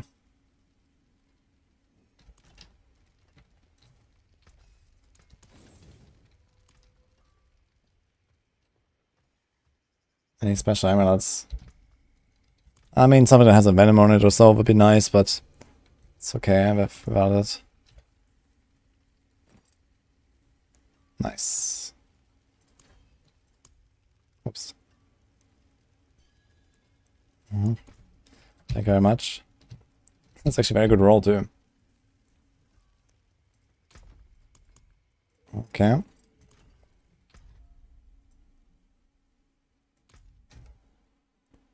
Sticker thought. Time for Lightning Storm. Thorns meta. What about the Wolf Thorns? I can have a lot of companions. 6 wolves. I guess the Poison Creeper and the Ravens are not targetable.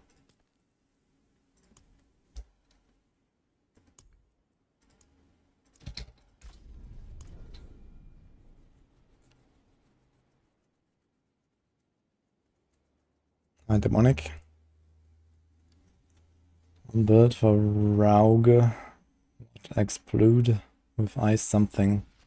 I'm not sure what you mean. I'm talking about a cold imbuement build. I mean, there should be like penetrating shot, for example, that does cold imbuement. Barrage. Also the range builds do it.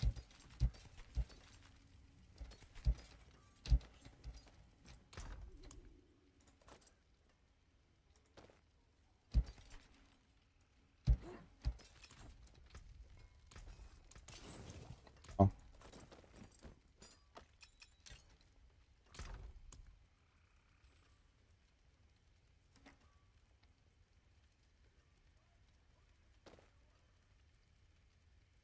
Those triple rest pants. Okay,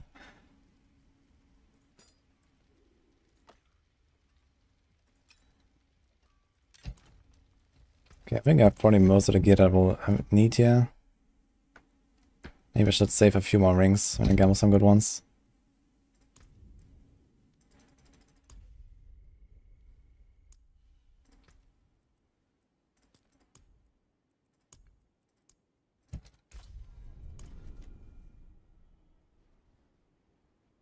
Damage per dark shot works with another, I guess.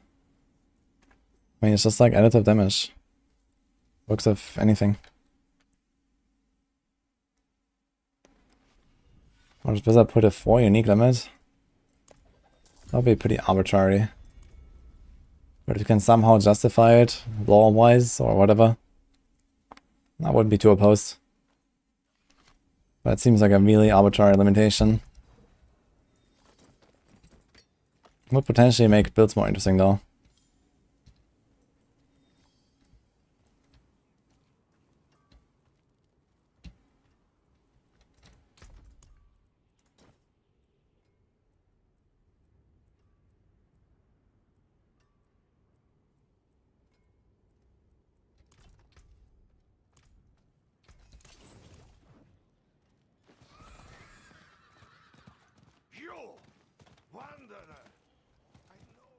They become overburdened with too much power. But I mean, the idea is that uniques are not necessarily more powerful than legendaries, right? They're supposed to be on the same level. But, you know, special choices to customize your build or customize how a skill works. Very nice, but could be better. It seems your prayers have very nice. Oh, battle. Fair bitter. It seems your prayers have been answered. Okay, demonic, I have no idea what you're talking about.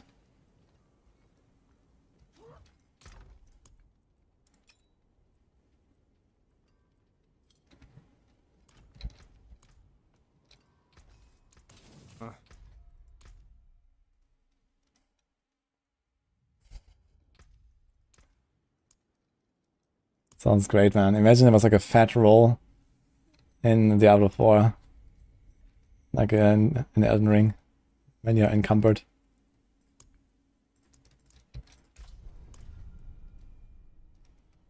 Something about rapid fire. Ah, that might be rapid fire. Yeah, rapid fire is what you're looking for, I think.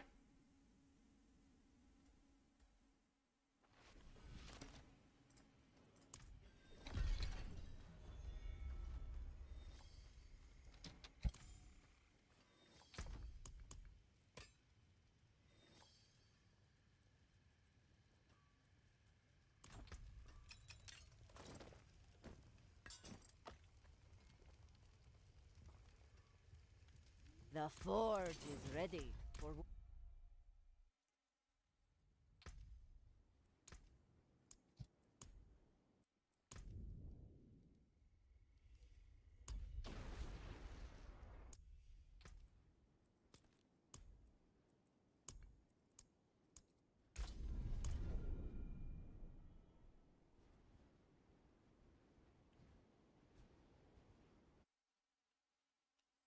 The imbue and potency means every number on the imbue. So the chance to make vulnerable on cold, the extra crit on shadow, the extra non-physical on shadow. I think also the explosion damage on shadow, for example. The damage on poison.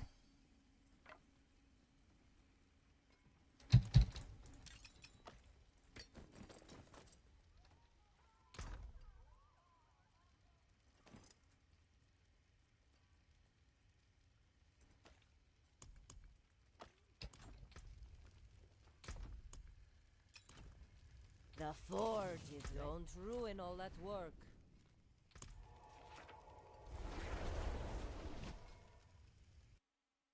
Yes. Imbue and potency is basically everything.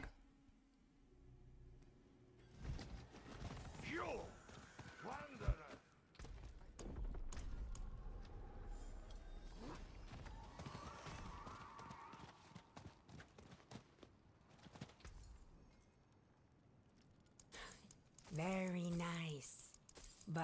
seems your prayers have Yeah, adding energy mechanics. Like what? Very nice. But good. It seems until next time.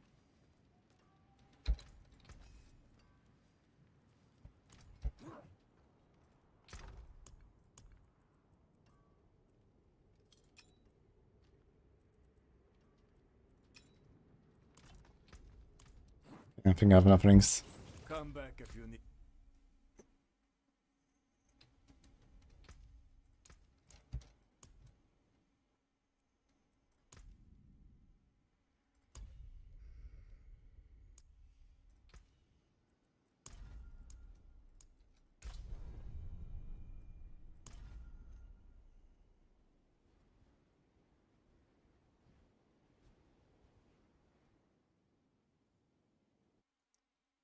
Imbued potency increases damage to frozen on cold imbue. Yes, they do 40% extra, and it should become, for example, 48% when you have the efficacy glyph, or 56 when you have corruption.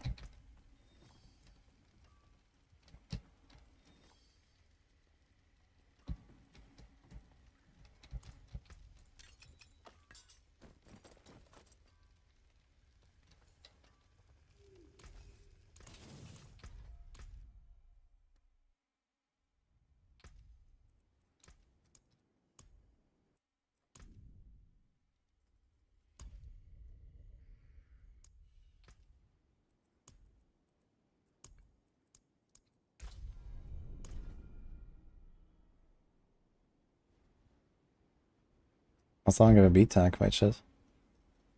Who was that? Someone gave me a Storm's Companion. I would need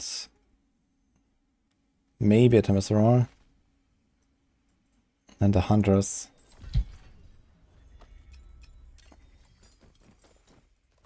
And do we need anything? An Earthbreaker, I guess, would be nice. I don't have an Earthbreaker either.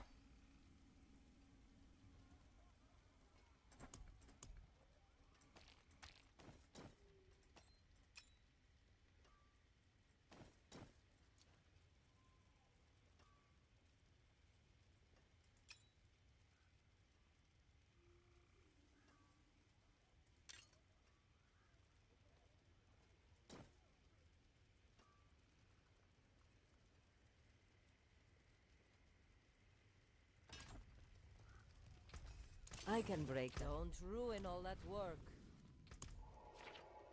What's that?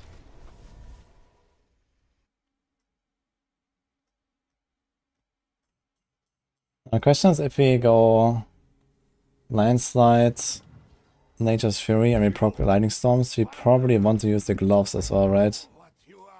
The Lightning Storm gloves. So maybe those would be nice too. I know we'll do a few beast runs, I guess. It seems you're very nice.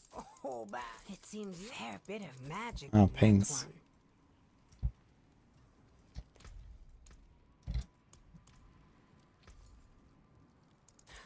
Oh, bad luck. Very nice. It seems your prayers have been answered. Very Yeah, I do. nice. But could be better. Really hope they're gonna improve this next PTR, man. With like uniques, temper recipes, man, it's such a struggle. The shady dealings you do. Like in the maximum meeting earlier, we were discussing, okay, who still needs any of the uniques to test? Like, you know. Wait, where are you?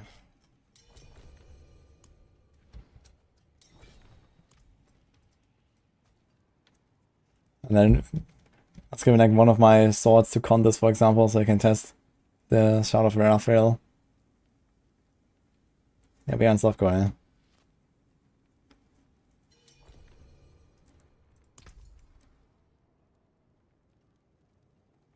This crouching aspect isn't useless on cold builds. Yeah, it's not useless, but it's not really useful either. It doesn't buff it enough over other aspects most of the time. And you have to see that it only works against frozen targets, but I guess that's a general thing for rogues. There's a lot of good stuff here, okay. Thank you. So a few amulets. Okay. This is a very good amulet. Nature's Reach. Heightened Senses. It's kind of funny because Heightened Senses is a defensive amulet. For some reason, it's a defensive passive. For some reason, it goes on amulet. But no Stone Guard. Do you need anything else? So we have this. Yeah, the Lightning Storm Gloves would be nice.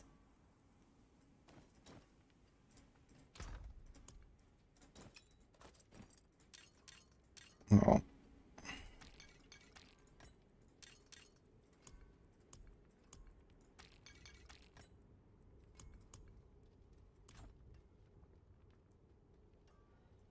And Earthbreaker as well, yes. And I think we should have everything. Has anyone tried a new Druid staff, by the way, with Petrify? How's that?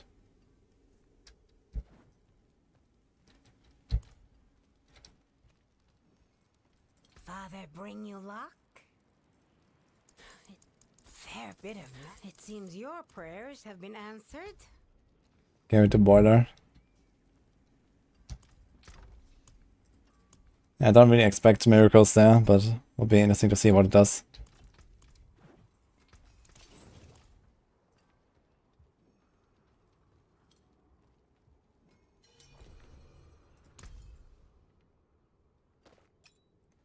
Ah, nice. Okay, thank you. Yeah, that should be everything we need here, I think. 2 of them. Just need 1.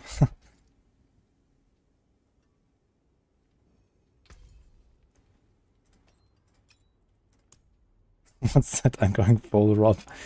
I mean, on the PTR it's a different story than on live server. You know. Just trying to figure stuff out here.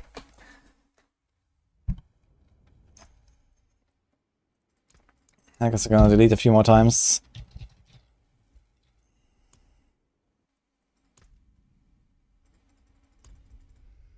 You have the Druid stuff. Yeah, sure.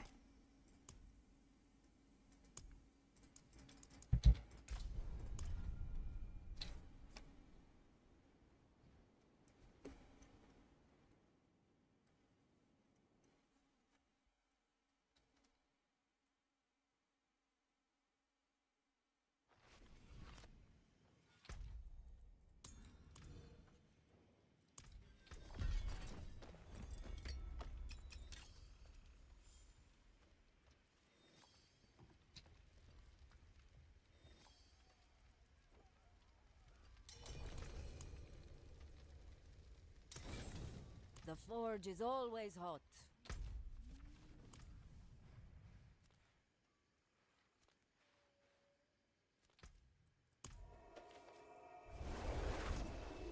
The best Druid this season. I mean, Druid was okay last season. I had a really good time with Windshare. So they teleport to each other, I think. Let's go back to Subnetset.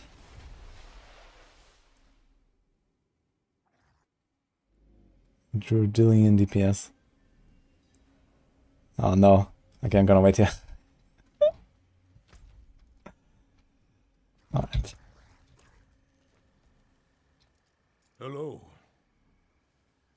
Greetings.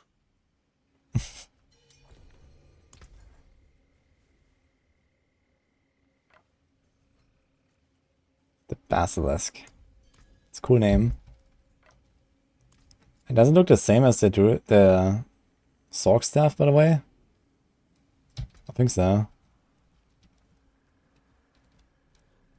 It's the same as the 2 swords, they have the same art. Hmm.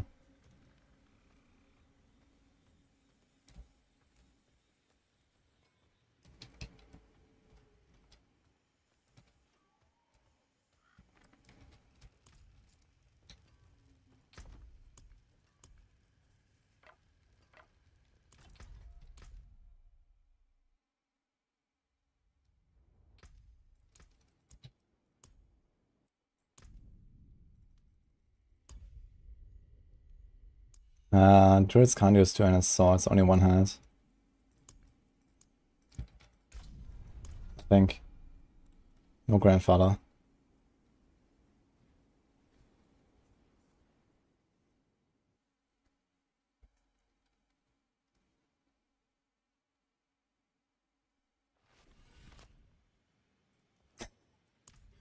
No budget for art, as that's all money spent on bugs. Oof. It's a feature, you know? Is a landslide glove?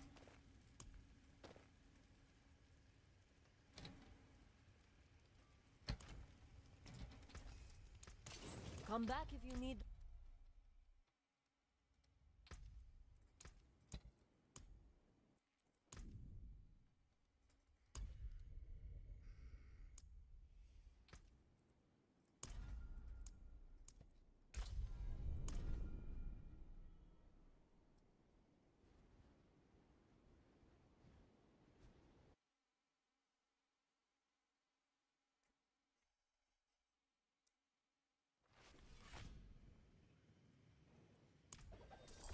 I need time to do that.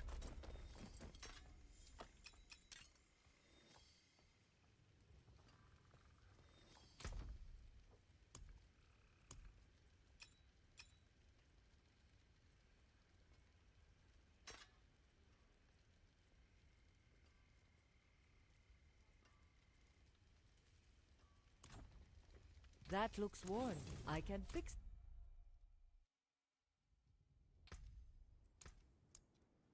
I think it should be kind of done creating characters right now. So to put something together.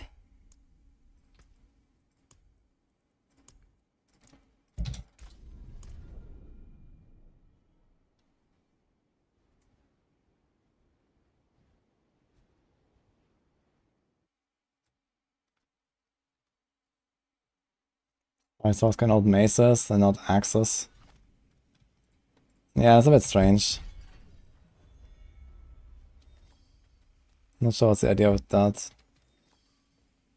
I think either of them. Like, why did they give anything to the Sorcs? Come back if you need the forge.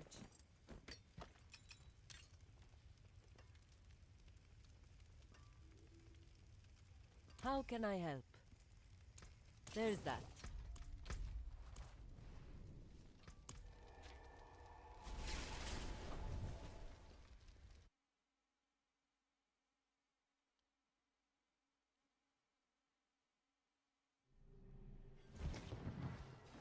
You wanderer!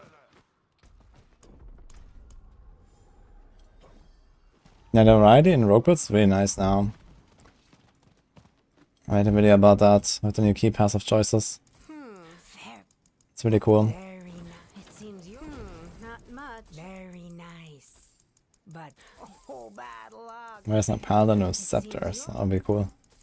It seems you're a fair bit of magic in that one. It seems you're very nice, but could be better.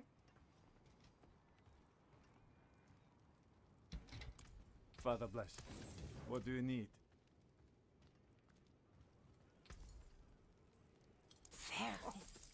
Very nice. But until next time.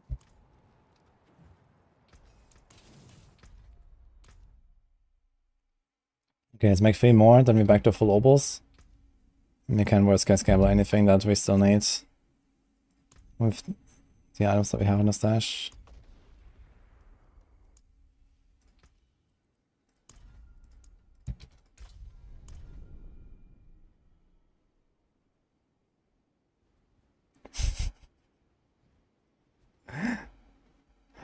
It's a window for adding Death Wish. Oh no. Actually, is Death Wish meta coming back in the Ethereal season? No, right? But in Cube season, I guess. Dude, I just got a pole arm for my Druid, man. Pole arm with willpower. Oh, Hurricane Boots.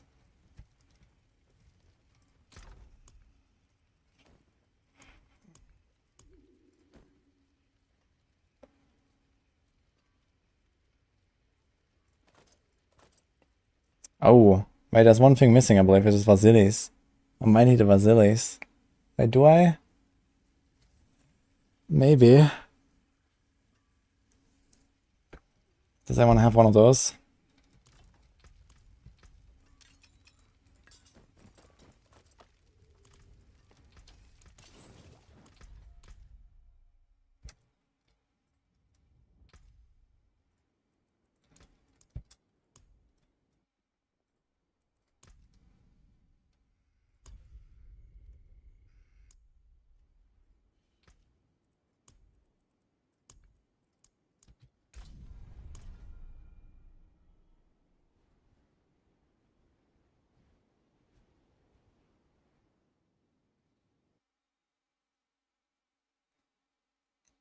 Hardware out there and Orkan's windshield build and doesn't do any damage. Yeah, I mean, Locan, I wouldn't expect to do anything for that. It's the dot that does the damage, so crit doesn't help you. I'm not sure about the shard, if the shard helps or not. Because most of the multipliers actually apply to the windshield dot. Like Moonrise, for example, works. So shard maybe worked too.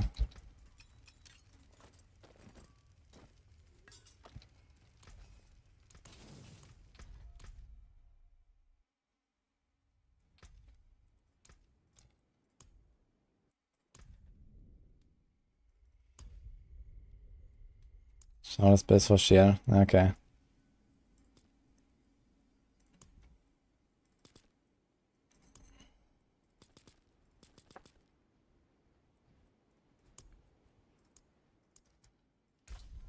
Okay, last one. Should be fine now.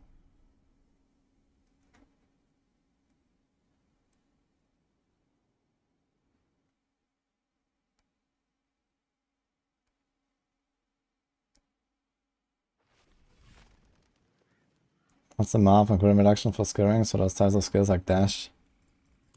I don't know it exactly, but it starts at -5% per skill rank. For like, I don't know, 2 or 3 ranks, and then goes to -4%. And then goes to -3, -2, -1 after like a few more points. Up to the maximum, I think at rank 20 you have -40% total of the base.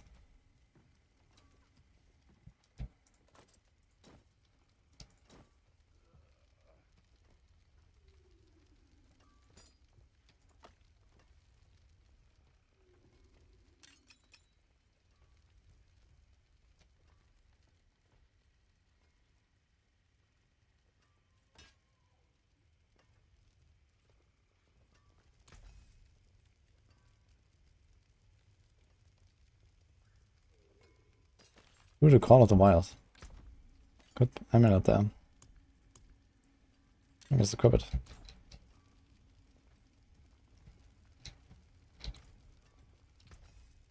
I can break that. The forge is Alright. Let's make a Druid. I do not have a planner, I think.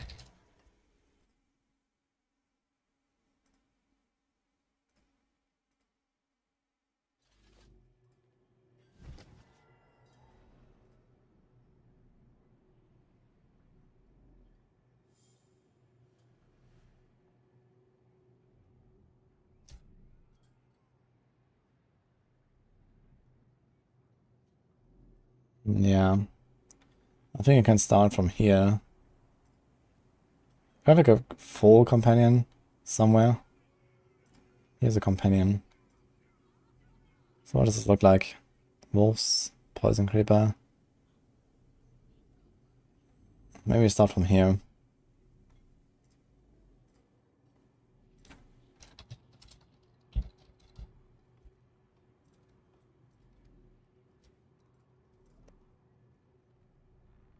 Okay. Juggernaut, huh? Stormclaw. Wild Heart. Bestial Rampage. This is Elements. Stampede. I have Polarize.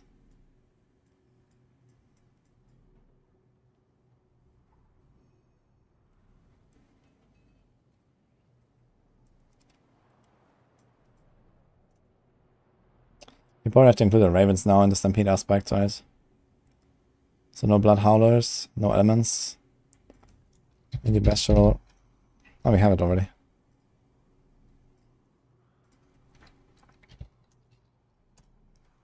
Maybe Stampede as well. Wait. That makes sense. No, what I want is Shepherds. 10% per companion. So that probably goes on the 200 slots. And how many companions do we have? So we also need a new companion, like wolf thing.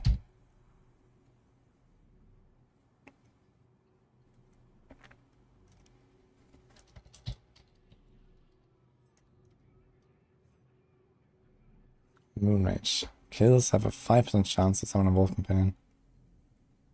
This is like just a lucky hit against bosses. So we can have 3 additional. Let's say we want to proc it once every 10 seconds. So in 10 seconds, I need to accumulate 20. I need to accumulate 2000 lucky hit in 10 seconds. So it's 200 per second. That's quite a lot. It's gonna be very hard to sustain 3 wolves, I think. Okay, so what about the Shepherd's aspect? Also accelerating here, it's a bit overkill. Okay, let's say we have 3 extra wolves. How many do we have then? It's gonna be 3 ravens, 4 ravens, 6, 9, 12. So 12 with a double shepherds. It's 240% damage buff. That's a lot of the buff. We definitely need a 200 shepherds, I think. I think we empty this.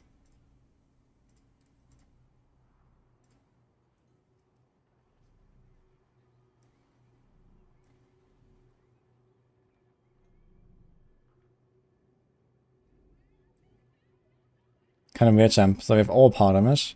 Doesn't matter. We have damage over time. Doesn't matter.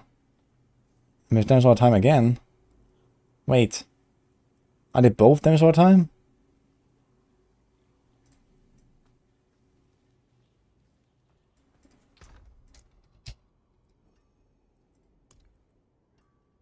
This one is crowd control.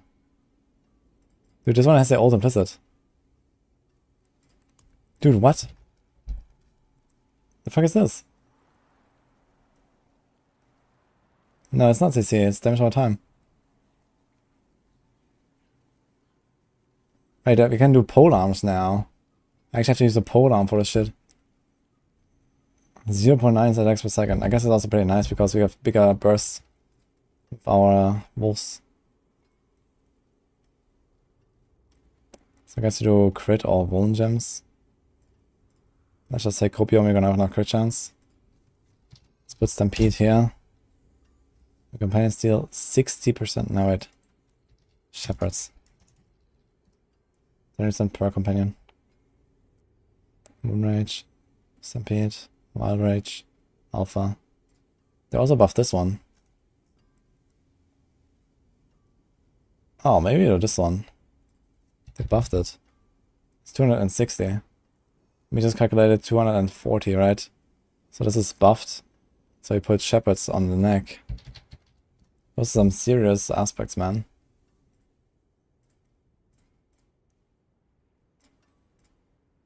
What's our crit chance? Not enough. But what's our vulnerable uptime? Not enough either, I guess.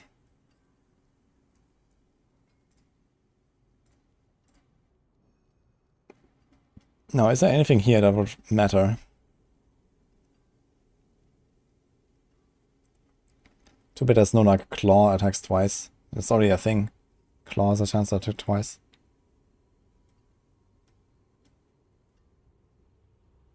So apparently werewolf attack speed just straight up doesn't work. So that's cool. I know, what is it? Wolf companion attack speed. I've been told.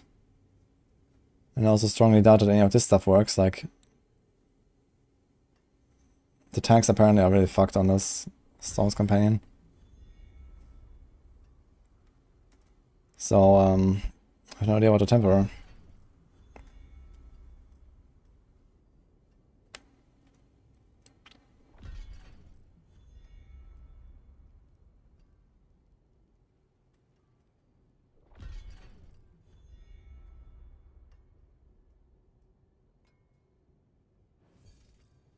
Companion damage is probably something.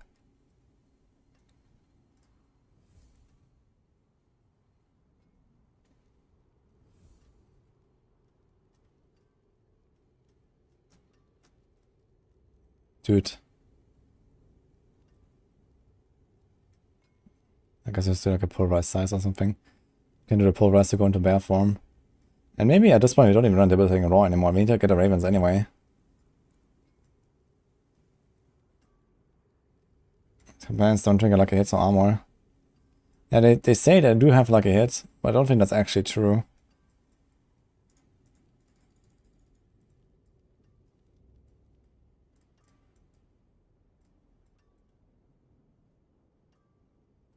I wonder if I can go with Nature's Reach. I'm not sure how this works when I am far away from the enemy and then cast the Wolf Companion active.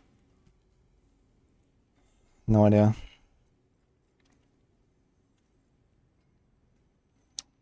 I guess I could put armor here. I don't need any of this other stuff. What about the Bulwark? Do we do Bulwark over Bloodhowl now? Not the worst idea.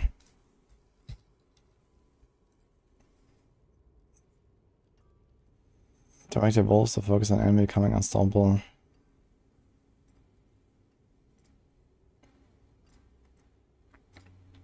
Something like this, maybe?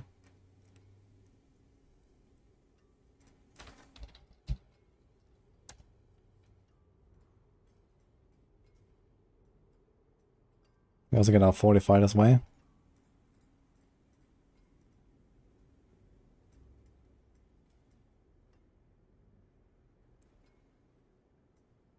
If damage on like a hit, all you need for getting wolves on the boss. That's interesting, because this only has 50% lucky hit.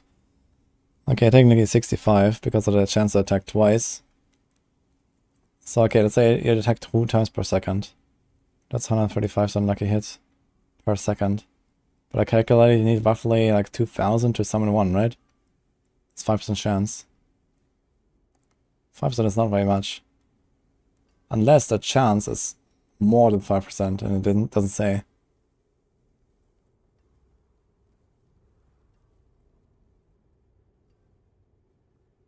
So maybe there is actually some lucky hit here from the pets or something. Do we want to try to invest into Poison Creeper? Maybe it actually kills a little bit. Maybe it does some damage.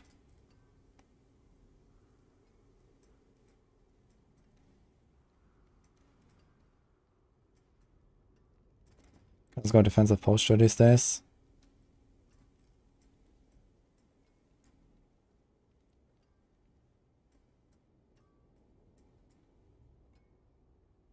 Give shields to Sorc, man. I'm with my spirit.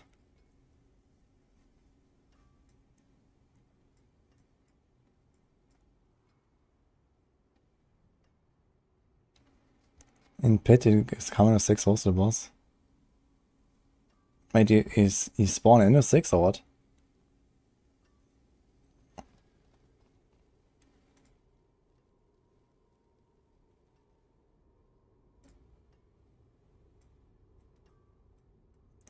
Yeah, I know there's something bugged with Poison Creeper. Have you figured out what is causing the bug, by the way, on Poison Creeper? The Torchlight keeps staying empty. Oh. Can you see it now, Nini?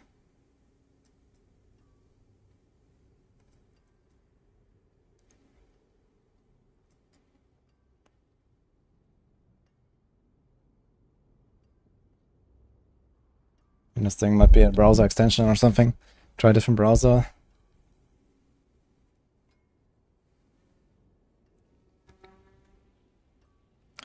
Okay, I think most of the Paragon and stuff is probably going to be unchanged. Let me check this. They have Ancestral Guidance. Sure. Wilds, fully buffed. I guess Finalizing doesn't work. So not doing that.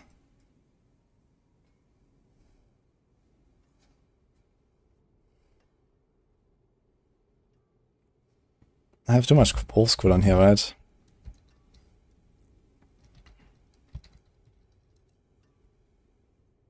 Pretty much.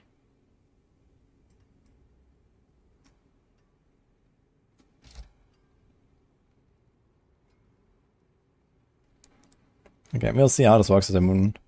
I mean, you get 5% on kill. Okay, I see that. But if it's like a long boss fight, I think they will eventually despawn.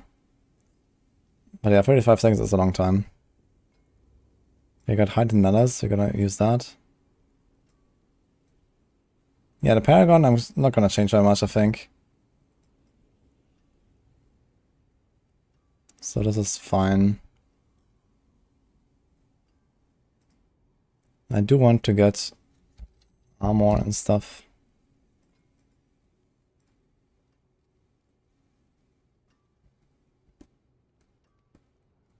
Wild Hunger is a 5-second bonus, so every 5 seconds you need to shift.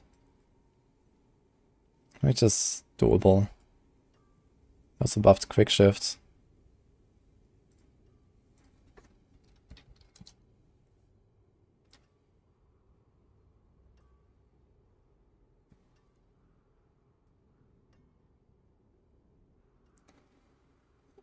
You don't have good move speed.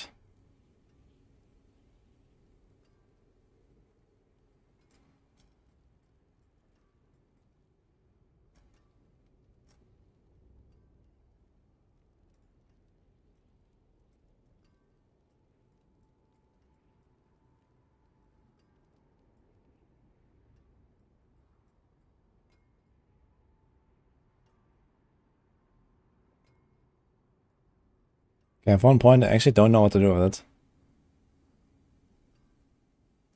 So maybe gonna keep it in the res thing. Actually, I have up to 4 points here if I take these things out.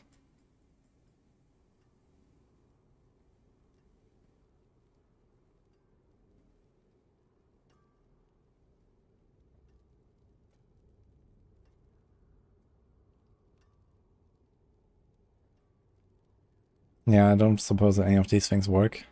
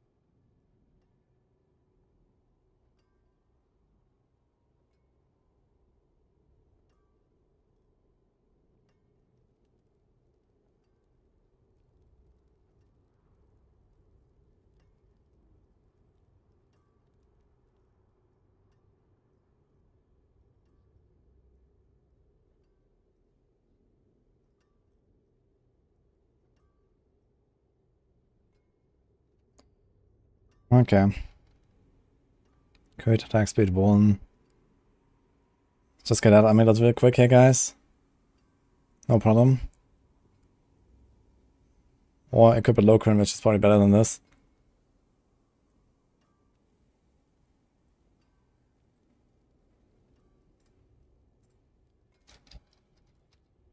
So like some stun chance.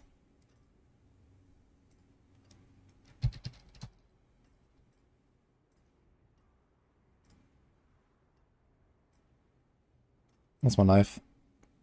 43k. That's my willpower. Dude, everything is low. Get us up a little bit.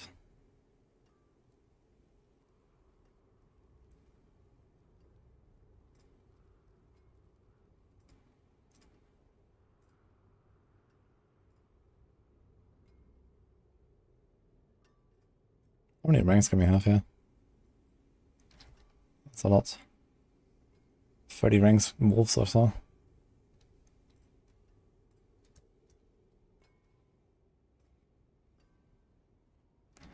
Alright, let's build it.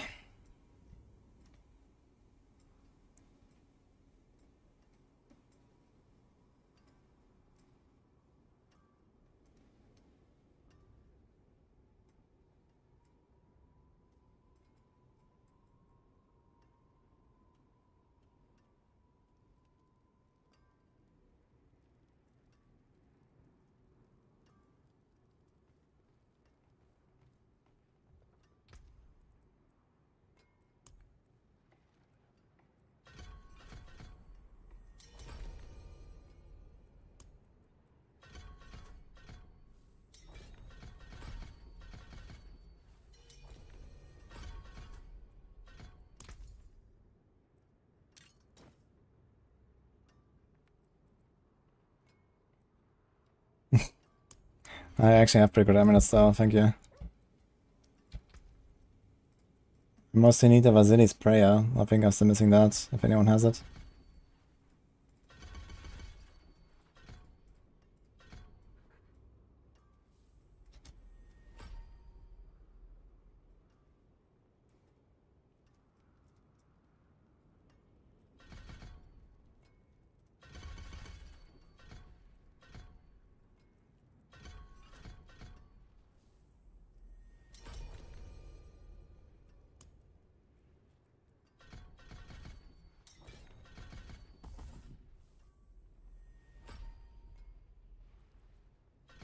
Ah.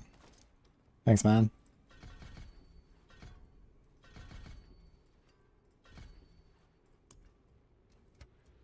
Okay, we got everything in one go. Let's do the Paragon. Anything I want to change here on the Paragon before I do this? So Poise Glyph is something that I may not really want to go for. There's a chance when shifting.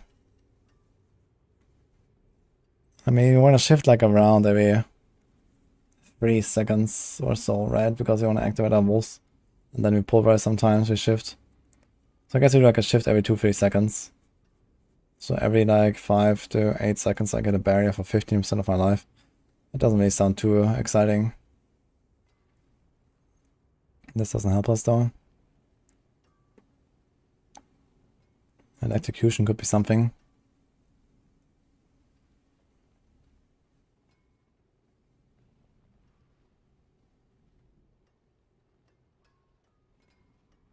Get a territorial. Good DR.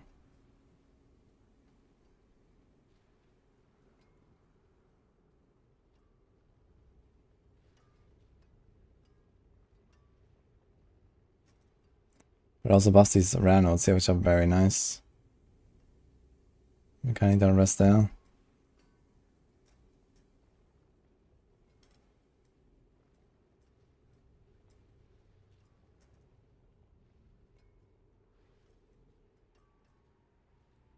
Nah, maybe it's gonna go with it for now, it's fun.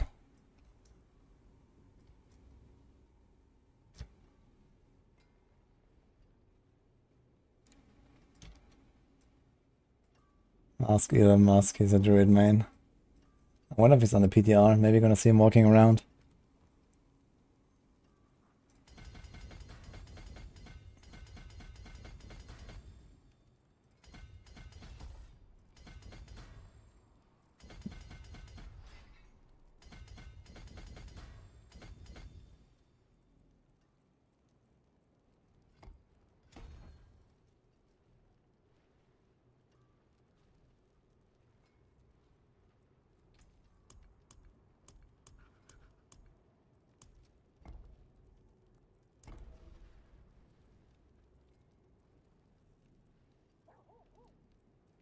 That's kind of funny, Elon Musk playing Diablo.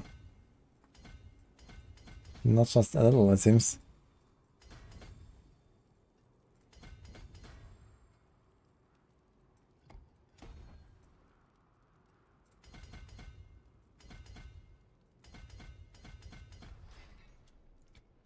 Maybe at some point he's had enough, he's gonna create like a gaming company and creates his own knockoff of Diablo with a really powerful Druid class.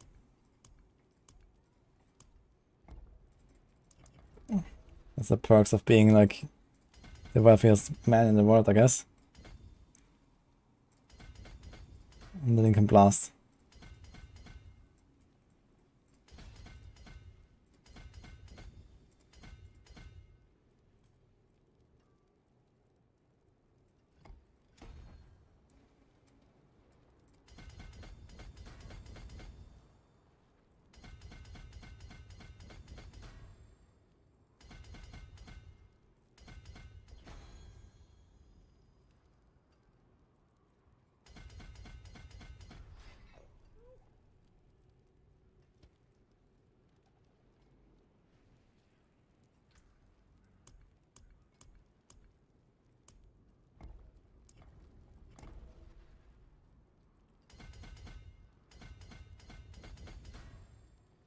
He plays Eternal for the season. I mean, could be, I don't know. thing is that, you know, playing Eternal or not, for Season 4, you have to refound all of the gear. Basically everything, so it doesn't really give you a massive advantage.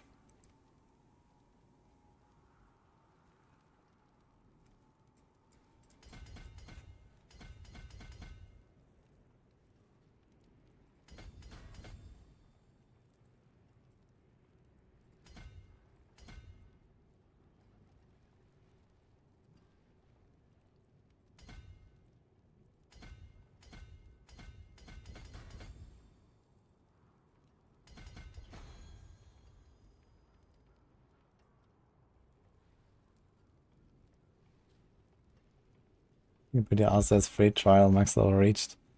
I think I had that as well. Yeah, I probably forgot to remove that.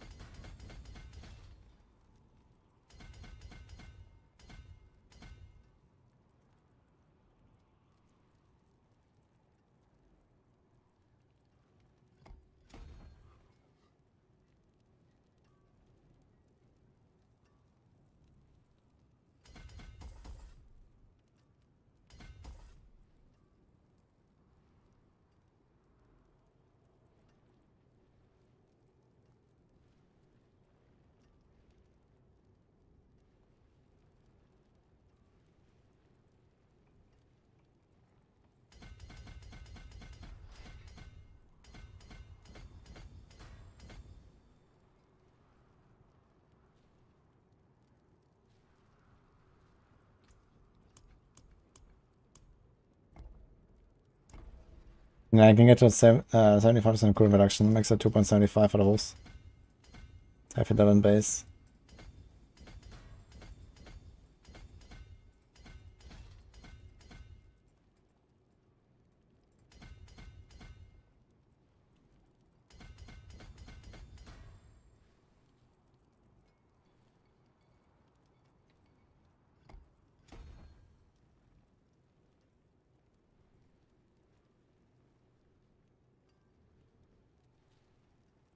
Okay. Think I got it. Let's put this in the Discord as well and stuff while we're at it.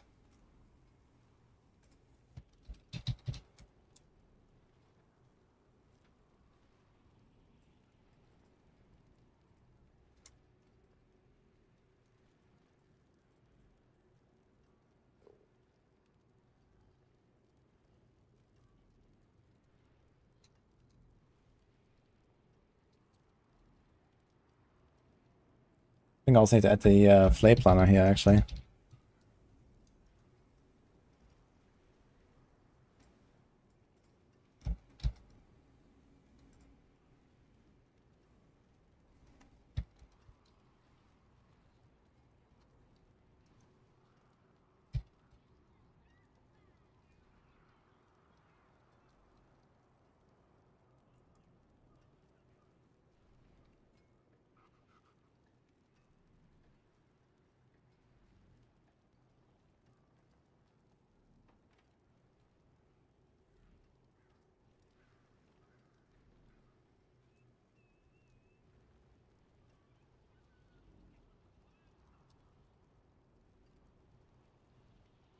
The description is too long, Monkas.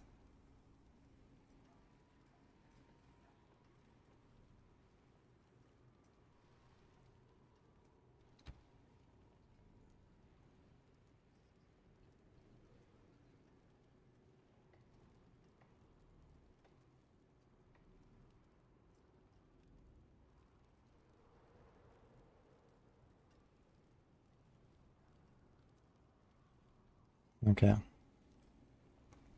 Anything else that I made lately that I didn't put here?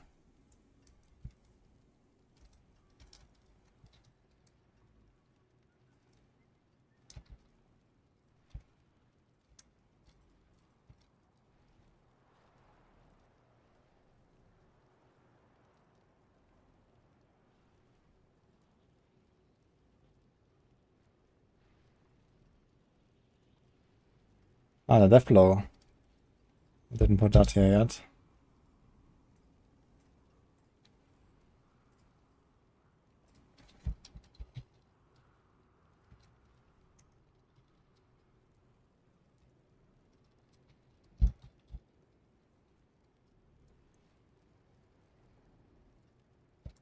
So I'll put that here as well.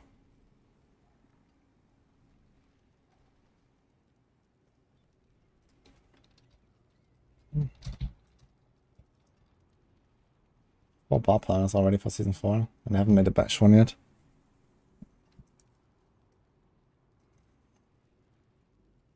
Okay, what else do we have? Chain Lightning, Hydra, Frostbolt, Vox Copium.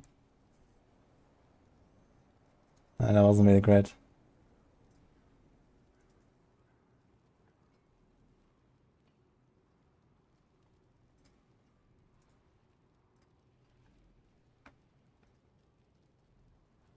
Okay.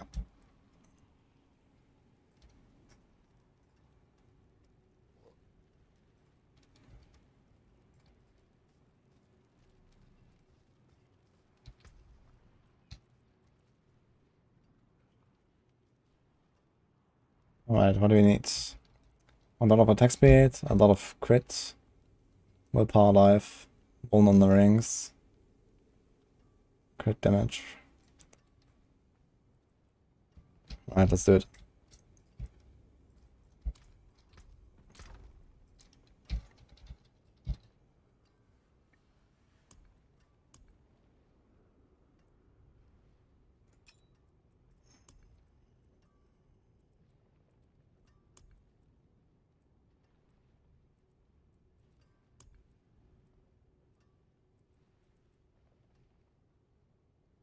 It's actually kind of nice. It has cooldown, make vulnerable, quick shift.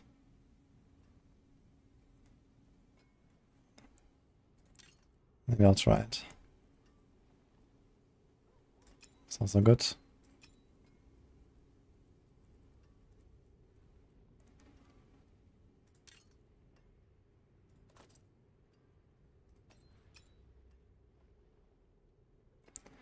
Yeah, I'm not sure we're gonna need Earthen Bulwark.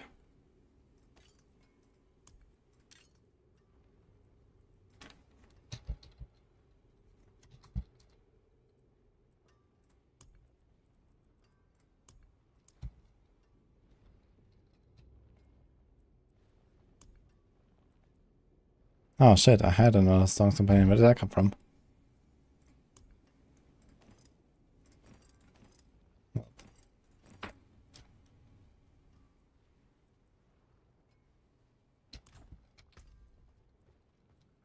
There's 2 greater chance to make vulnerable here. Kinda big. Do we have a pole arm? 0 pole arms.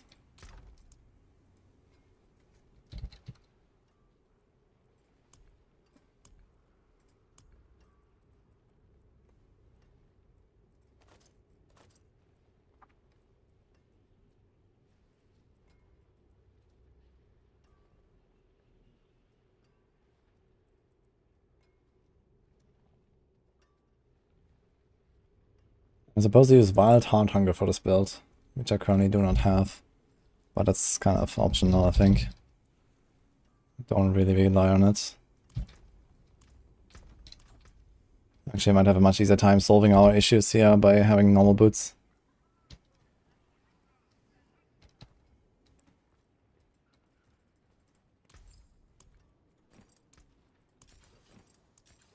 Another time, then.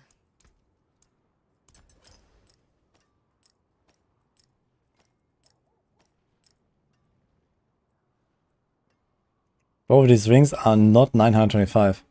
They're both missing rares. Oh no. Uh-oh.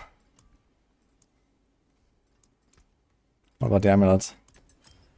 That's 920 at least.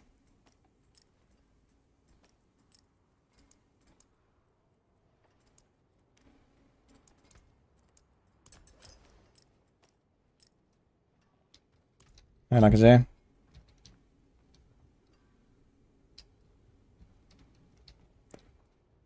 In case I got no unstoppable. Are you sure about that?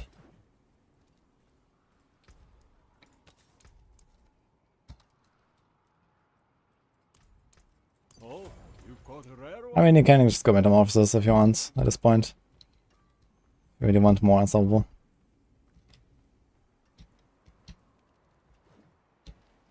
No witchcraft here. Only honest magics.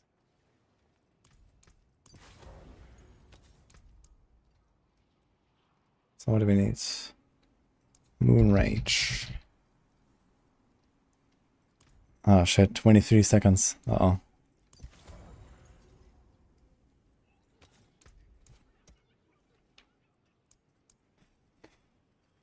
Gonna do Concussive Strikes.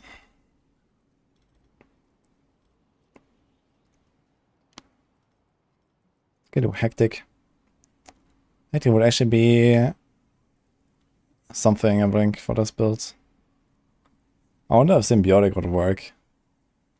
Like if our wolves properly get all of the attacks, it says Companion, Nature Magic, and Storm. And so technically it should work with Symbiotic. And Nature's free. But I guess we lose way too much damage there. Not having Bestial Rampage. Ah, good fortune that is. Okay, we have a decent alpha.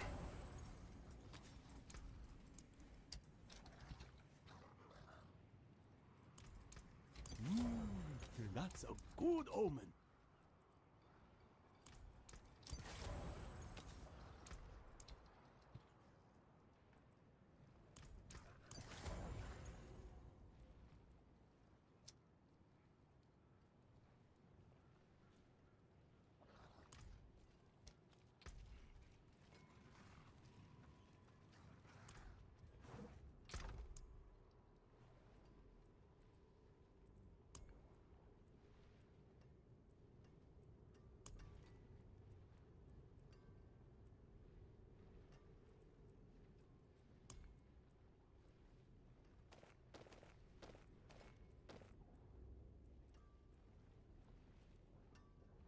So I got armor.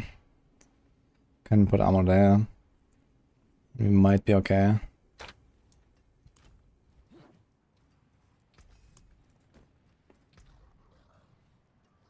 So we actually have a rare recipe there.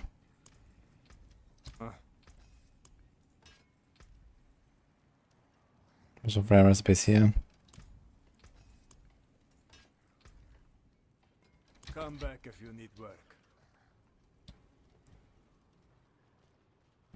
I can take common, turn it special.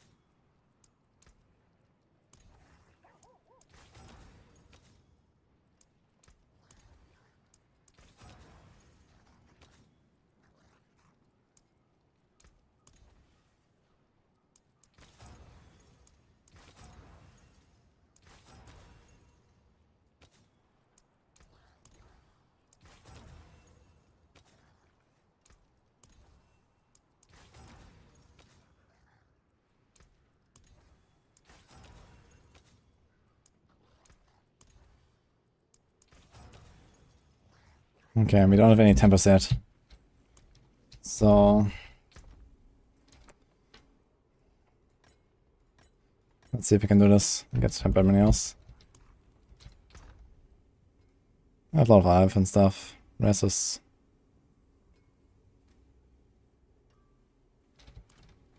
roll to 1.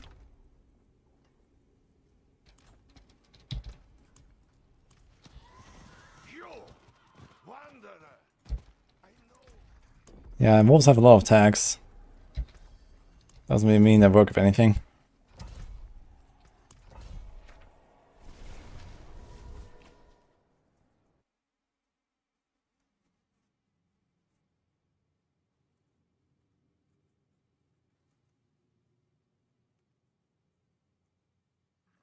Yeah, as far as I know, basically none of the attacks work in any way with the wolves.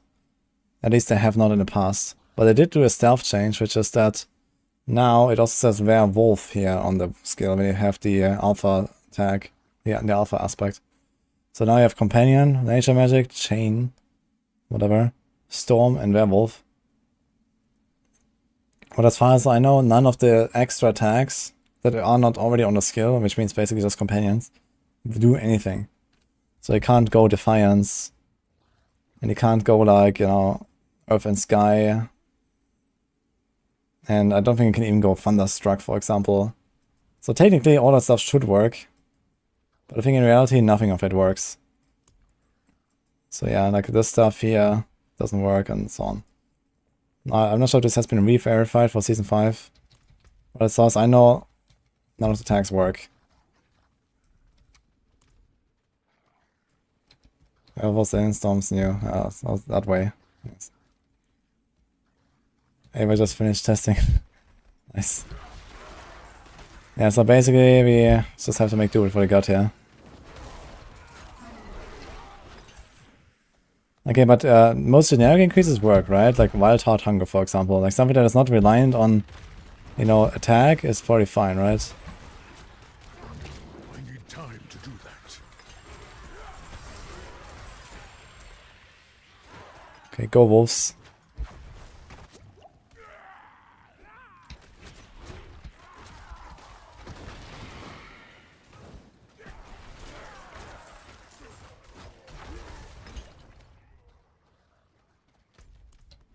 I'm not ready yet.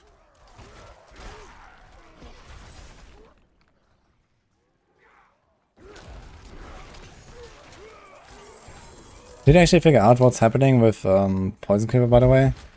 Like sometimes it does like ridiculous damage and sometimes it's like whatever.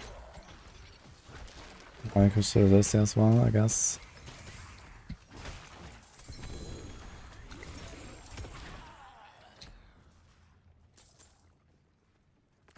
I guess I'm gonna do move speed for now.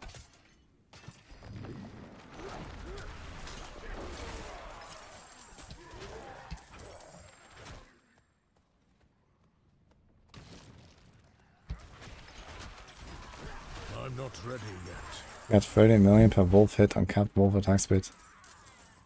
Now 30 million per auto attack or 30 million per use? For an auto attack, 30 million sounds very high.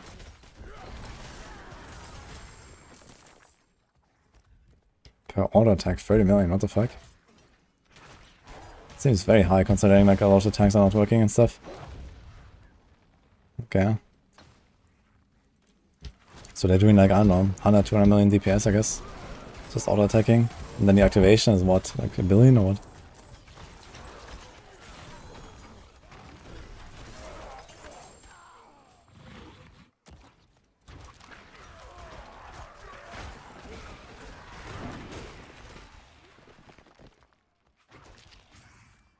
It's not the boss that drops Tempest Roar here. I don't think I'll need it for anything this PTR. I must wait a moment.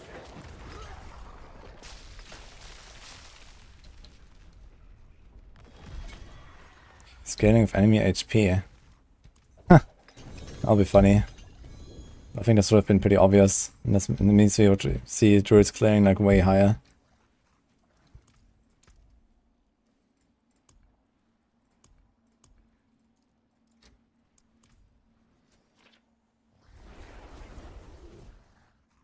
Your wolves can hit for 100 million per passive attack.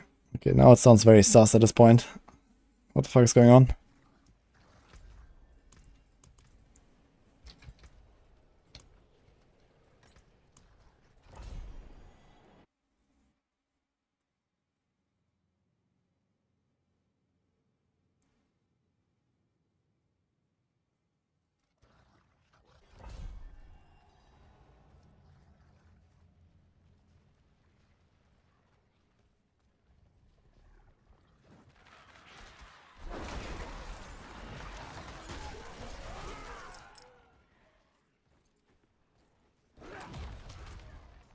The Ravens are hitting for a whole 40k crit. That's cool. I do more of my pulverize actually.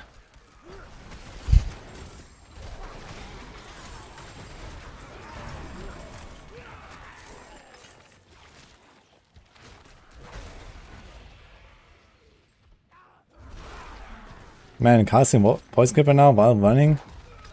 Can we cast anything while running? It can cast anything while running, man. That's pretty badass actually.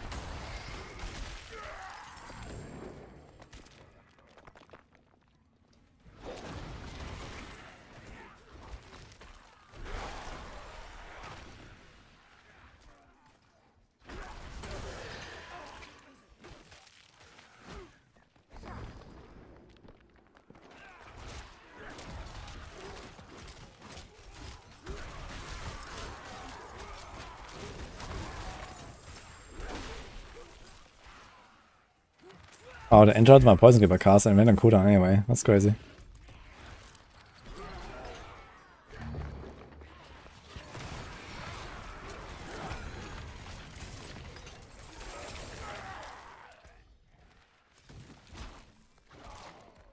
Not many jumps. Maybe I should do other bosses first.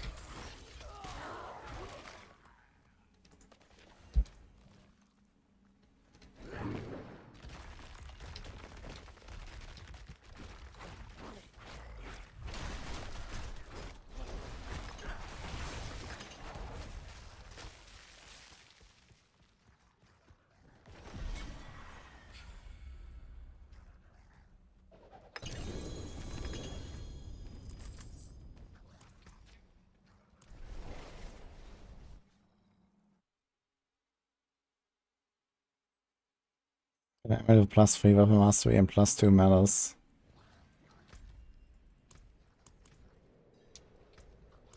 That's pretty good.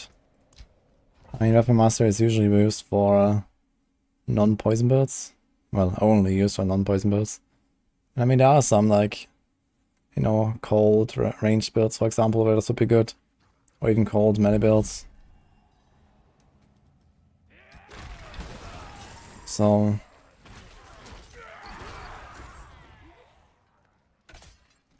Heartseeker right now, for example, would be a very good amulet for this.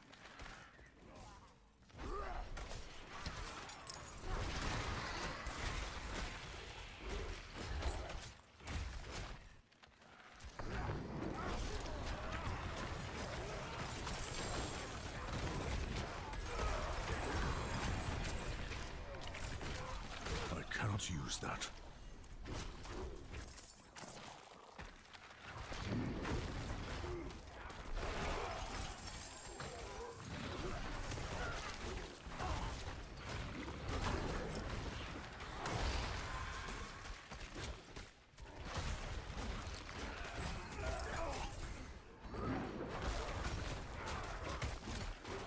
Bulwark is gonna be a thing, yeah. As a defensive tool, not as a main DPS skill anymore.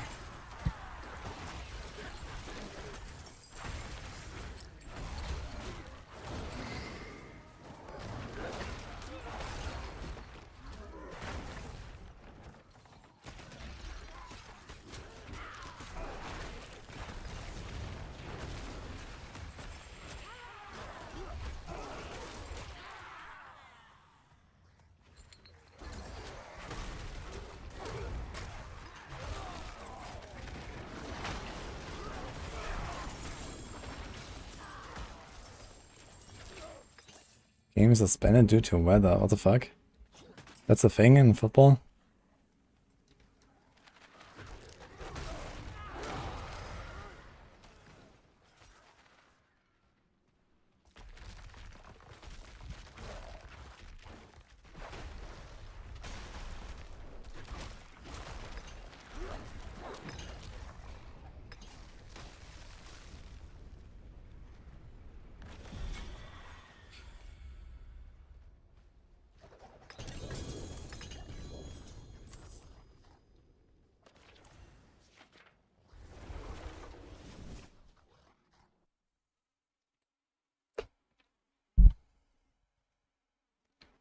Okay, let's see what Border says here about their interactions.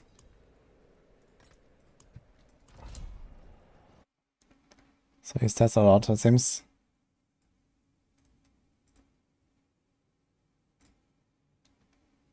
Okay, basically pretend like the tags don't exist. And also things like Undaunted and Edgemas don't work because they can't check Wolves Fortified and Spirit status. Nice. So basically just like, you know, raw stats, pretty much, right? Crit, attack speed, close. Whoa, companion damage.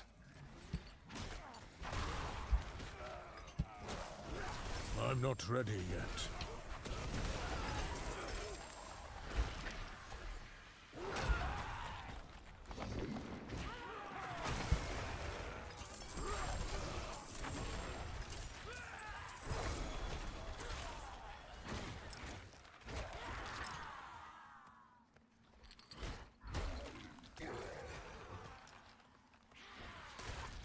Okay, glyphs that work with wolf companions, wilds, but it does not increase storm hull.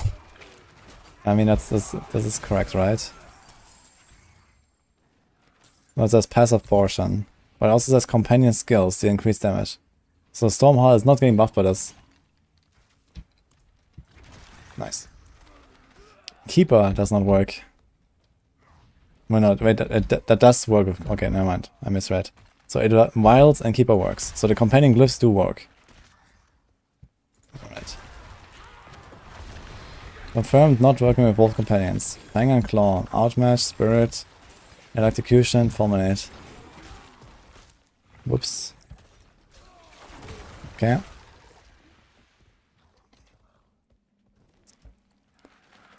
Well, I need to replace 2 glyphs.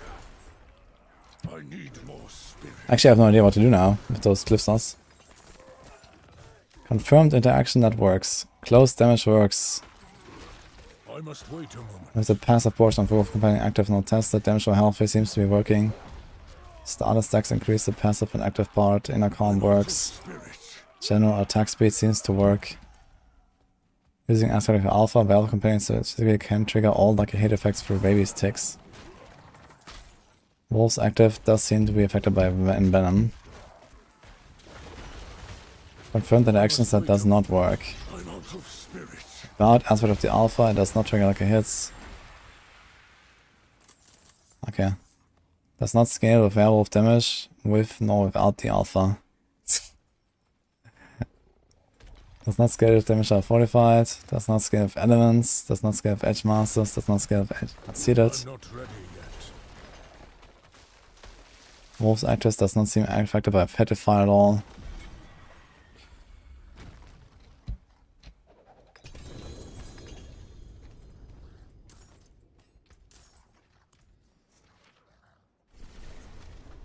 I have not found a werewolf target action that also works with aspect of the alpha. Even things like plus werewolf attack speed does not affect the wolf companions. Nice. Oh man.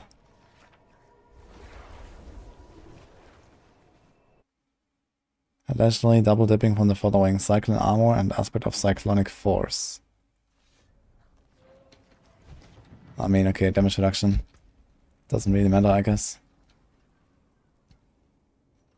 In fact, we have a nice defensive power now, right?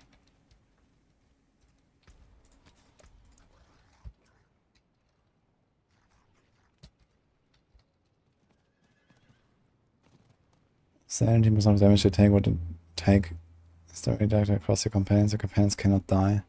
So let's try this thing.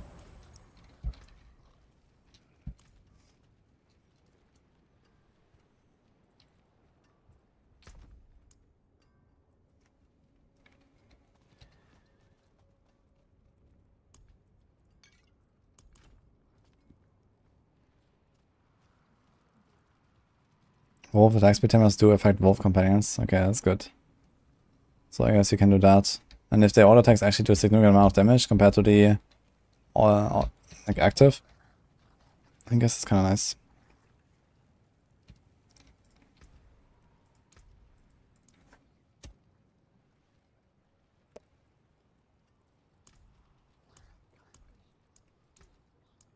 So 5 more. Oh, you caught a rare one.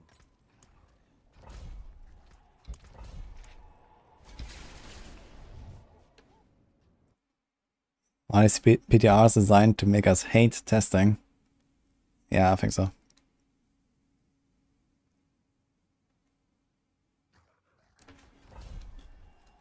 I've tested Diablo Barb yesterday, yeah. It's pretty nice. Diablo Barb is gonna be pumping. And it's a non-bleed build too.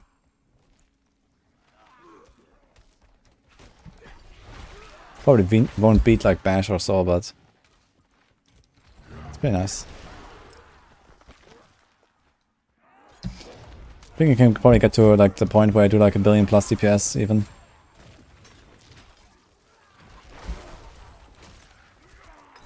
Or at least 500 million, I'd say.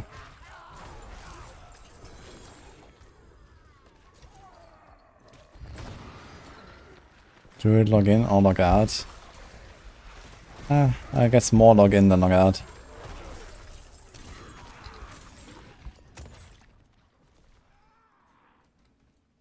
I'm low on spirit. I have an army of 2 exploit and now I'm with 2 fridge finesse.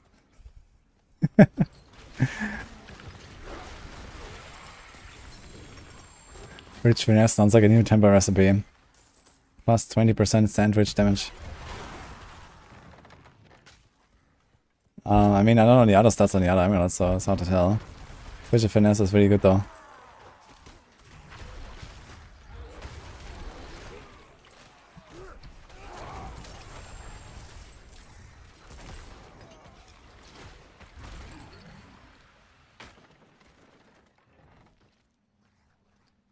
Even after numerous buffs, the Druids, they're still too weak. I mean, people always compare to the best builds in the game, and the best builds in the game are on Barb, and Barb is very powerful, and Barb has not really received any nerfs. I think it's more of a problem of Barb being too powerful than it is of Druid being too weak, if you ask me.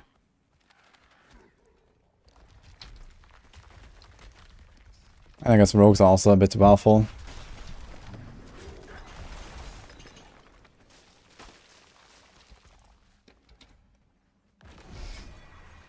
Why would I ever nerf Barb? Yeah, I'm not sure.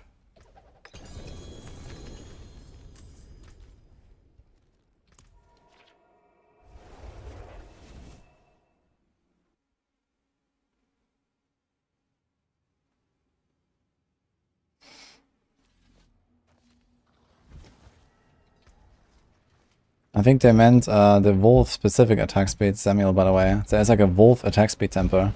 Wolf companion attack speed temper. So that, I assume, would work with the wolves, because it's usually designed for it. But then there's also a werewolf skill attack speed temper. One is the utility one and one is an offensive one.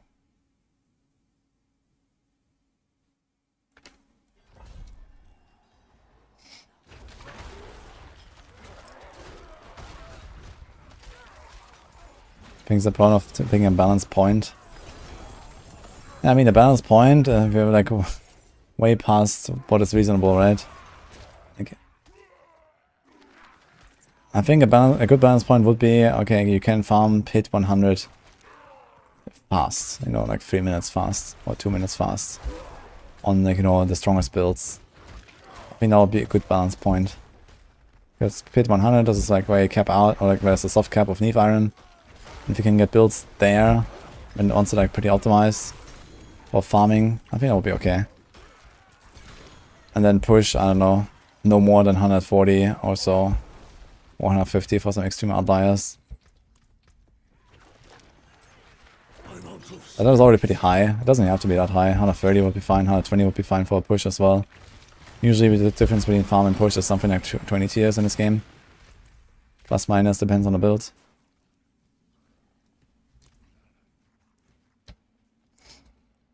Builds on Discord. Our channel with all the partners.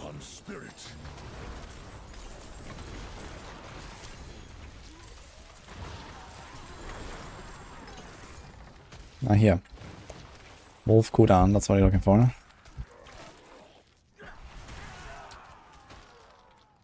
I wonder if it's like a generic companion cooldown. I mean, the poison creeper seems to be doing damage. In fact, if I have to remove one of these other glyphs here, maybe I'm gonna put like a tracker glyph. One of that works for the poison creeper poison. You're describing Sorc. Yes, Noffer.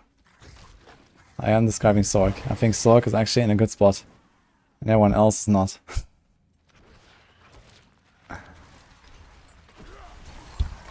I'm not saying that there's no issues with Sorc, but, you know, I don't really want builds to push 160 or some shit. And farm 120. I don't know, I think it's too crazy. Because if you're that powerful, you just like completely trivialize everything else in the game. You know, people are like literally one-tapping dominant bosses or something, like, why? You know? We're just back to like one-tapping Durials again. Like, why is that a thing?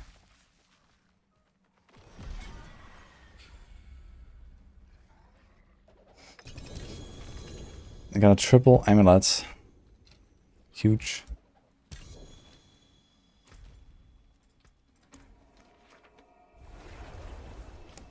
It's not really necessarily a problem with scaling content. You cannot scaling content anyway, just for, you know, people to bash the head against the wall. I mean, it's fine if someone has like a super optimized min-max build, and then they get to the point where they trivialize tormented bosses and push in the pit to like a higher tier. That's okay, you know, if like after like 50 or 100 hours of blasting, you have like a really good character, full masterwork, you have like, you know, 1 or 2 greater affixes, all the right stats in every slot. Yeah, sure, you know, such a build can be powerful to the point where you trivialize most of the game, and then you have to pit for that. But I think we're getting to the point where everything is completely trivial, way too fast on basically any build. Outside of some really shitty ones like, I don't know, Shred Druid or something, or Bloodlands Necro, right? If you like ignore these kind of builds. Like even Sorcs get to that point pretty easily. Where everything is just kind of like a joke. That is not like pit, like 100 plus, 110 plus or whatever. So...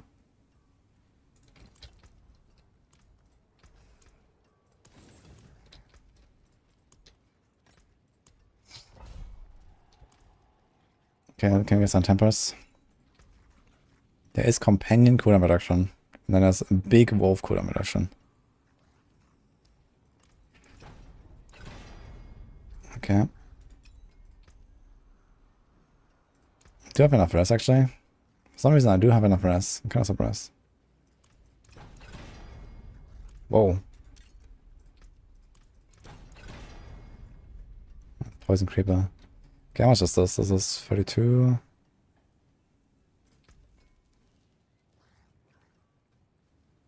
So it's companion damage, wolves damage, poison creeper damage. Let's try to hit companion or wolves, I guess.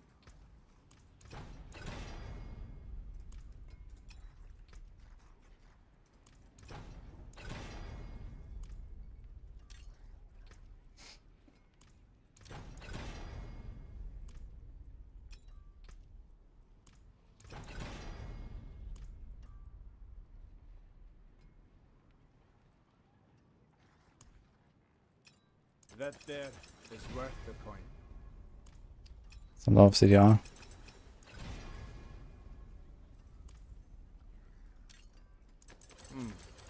Unexpected. Okay, how much is this?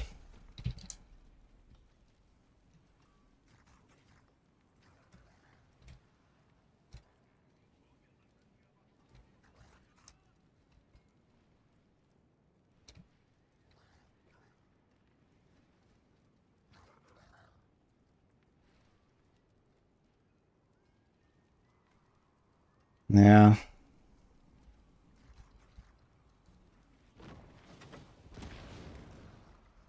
I guess if you really want to go ham with the wolves, and the wolves are definitely most of the damage, right? We're gonna throw another, let's do a third wolf.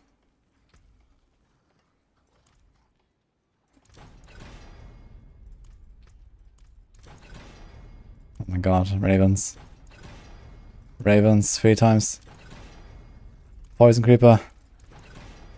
Wolf, okay. Now should have it. Wait, I'm not done? No.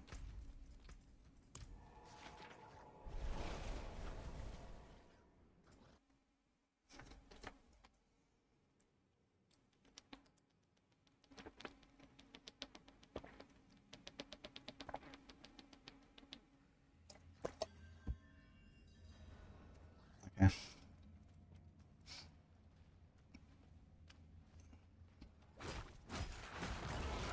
It's 2.75 now, not 3.75. Yeah, with 2 items, like you could actually do like 2 wolf and 1 companion cooldown, I guess, and you can maybe use a poison creeper a little bit more often. Boy, do you know if like Trackerglyph works for the poison creeper? Is it worth like trying to do anything with the poison creeper? I'm wondering if this is actually reasonable. I have 5 points in it as well, because why not?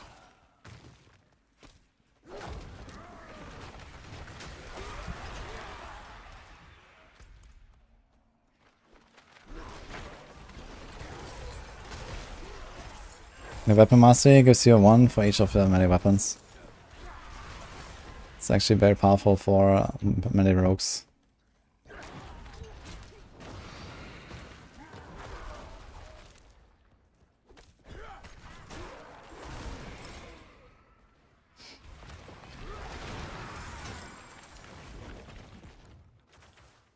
Mage build season 5. Lightning Spear. Durations. Frozen Orb. Firebolt. Those are gonna be the mage builds, most likely.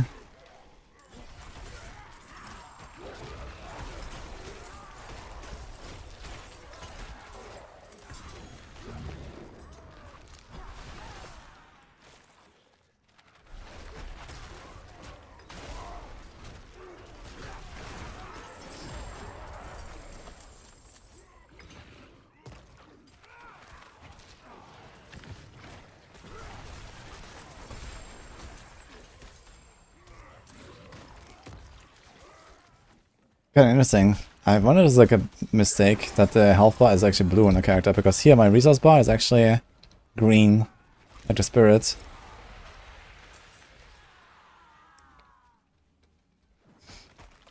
But the health bar is blue, which kind of looks like barrier.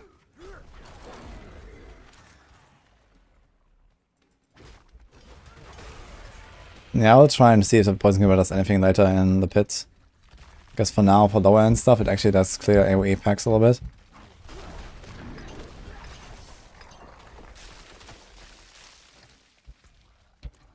Do I still like any tempers? I don't know. Let's do like one more run. If I don't get anything, I guess we have everything.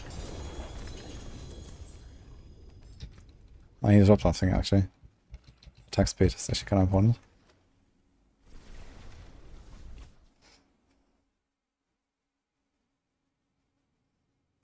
Too much red on red.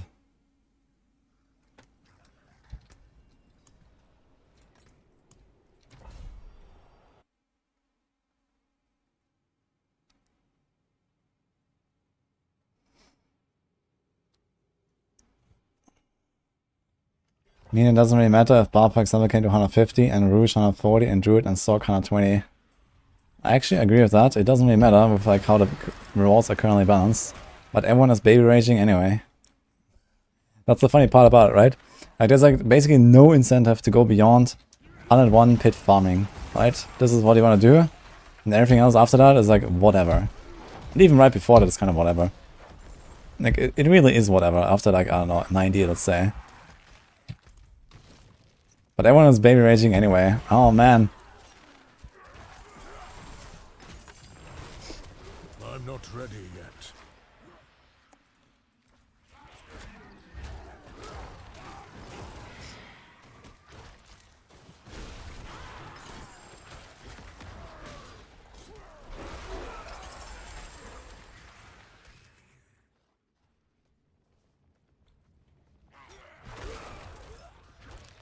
It's a beast in the ice dungeon. Yes.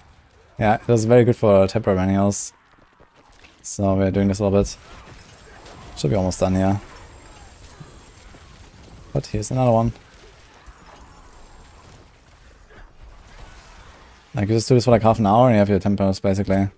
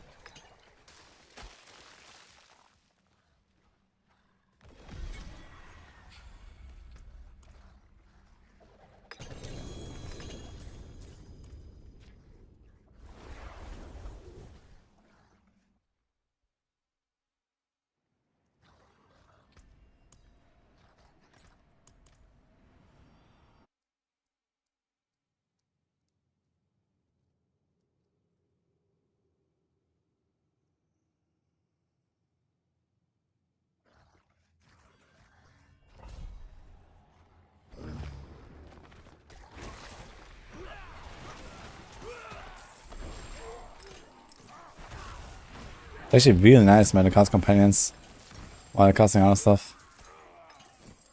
Very comfy.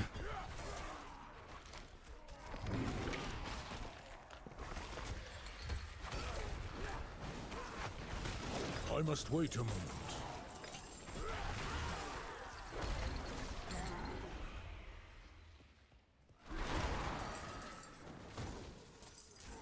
I do get Angel Breath from just boosting characters, so that's not a problem. You can get like 100 or 200 every time you boost. You can just boost, delete, and so on.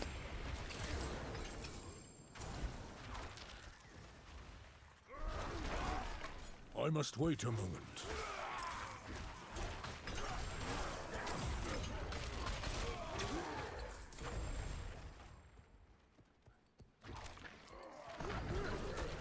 Sort of hating I should have done Ghostwalker here for this dungeon, but now it's a bit late for that. Small. Druid Invigoration.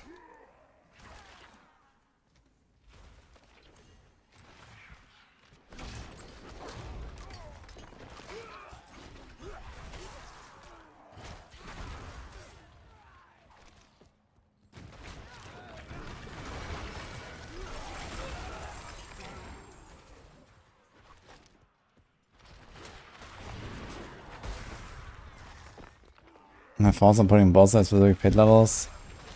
That doesn't really work though, right? Because you can skip those pit levels. You can do an 89 and unlock a 92 and just never go into 90. And you could force people to do it. But I think there's better ways of handling that. I mean, the pit boss fights are already like, kind of like the main part of the pit anyway. To some degree. Like if you go into the pit, then you have a boss killer build, basically. Pretty much. I still have to get there, but, you know, the boss is the hard part. So it's not a huge difference in, like, putting some real bosses there, I think. I already have real bosses. Kind of.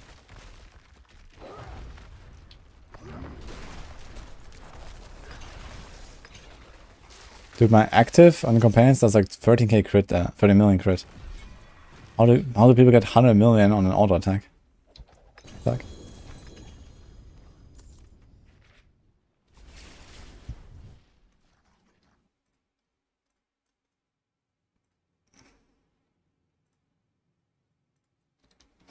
Hello. Hello. Oh, let's see, fair enough.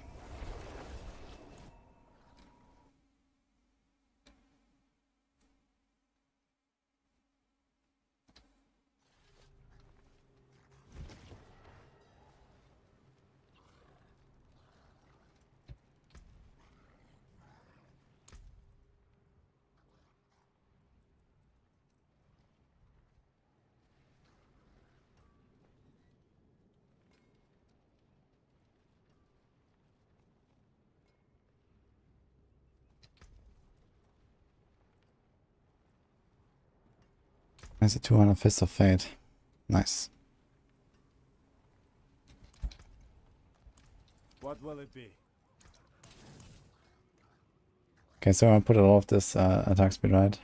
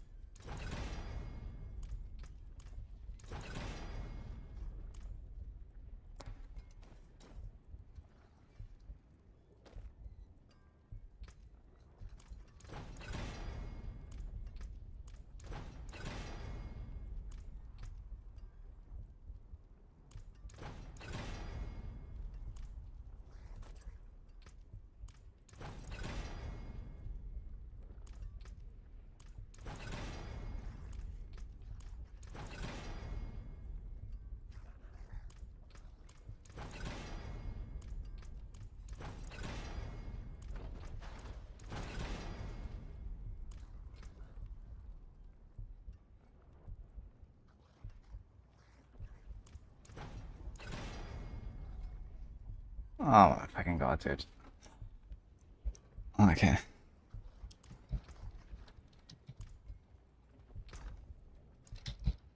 Greetings. Don't have another helm now, though.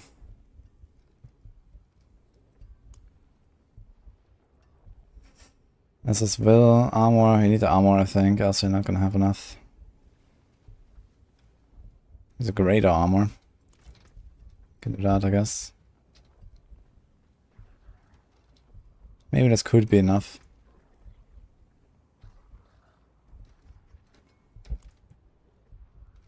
This is companion build, yeah. Father bless. What do you need?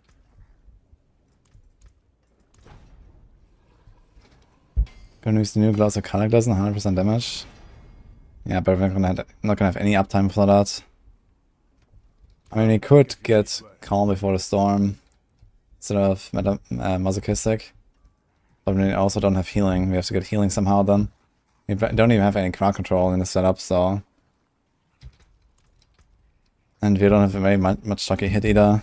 It's gonna take forever to reset. And we lose a glove. I don't think this is really the way.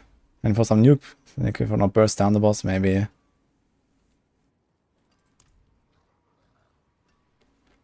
I wonder if it even works. More shred over claw pulse. Yeah, this could work actually. It could also go a bit faster. It's like less defense. Can also get a 45 there, I guess. It's not the worst. Shred gains first and attacks and it heals for 4% of your life if an enemy is struck. So you heal 4% no matter what, right? Kinda like Flurry.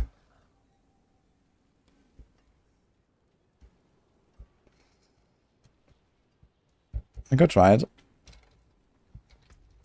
Why not?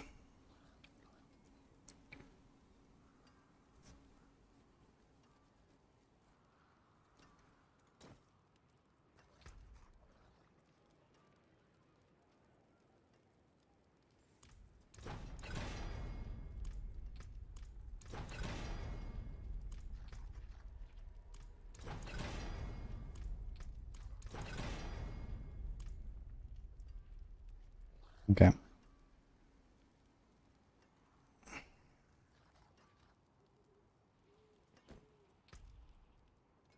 Druid motion is only 3 options.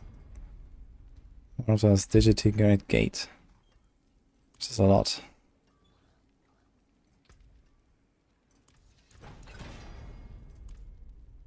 I might be capping out on Wolf attack speed, I guess. Like we get 60% attack speed. Bestial. Like, am I capping out? I have no idea how this Wolf attack speed even works. No idea what to expect. I have like 4 times Wolf attack speed now. The Tempers cap. Are the Tempers their own cap or what? Does it not go in the gear category? Like, I have no idea how these wolves work. They have their own cap. Okay, so I could probably get away with like 3 Tempers. And like 1 stun or freeze temper also. Should be kinda nice. Let's do a Digitigate Gate.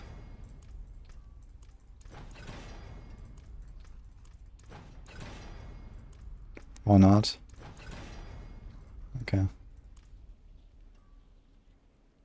Anything breaks, the forge is hot.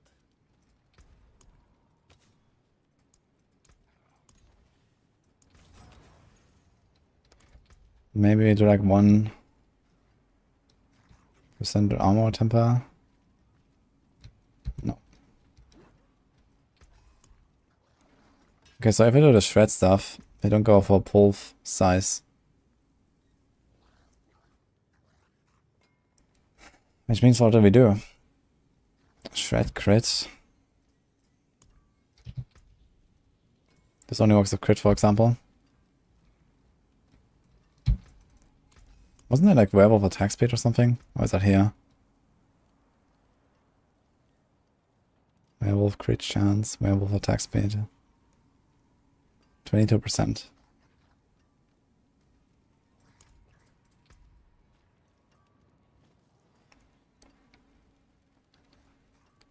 I guess technically I can do rabies duration because the rabies of the wolves has some lucky hits.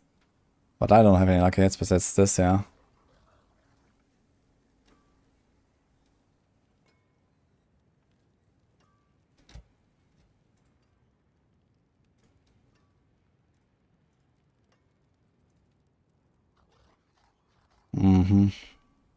Can leave it on temple for now. Gonna try to shred stuff.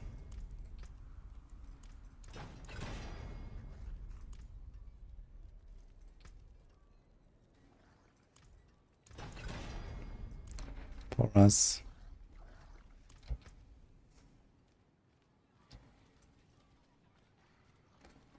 Yeah, I think rolling off the armor here on a helm is not gonna work out. Should probably make a new helm.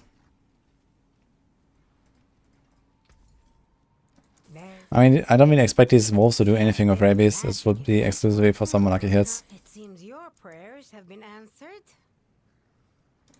There,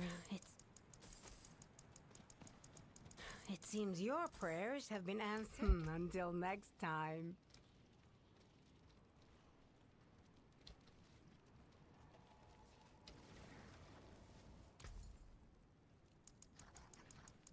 It seems your fair bit of magic. Tell me with Denmark.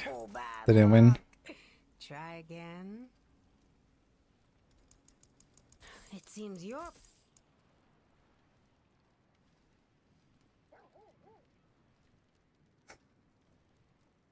The raccoon trying to bite me once. Oh no.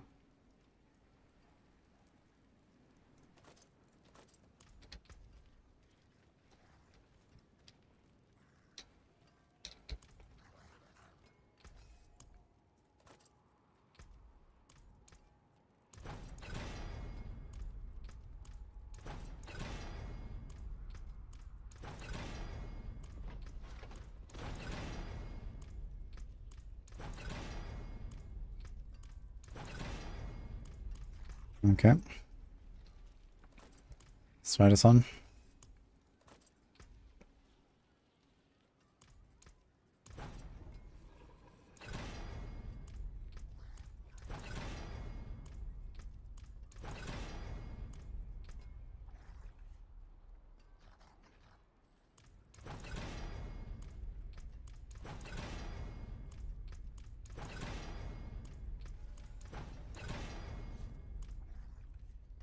Did not break.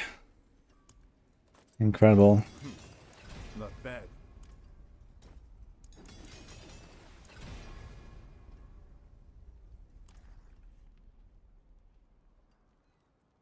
I'm gonna reset this fucking thing. Unexpected.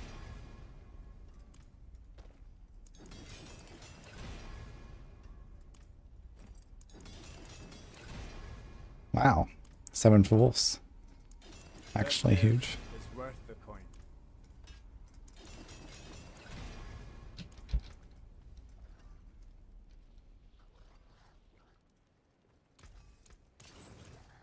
I have many fine pieces, rare and beautiful.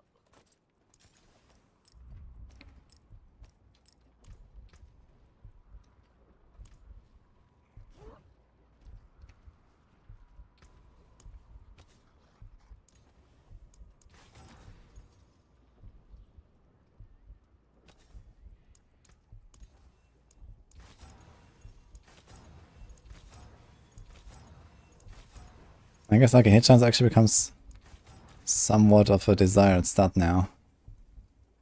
A little bit at least. But it's also don't really have like the highest willpower and stuff. Let's keep the cooldown there.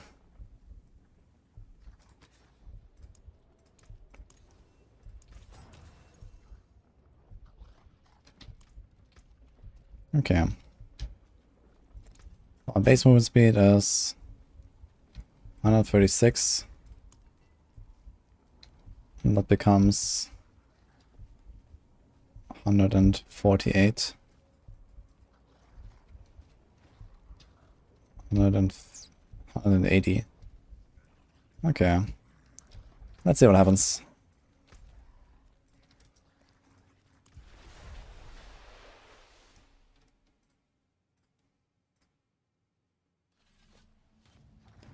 I get a helmet and gloves in the planner.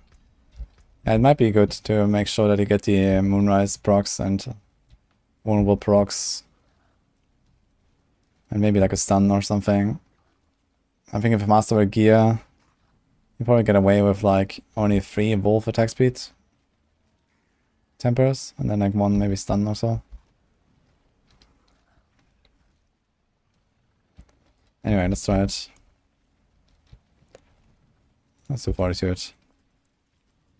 I cannot try it.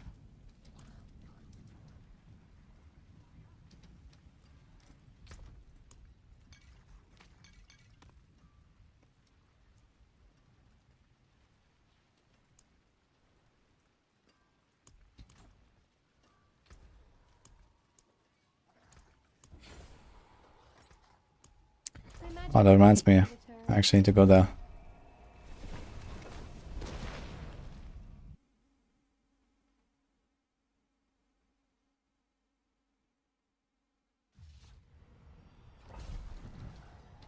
What does the Storm Pens do? Basically, when you activate your wolves, they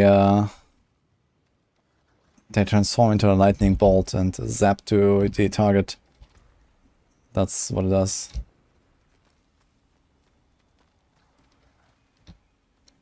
Not sure why it's called Storm Howl. It's a very strange name for what it does. But that's what it does. Here we go for the eagle, I guess. I mean, you could also go for the 10 crit. And precision elixir is only 6 crit, and a bit of crit damage, that doesn't matter. So we could run 42 elixir instead of Iron Feather, and have the 10 crit here if you want.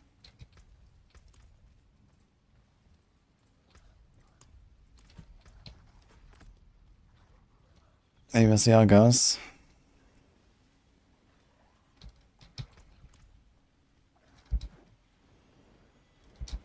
Yo, Cam off live, thanks man. Stormer is cast by wolves. They cast a lightning storm in the area when attacking a target for a while. Really?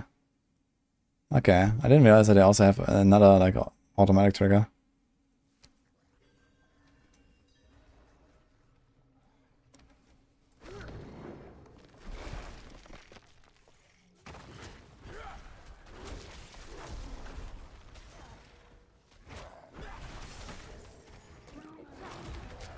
I must wait a moment.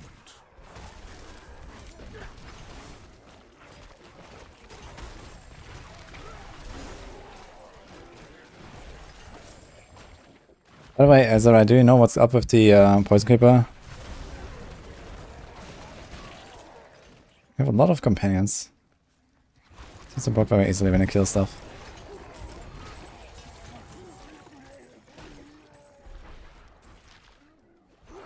Actually, I've kept moving speed now, right? Oh, yeah.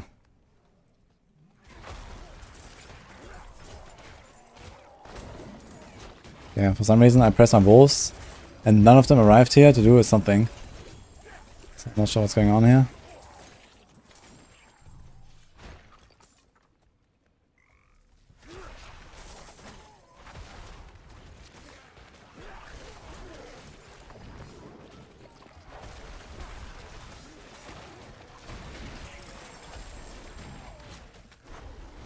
What? I do not have enough spirit. I must wait a moment.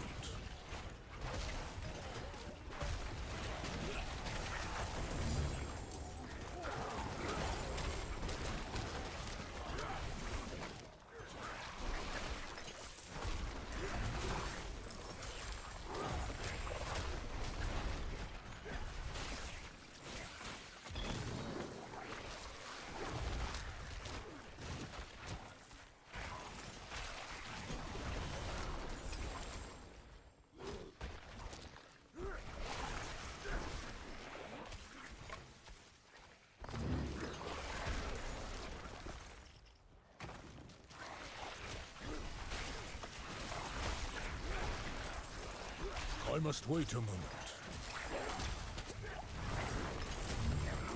I think about a pit. I probably have to go to the HP.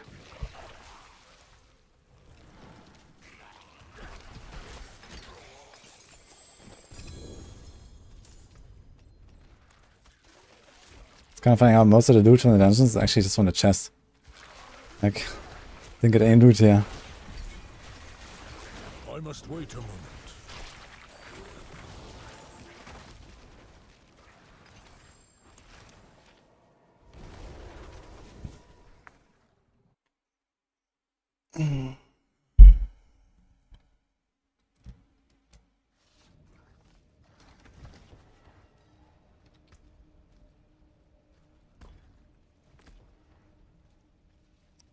Oh, we have 63k life. It's not bad.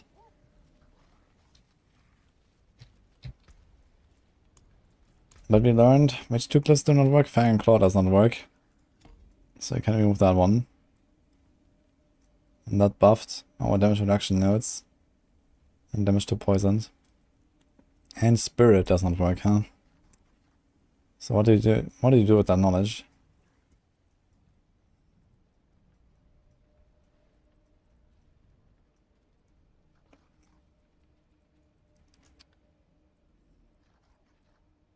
And this probably also doesn't work.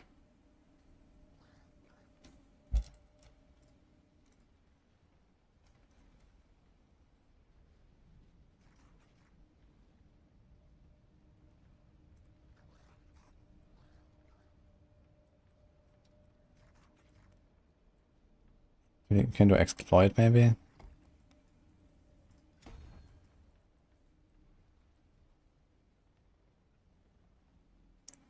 Protector.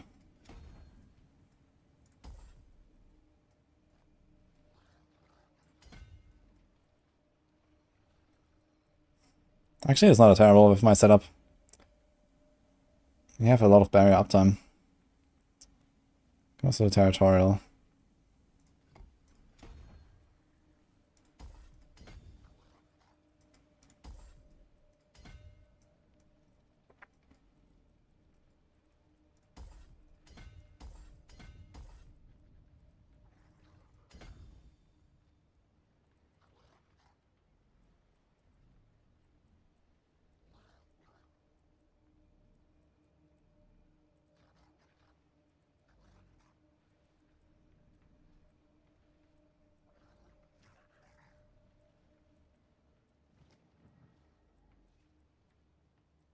Okay, that's it is. This at least gives us extra damage as well. Yeah, maybe this barrier thing is kind of legit. Patrons damage reduction while you have a barrier. And Bulwark is 9.6 seconds. Oh. Didn't print this. Magic is neither good nor evil. How may I help you? Impeccable.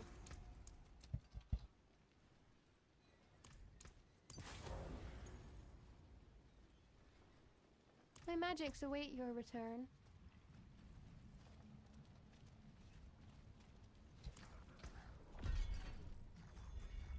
Okay, let's start an 80.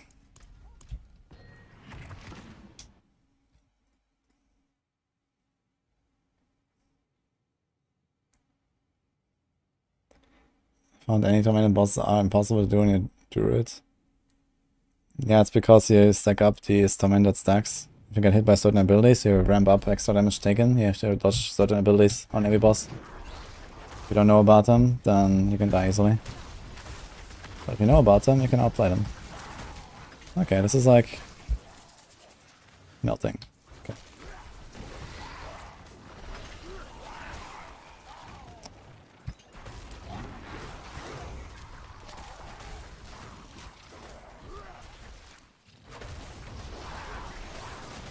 In the poison grip is just like kind of like you press it and kapow. Oh, that is nice.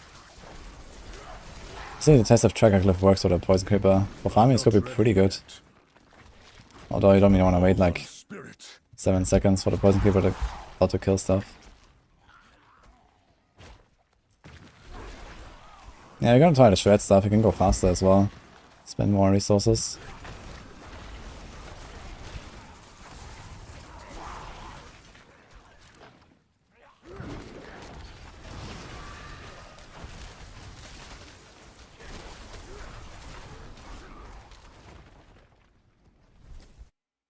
I'll do Landslide too. I just started with the Companion now. I actually wanted to start Landslide, but I think Landslide would have been more scuffed to actually farm the 10% stuff since I didn't have anything for it. So I'm gonna do this now for a little bit and then do Landslide.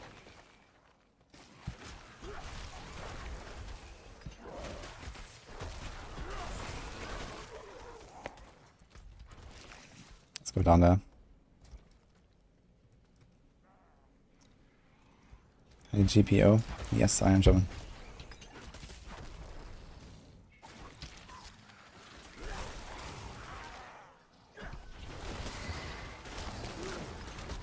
Use Fang Claw and Envenom. A Fang Claw apparently does not work.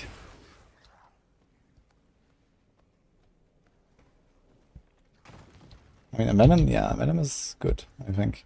That should work.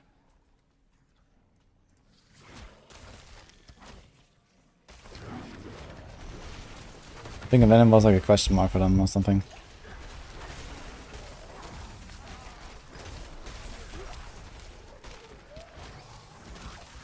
Okay, let's try 90 after this. It seems pretty chill here. Wonder how the boss is. I'm gonna kill the boss without resetting, just to see. Maybe it's faster.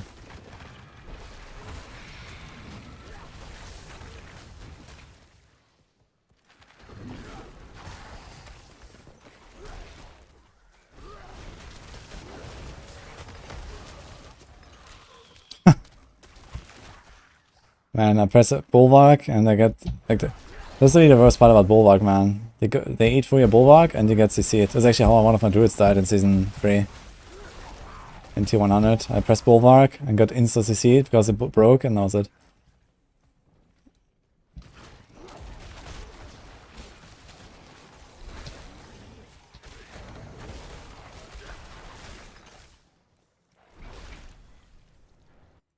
Okay, that was fine.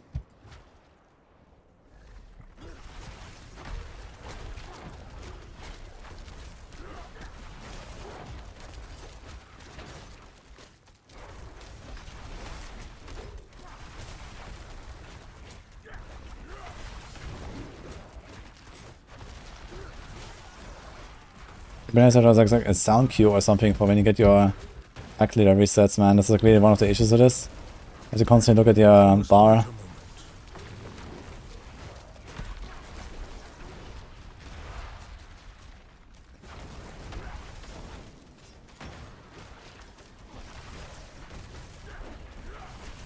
Okay. Should melt, even 90 bosses with reset.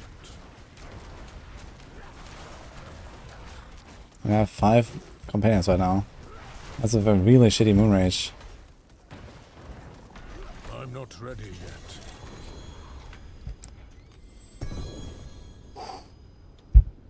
What actually killed me?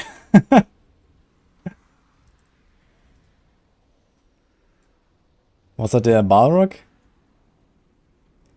I wanna see that.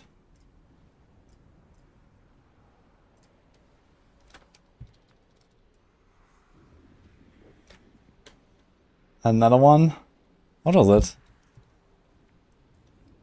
I see. No, it wasn't about. Wait, what hit me? But who was? Okay, who was even the second shadow? Because I only saw Elias all this time. This was Lilith. It's the third one. I never saw the second shadow. What was the second shadow?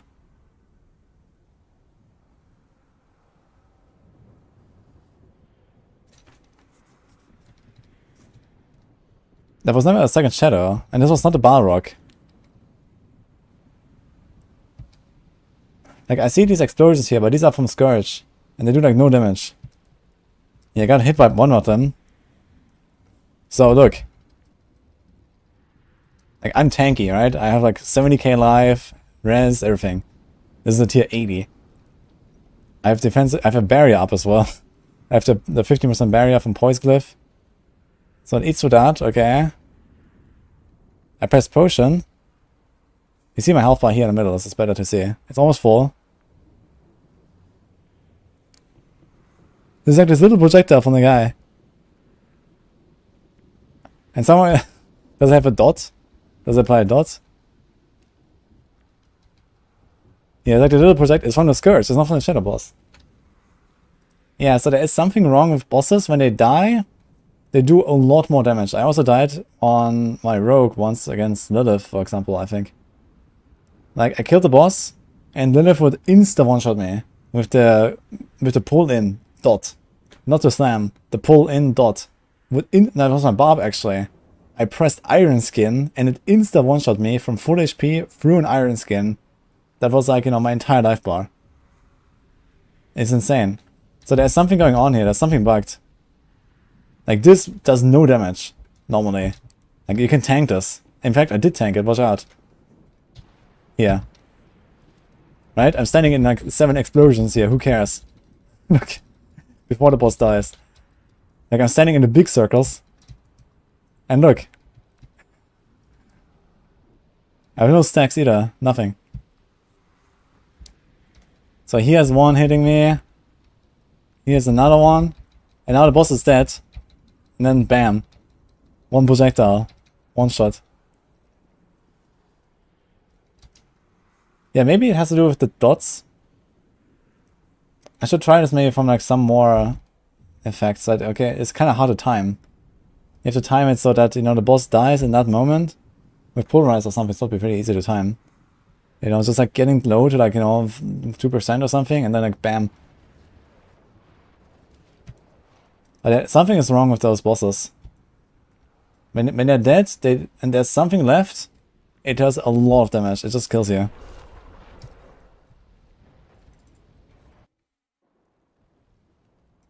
No, it's not the damage reduction from the vulnerable targets. I mean, I have a bunch of these effects, but I mean, it is a tier 80, dude. I'm tanky as hell. Like, there is no way that even if I take my entire Paragon board off, there's no way I would just die to one of these projectiles. I wouldn't even get close. Yeah, I have a bit of poison damage reduction and whatnot, but I mean, this doesn't really have such an impact.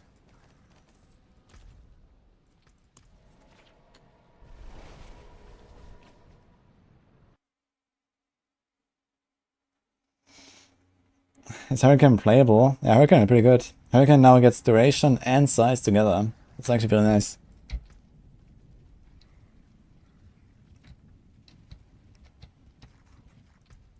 Okay, let's go 90. Oh, here's excuses. It's not excuses. Like, I have a clip somewhere. I can see in my Barb. Just insta die. Through full life and full iron skin. Like one tick. Like, not even one tick. It's just like, you know, it's a dot, right? It's not even a tick. It's just like dead. It's not even a tick. I was just dead.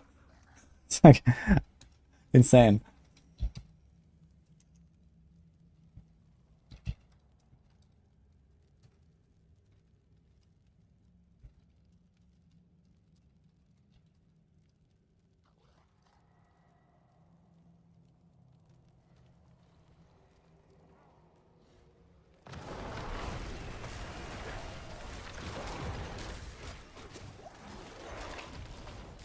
I can test if I can tank one of the molten explosions actually. I'm gonna try it.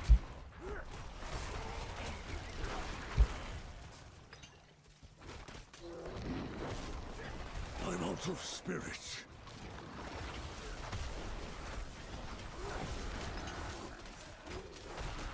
I must wait a moment.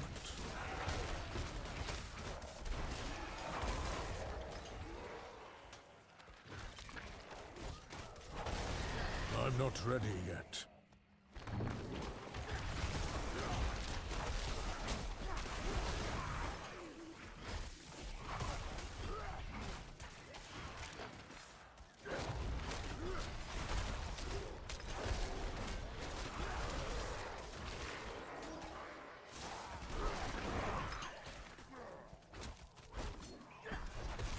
The Assassinate Revive server. That's gonna expect to die at all times for testing purposes. Testing the Chinese Revive from the Dead hardcore feature. Wait, which game has that? Isn't that PoE actually? Where you can pay to revive your dead hardcore character in a Chinese client? I think that's Chinese PoE. If I'm not mistaken. I'm not ready yet.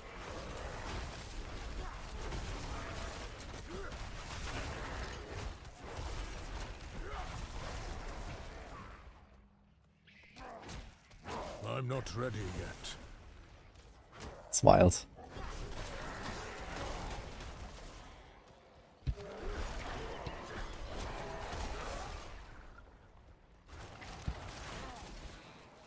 Yeah, I think that's in PoE. A Chinese client. It can revive your hardcore character. I must wait a moment.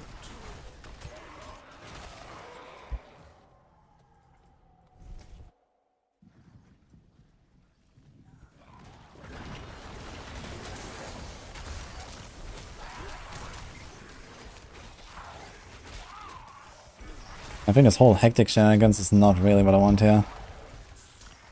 Good to metamorphosis.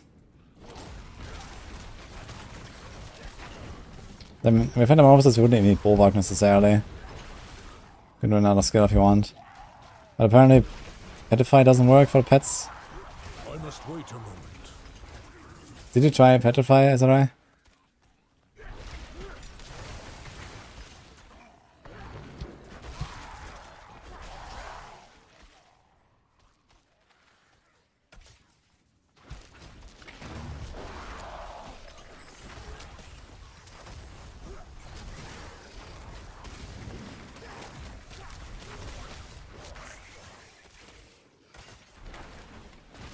Let's do it small currency. Yeah.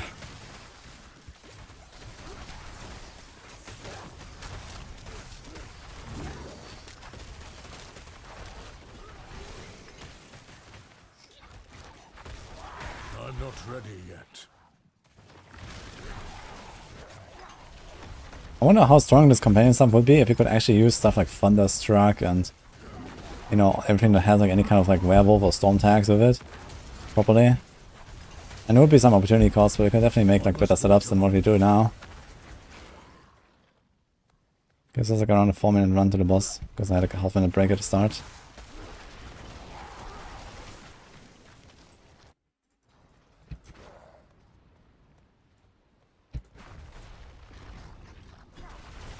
Ah shit, I should.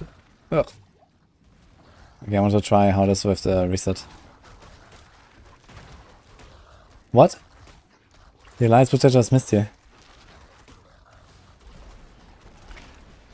Here's Cataclysm and Cataclysm gloves.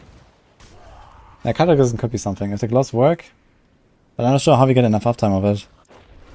Or maybe just ignore that it doesn't have full uptime. Which is probably fine. I mean, we don't really have like something super important on our gloves. Cataclysm gloves would be okay. We have to give up one of our yeah, I'm not sure what I would give up here.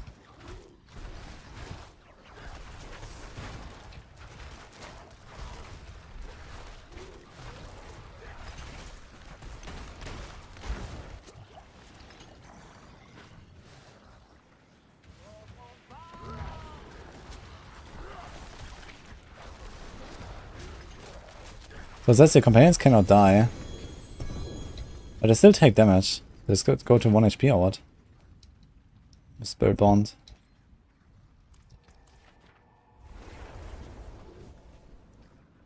Lacerate, log in.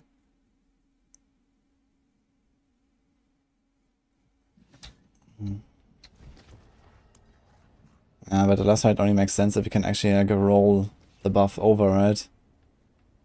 Or you have like really high crit. Let's go see if after 4% increased damage for 10 seconds. It does have a pretty short cooldown.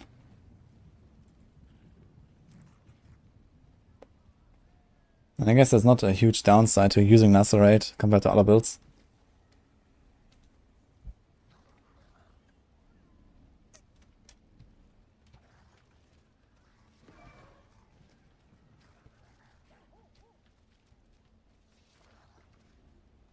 Yeah, they have touched it actually.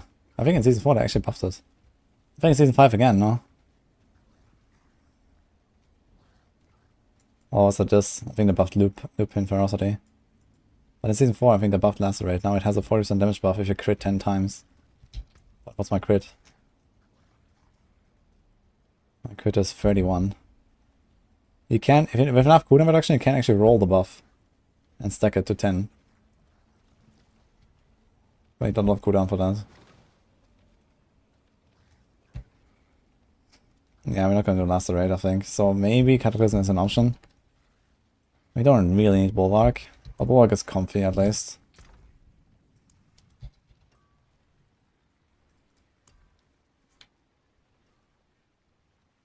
Has crit.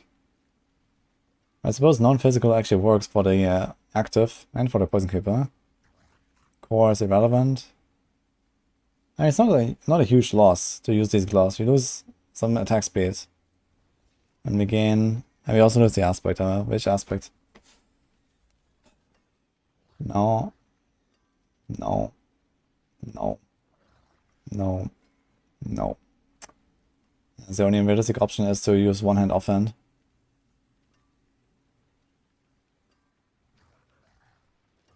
And we still lose quite a lot here because you have to do a one-handed shepherds instead of the amulets shepherds. Yeah, I'm not sure about it.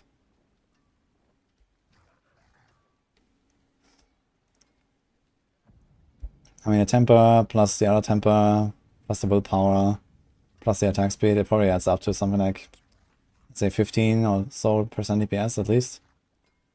Crit is the same. And then we also have the problem with the aspect and the problem with the uptime. So for nuking, I guess it's fine, but you're not going to have permanent uptime. I'm not sure how you're going to get to permanent uptime here. Even if you go calm before the storm. First of all, this only works with nature magic skills, of which we have none. There's Calamity, I suppose, but then we don't have Pack Leader.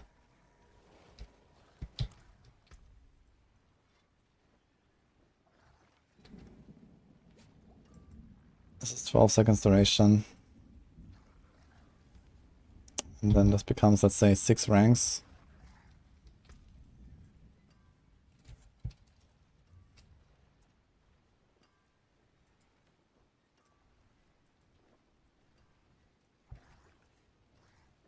So let's say like a 20 seconds Cataclysm.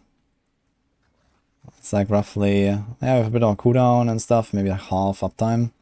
If you have cooldown on the offhand. It's not terrible. And it makes everything vulnerable all the time. So maybe we'd like change one of our rolls on the ring, or maybe even both rolls on the ring, away from vulnerable.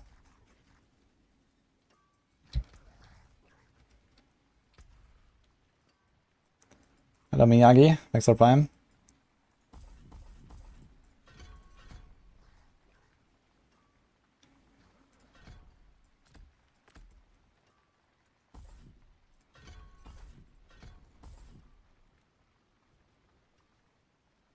Do we go for a range, or do we go for knockdown?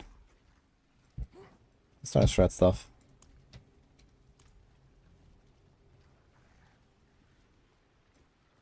Fast cast Cataclysm is 1.8 seconds gap. Round come before the storm and flicker. 1.8 seconds. So this is like big cooldown, big cooldown, big cooldown, I guess, or what? Without tempers. With tempers? Sounds like any tempers. And you can do like one temper and then double wolf temper. So that's fine. Potent portables. What needs of you? Yeah, maybe this is actually good. You can try it. Gonna try to shred stuff first.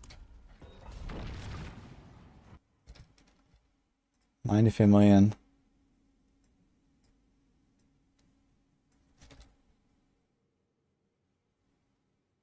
This is a passive hit. 93 million. This is insane. But this is with heightened senses up.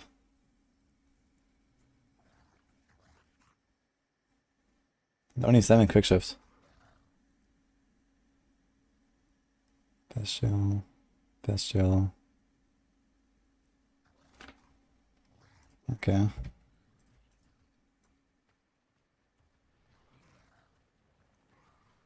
Yeah, Bone Spear is gonna be really strong next season.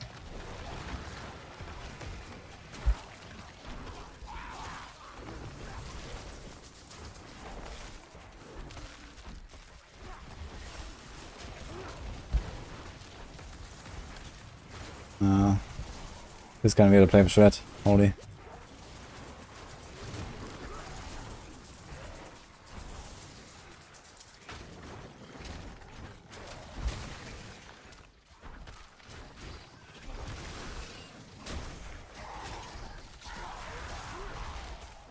I must wait a moment. And remove Wild Rage aspect. Yeah, Wild is so powerful though. 30% attack speed, 50% damage. Okay, I'm not sure if it's like 2 times 50% multiplier, or is it just like, you know, 100% multiplier instead of 150. I guess that makes a huge difference. I would assume it's 2 times multiplied. If Wild Rage is only like going from 150 to 100 to 200, I guess then it's okay.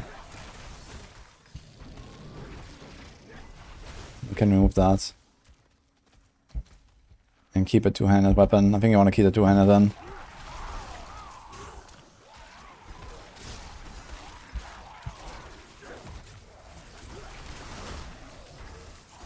I must wait a moment.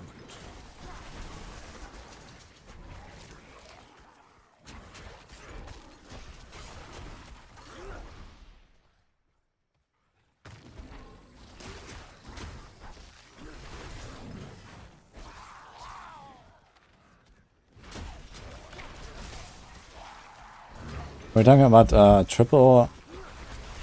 Are you talking about triple temper for Storm? For Cataclysm? To get the 1.8 seconds gap? I also don't really see that happening. I mean, 1.8 seconds gap is fine. Or like a few seconds gap, I guess. If there's any like calm before the storm procs. I'm not ready yet. I mean, the main advantage I see for the Cataclysm Glove is that you can time it, you know? Like sometimes it's better to have the damage buff than other times. And you know, it's just like kind of like mowing your way through a dungeon. It's kind of fine, you know, and then here and there, like when you engage a pack. Like here, for example, I have like 5, 6, 7, 8 seconds, 9, 10. And now, you know, here's another pack. Here's where I would pop it. For example. Now we just kill some random shit. Here's another pack, we try to get it. So it's fine to have a bit of a gap. I must wait a moment. It's nice to have perma, but you know, we don't really care about the unlimited spirit part of Beyond Youngs.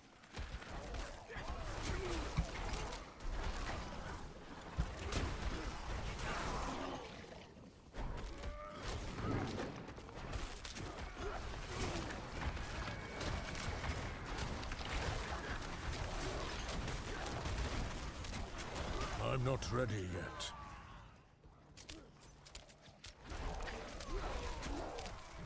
It's not just Vitality aspect 50% damage and Beyond Young 100. It's also, you know, normal gloves have way better stats than the unique. You lose willpower, you lose attack speed, you lose attack speed again.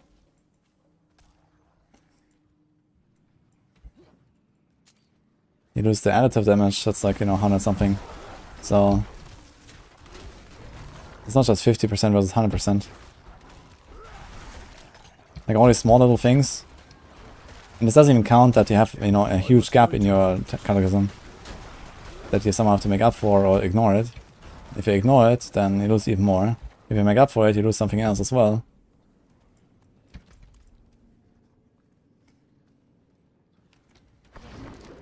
I'm not ready yet.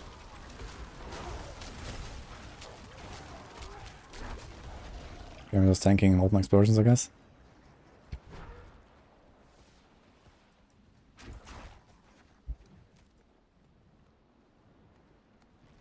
With Flicker Step boots, there's only one temper. I mean, Flicker Steps is okay, I guess. You have some DR. Use the wolf damage reduction, but maybe you can get away without it.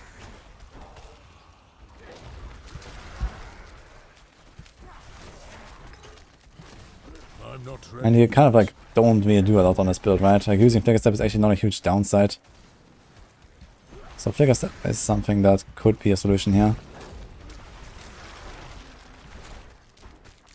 I must wait a moment. Just like wait for the guy. I think I have a Flicker Step, so I can check.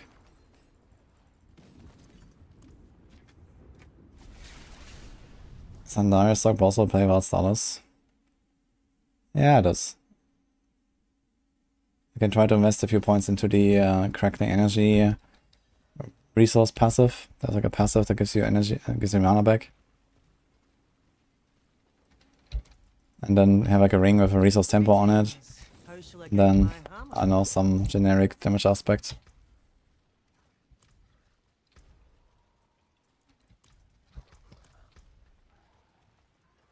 Okay, so no Bulwark. Now the thing is, if you do this, then we have no Bulwark and no Metamorphosis, so Flicker Step is not really an option. But let's try it anyway. For science.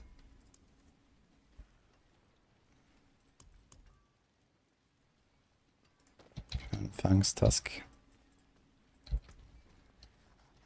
It's an 88% gain, it's not really the craziest. Now, where do we need 4 passive points for this as well, somehow. So what do we do there? Like, it's just like a lot of loss, man. I don't like it already. Okay. Because it's you, I'm gonna take out some points on that speed.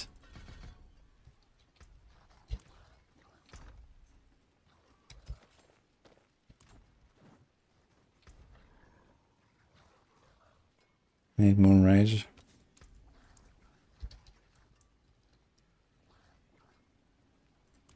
They're often a bait. Like, I don't know, look how much I lose. I lose my Mending Stone, I lose my Unstoppable. Like, I don't like it, man. I mean, we can put something else here. I boiler up. It's logging in. What do we do?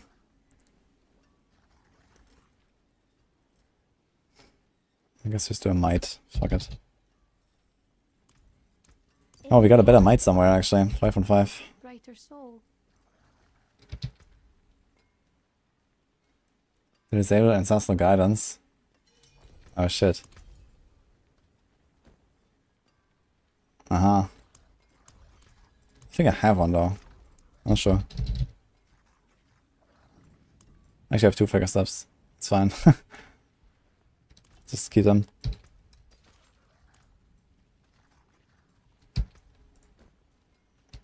Works of Crown, don't ask me how that works. Yeah.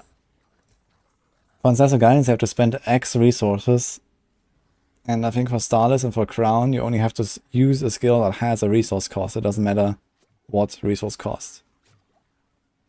Even if it's 0. I think even during Inner Sight you can proc Starless and lose Young's Crown. So that's just how it is.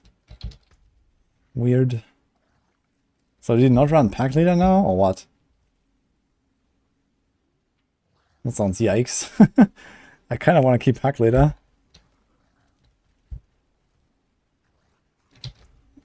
If you ask me, this is a log out moment, actually. But I'm gonna try it. 1 run. You keep Pack Leader, so you're gonna lose the life, huh? That sounds even more scuffed. Okay. Oh shit, we have to talk to the guy now.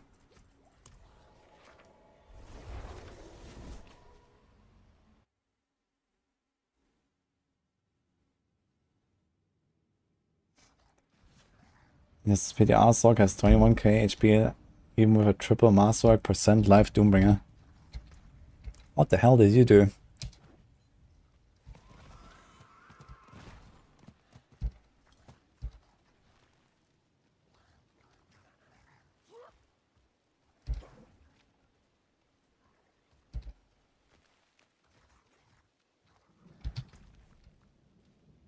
Yeah. I'm gonna try it anyway, you know, to kind of get where we would be with masterworking this, right? So let's just say I get good and I don't need to life right now, and we do this. Let's do Wolf.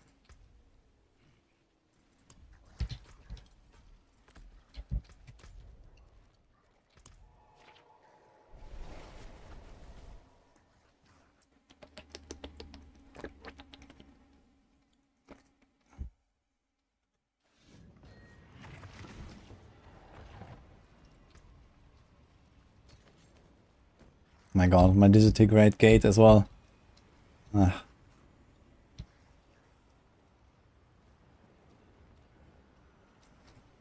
Alright. The pit is still open at least.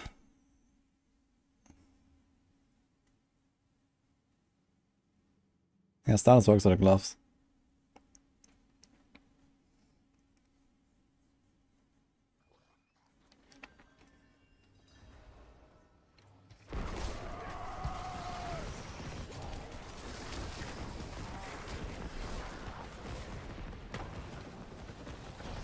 Alright, looks cool.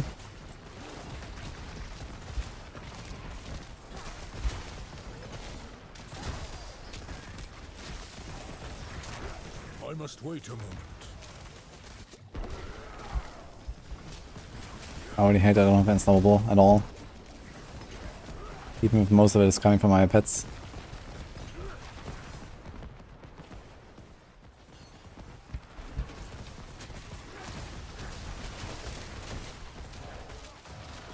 Yeah, Flicker Step is very easy to do this actually. I think as on a boss it might be a bit of a struggle. I don't even feel faster in the clear compared to before, to be honest. And wait a minute, I'm still running Ancestral Guidance, right? I have to remove Ancestral Guidance now. Like I have like no way to block it. So I'm missing like 20 points there.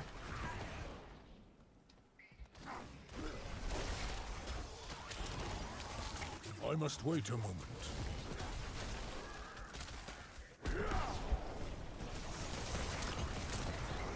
Okay, dude, you know what? Logging out. That's enough. I don't want to do more of this. That's already so scuffed. I'm not gonna do this.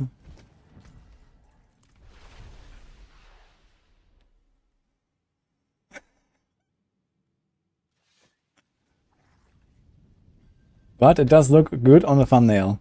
I give you that. 100 million hit does look good on thumbnail. So, money.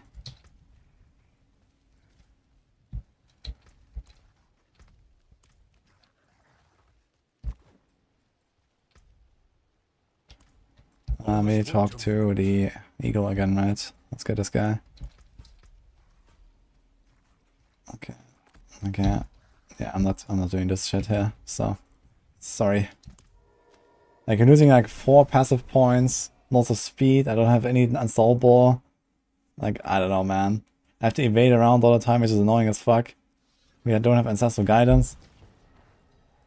And honestly, I don't really like this shred stuff too much, but we can try to do like a kind of fast run, maybe. Let's see if we can go faster. It's kind of hard to go very fast with this build, though. Magic is neither good nor evil. How may I help you? You want your Flicker Step back?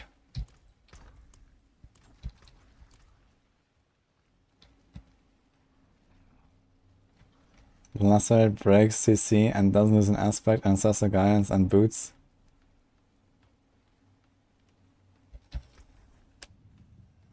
Lacerate breaks CC, huh? Really? You become immune.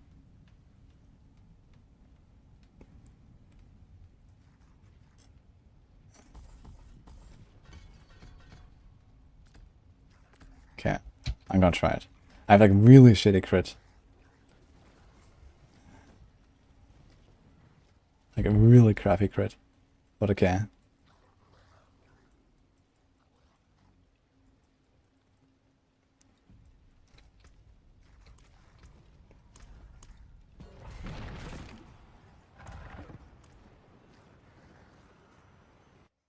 Does unsatiated aspect boost the wolves? It's like the shred aspect, right? I don't think so. But I don't have room for it. That's a really powerful aspect for his companions.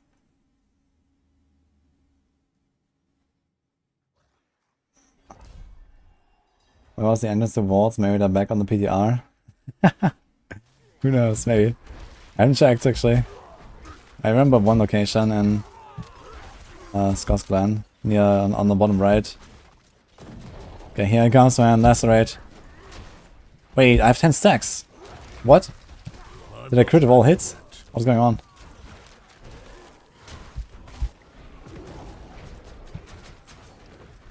Wait, isn't it only on crit where you get a stack?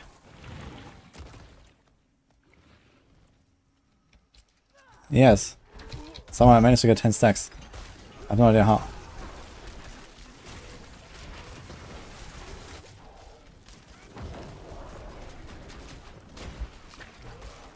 Wait, I'm getting 10 stacks every time. What's going on?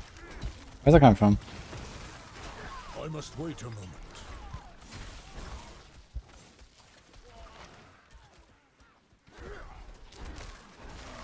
Because the wolves are critting.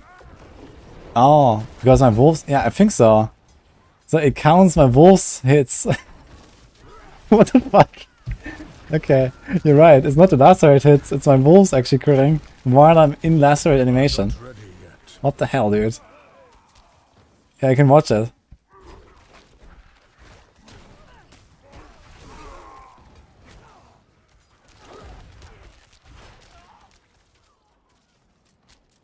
Look, let's get the wolves in here and let's space it. Look, insta 10. You saw it? Before the animation was even done.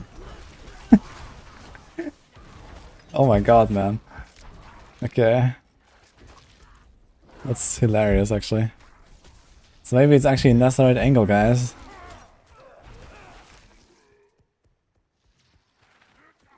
But no unsolvable is still a bit scuffed.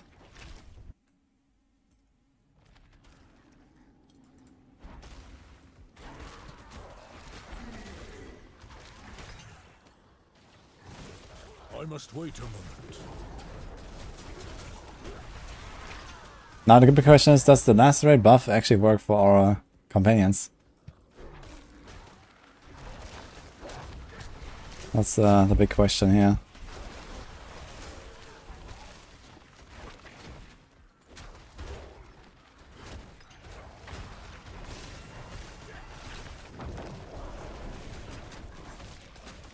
Yeah, if you have a bit more crit chance, I'll pretty consistently get to 10 stacks. We have a shitty crit here, we have no crit here. We have an okay crit there, not mastered up. No crit there. Don't really want it. I'm not ready yet.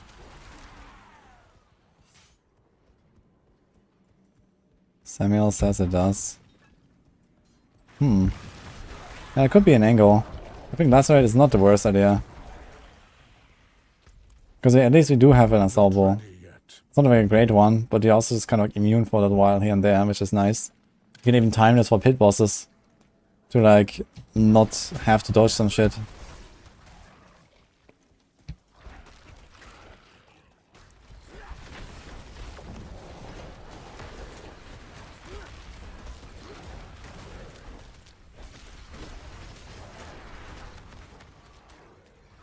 Yo, hooterer. Thanks, man.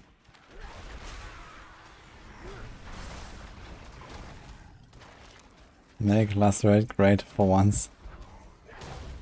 I'm not ready yet. I mean, I'm not sure I would feel comfortable with this on hardcore. On hardcore, I would definitely enjoy my bulwark more. And look here, it's like, I can still get knocked down and not have my lacerate ready, so it's pretty long cooldown. I must wait a moment. And ideally, I mean, the thing is, if you do something like this, right? Like, okay, what am I actually doing with my life? So I can just go Wild Heart Hunger and have a 30% buff all the time without the need to crit anything. Must wait a moment. And I don't need to sacrifice my skill slot. I can go Bulwark again.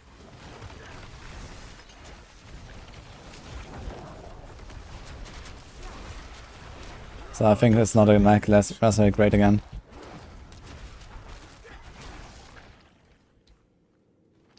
Try the Inner Beast Legendary Node and ditch Flicker. Inner Beast, huh? You have to you have to shift 10 times, man. That's a lot of shifting. And then you get how much? Minus 5 seconds? Where is it? Yeah, no way. I must wait a moment.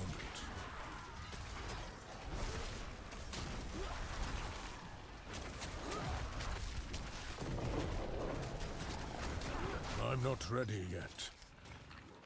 Yo, I just overpower critted there for 800k with my lacerate, man. Nutty. Actually did like 5 million damage with an ultimate. What? How did that happen? Oh no.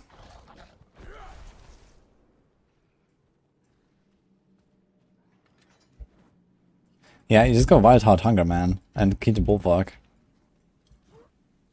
Like, Wild Heart Hunger is almost the same damage without all the cooldown and flickering and all that.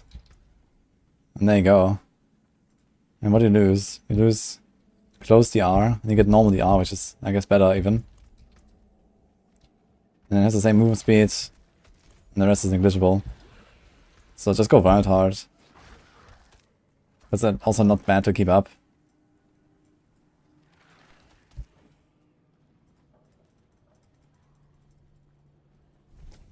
Cousin gets to do Snapshot, Clarity, and Provocation, like Hurricane. So that the Cataclysm itself killing stuff, you mean? That sounds kind of funny, actually.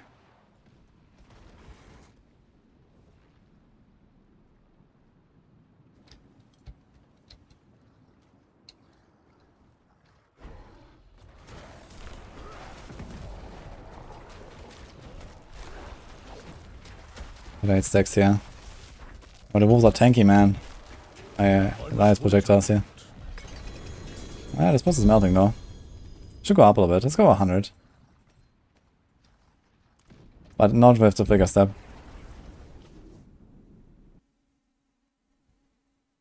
Yeah, perma cataclysm, snapshot clarity provocation. Maybe it's actually just a better version of Hurricane. Who knows?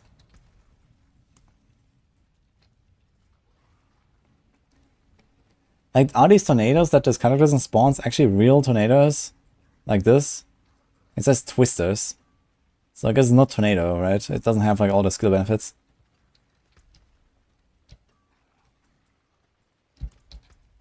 Okay, go to normal boots again. If we want, I can do metamorphosis. Masterful work.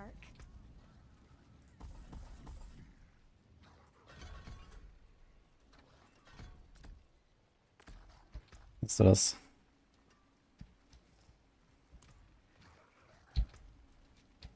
Let's do 100.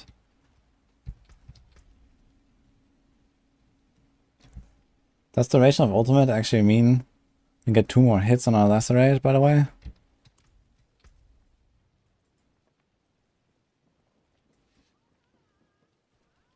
Actually, it does. But you don't get more maximum, so not really.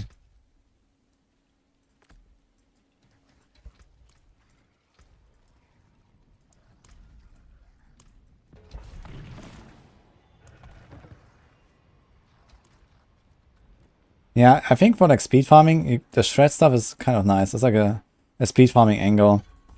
But I think the higher I go, the more I want to go polarized, because it's easier to proc Ancestor Guidance of it, and you get a damage reduction.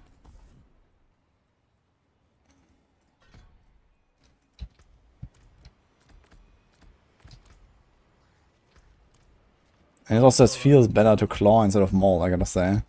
I don't know why. I guess it's just much faster.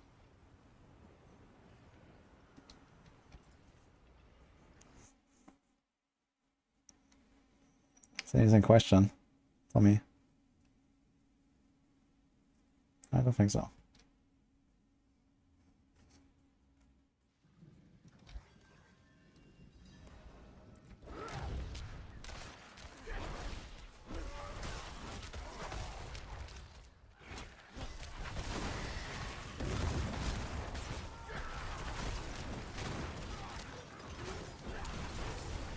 Go wolves.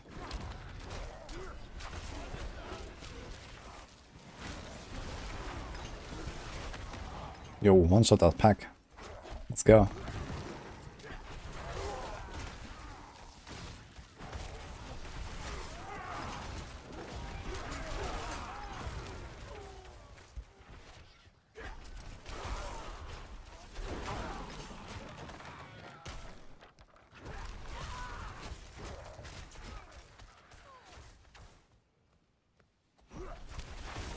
I must wait a moment.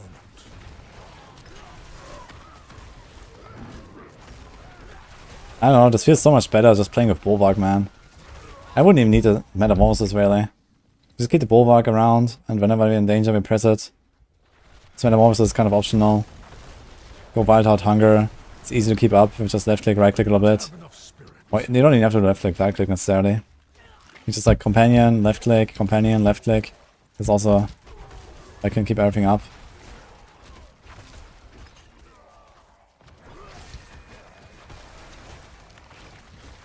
I must wait a moment.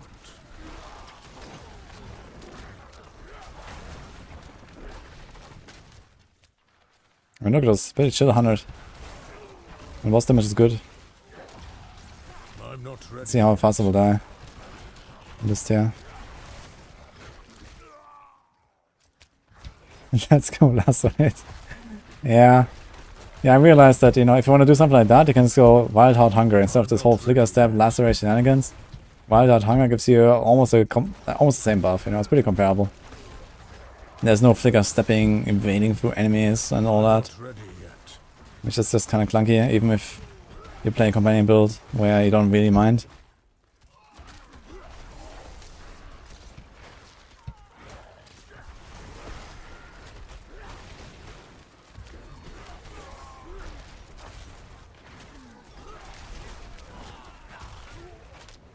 I must wait a moment.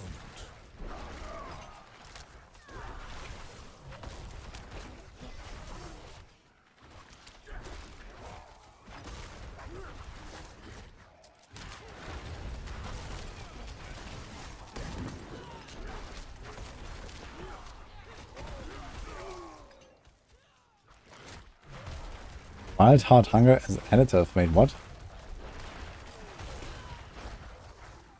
For real?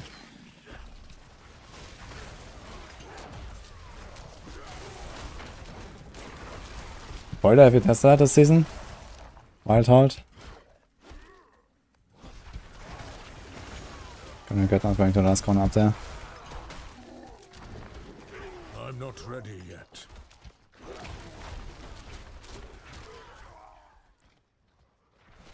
That's cap.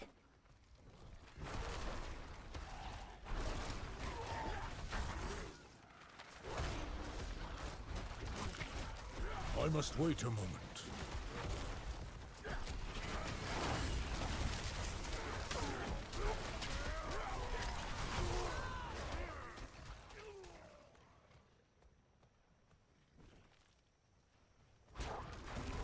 Does the shard turn skills into call for the purpose of Umbrella Rage? Yes, actually. I used that in my Deathblow build. And not a shard. I thought you were talking about the third blade. No, a shard shouldn't do it.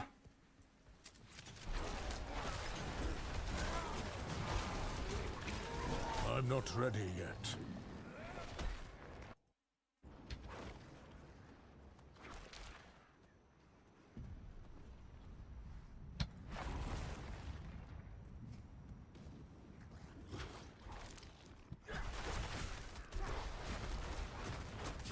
I'm not ready yet.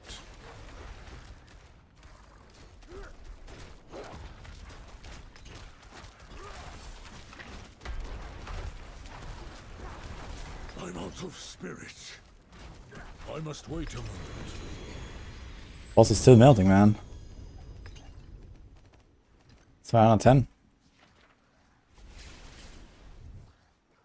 The building raw is a shard skill, but Bloodhound is not. Yeah, it's kind of funny, right? How that works.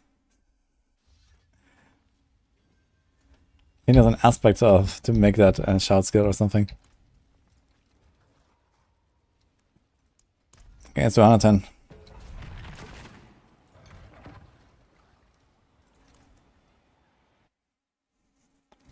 Where's the global boss? The world boss? I mean, should show on the map.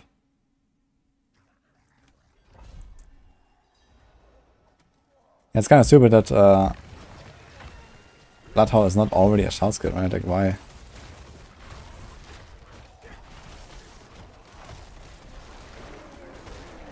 Oh, I think that was the poison giver bug there. I must wait a moment. Just kill the elite instantly, straight for the aura. Okay, we can feel the difference here. 10 tiers higher.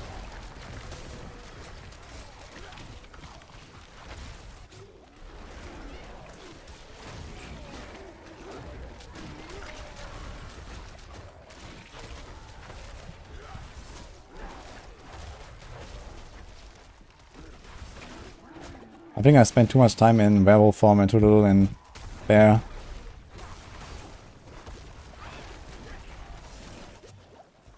Need to spend more time in bear.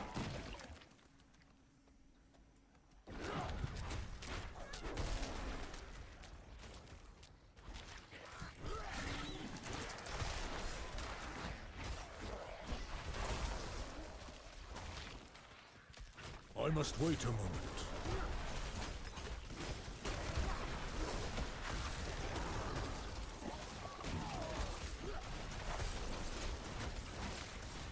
I must wait a moment.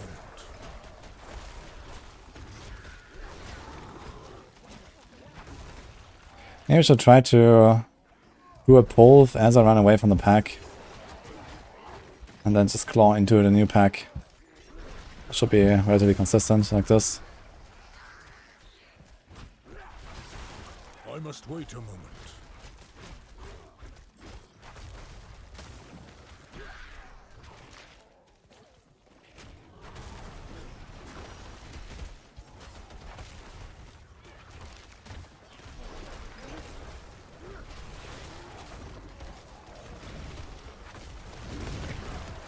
must wait a moment.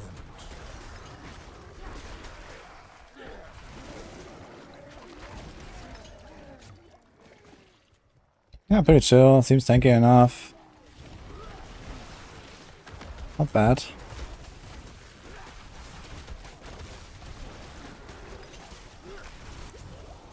If only we knew what happened with the poison paper. Is it doing what it's doing? I must wait a moment.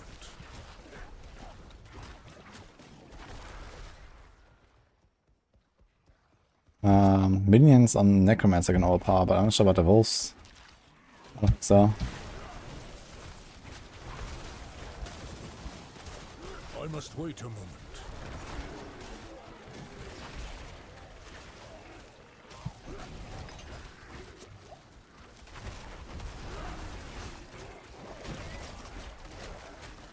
I'm not ready yet.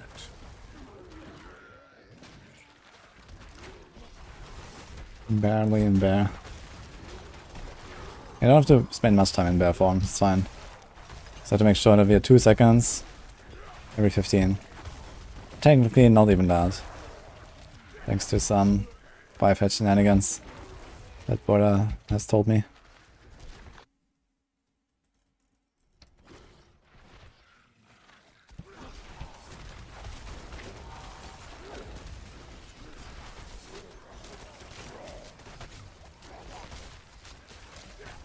It looks like Druid companions are actually a real playable build now.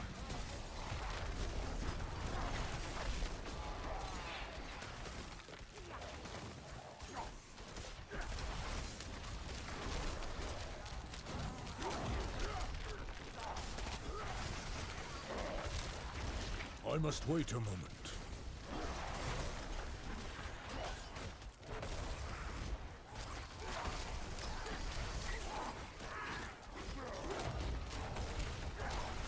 Since that's the guidance last 5 seconds, right?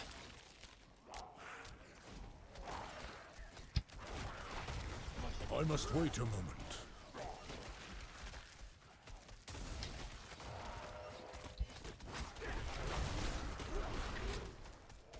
I'm not ready yet.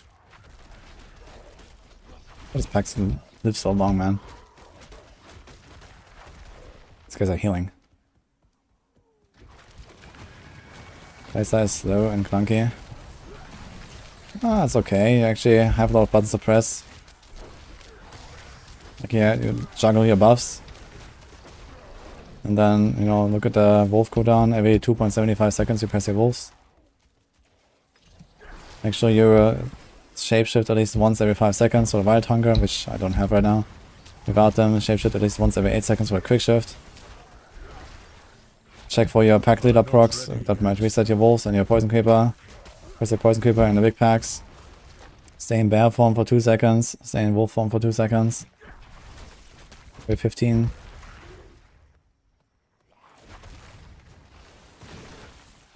I must wait a moment.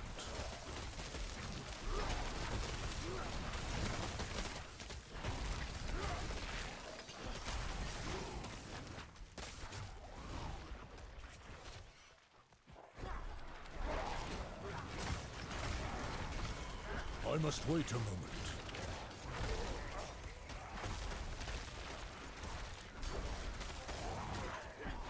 Yeah, poison creeper is weird though.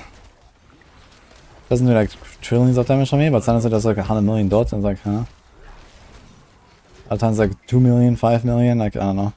Not sure what is like the expected number. I guess more than 5 million or something.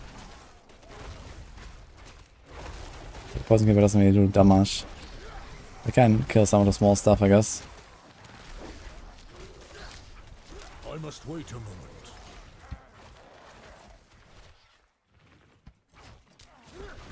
And the poison creeper is buggy. Sometimes it does like way too much damage. I don't know why though.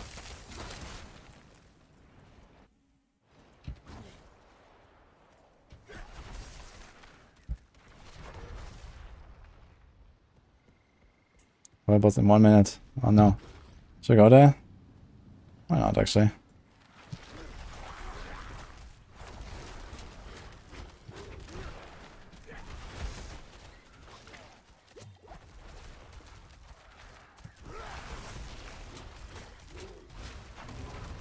must wait a moment.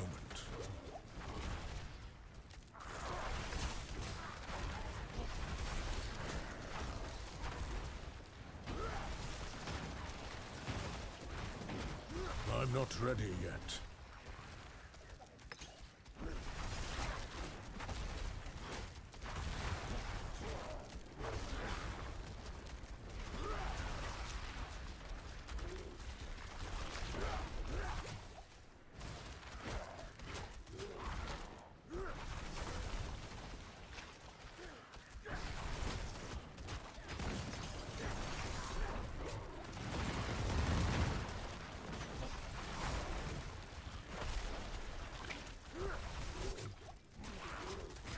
Yeah, I don't have enough wolves. That's the problem, like I have like no like a hit for this.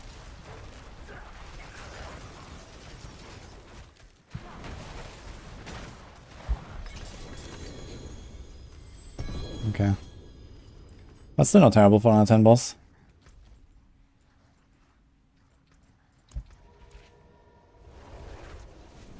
And the reason we don't cast the birds, well, that's just a waste of time.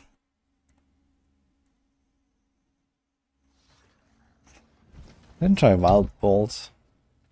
Could have Wild Bolt, but Wild Bolt is not too useful. But you know, here and there, like getting one more, two more monsters in there, I guess it would actually kind of be beneficial. Can try it. Because having the monsters grouped up is really helpful. We had a better way of grouping with Iridas and Petrify, but that doesn't really help us. Oh, what's going on here?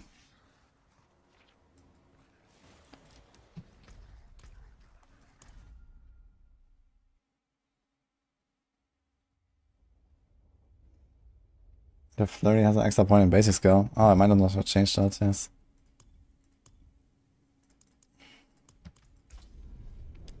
I mean, the plans are not final anyway, you know, they're just what I threw together. There will definitely be like a lot of updates, especially once they get the final patch notes.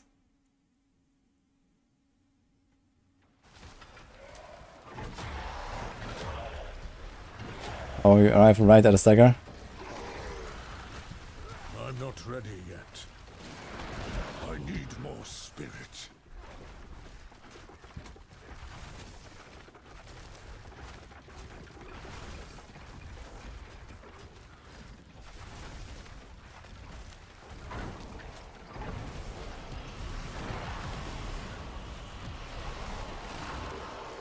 I'm not ready yet.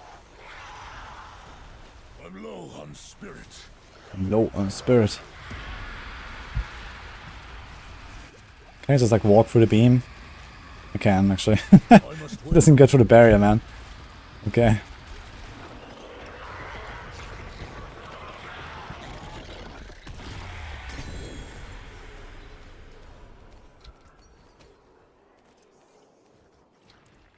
Alright, do I want to change the setup in any way? I mean, there's not really too many choices we have here, right? Like, these aspects are all pretty locked in. Tweaks on a Paragon can be made, maybe, but I think there's not much more to see here, actually. You can try the Wild Bolt for a run or two. See what happens. Or these tiny numbers. The bosses, they have like some 95% damage reduction or something now.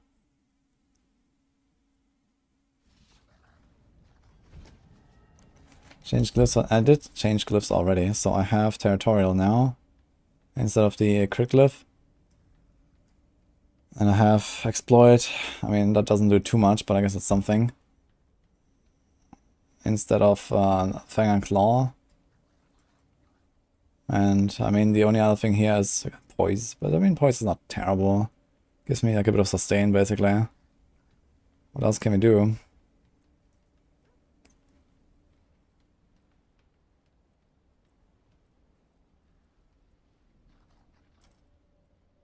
It's not really anything else. So I kind of like the Poise glyph. It also gives me like the nice 10% life there. I mean, I have Keeper, which is here, I think. Gives me a bunch of res, but it's not really required to have Keeper there. We could put Keeper here. What else? Guzzler over Undaunted.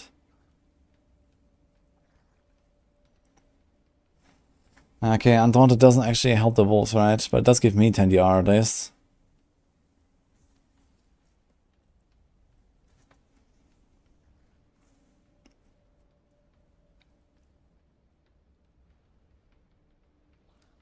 Tracker.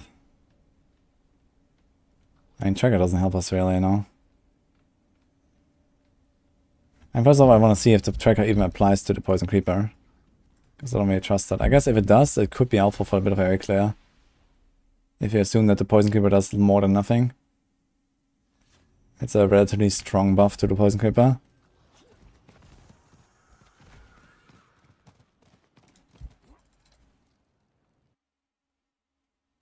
Yeah, there's a werewolf glyph, but that does actually not that doesn't apply to the werewolves.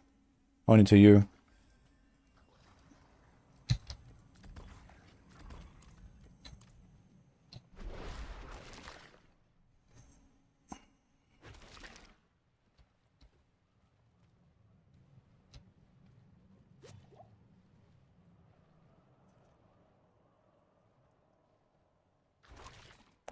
Attack issues, yeah.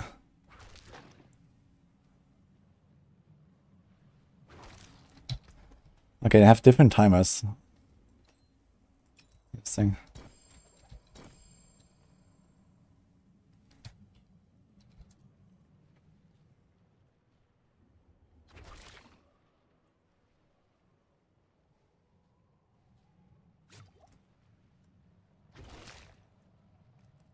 Should be 7 seconds, right?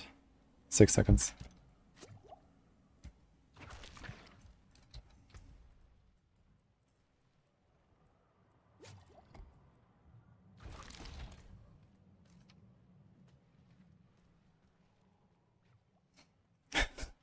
Yeah, I saw that. Very hilarious. But they have to tag. At least they feel like werewolf skills, you know? And look like it. So now we have permanent poison, so it should like ramp up slightly, right? For overlapping poisons. Kinda looks like it. So it seems like Tracker Glyph applies.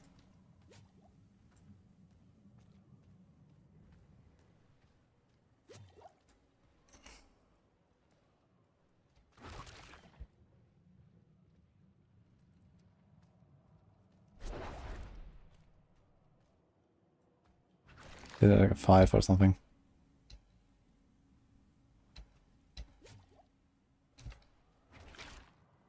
Dude, even at this range, this thing still goes. Okay, so Tracker Glyph actually does work for the Poison Creeper. Okay. I can remove Undaunted if you want. You even have like a 37 in there.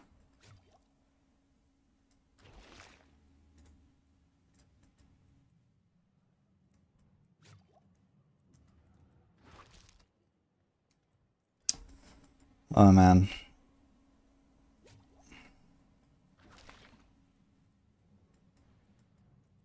Wait a minute, so shapeshifting damage also doesn't work, right?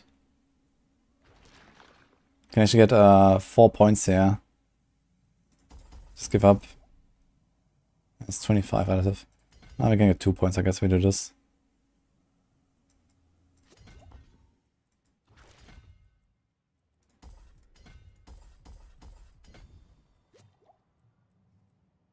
I have to take a strength anyway.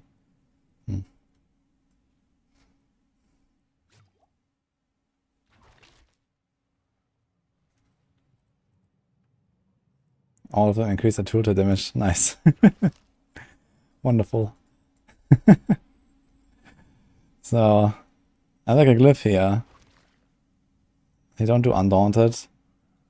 Now, what about Tectonic for 20% lucky hit? Kick. That's Protector.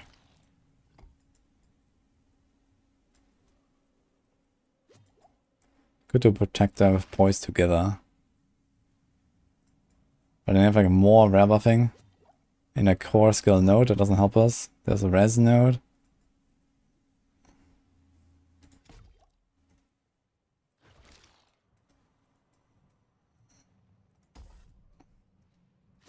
I think I needed it. Yeah.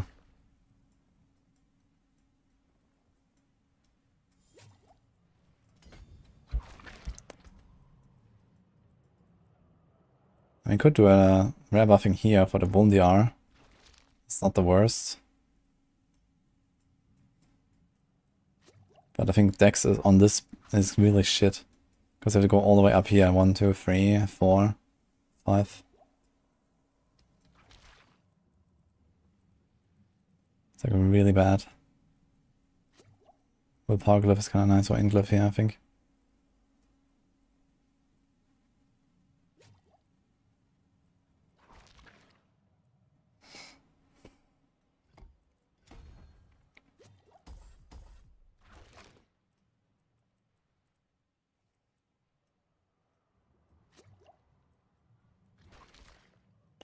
So wait a minute, so this also doesn't work, right? I guess I take it for willpower anyway. It's 2 points to get 22 willpower, which is relatively efficient. Yikes. Now I have all these points.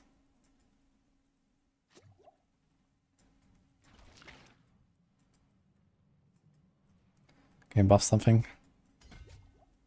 Dex, Dex. One of damage to poison that works.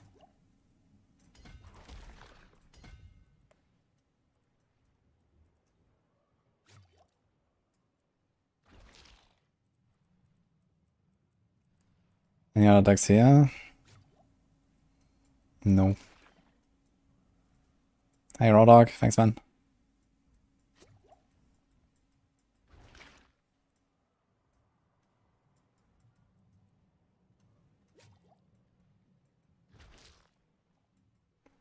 Pushed it 1 year, man. Thank you so much.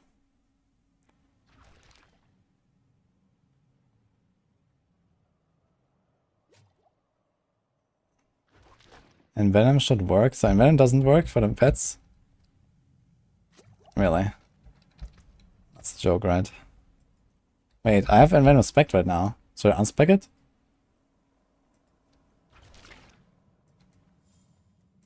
I do need the armor now there. She says it should work. Yeah, I mean, Venom should be easy to see now. We have like a 5-6 ranks amulet plus the 3 points. It's like literally double damage. Should be very easy to verify. Go do this 1 random point. Damage to poison enemies. Oh, fuck it. So do this. Okay.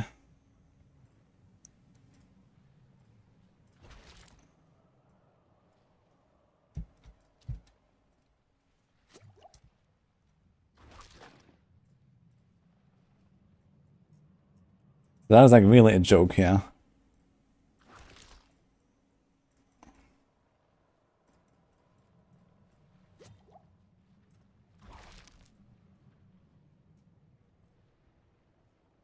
I actually kind of kept on all the risks.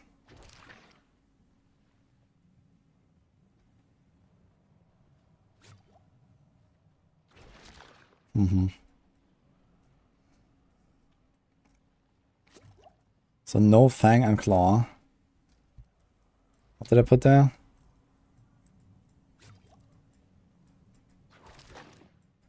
So Undaunted gets Protector.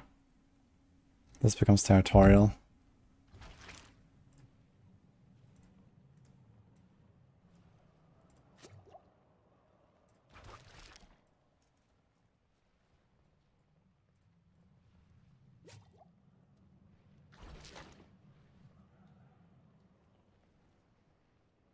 Okay, we have already got a point to back to.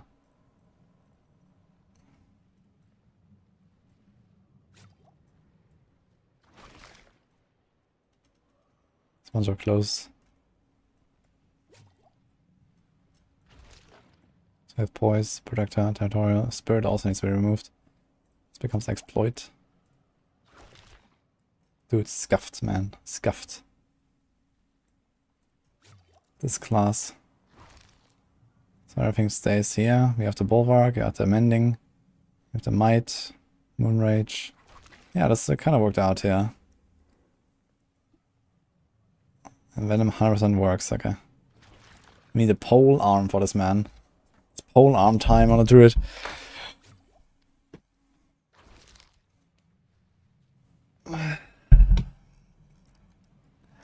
And Border's good. There's also a stray int node here.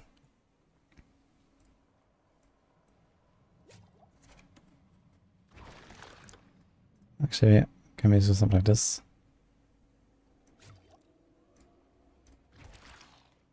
Does it matter?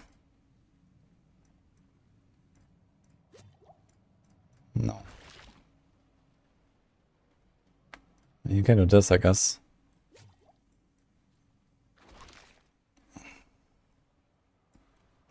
Okay, now we have 2 more.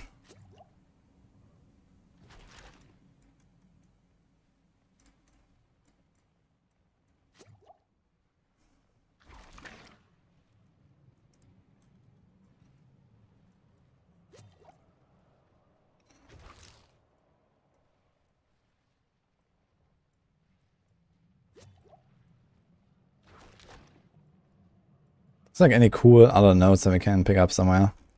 Here's life, but it's really far. But instead of taking all these like little nodes, maybe you should like try to path to something like this, yeah. Stormscast doesn't help us.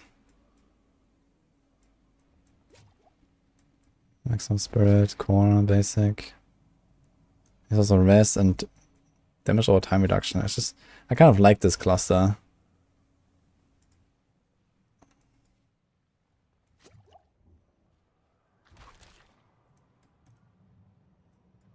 And if you go here instead of here, we are only 3 turbo nodes away from it. And we have a lot of res now. Get points back here. I wonder if I should pick it. 1, 2, 3, 4, 5, 6, 7, 8. It's a nice dot DR. Why do we give up? Like a few points here. Like 1, 2, 3. Put 1 there. Put 1 there. Get 4 back.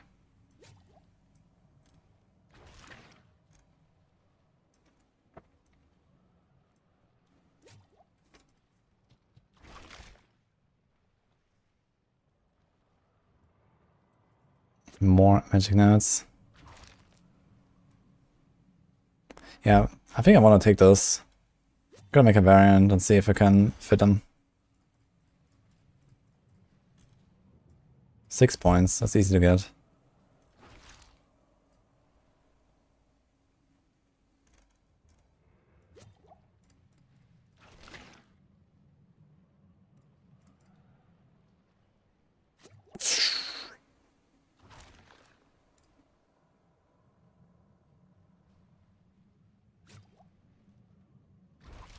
Maybe not as easy. Have to move 2DR from 1.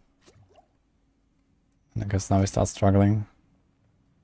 I mean, those small nodes, maybe. Right, this is 5, 10, 15. Let's see here. It's like 45 additive, and probably like 2 more small nodes is like 55 additive. Versus a bunch of res. 1 or 2 passive points. Oh, where do I put these points actually? 1 can go there. I guess we get 2 points back. That I don't know where to distribute now. So nothing here works. So what the hell? Do we do Nature's Reach? Does it even work? I guess not, right? Because the walls are closed for themselves, right? They're basically always closed, I guess. Have you tried Nature's Reach? Why not them?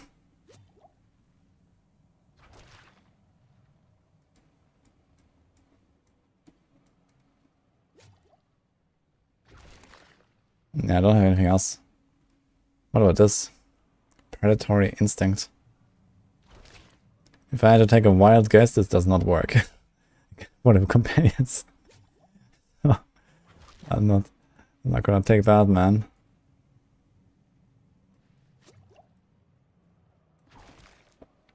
While in Bear form, you receive more healing. And that's like a very minor thing.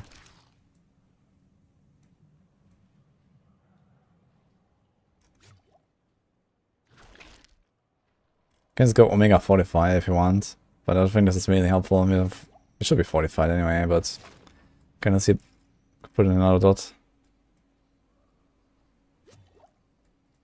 I don't know. Fuck it. I'm gonna put a 45. Which means we may or may not even get anything out of this. There's still one more point I need to distribute.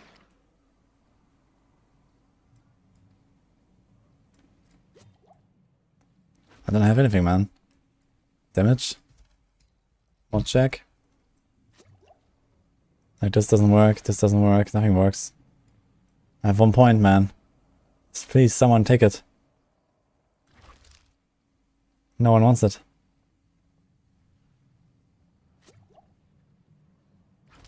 I'm gonna take an int node. Because it gives me crit. How much is that? Oh wait, crit is not... It's dex? You have to put the dex node. Pog. 0.2 crit. That looks so cursed. 1 random dex node. Not even buffed. I don't know, man. So we have this. And we have this. So yeah, difference is like very minor, right? You have 1100 damage to companions. 1200, 1300, 1400, 1500. So 1500, if you take off like 50.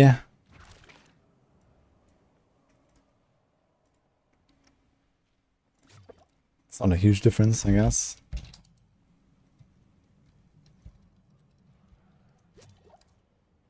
%3.3%.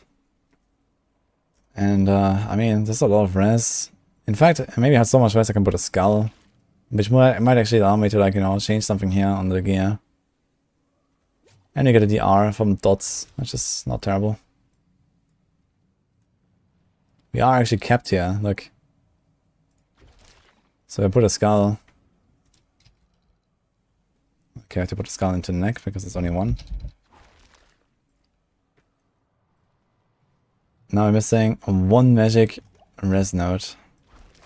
There.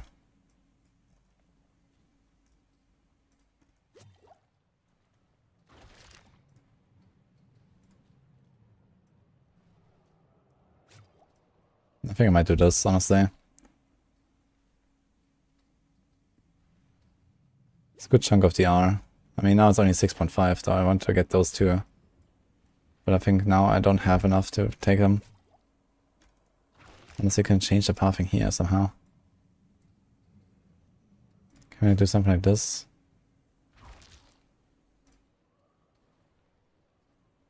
I need to get one more node there. This way.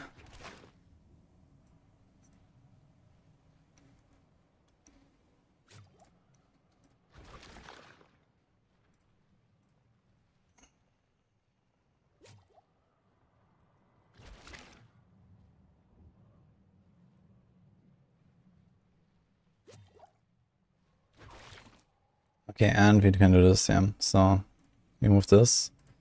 And, wait a minute, we take the armor node out. And we even have this again. Okay, I'm gonna take this Paragon board.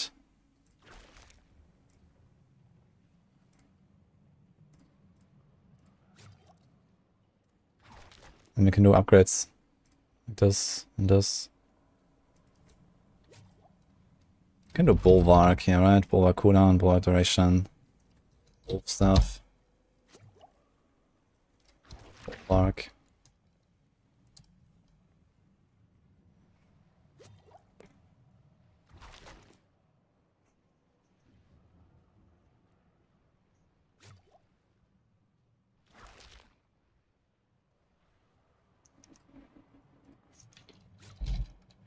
Wolf attack speed.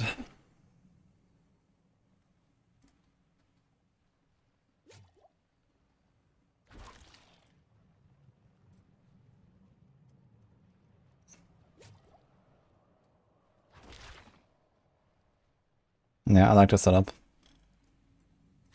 Just what I don't like are these two, like, I want to take 1 or 2 points out of this and put it on literally anything that would do something. But there is nothing. I guess.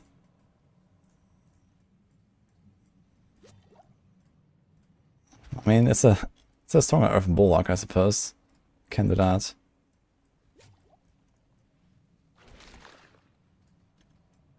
Probably like it more than that. I need to check my fortify uptime. Let's check how much I am fortified most of the time. But I should be fortified all the time, even with like a Bulwark and 1 point in natural fortitude.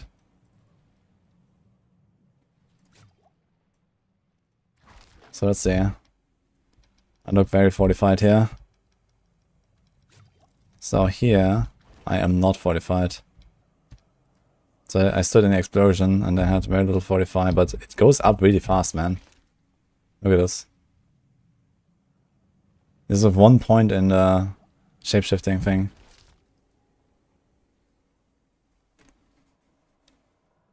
I can do 2 for me if you want, so.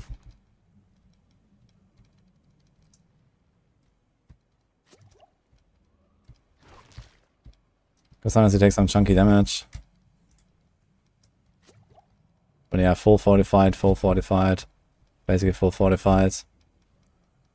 I think the extra point is not even worth it, honestly. It's just sometimes I take like some mega hits. It goes down. And realistically, we're only gonna get tankier from here. With better gear.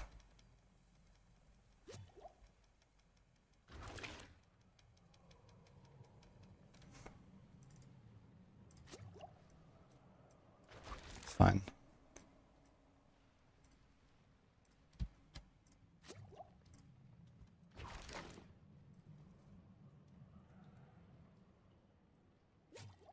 You won't have a Reserve Ancestor Fortitude? Nah, not like this. Yeah, I mean, we took out, we have so much rest on the tree now that we just have, you know, we just have too much basically. If you could use other glyphs, I would. And then I would like change the res a little bit. Like here, for example, we have like extra res now because this is like a rare buffing. But yeah, that's what it is. But at least we have some nice synergy here between Protector, Poise, and Earthen Bulwark. So this is actually like a good combo, I think, for defense as well. 15 DR with the barrier, and then you gain the barrier when you shift quite often. And you have like a basically near permanent Earthen Bulwark. We have the Unstoppable from it. So that's like a just all round kind of nice combo.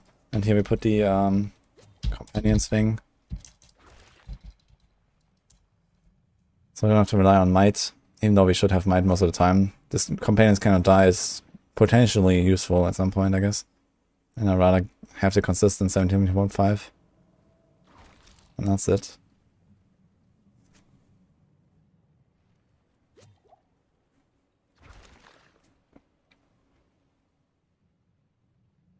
Leveling a Druid for the first time, you can't understand why my overpower hits are sometimes 300k when your normal hits are 500k.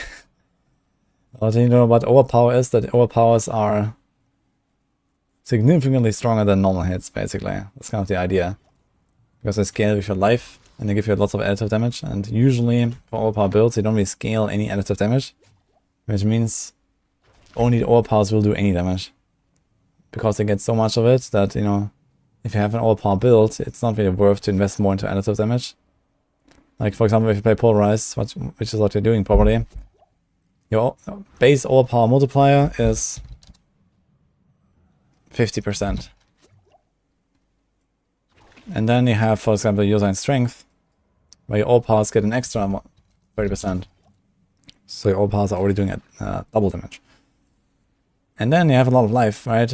And let's say you have like typically, I don't know, 300% additive damage from like, I don't know, random, I don't know, crit roll here and some all damage on the Paragons and whatever, right? But then you have like, I don't know, on a good polarized Druid, you have like 80,000 life, let's say. So this means this is roughly 10 times the amount of base life. And for every 1 time your base life, you get 100% additive damage for your overpower. So in this case, you get 900% extra additive because you have 10 times the base life. and then you fortify that life, then you get the same again. For every one time you fortify your base life, you get another 100% additive. So in fact, this is like a, 1900 additive damage bonus. Plus your baseline. So you have 2000%. And then we have, let's say, I don't know, 400 from like random other bonuses, right? So the difference here is, 2000 over 400 is a times 5 multiplier. And now we have the times 1.95 that we had from overpower itself.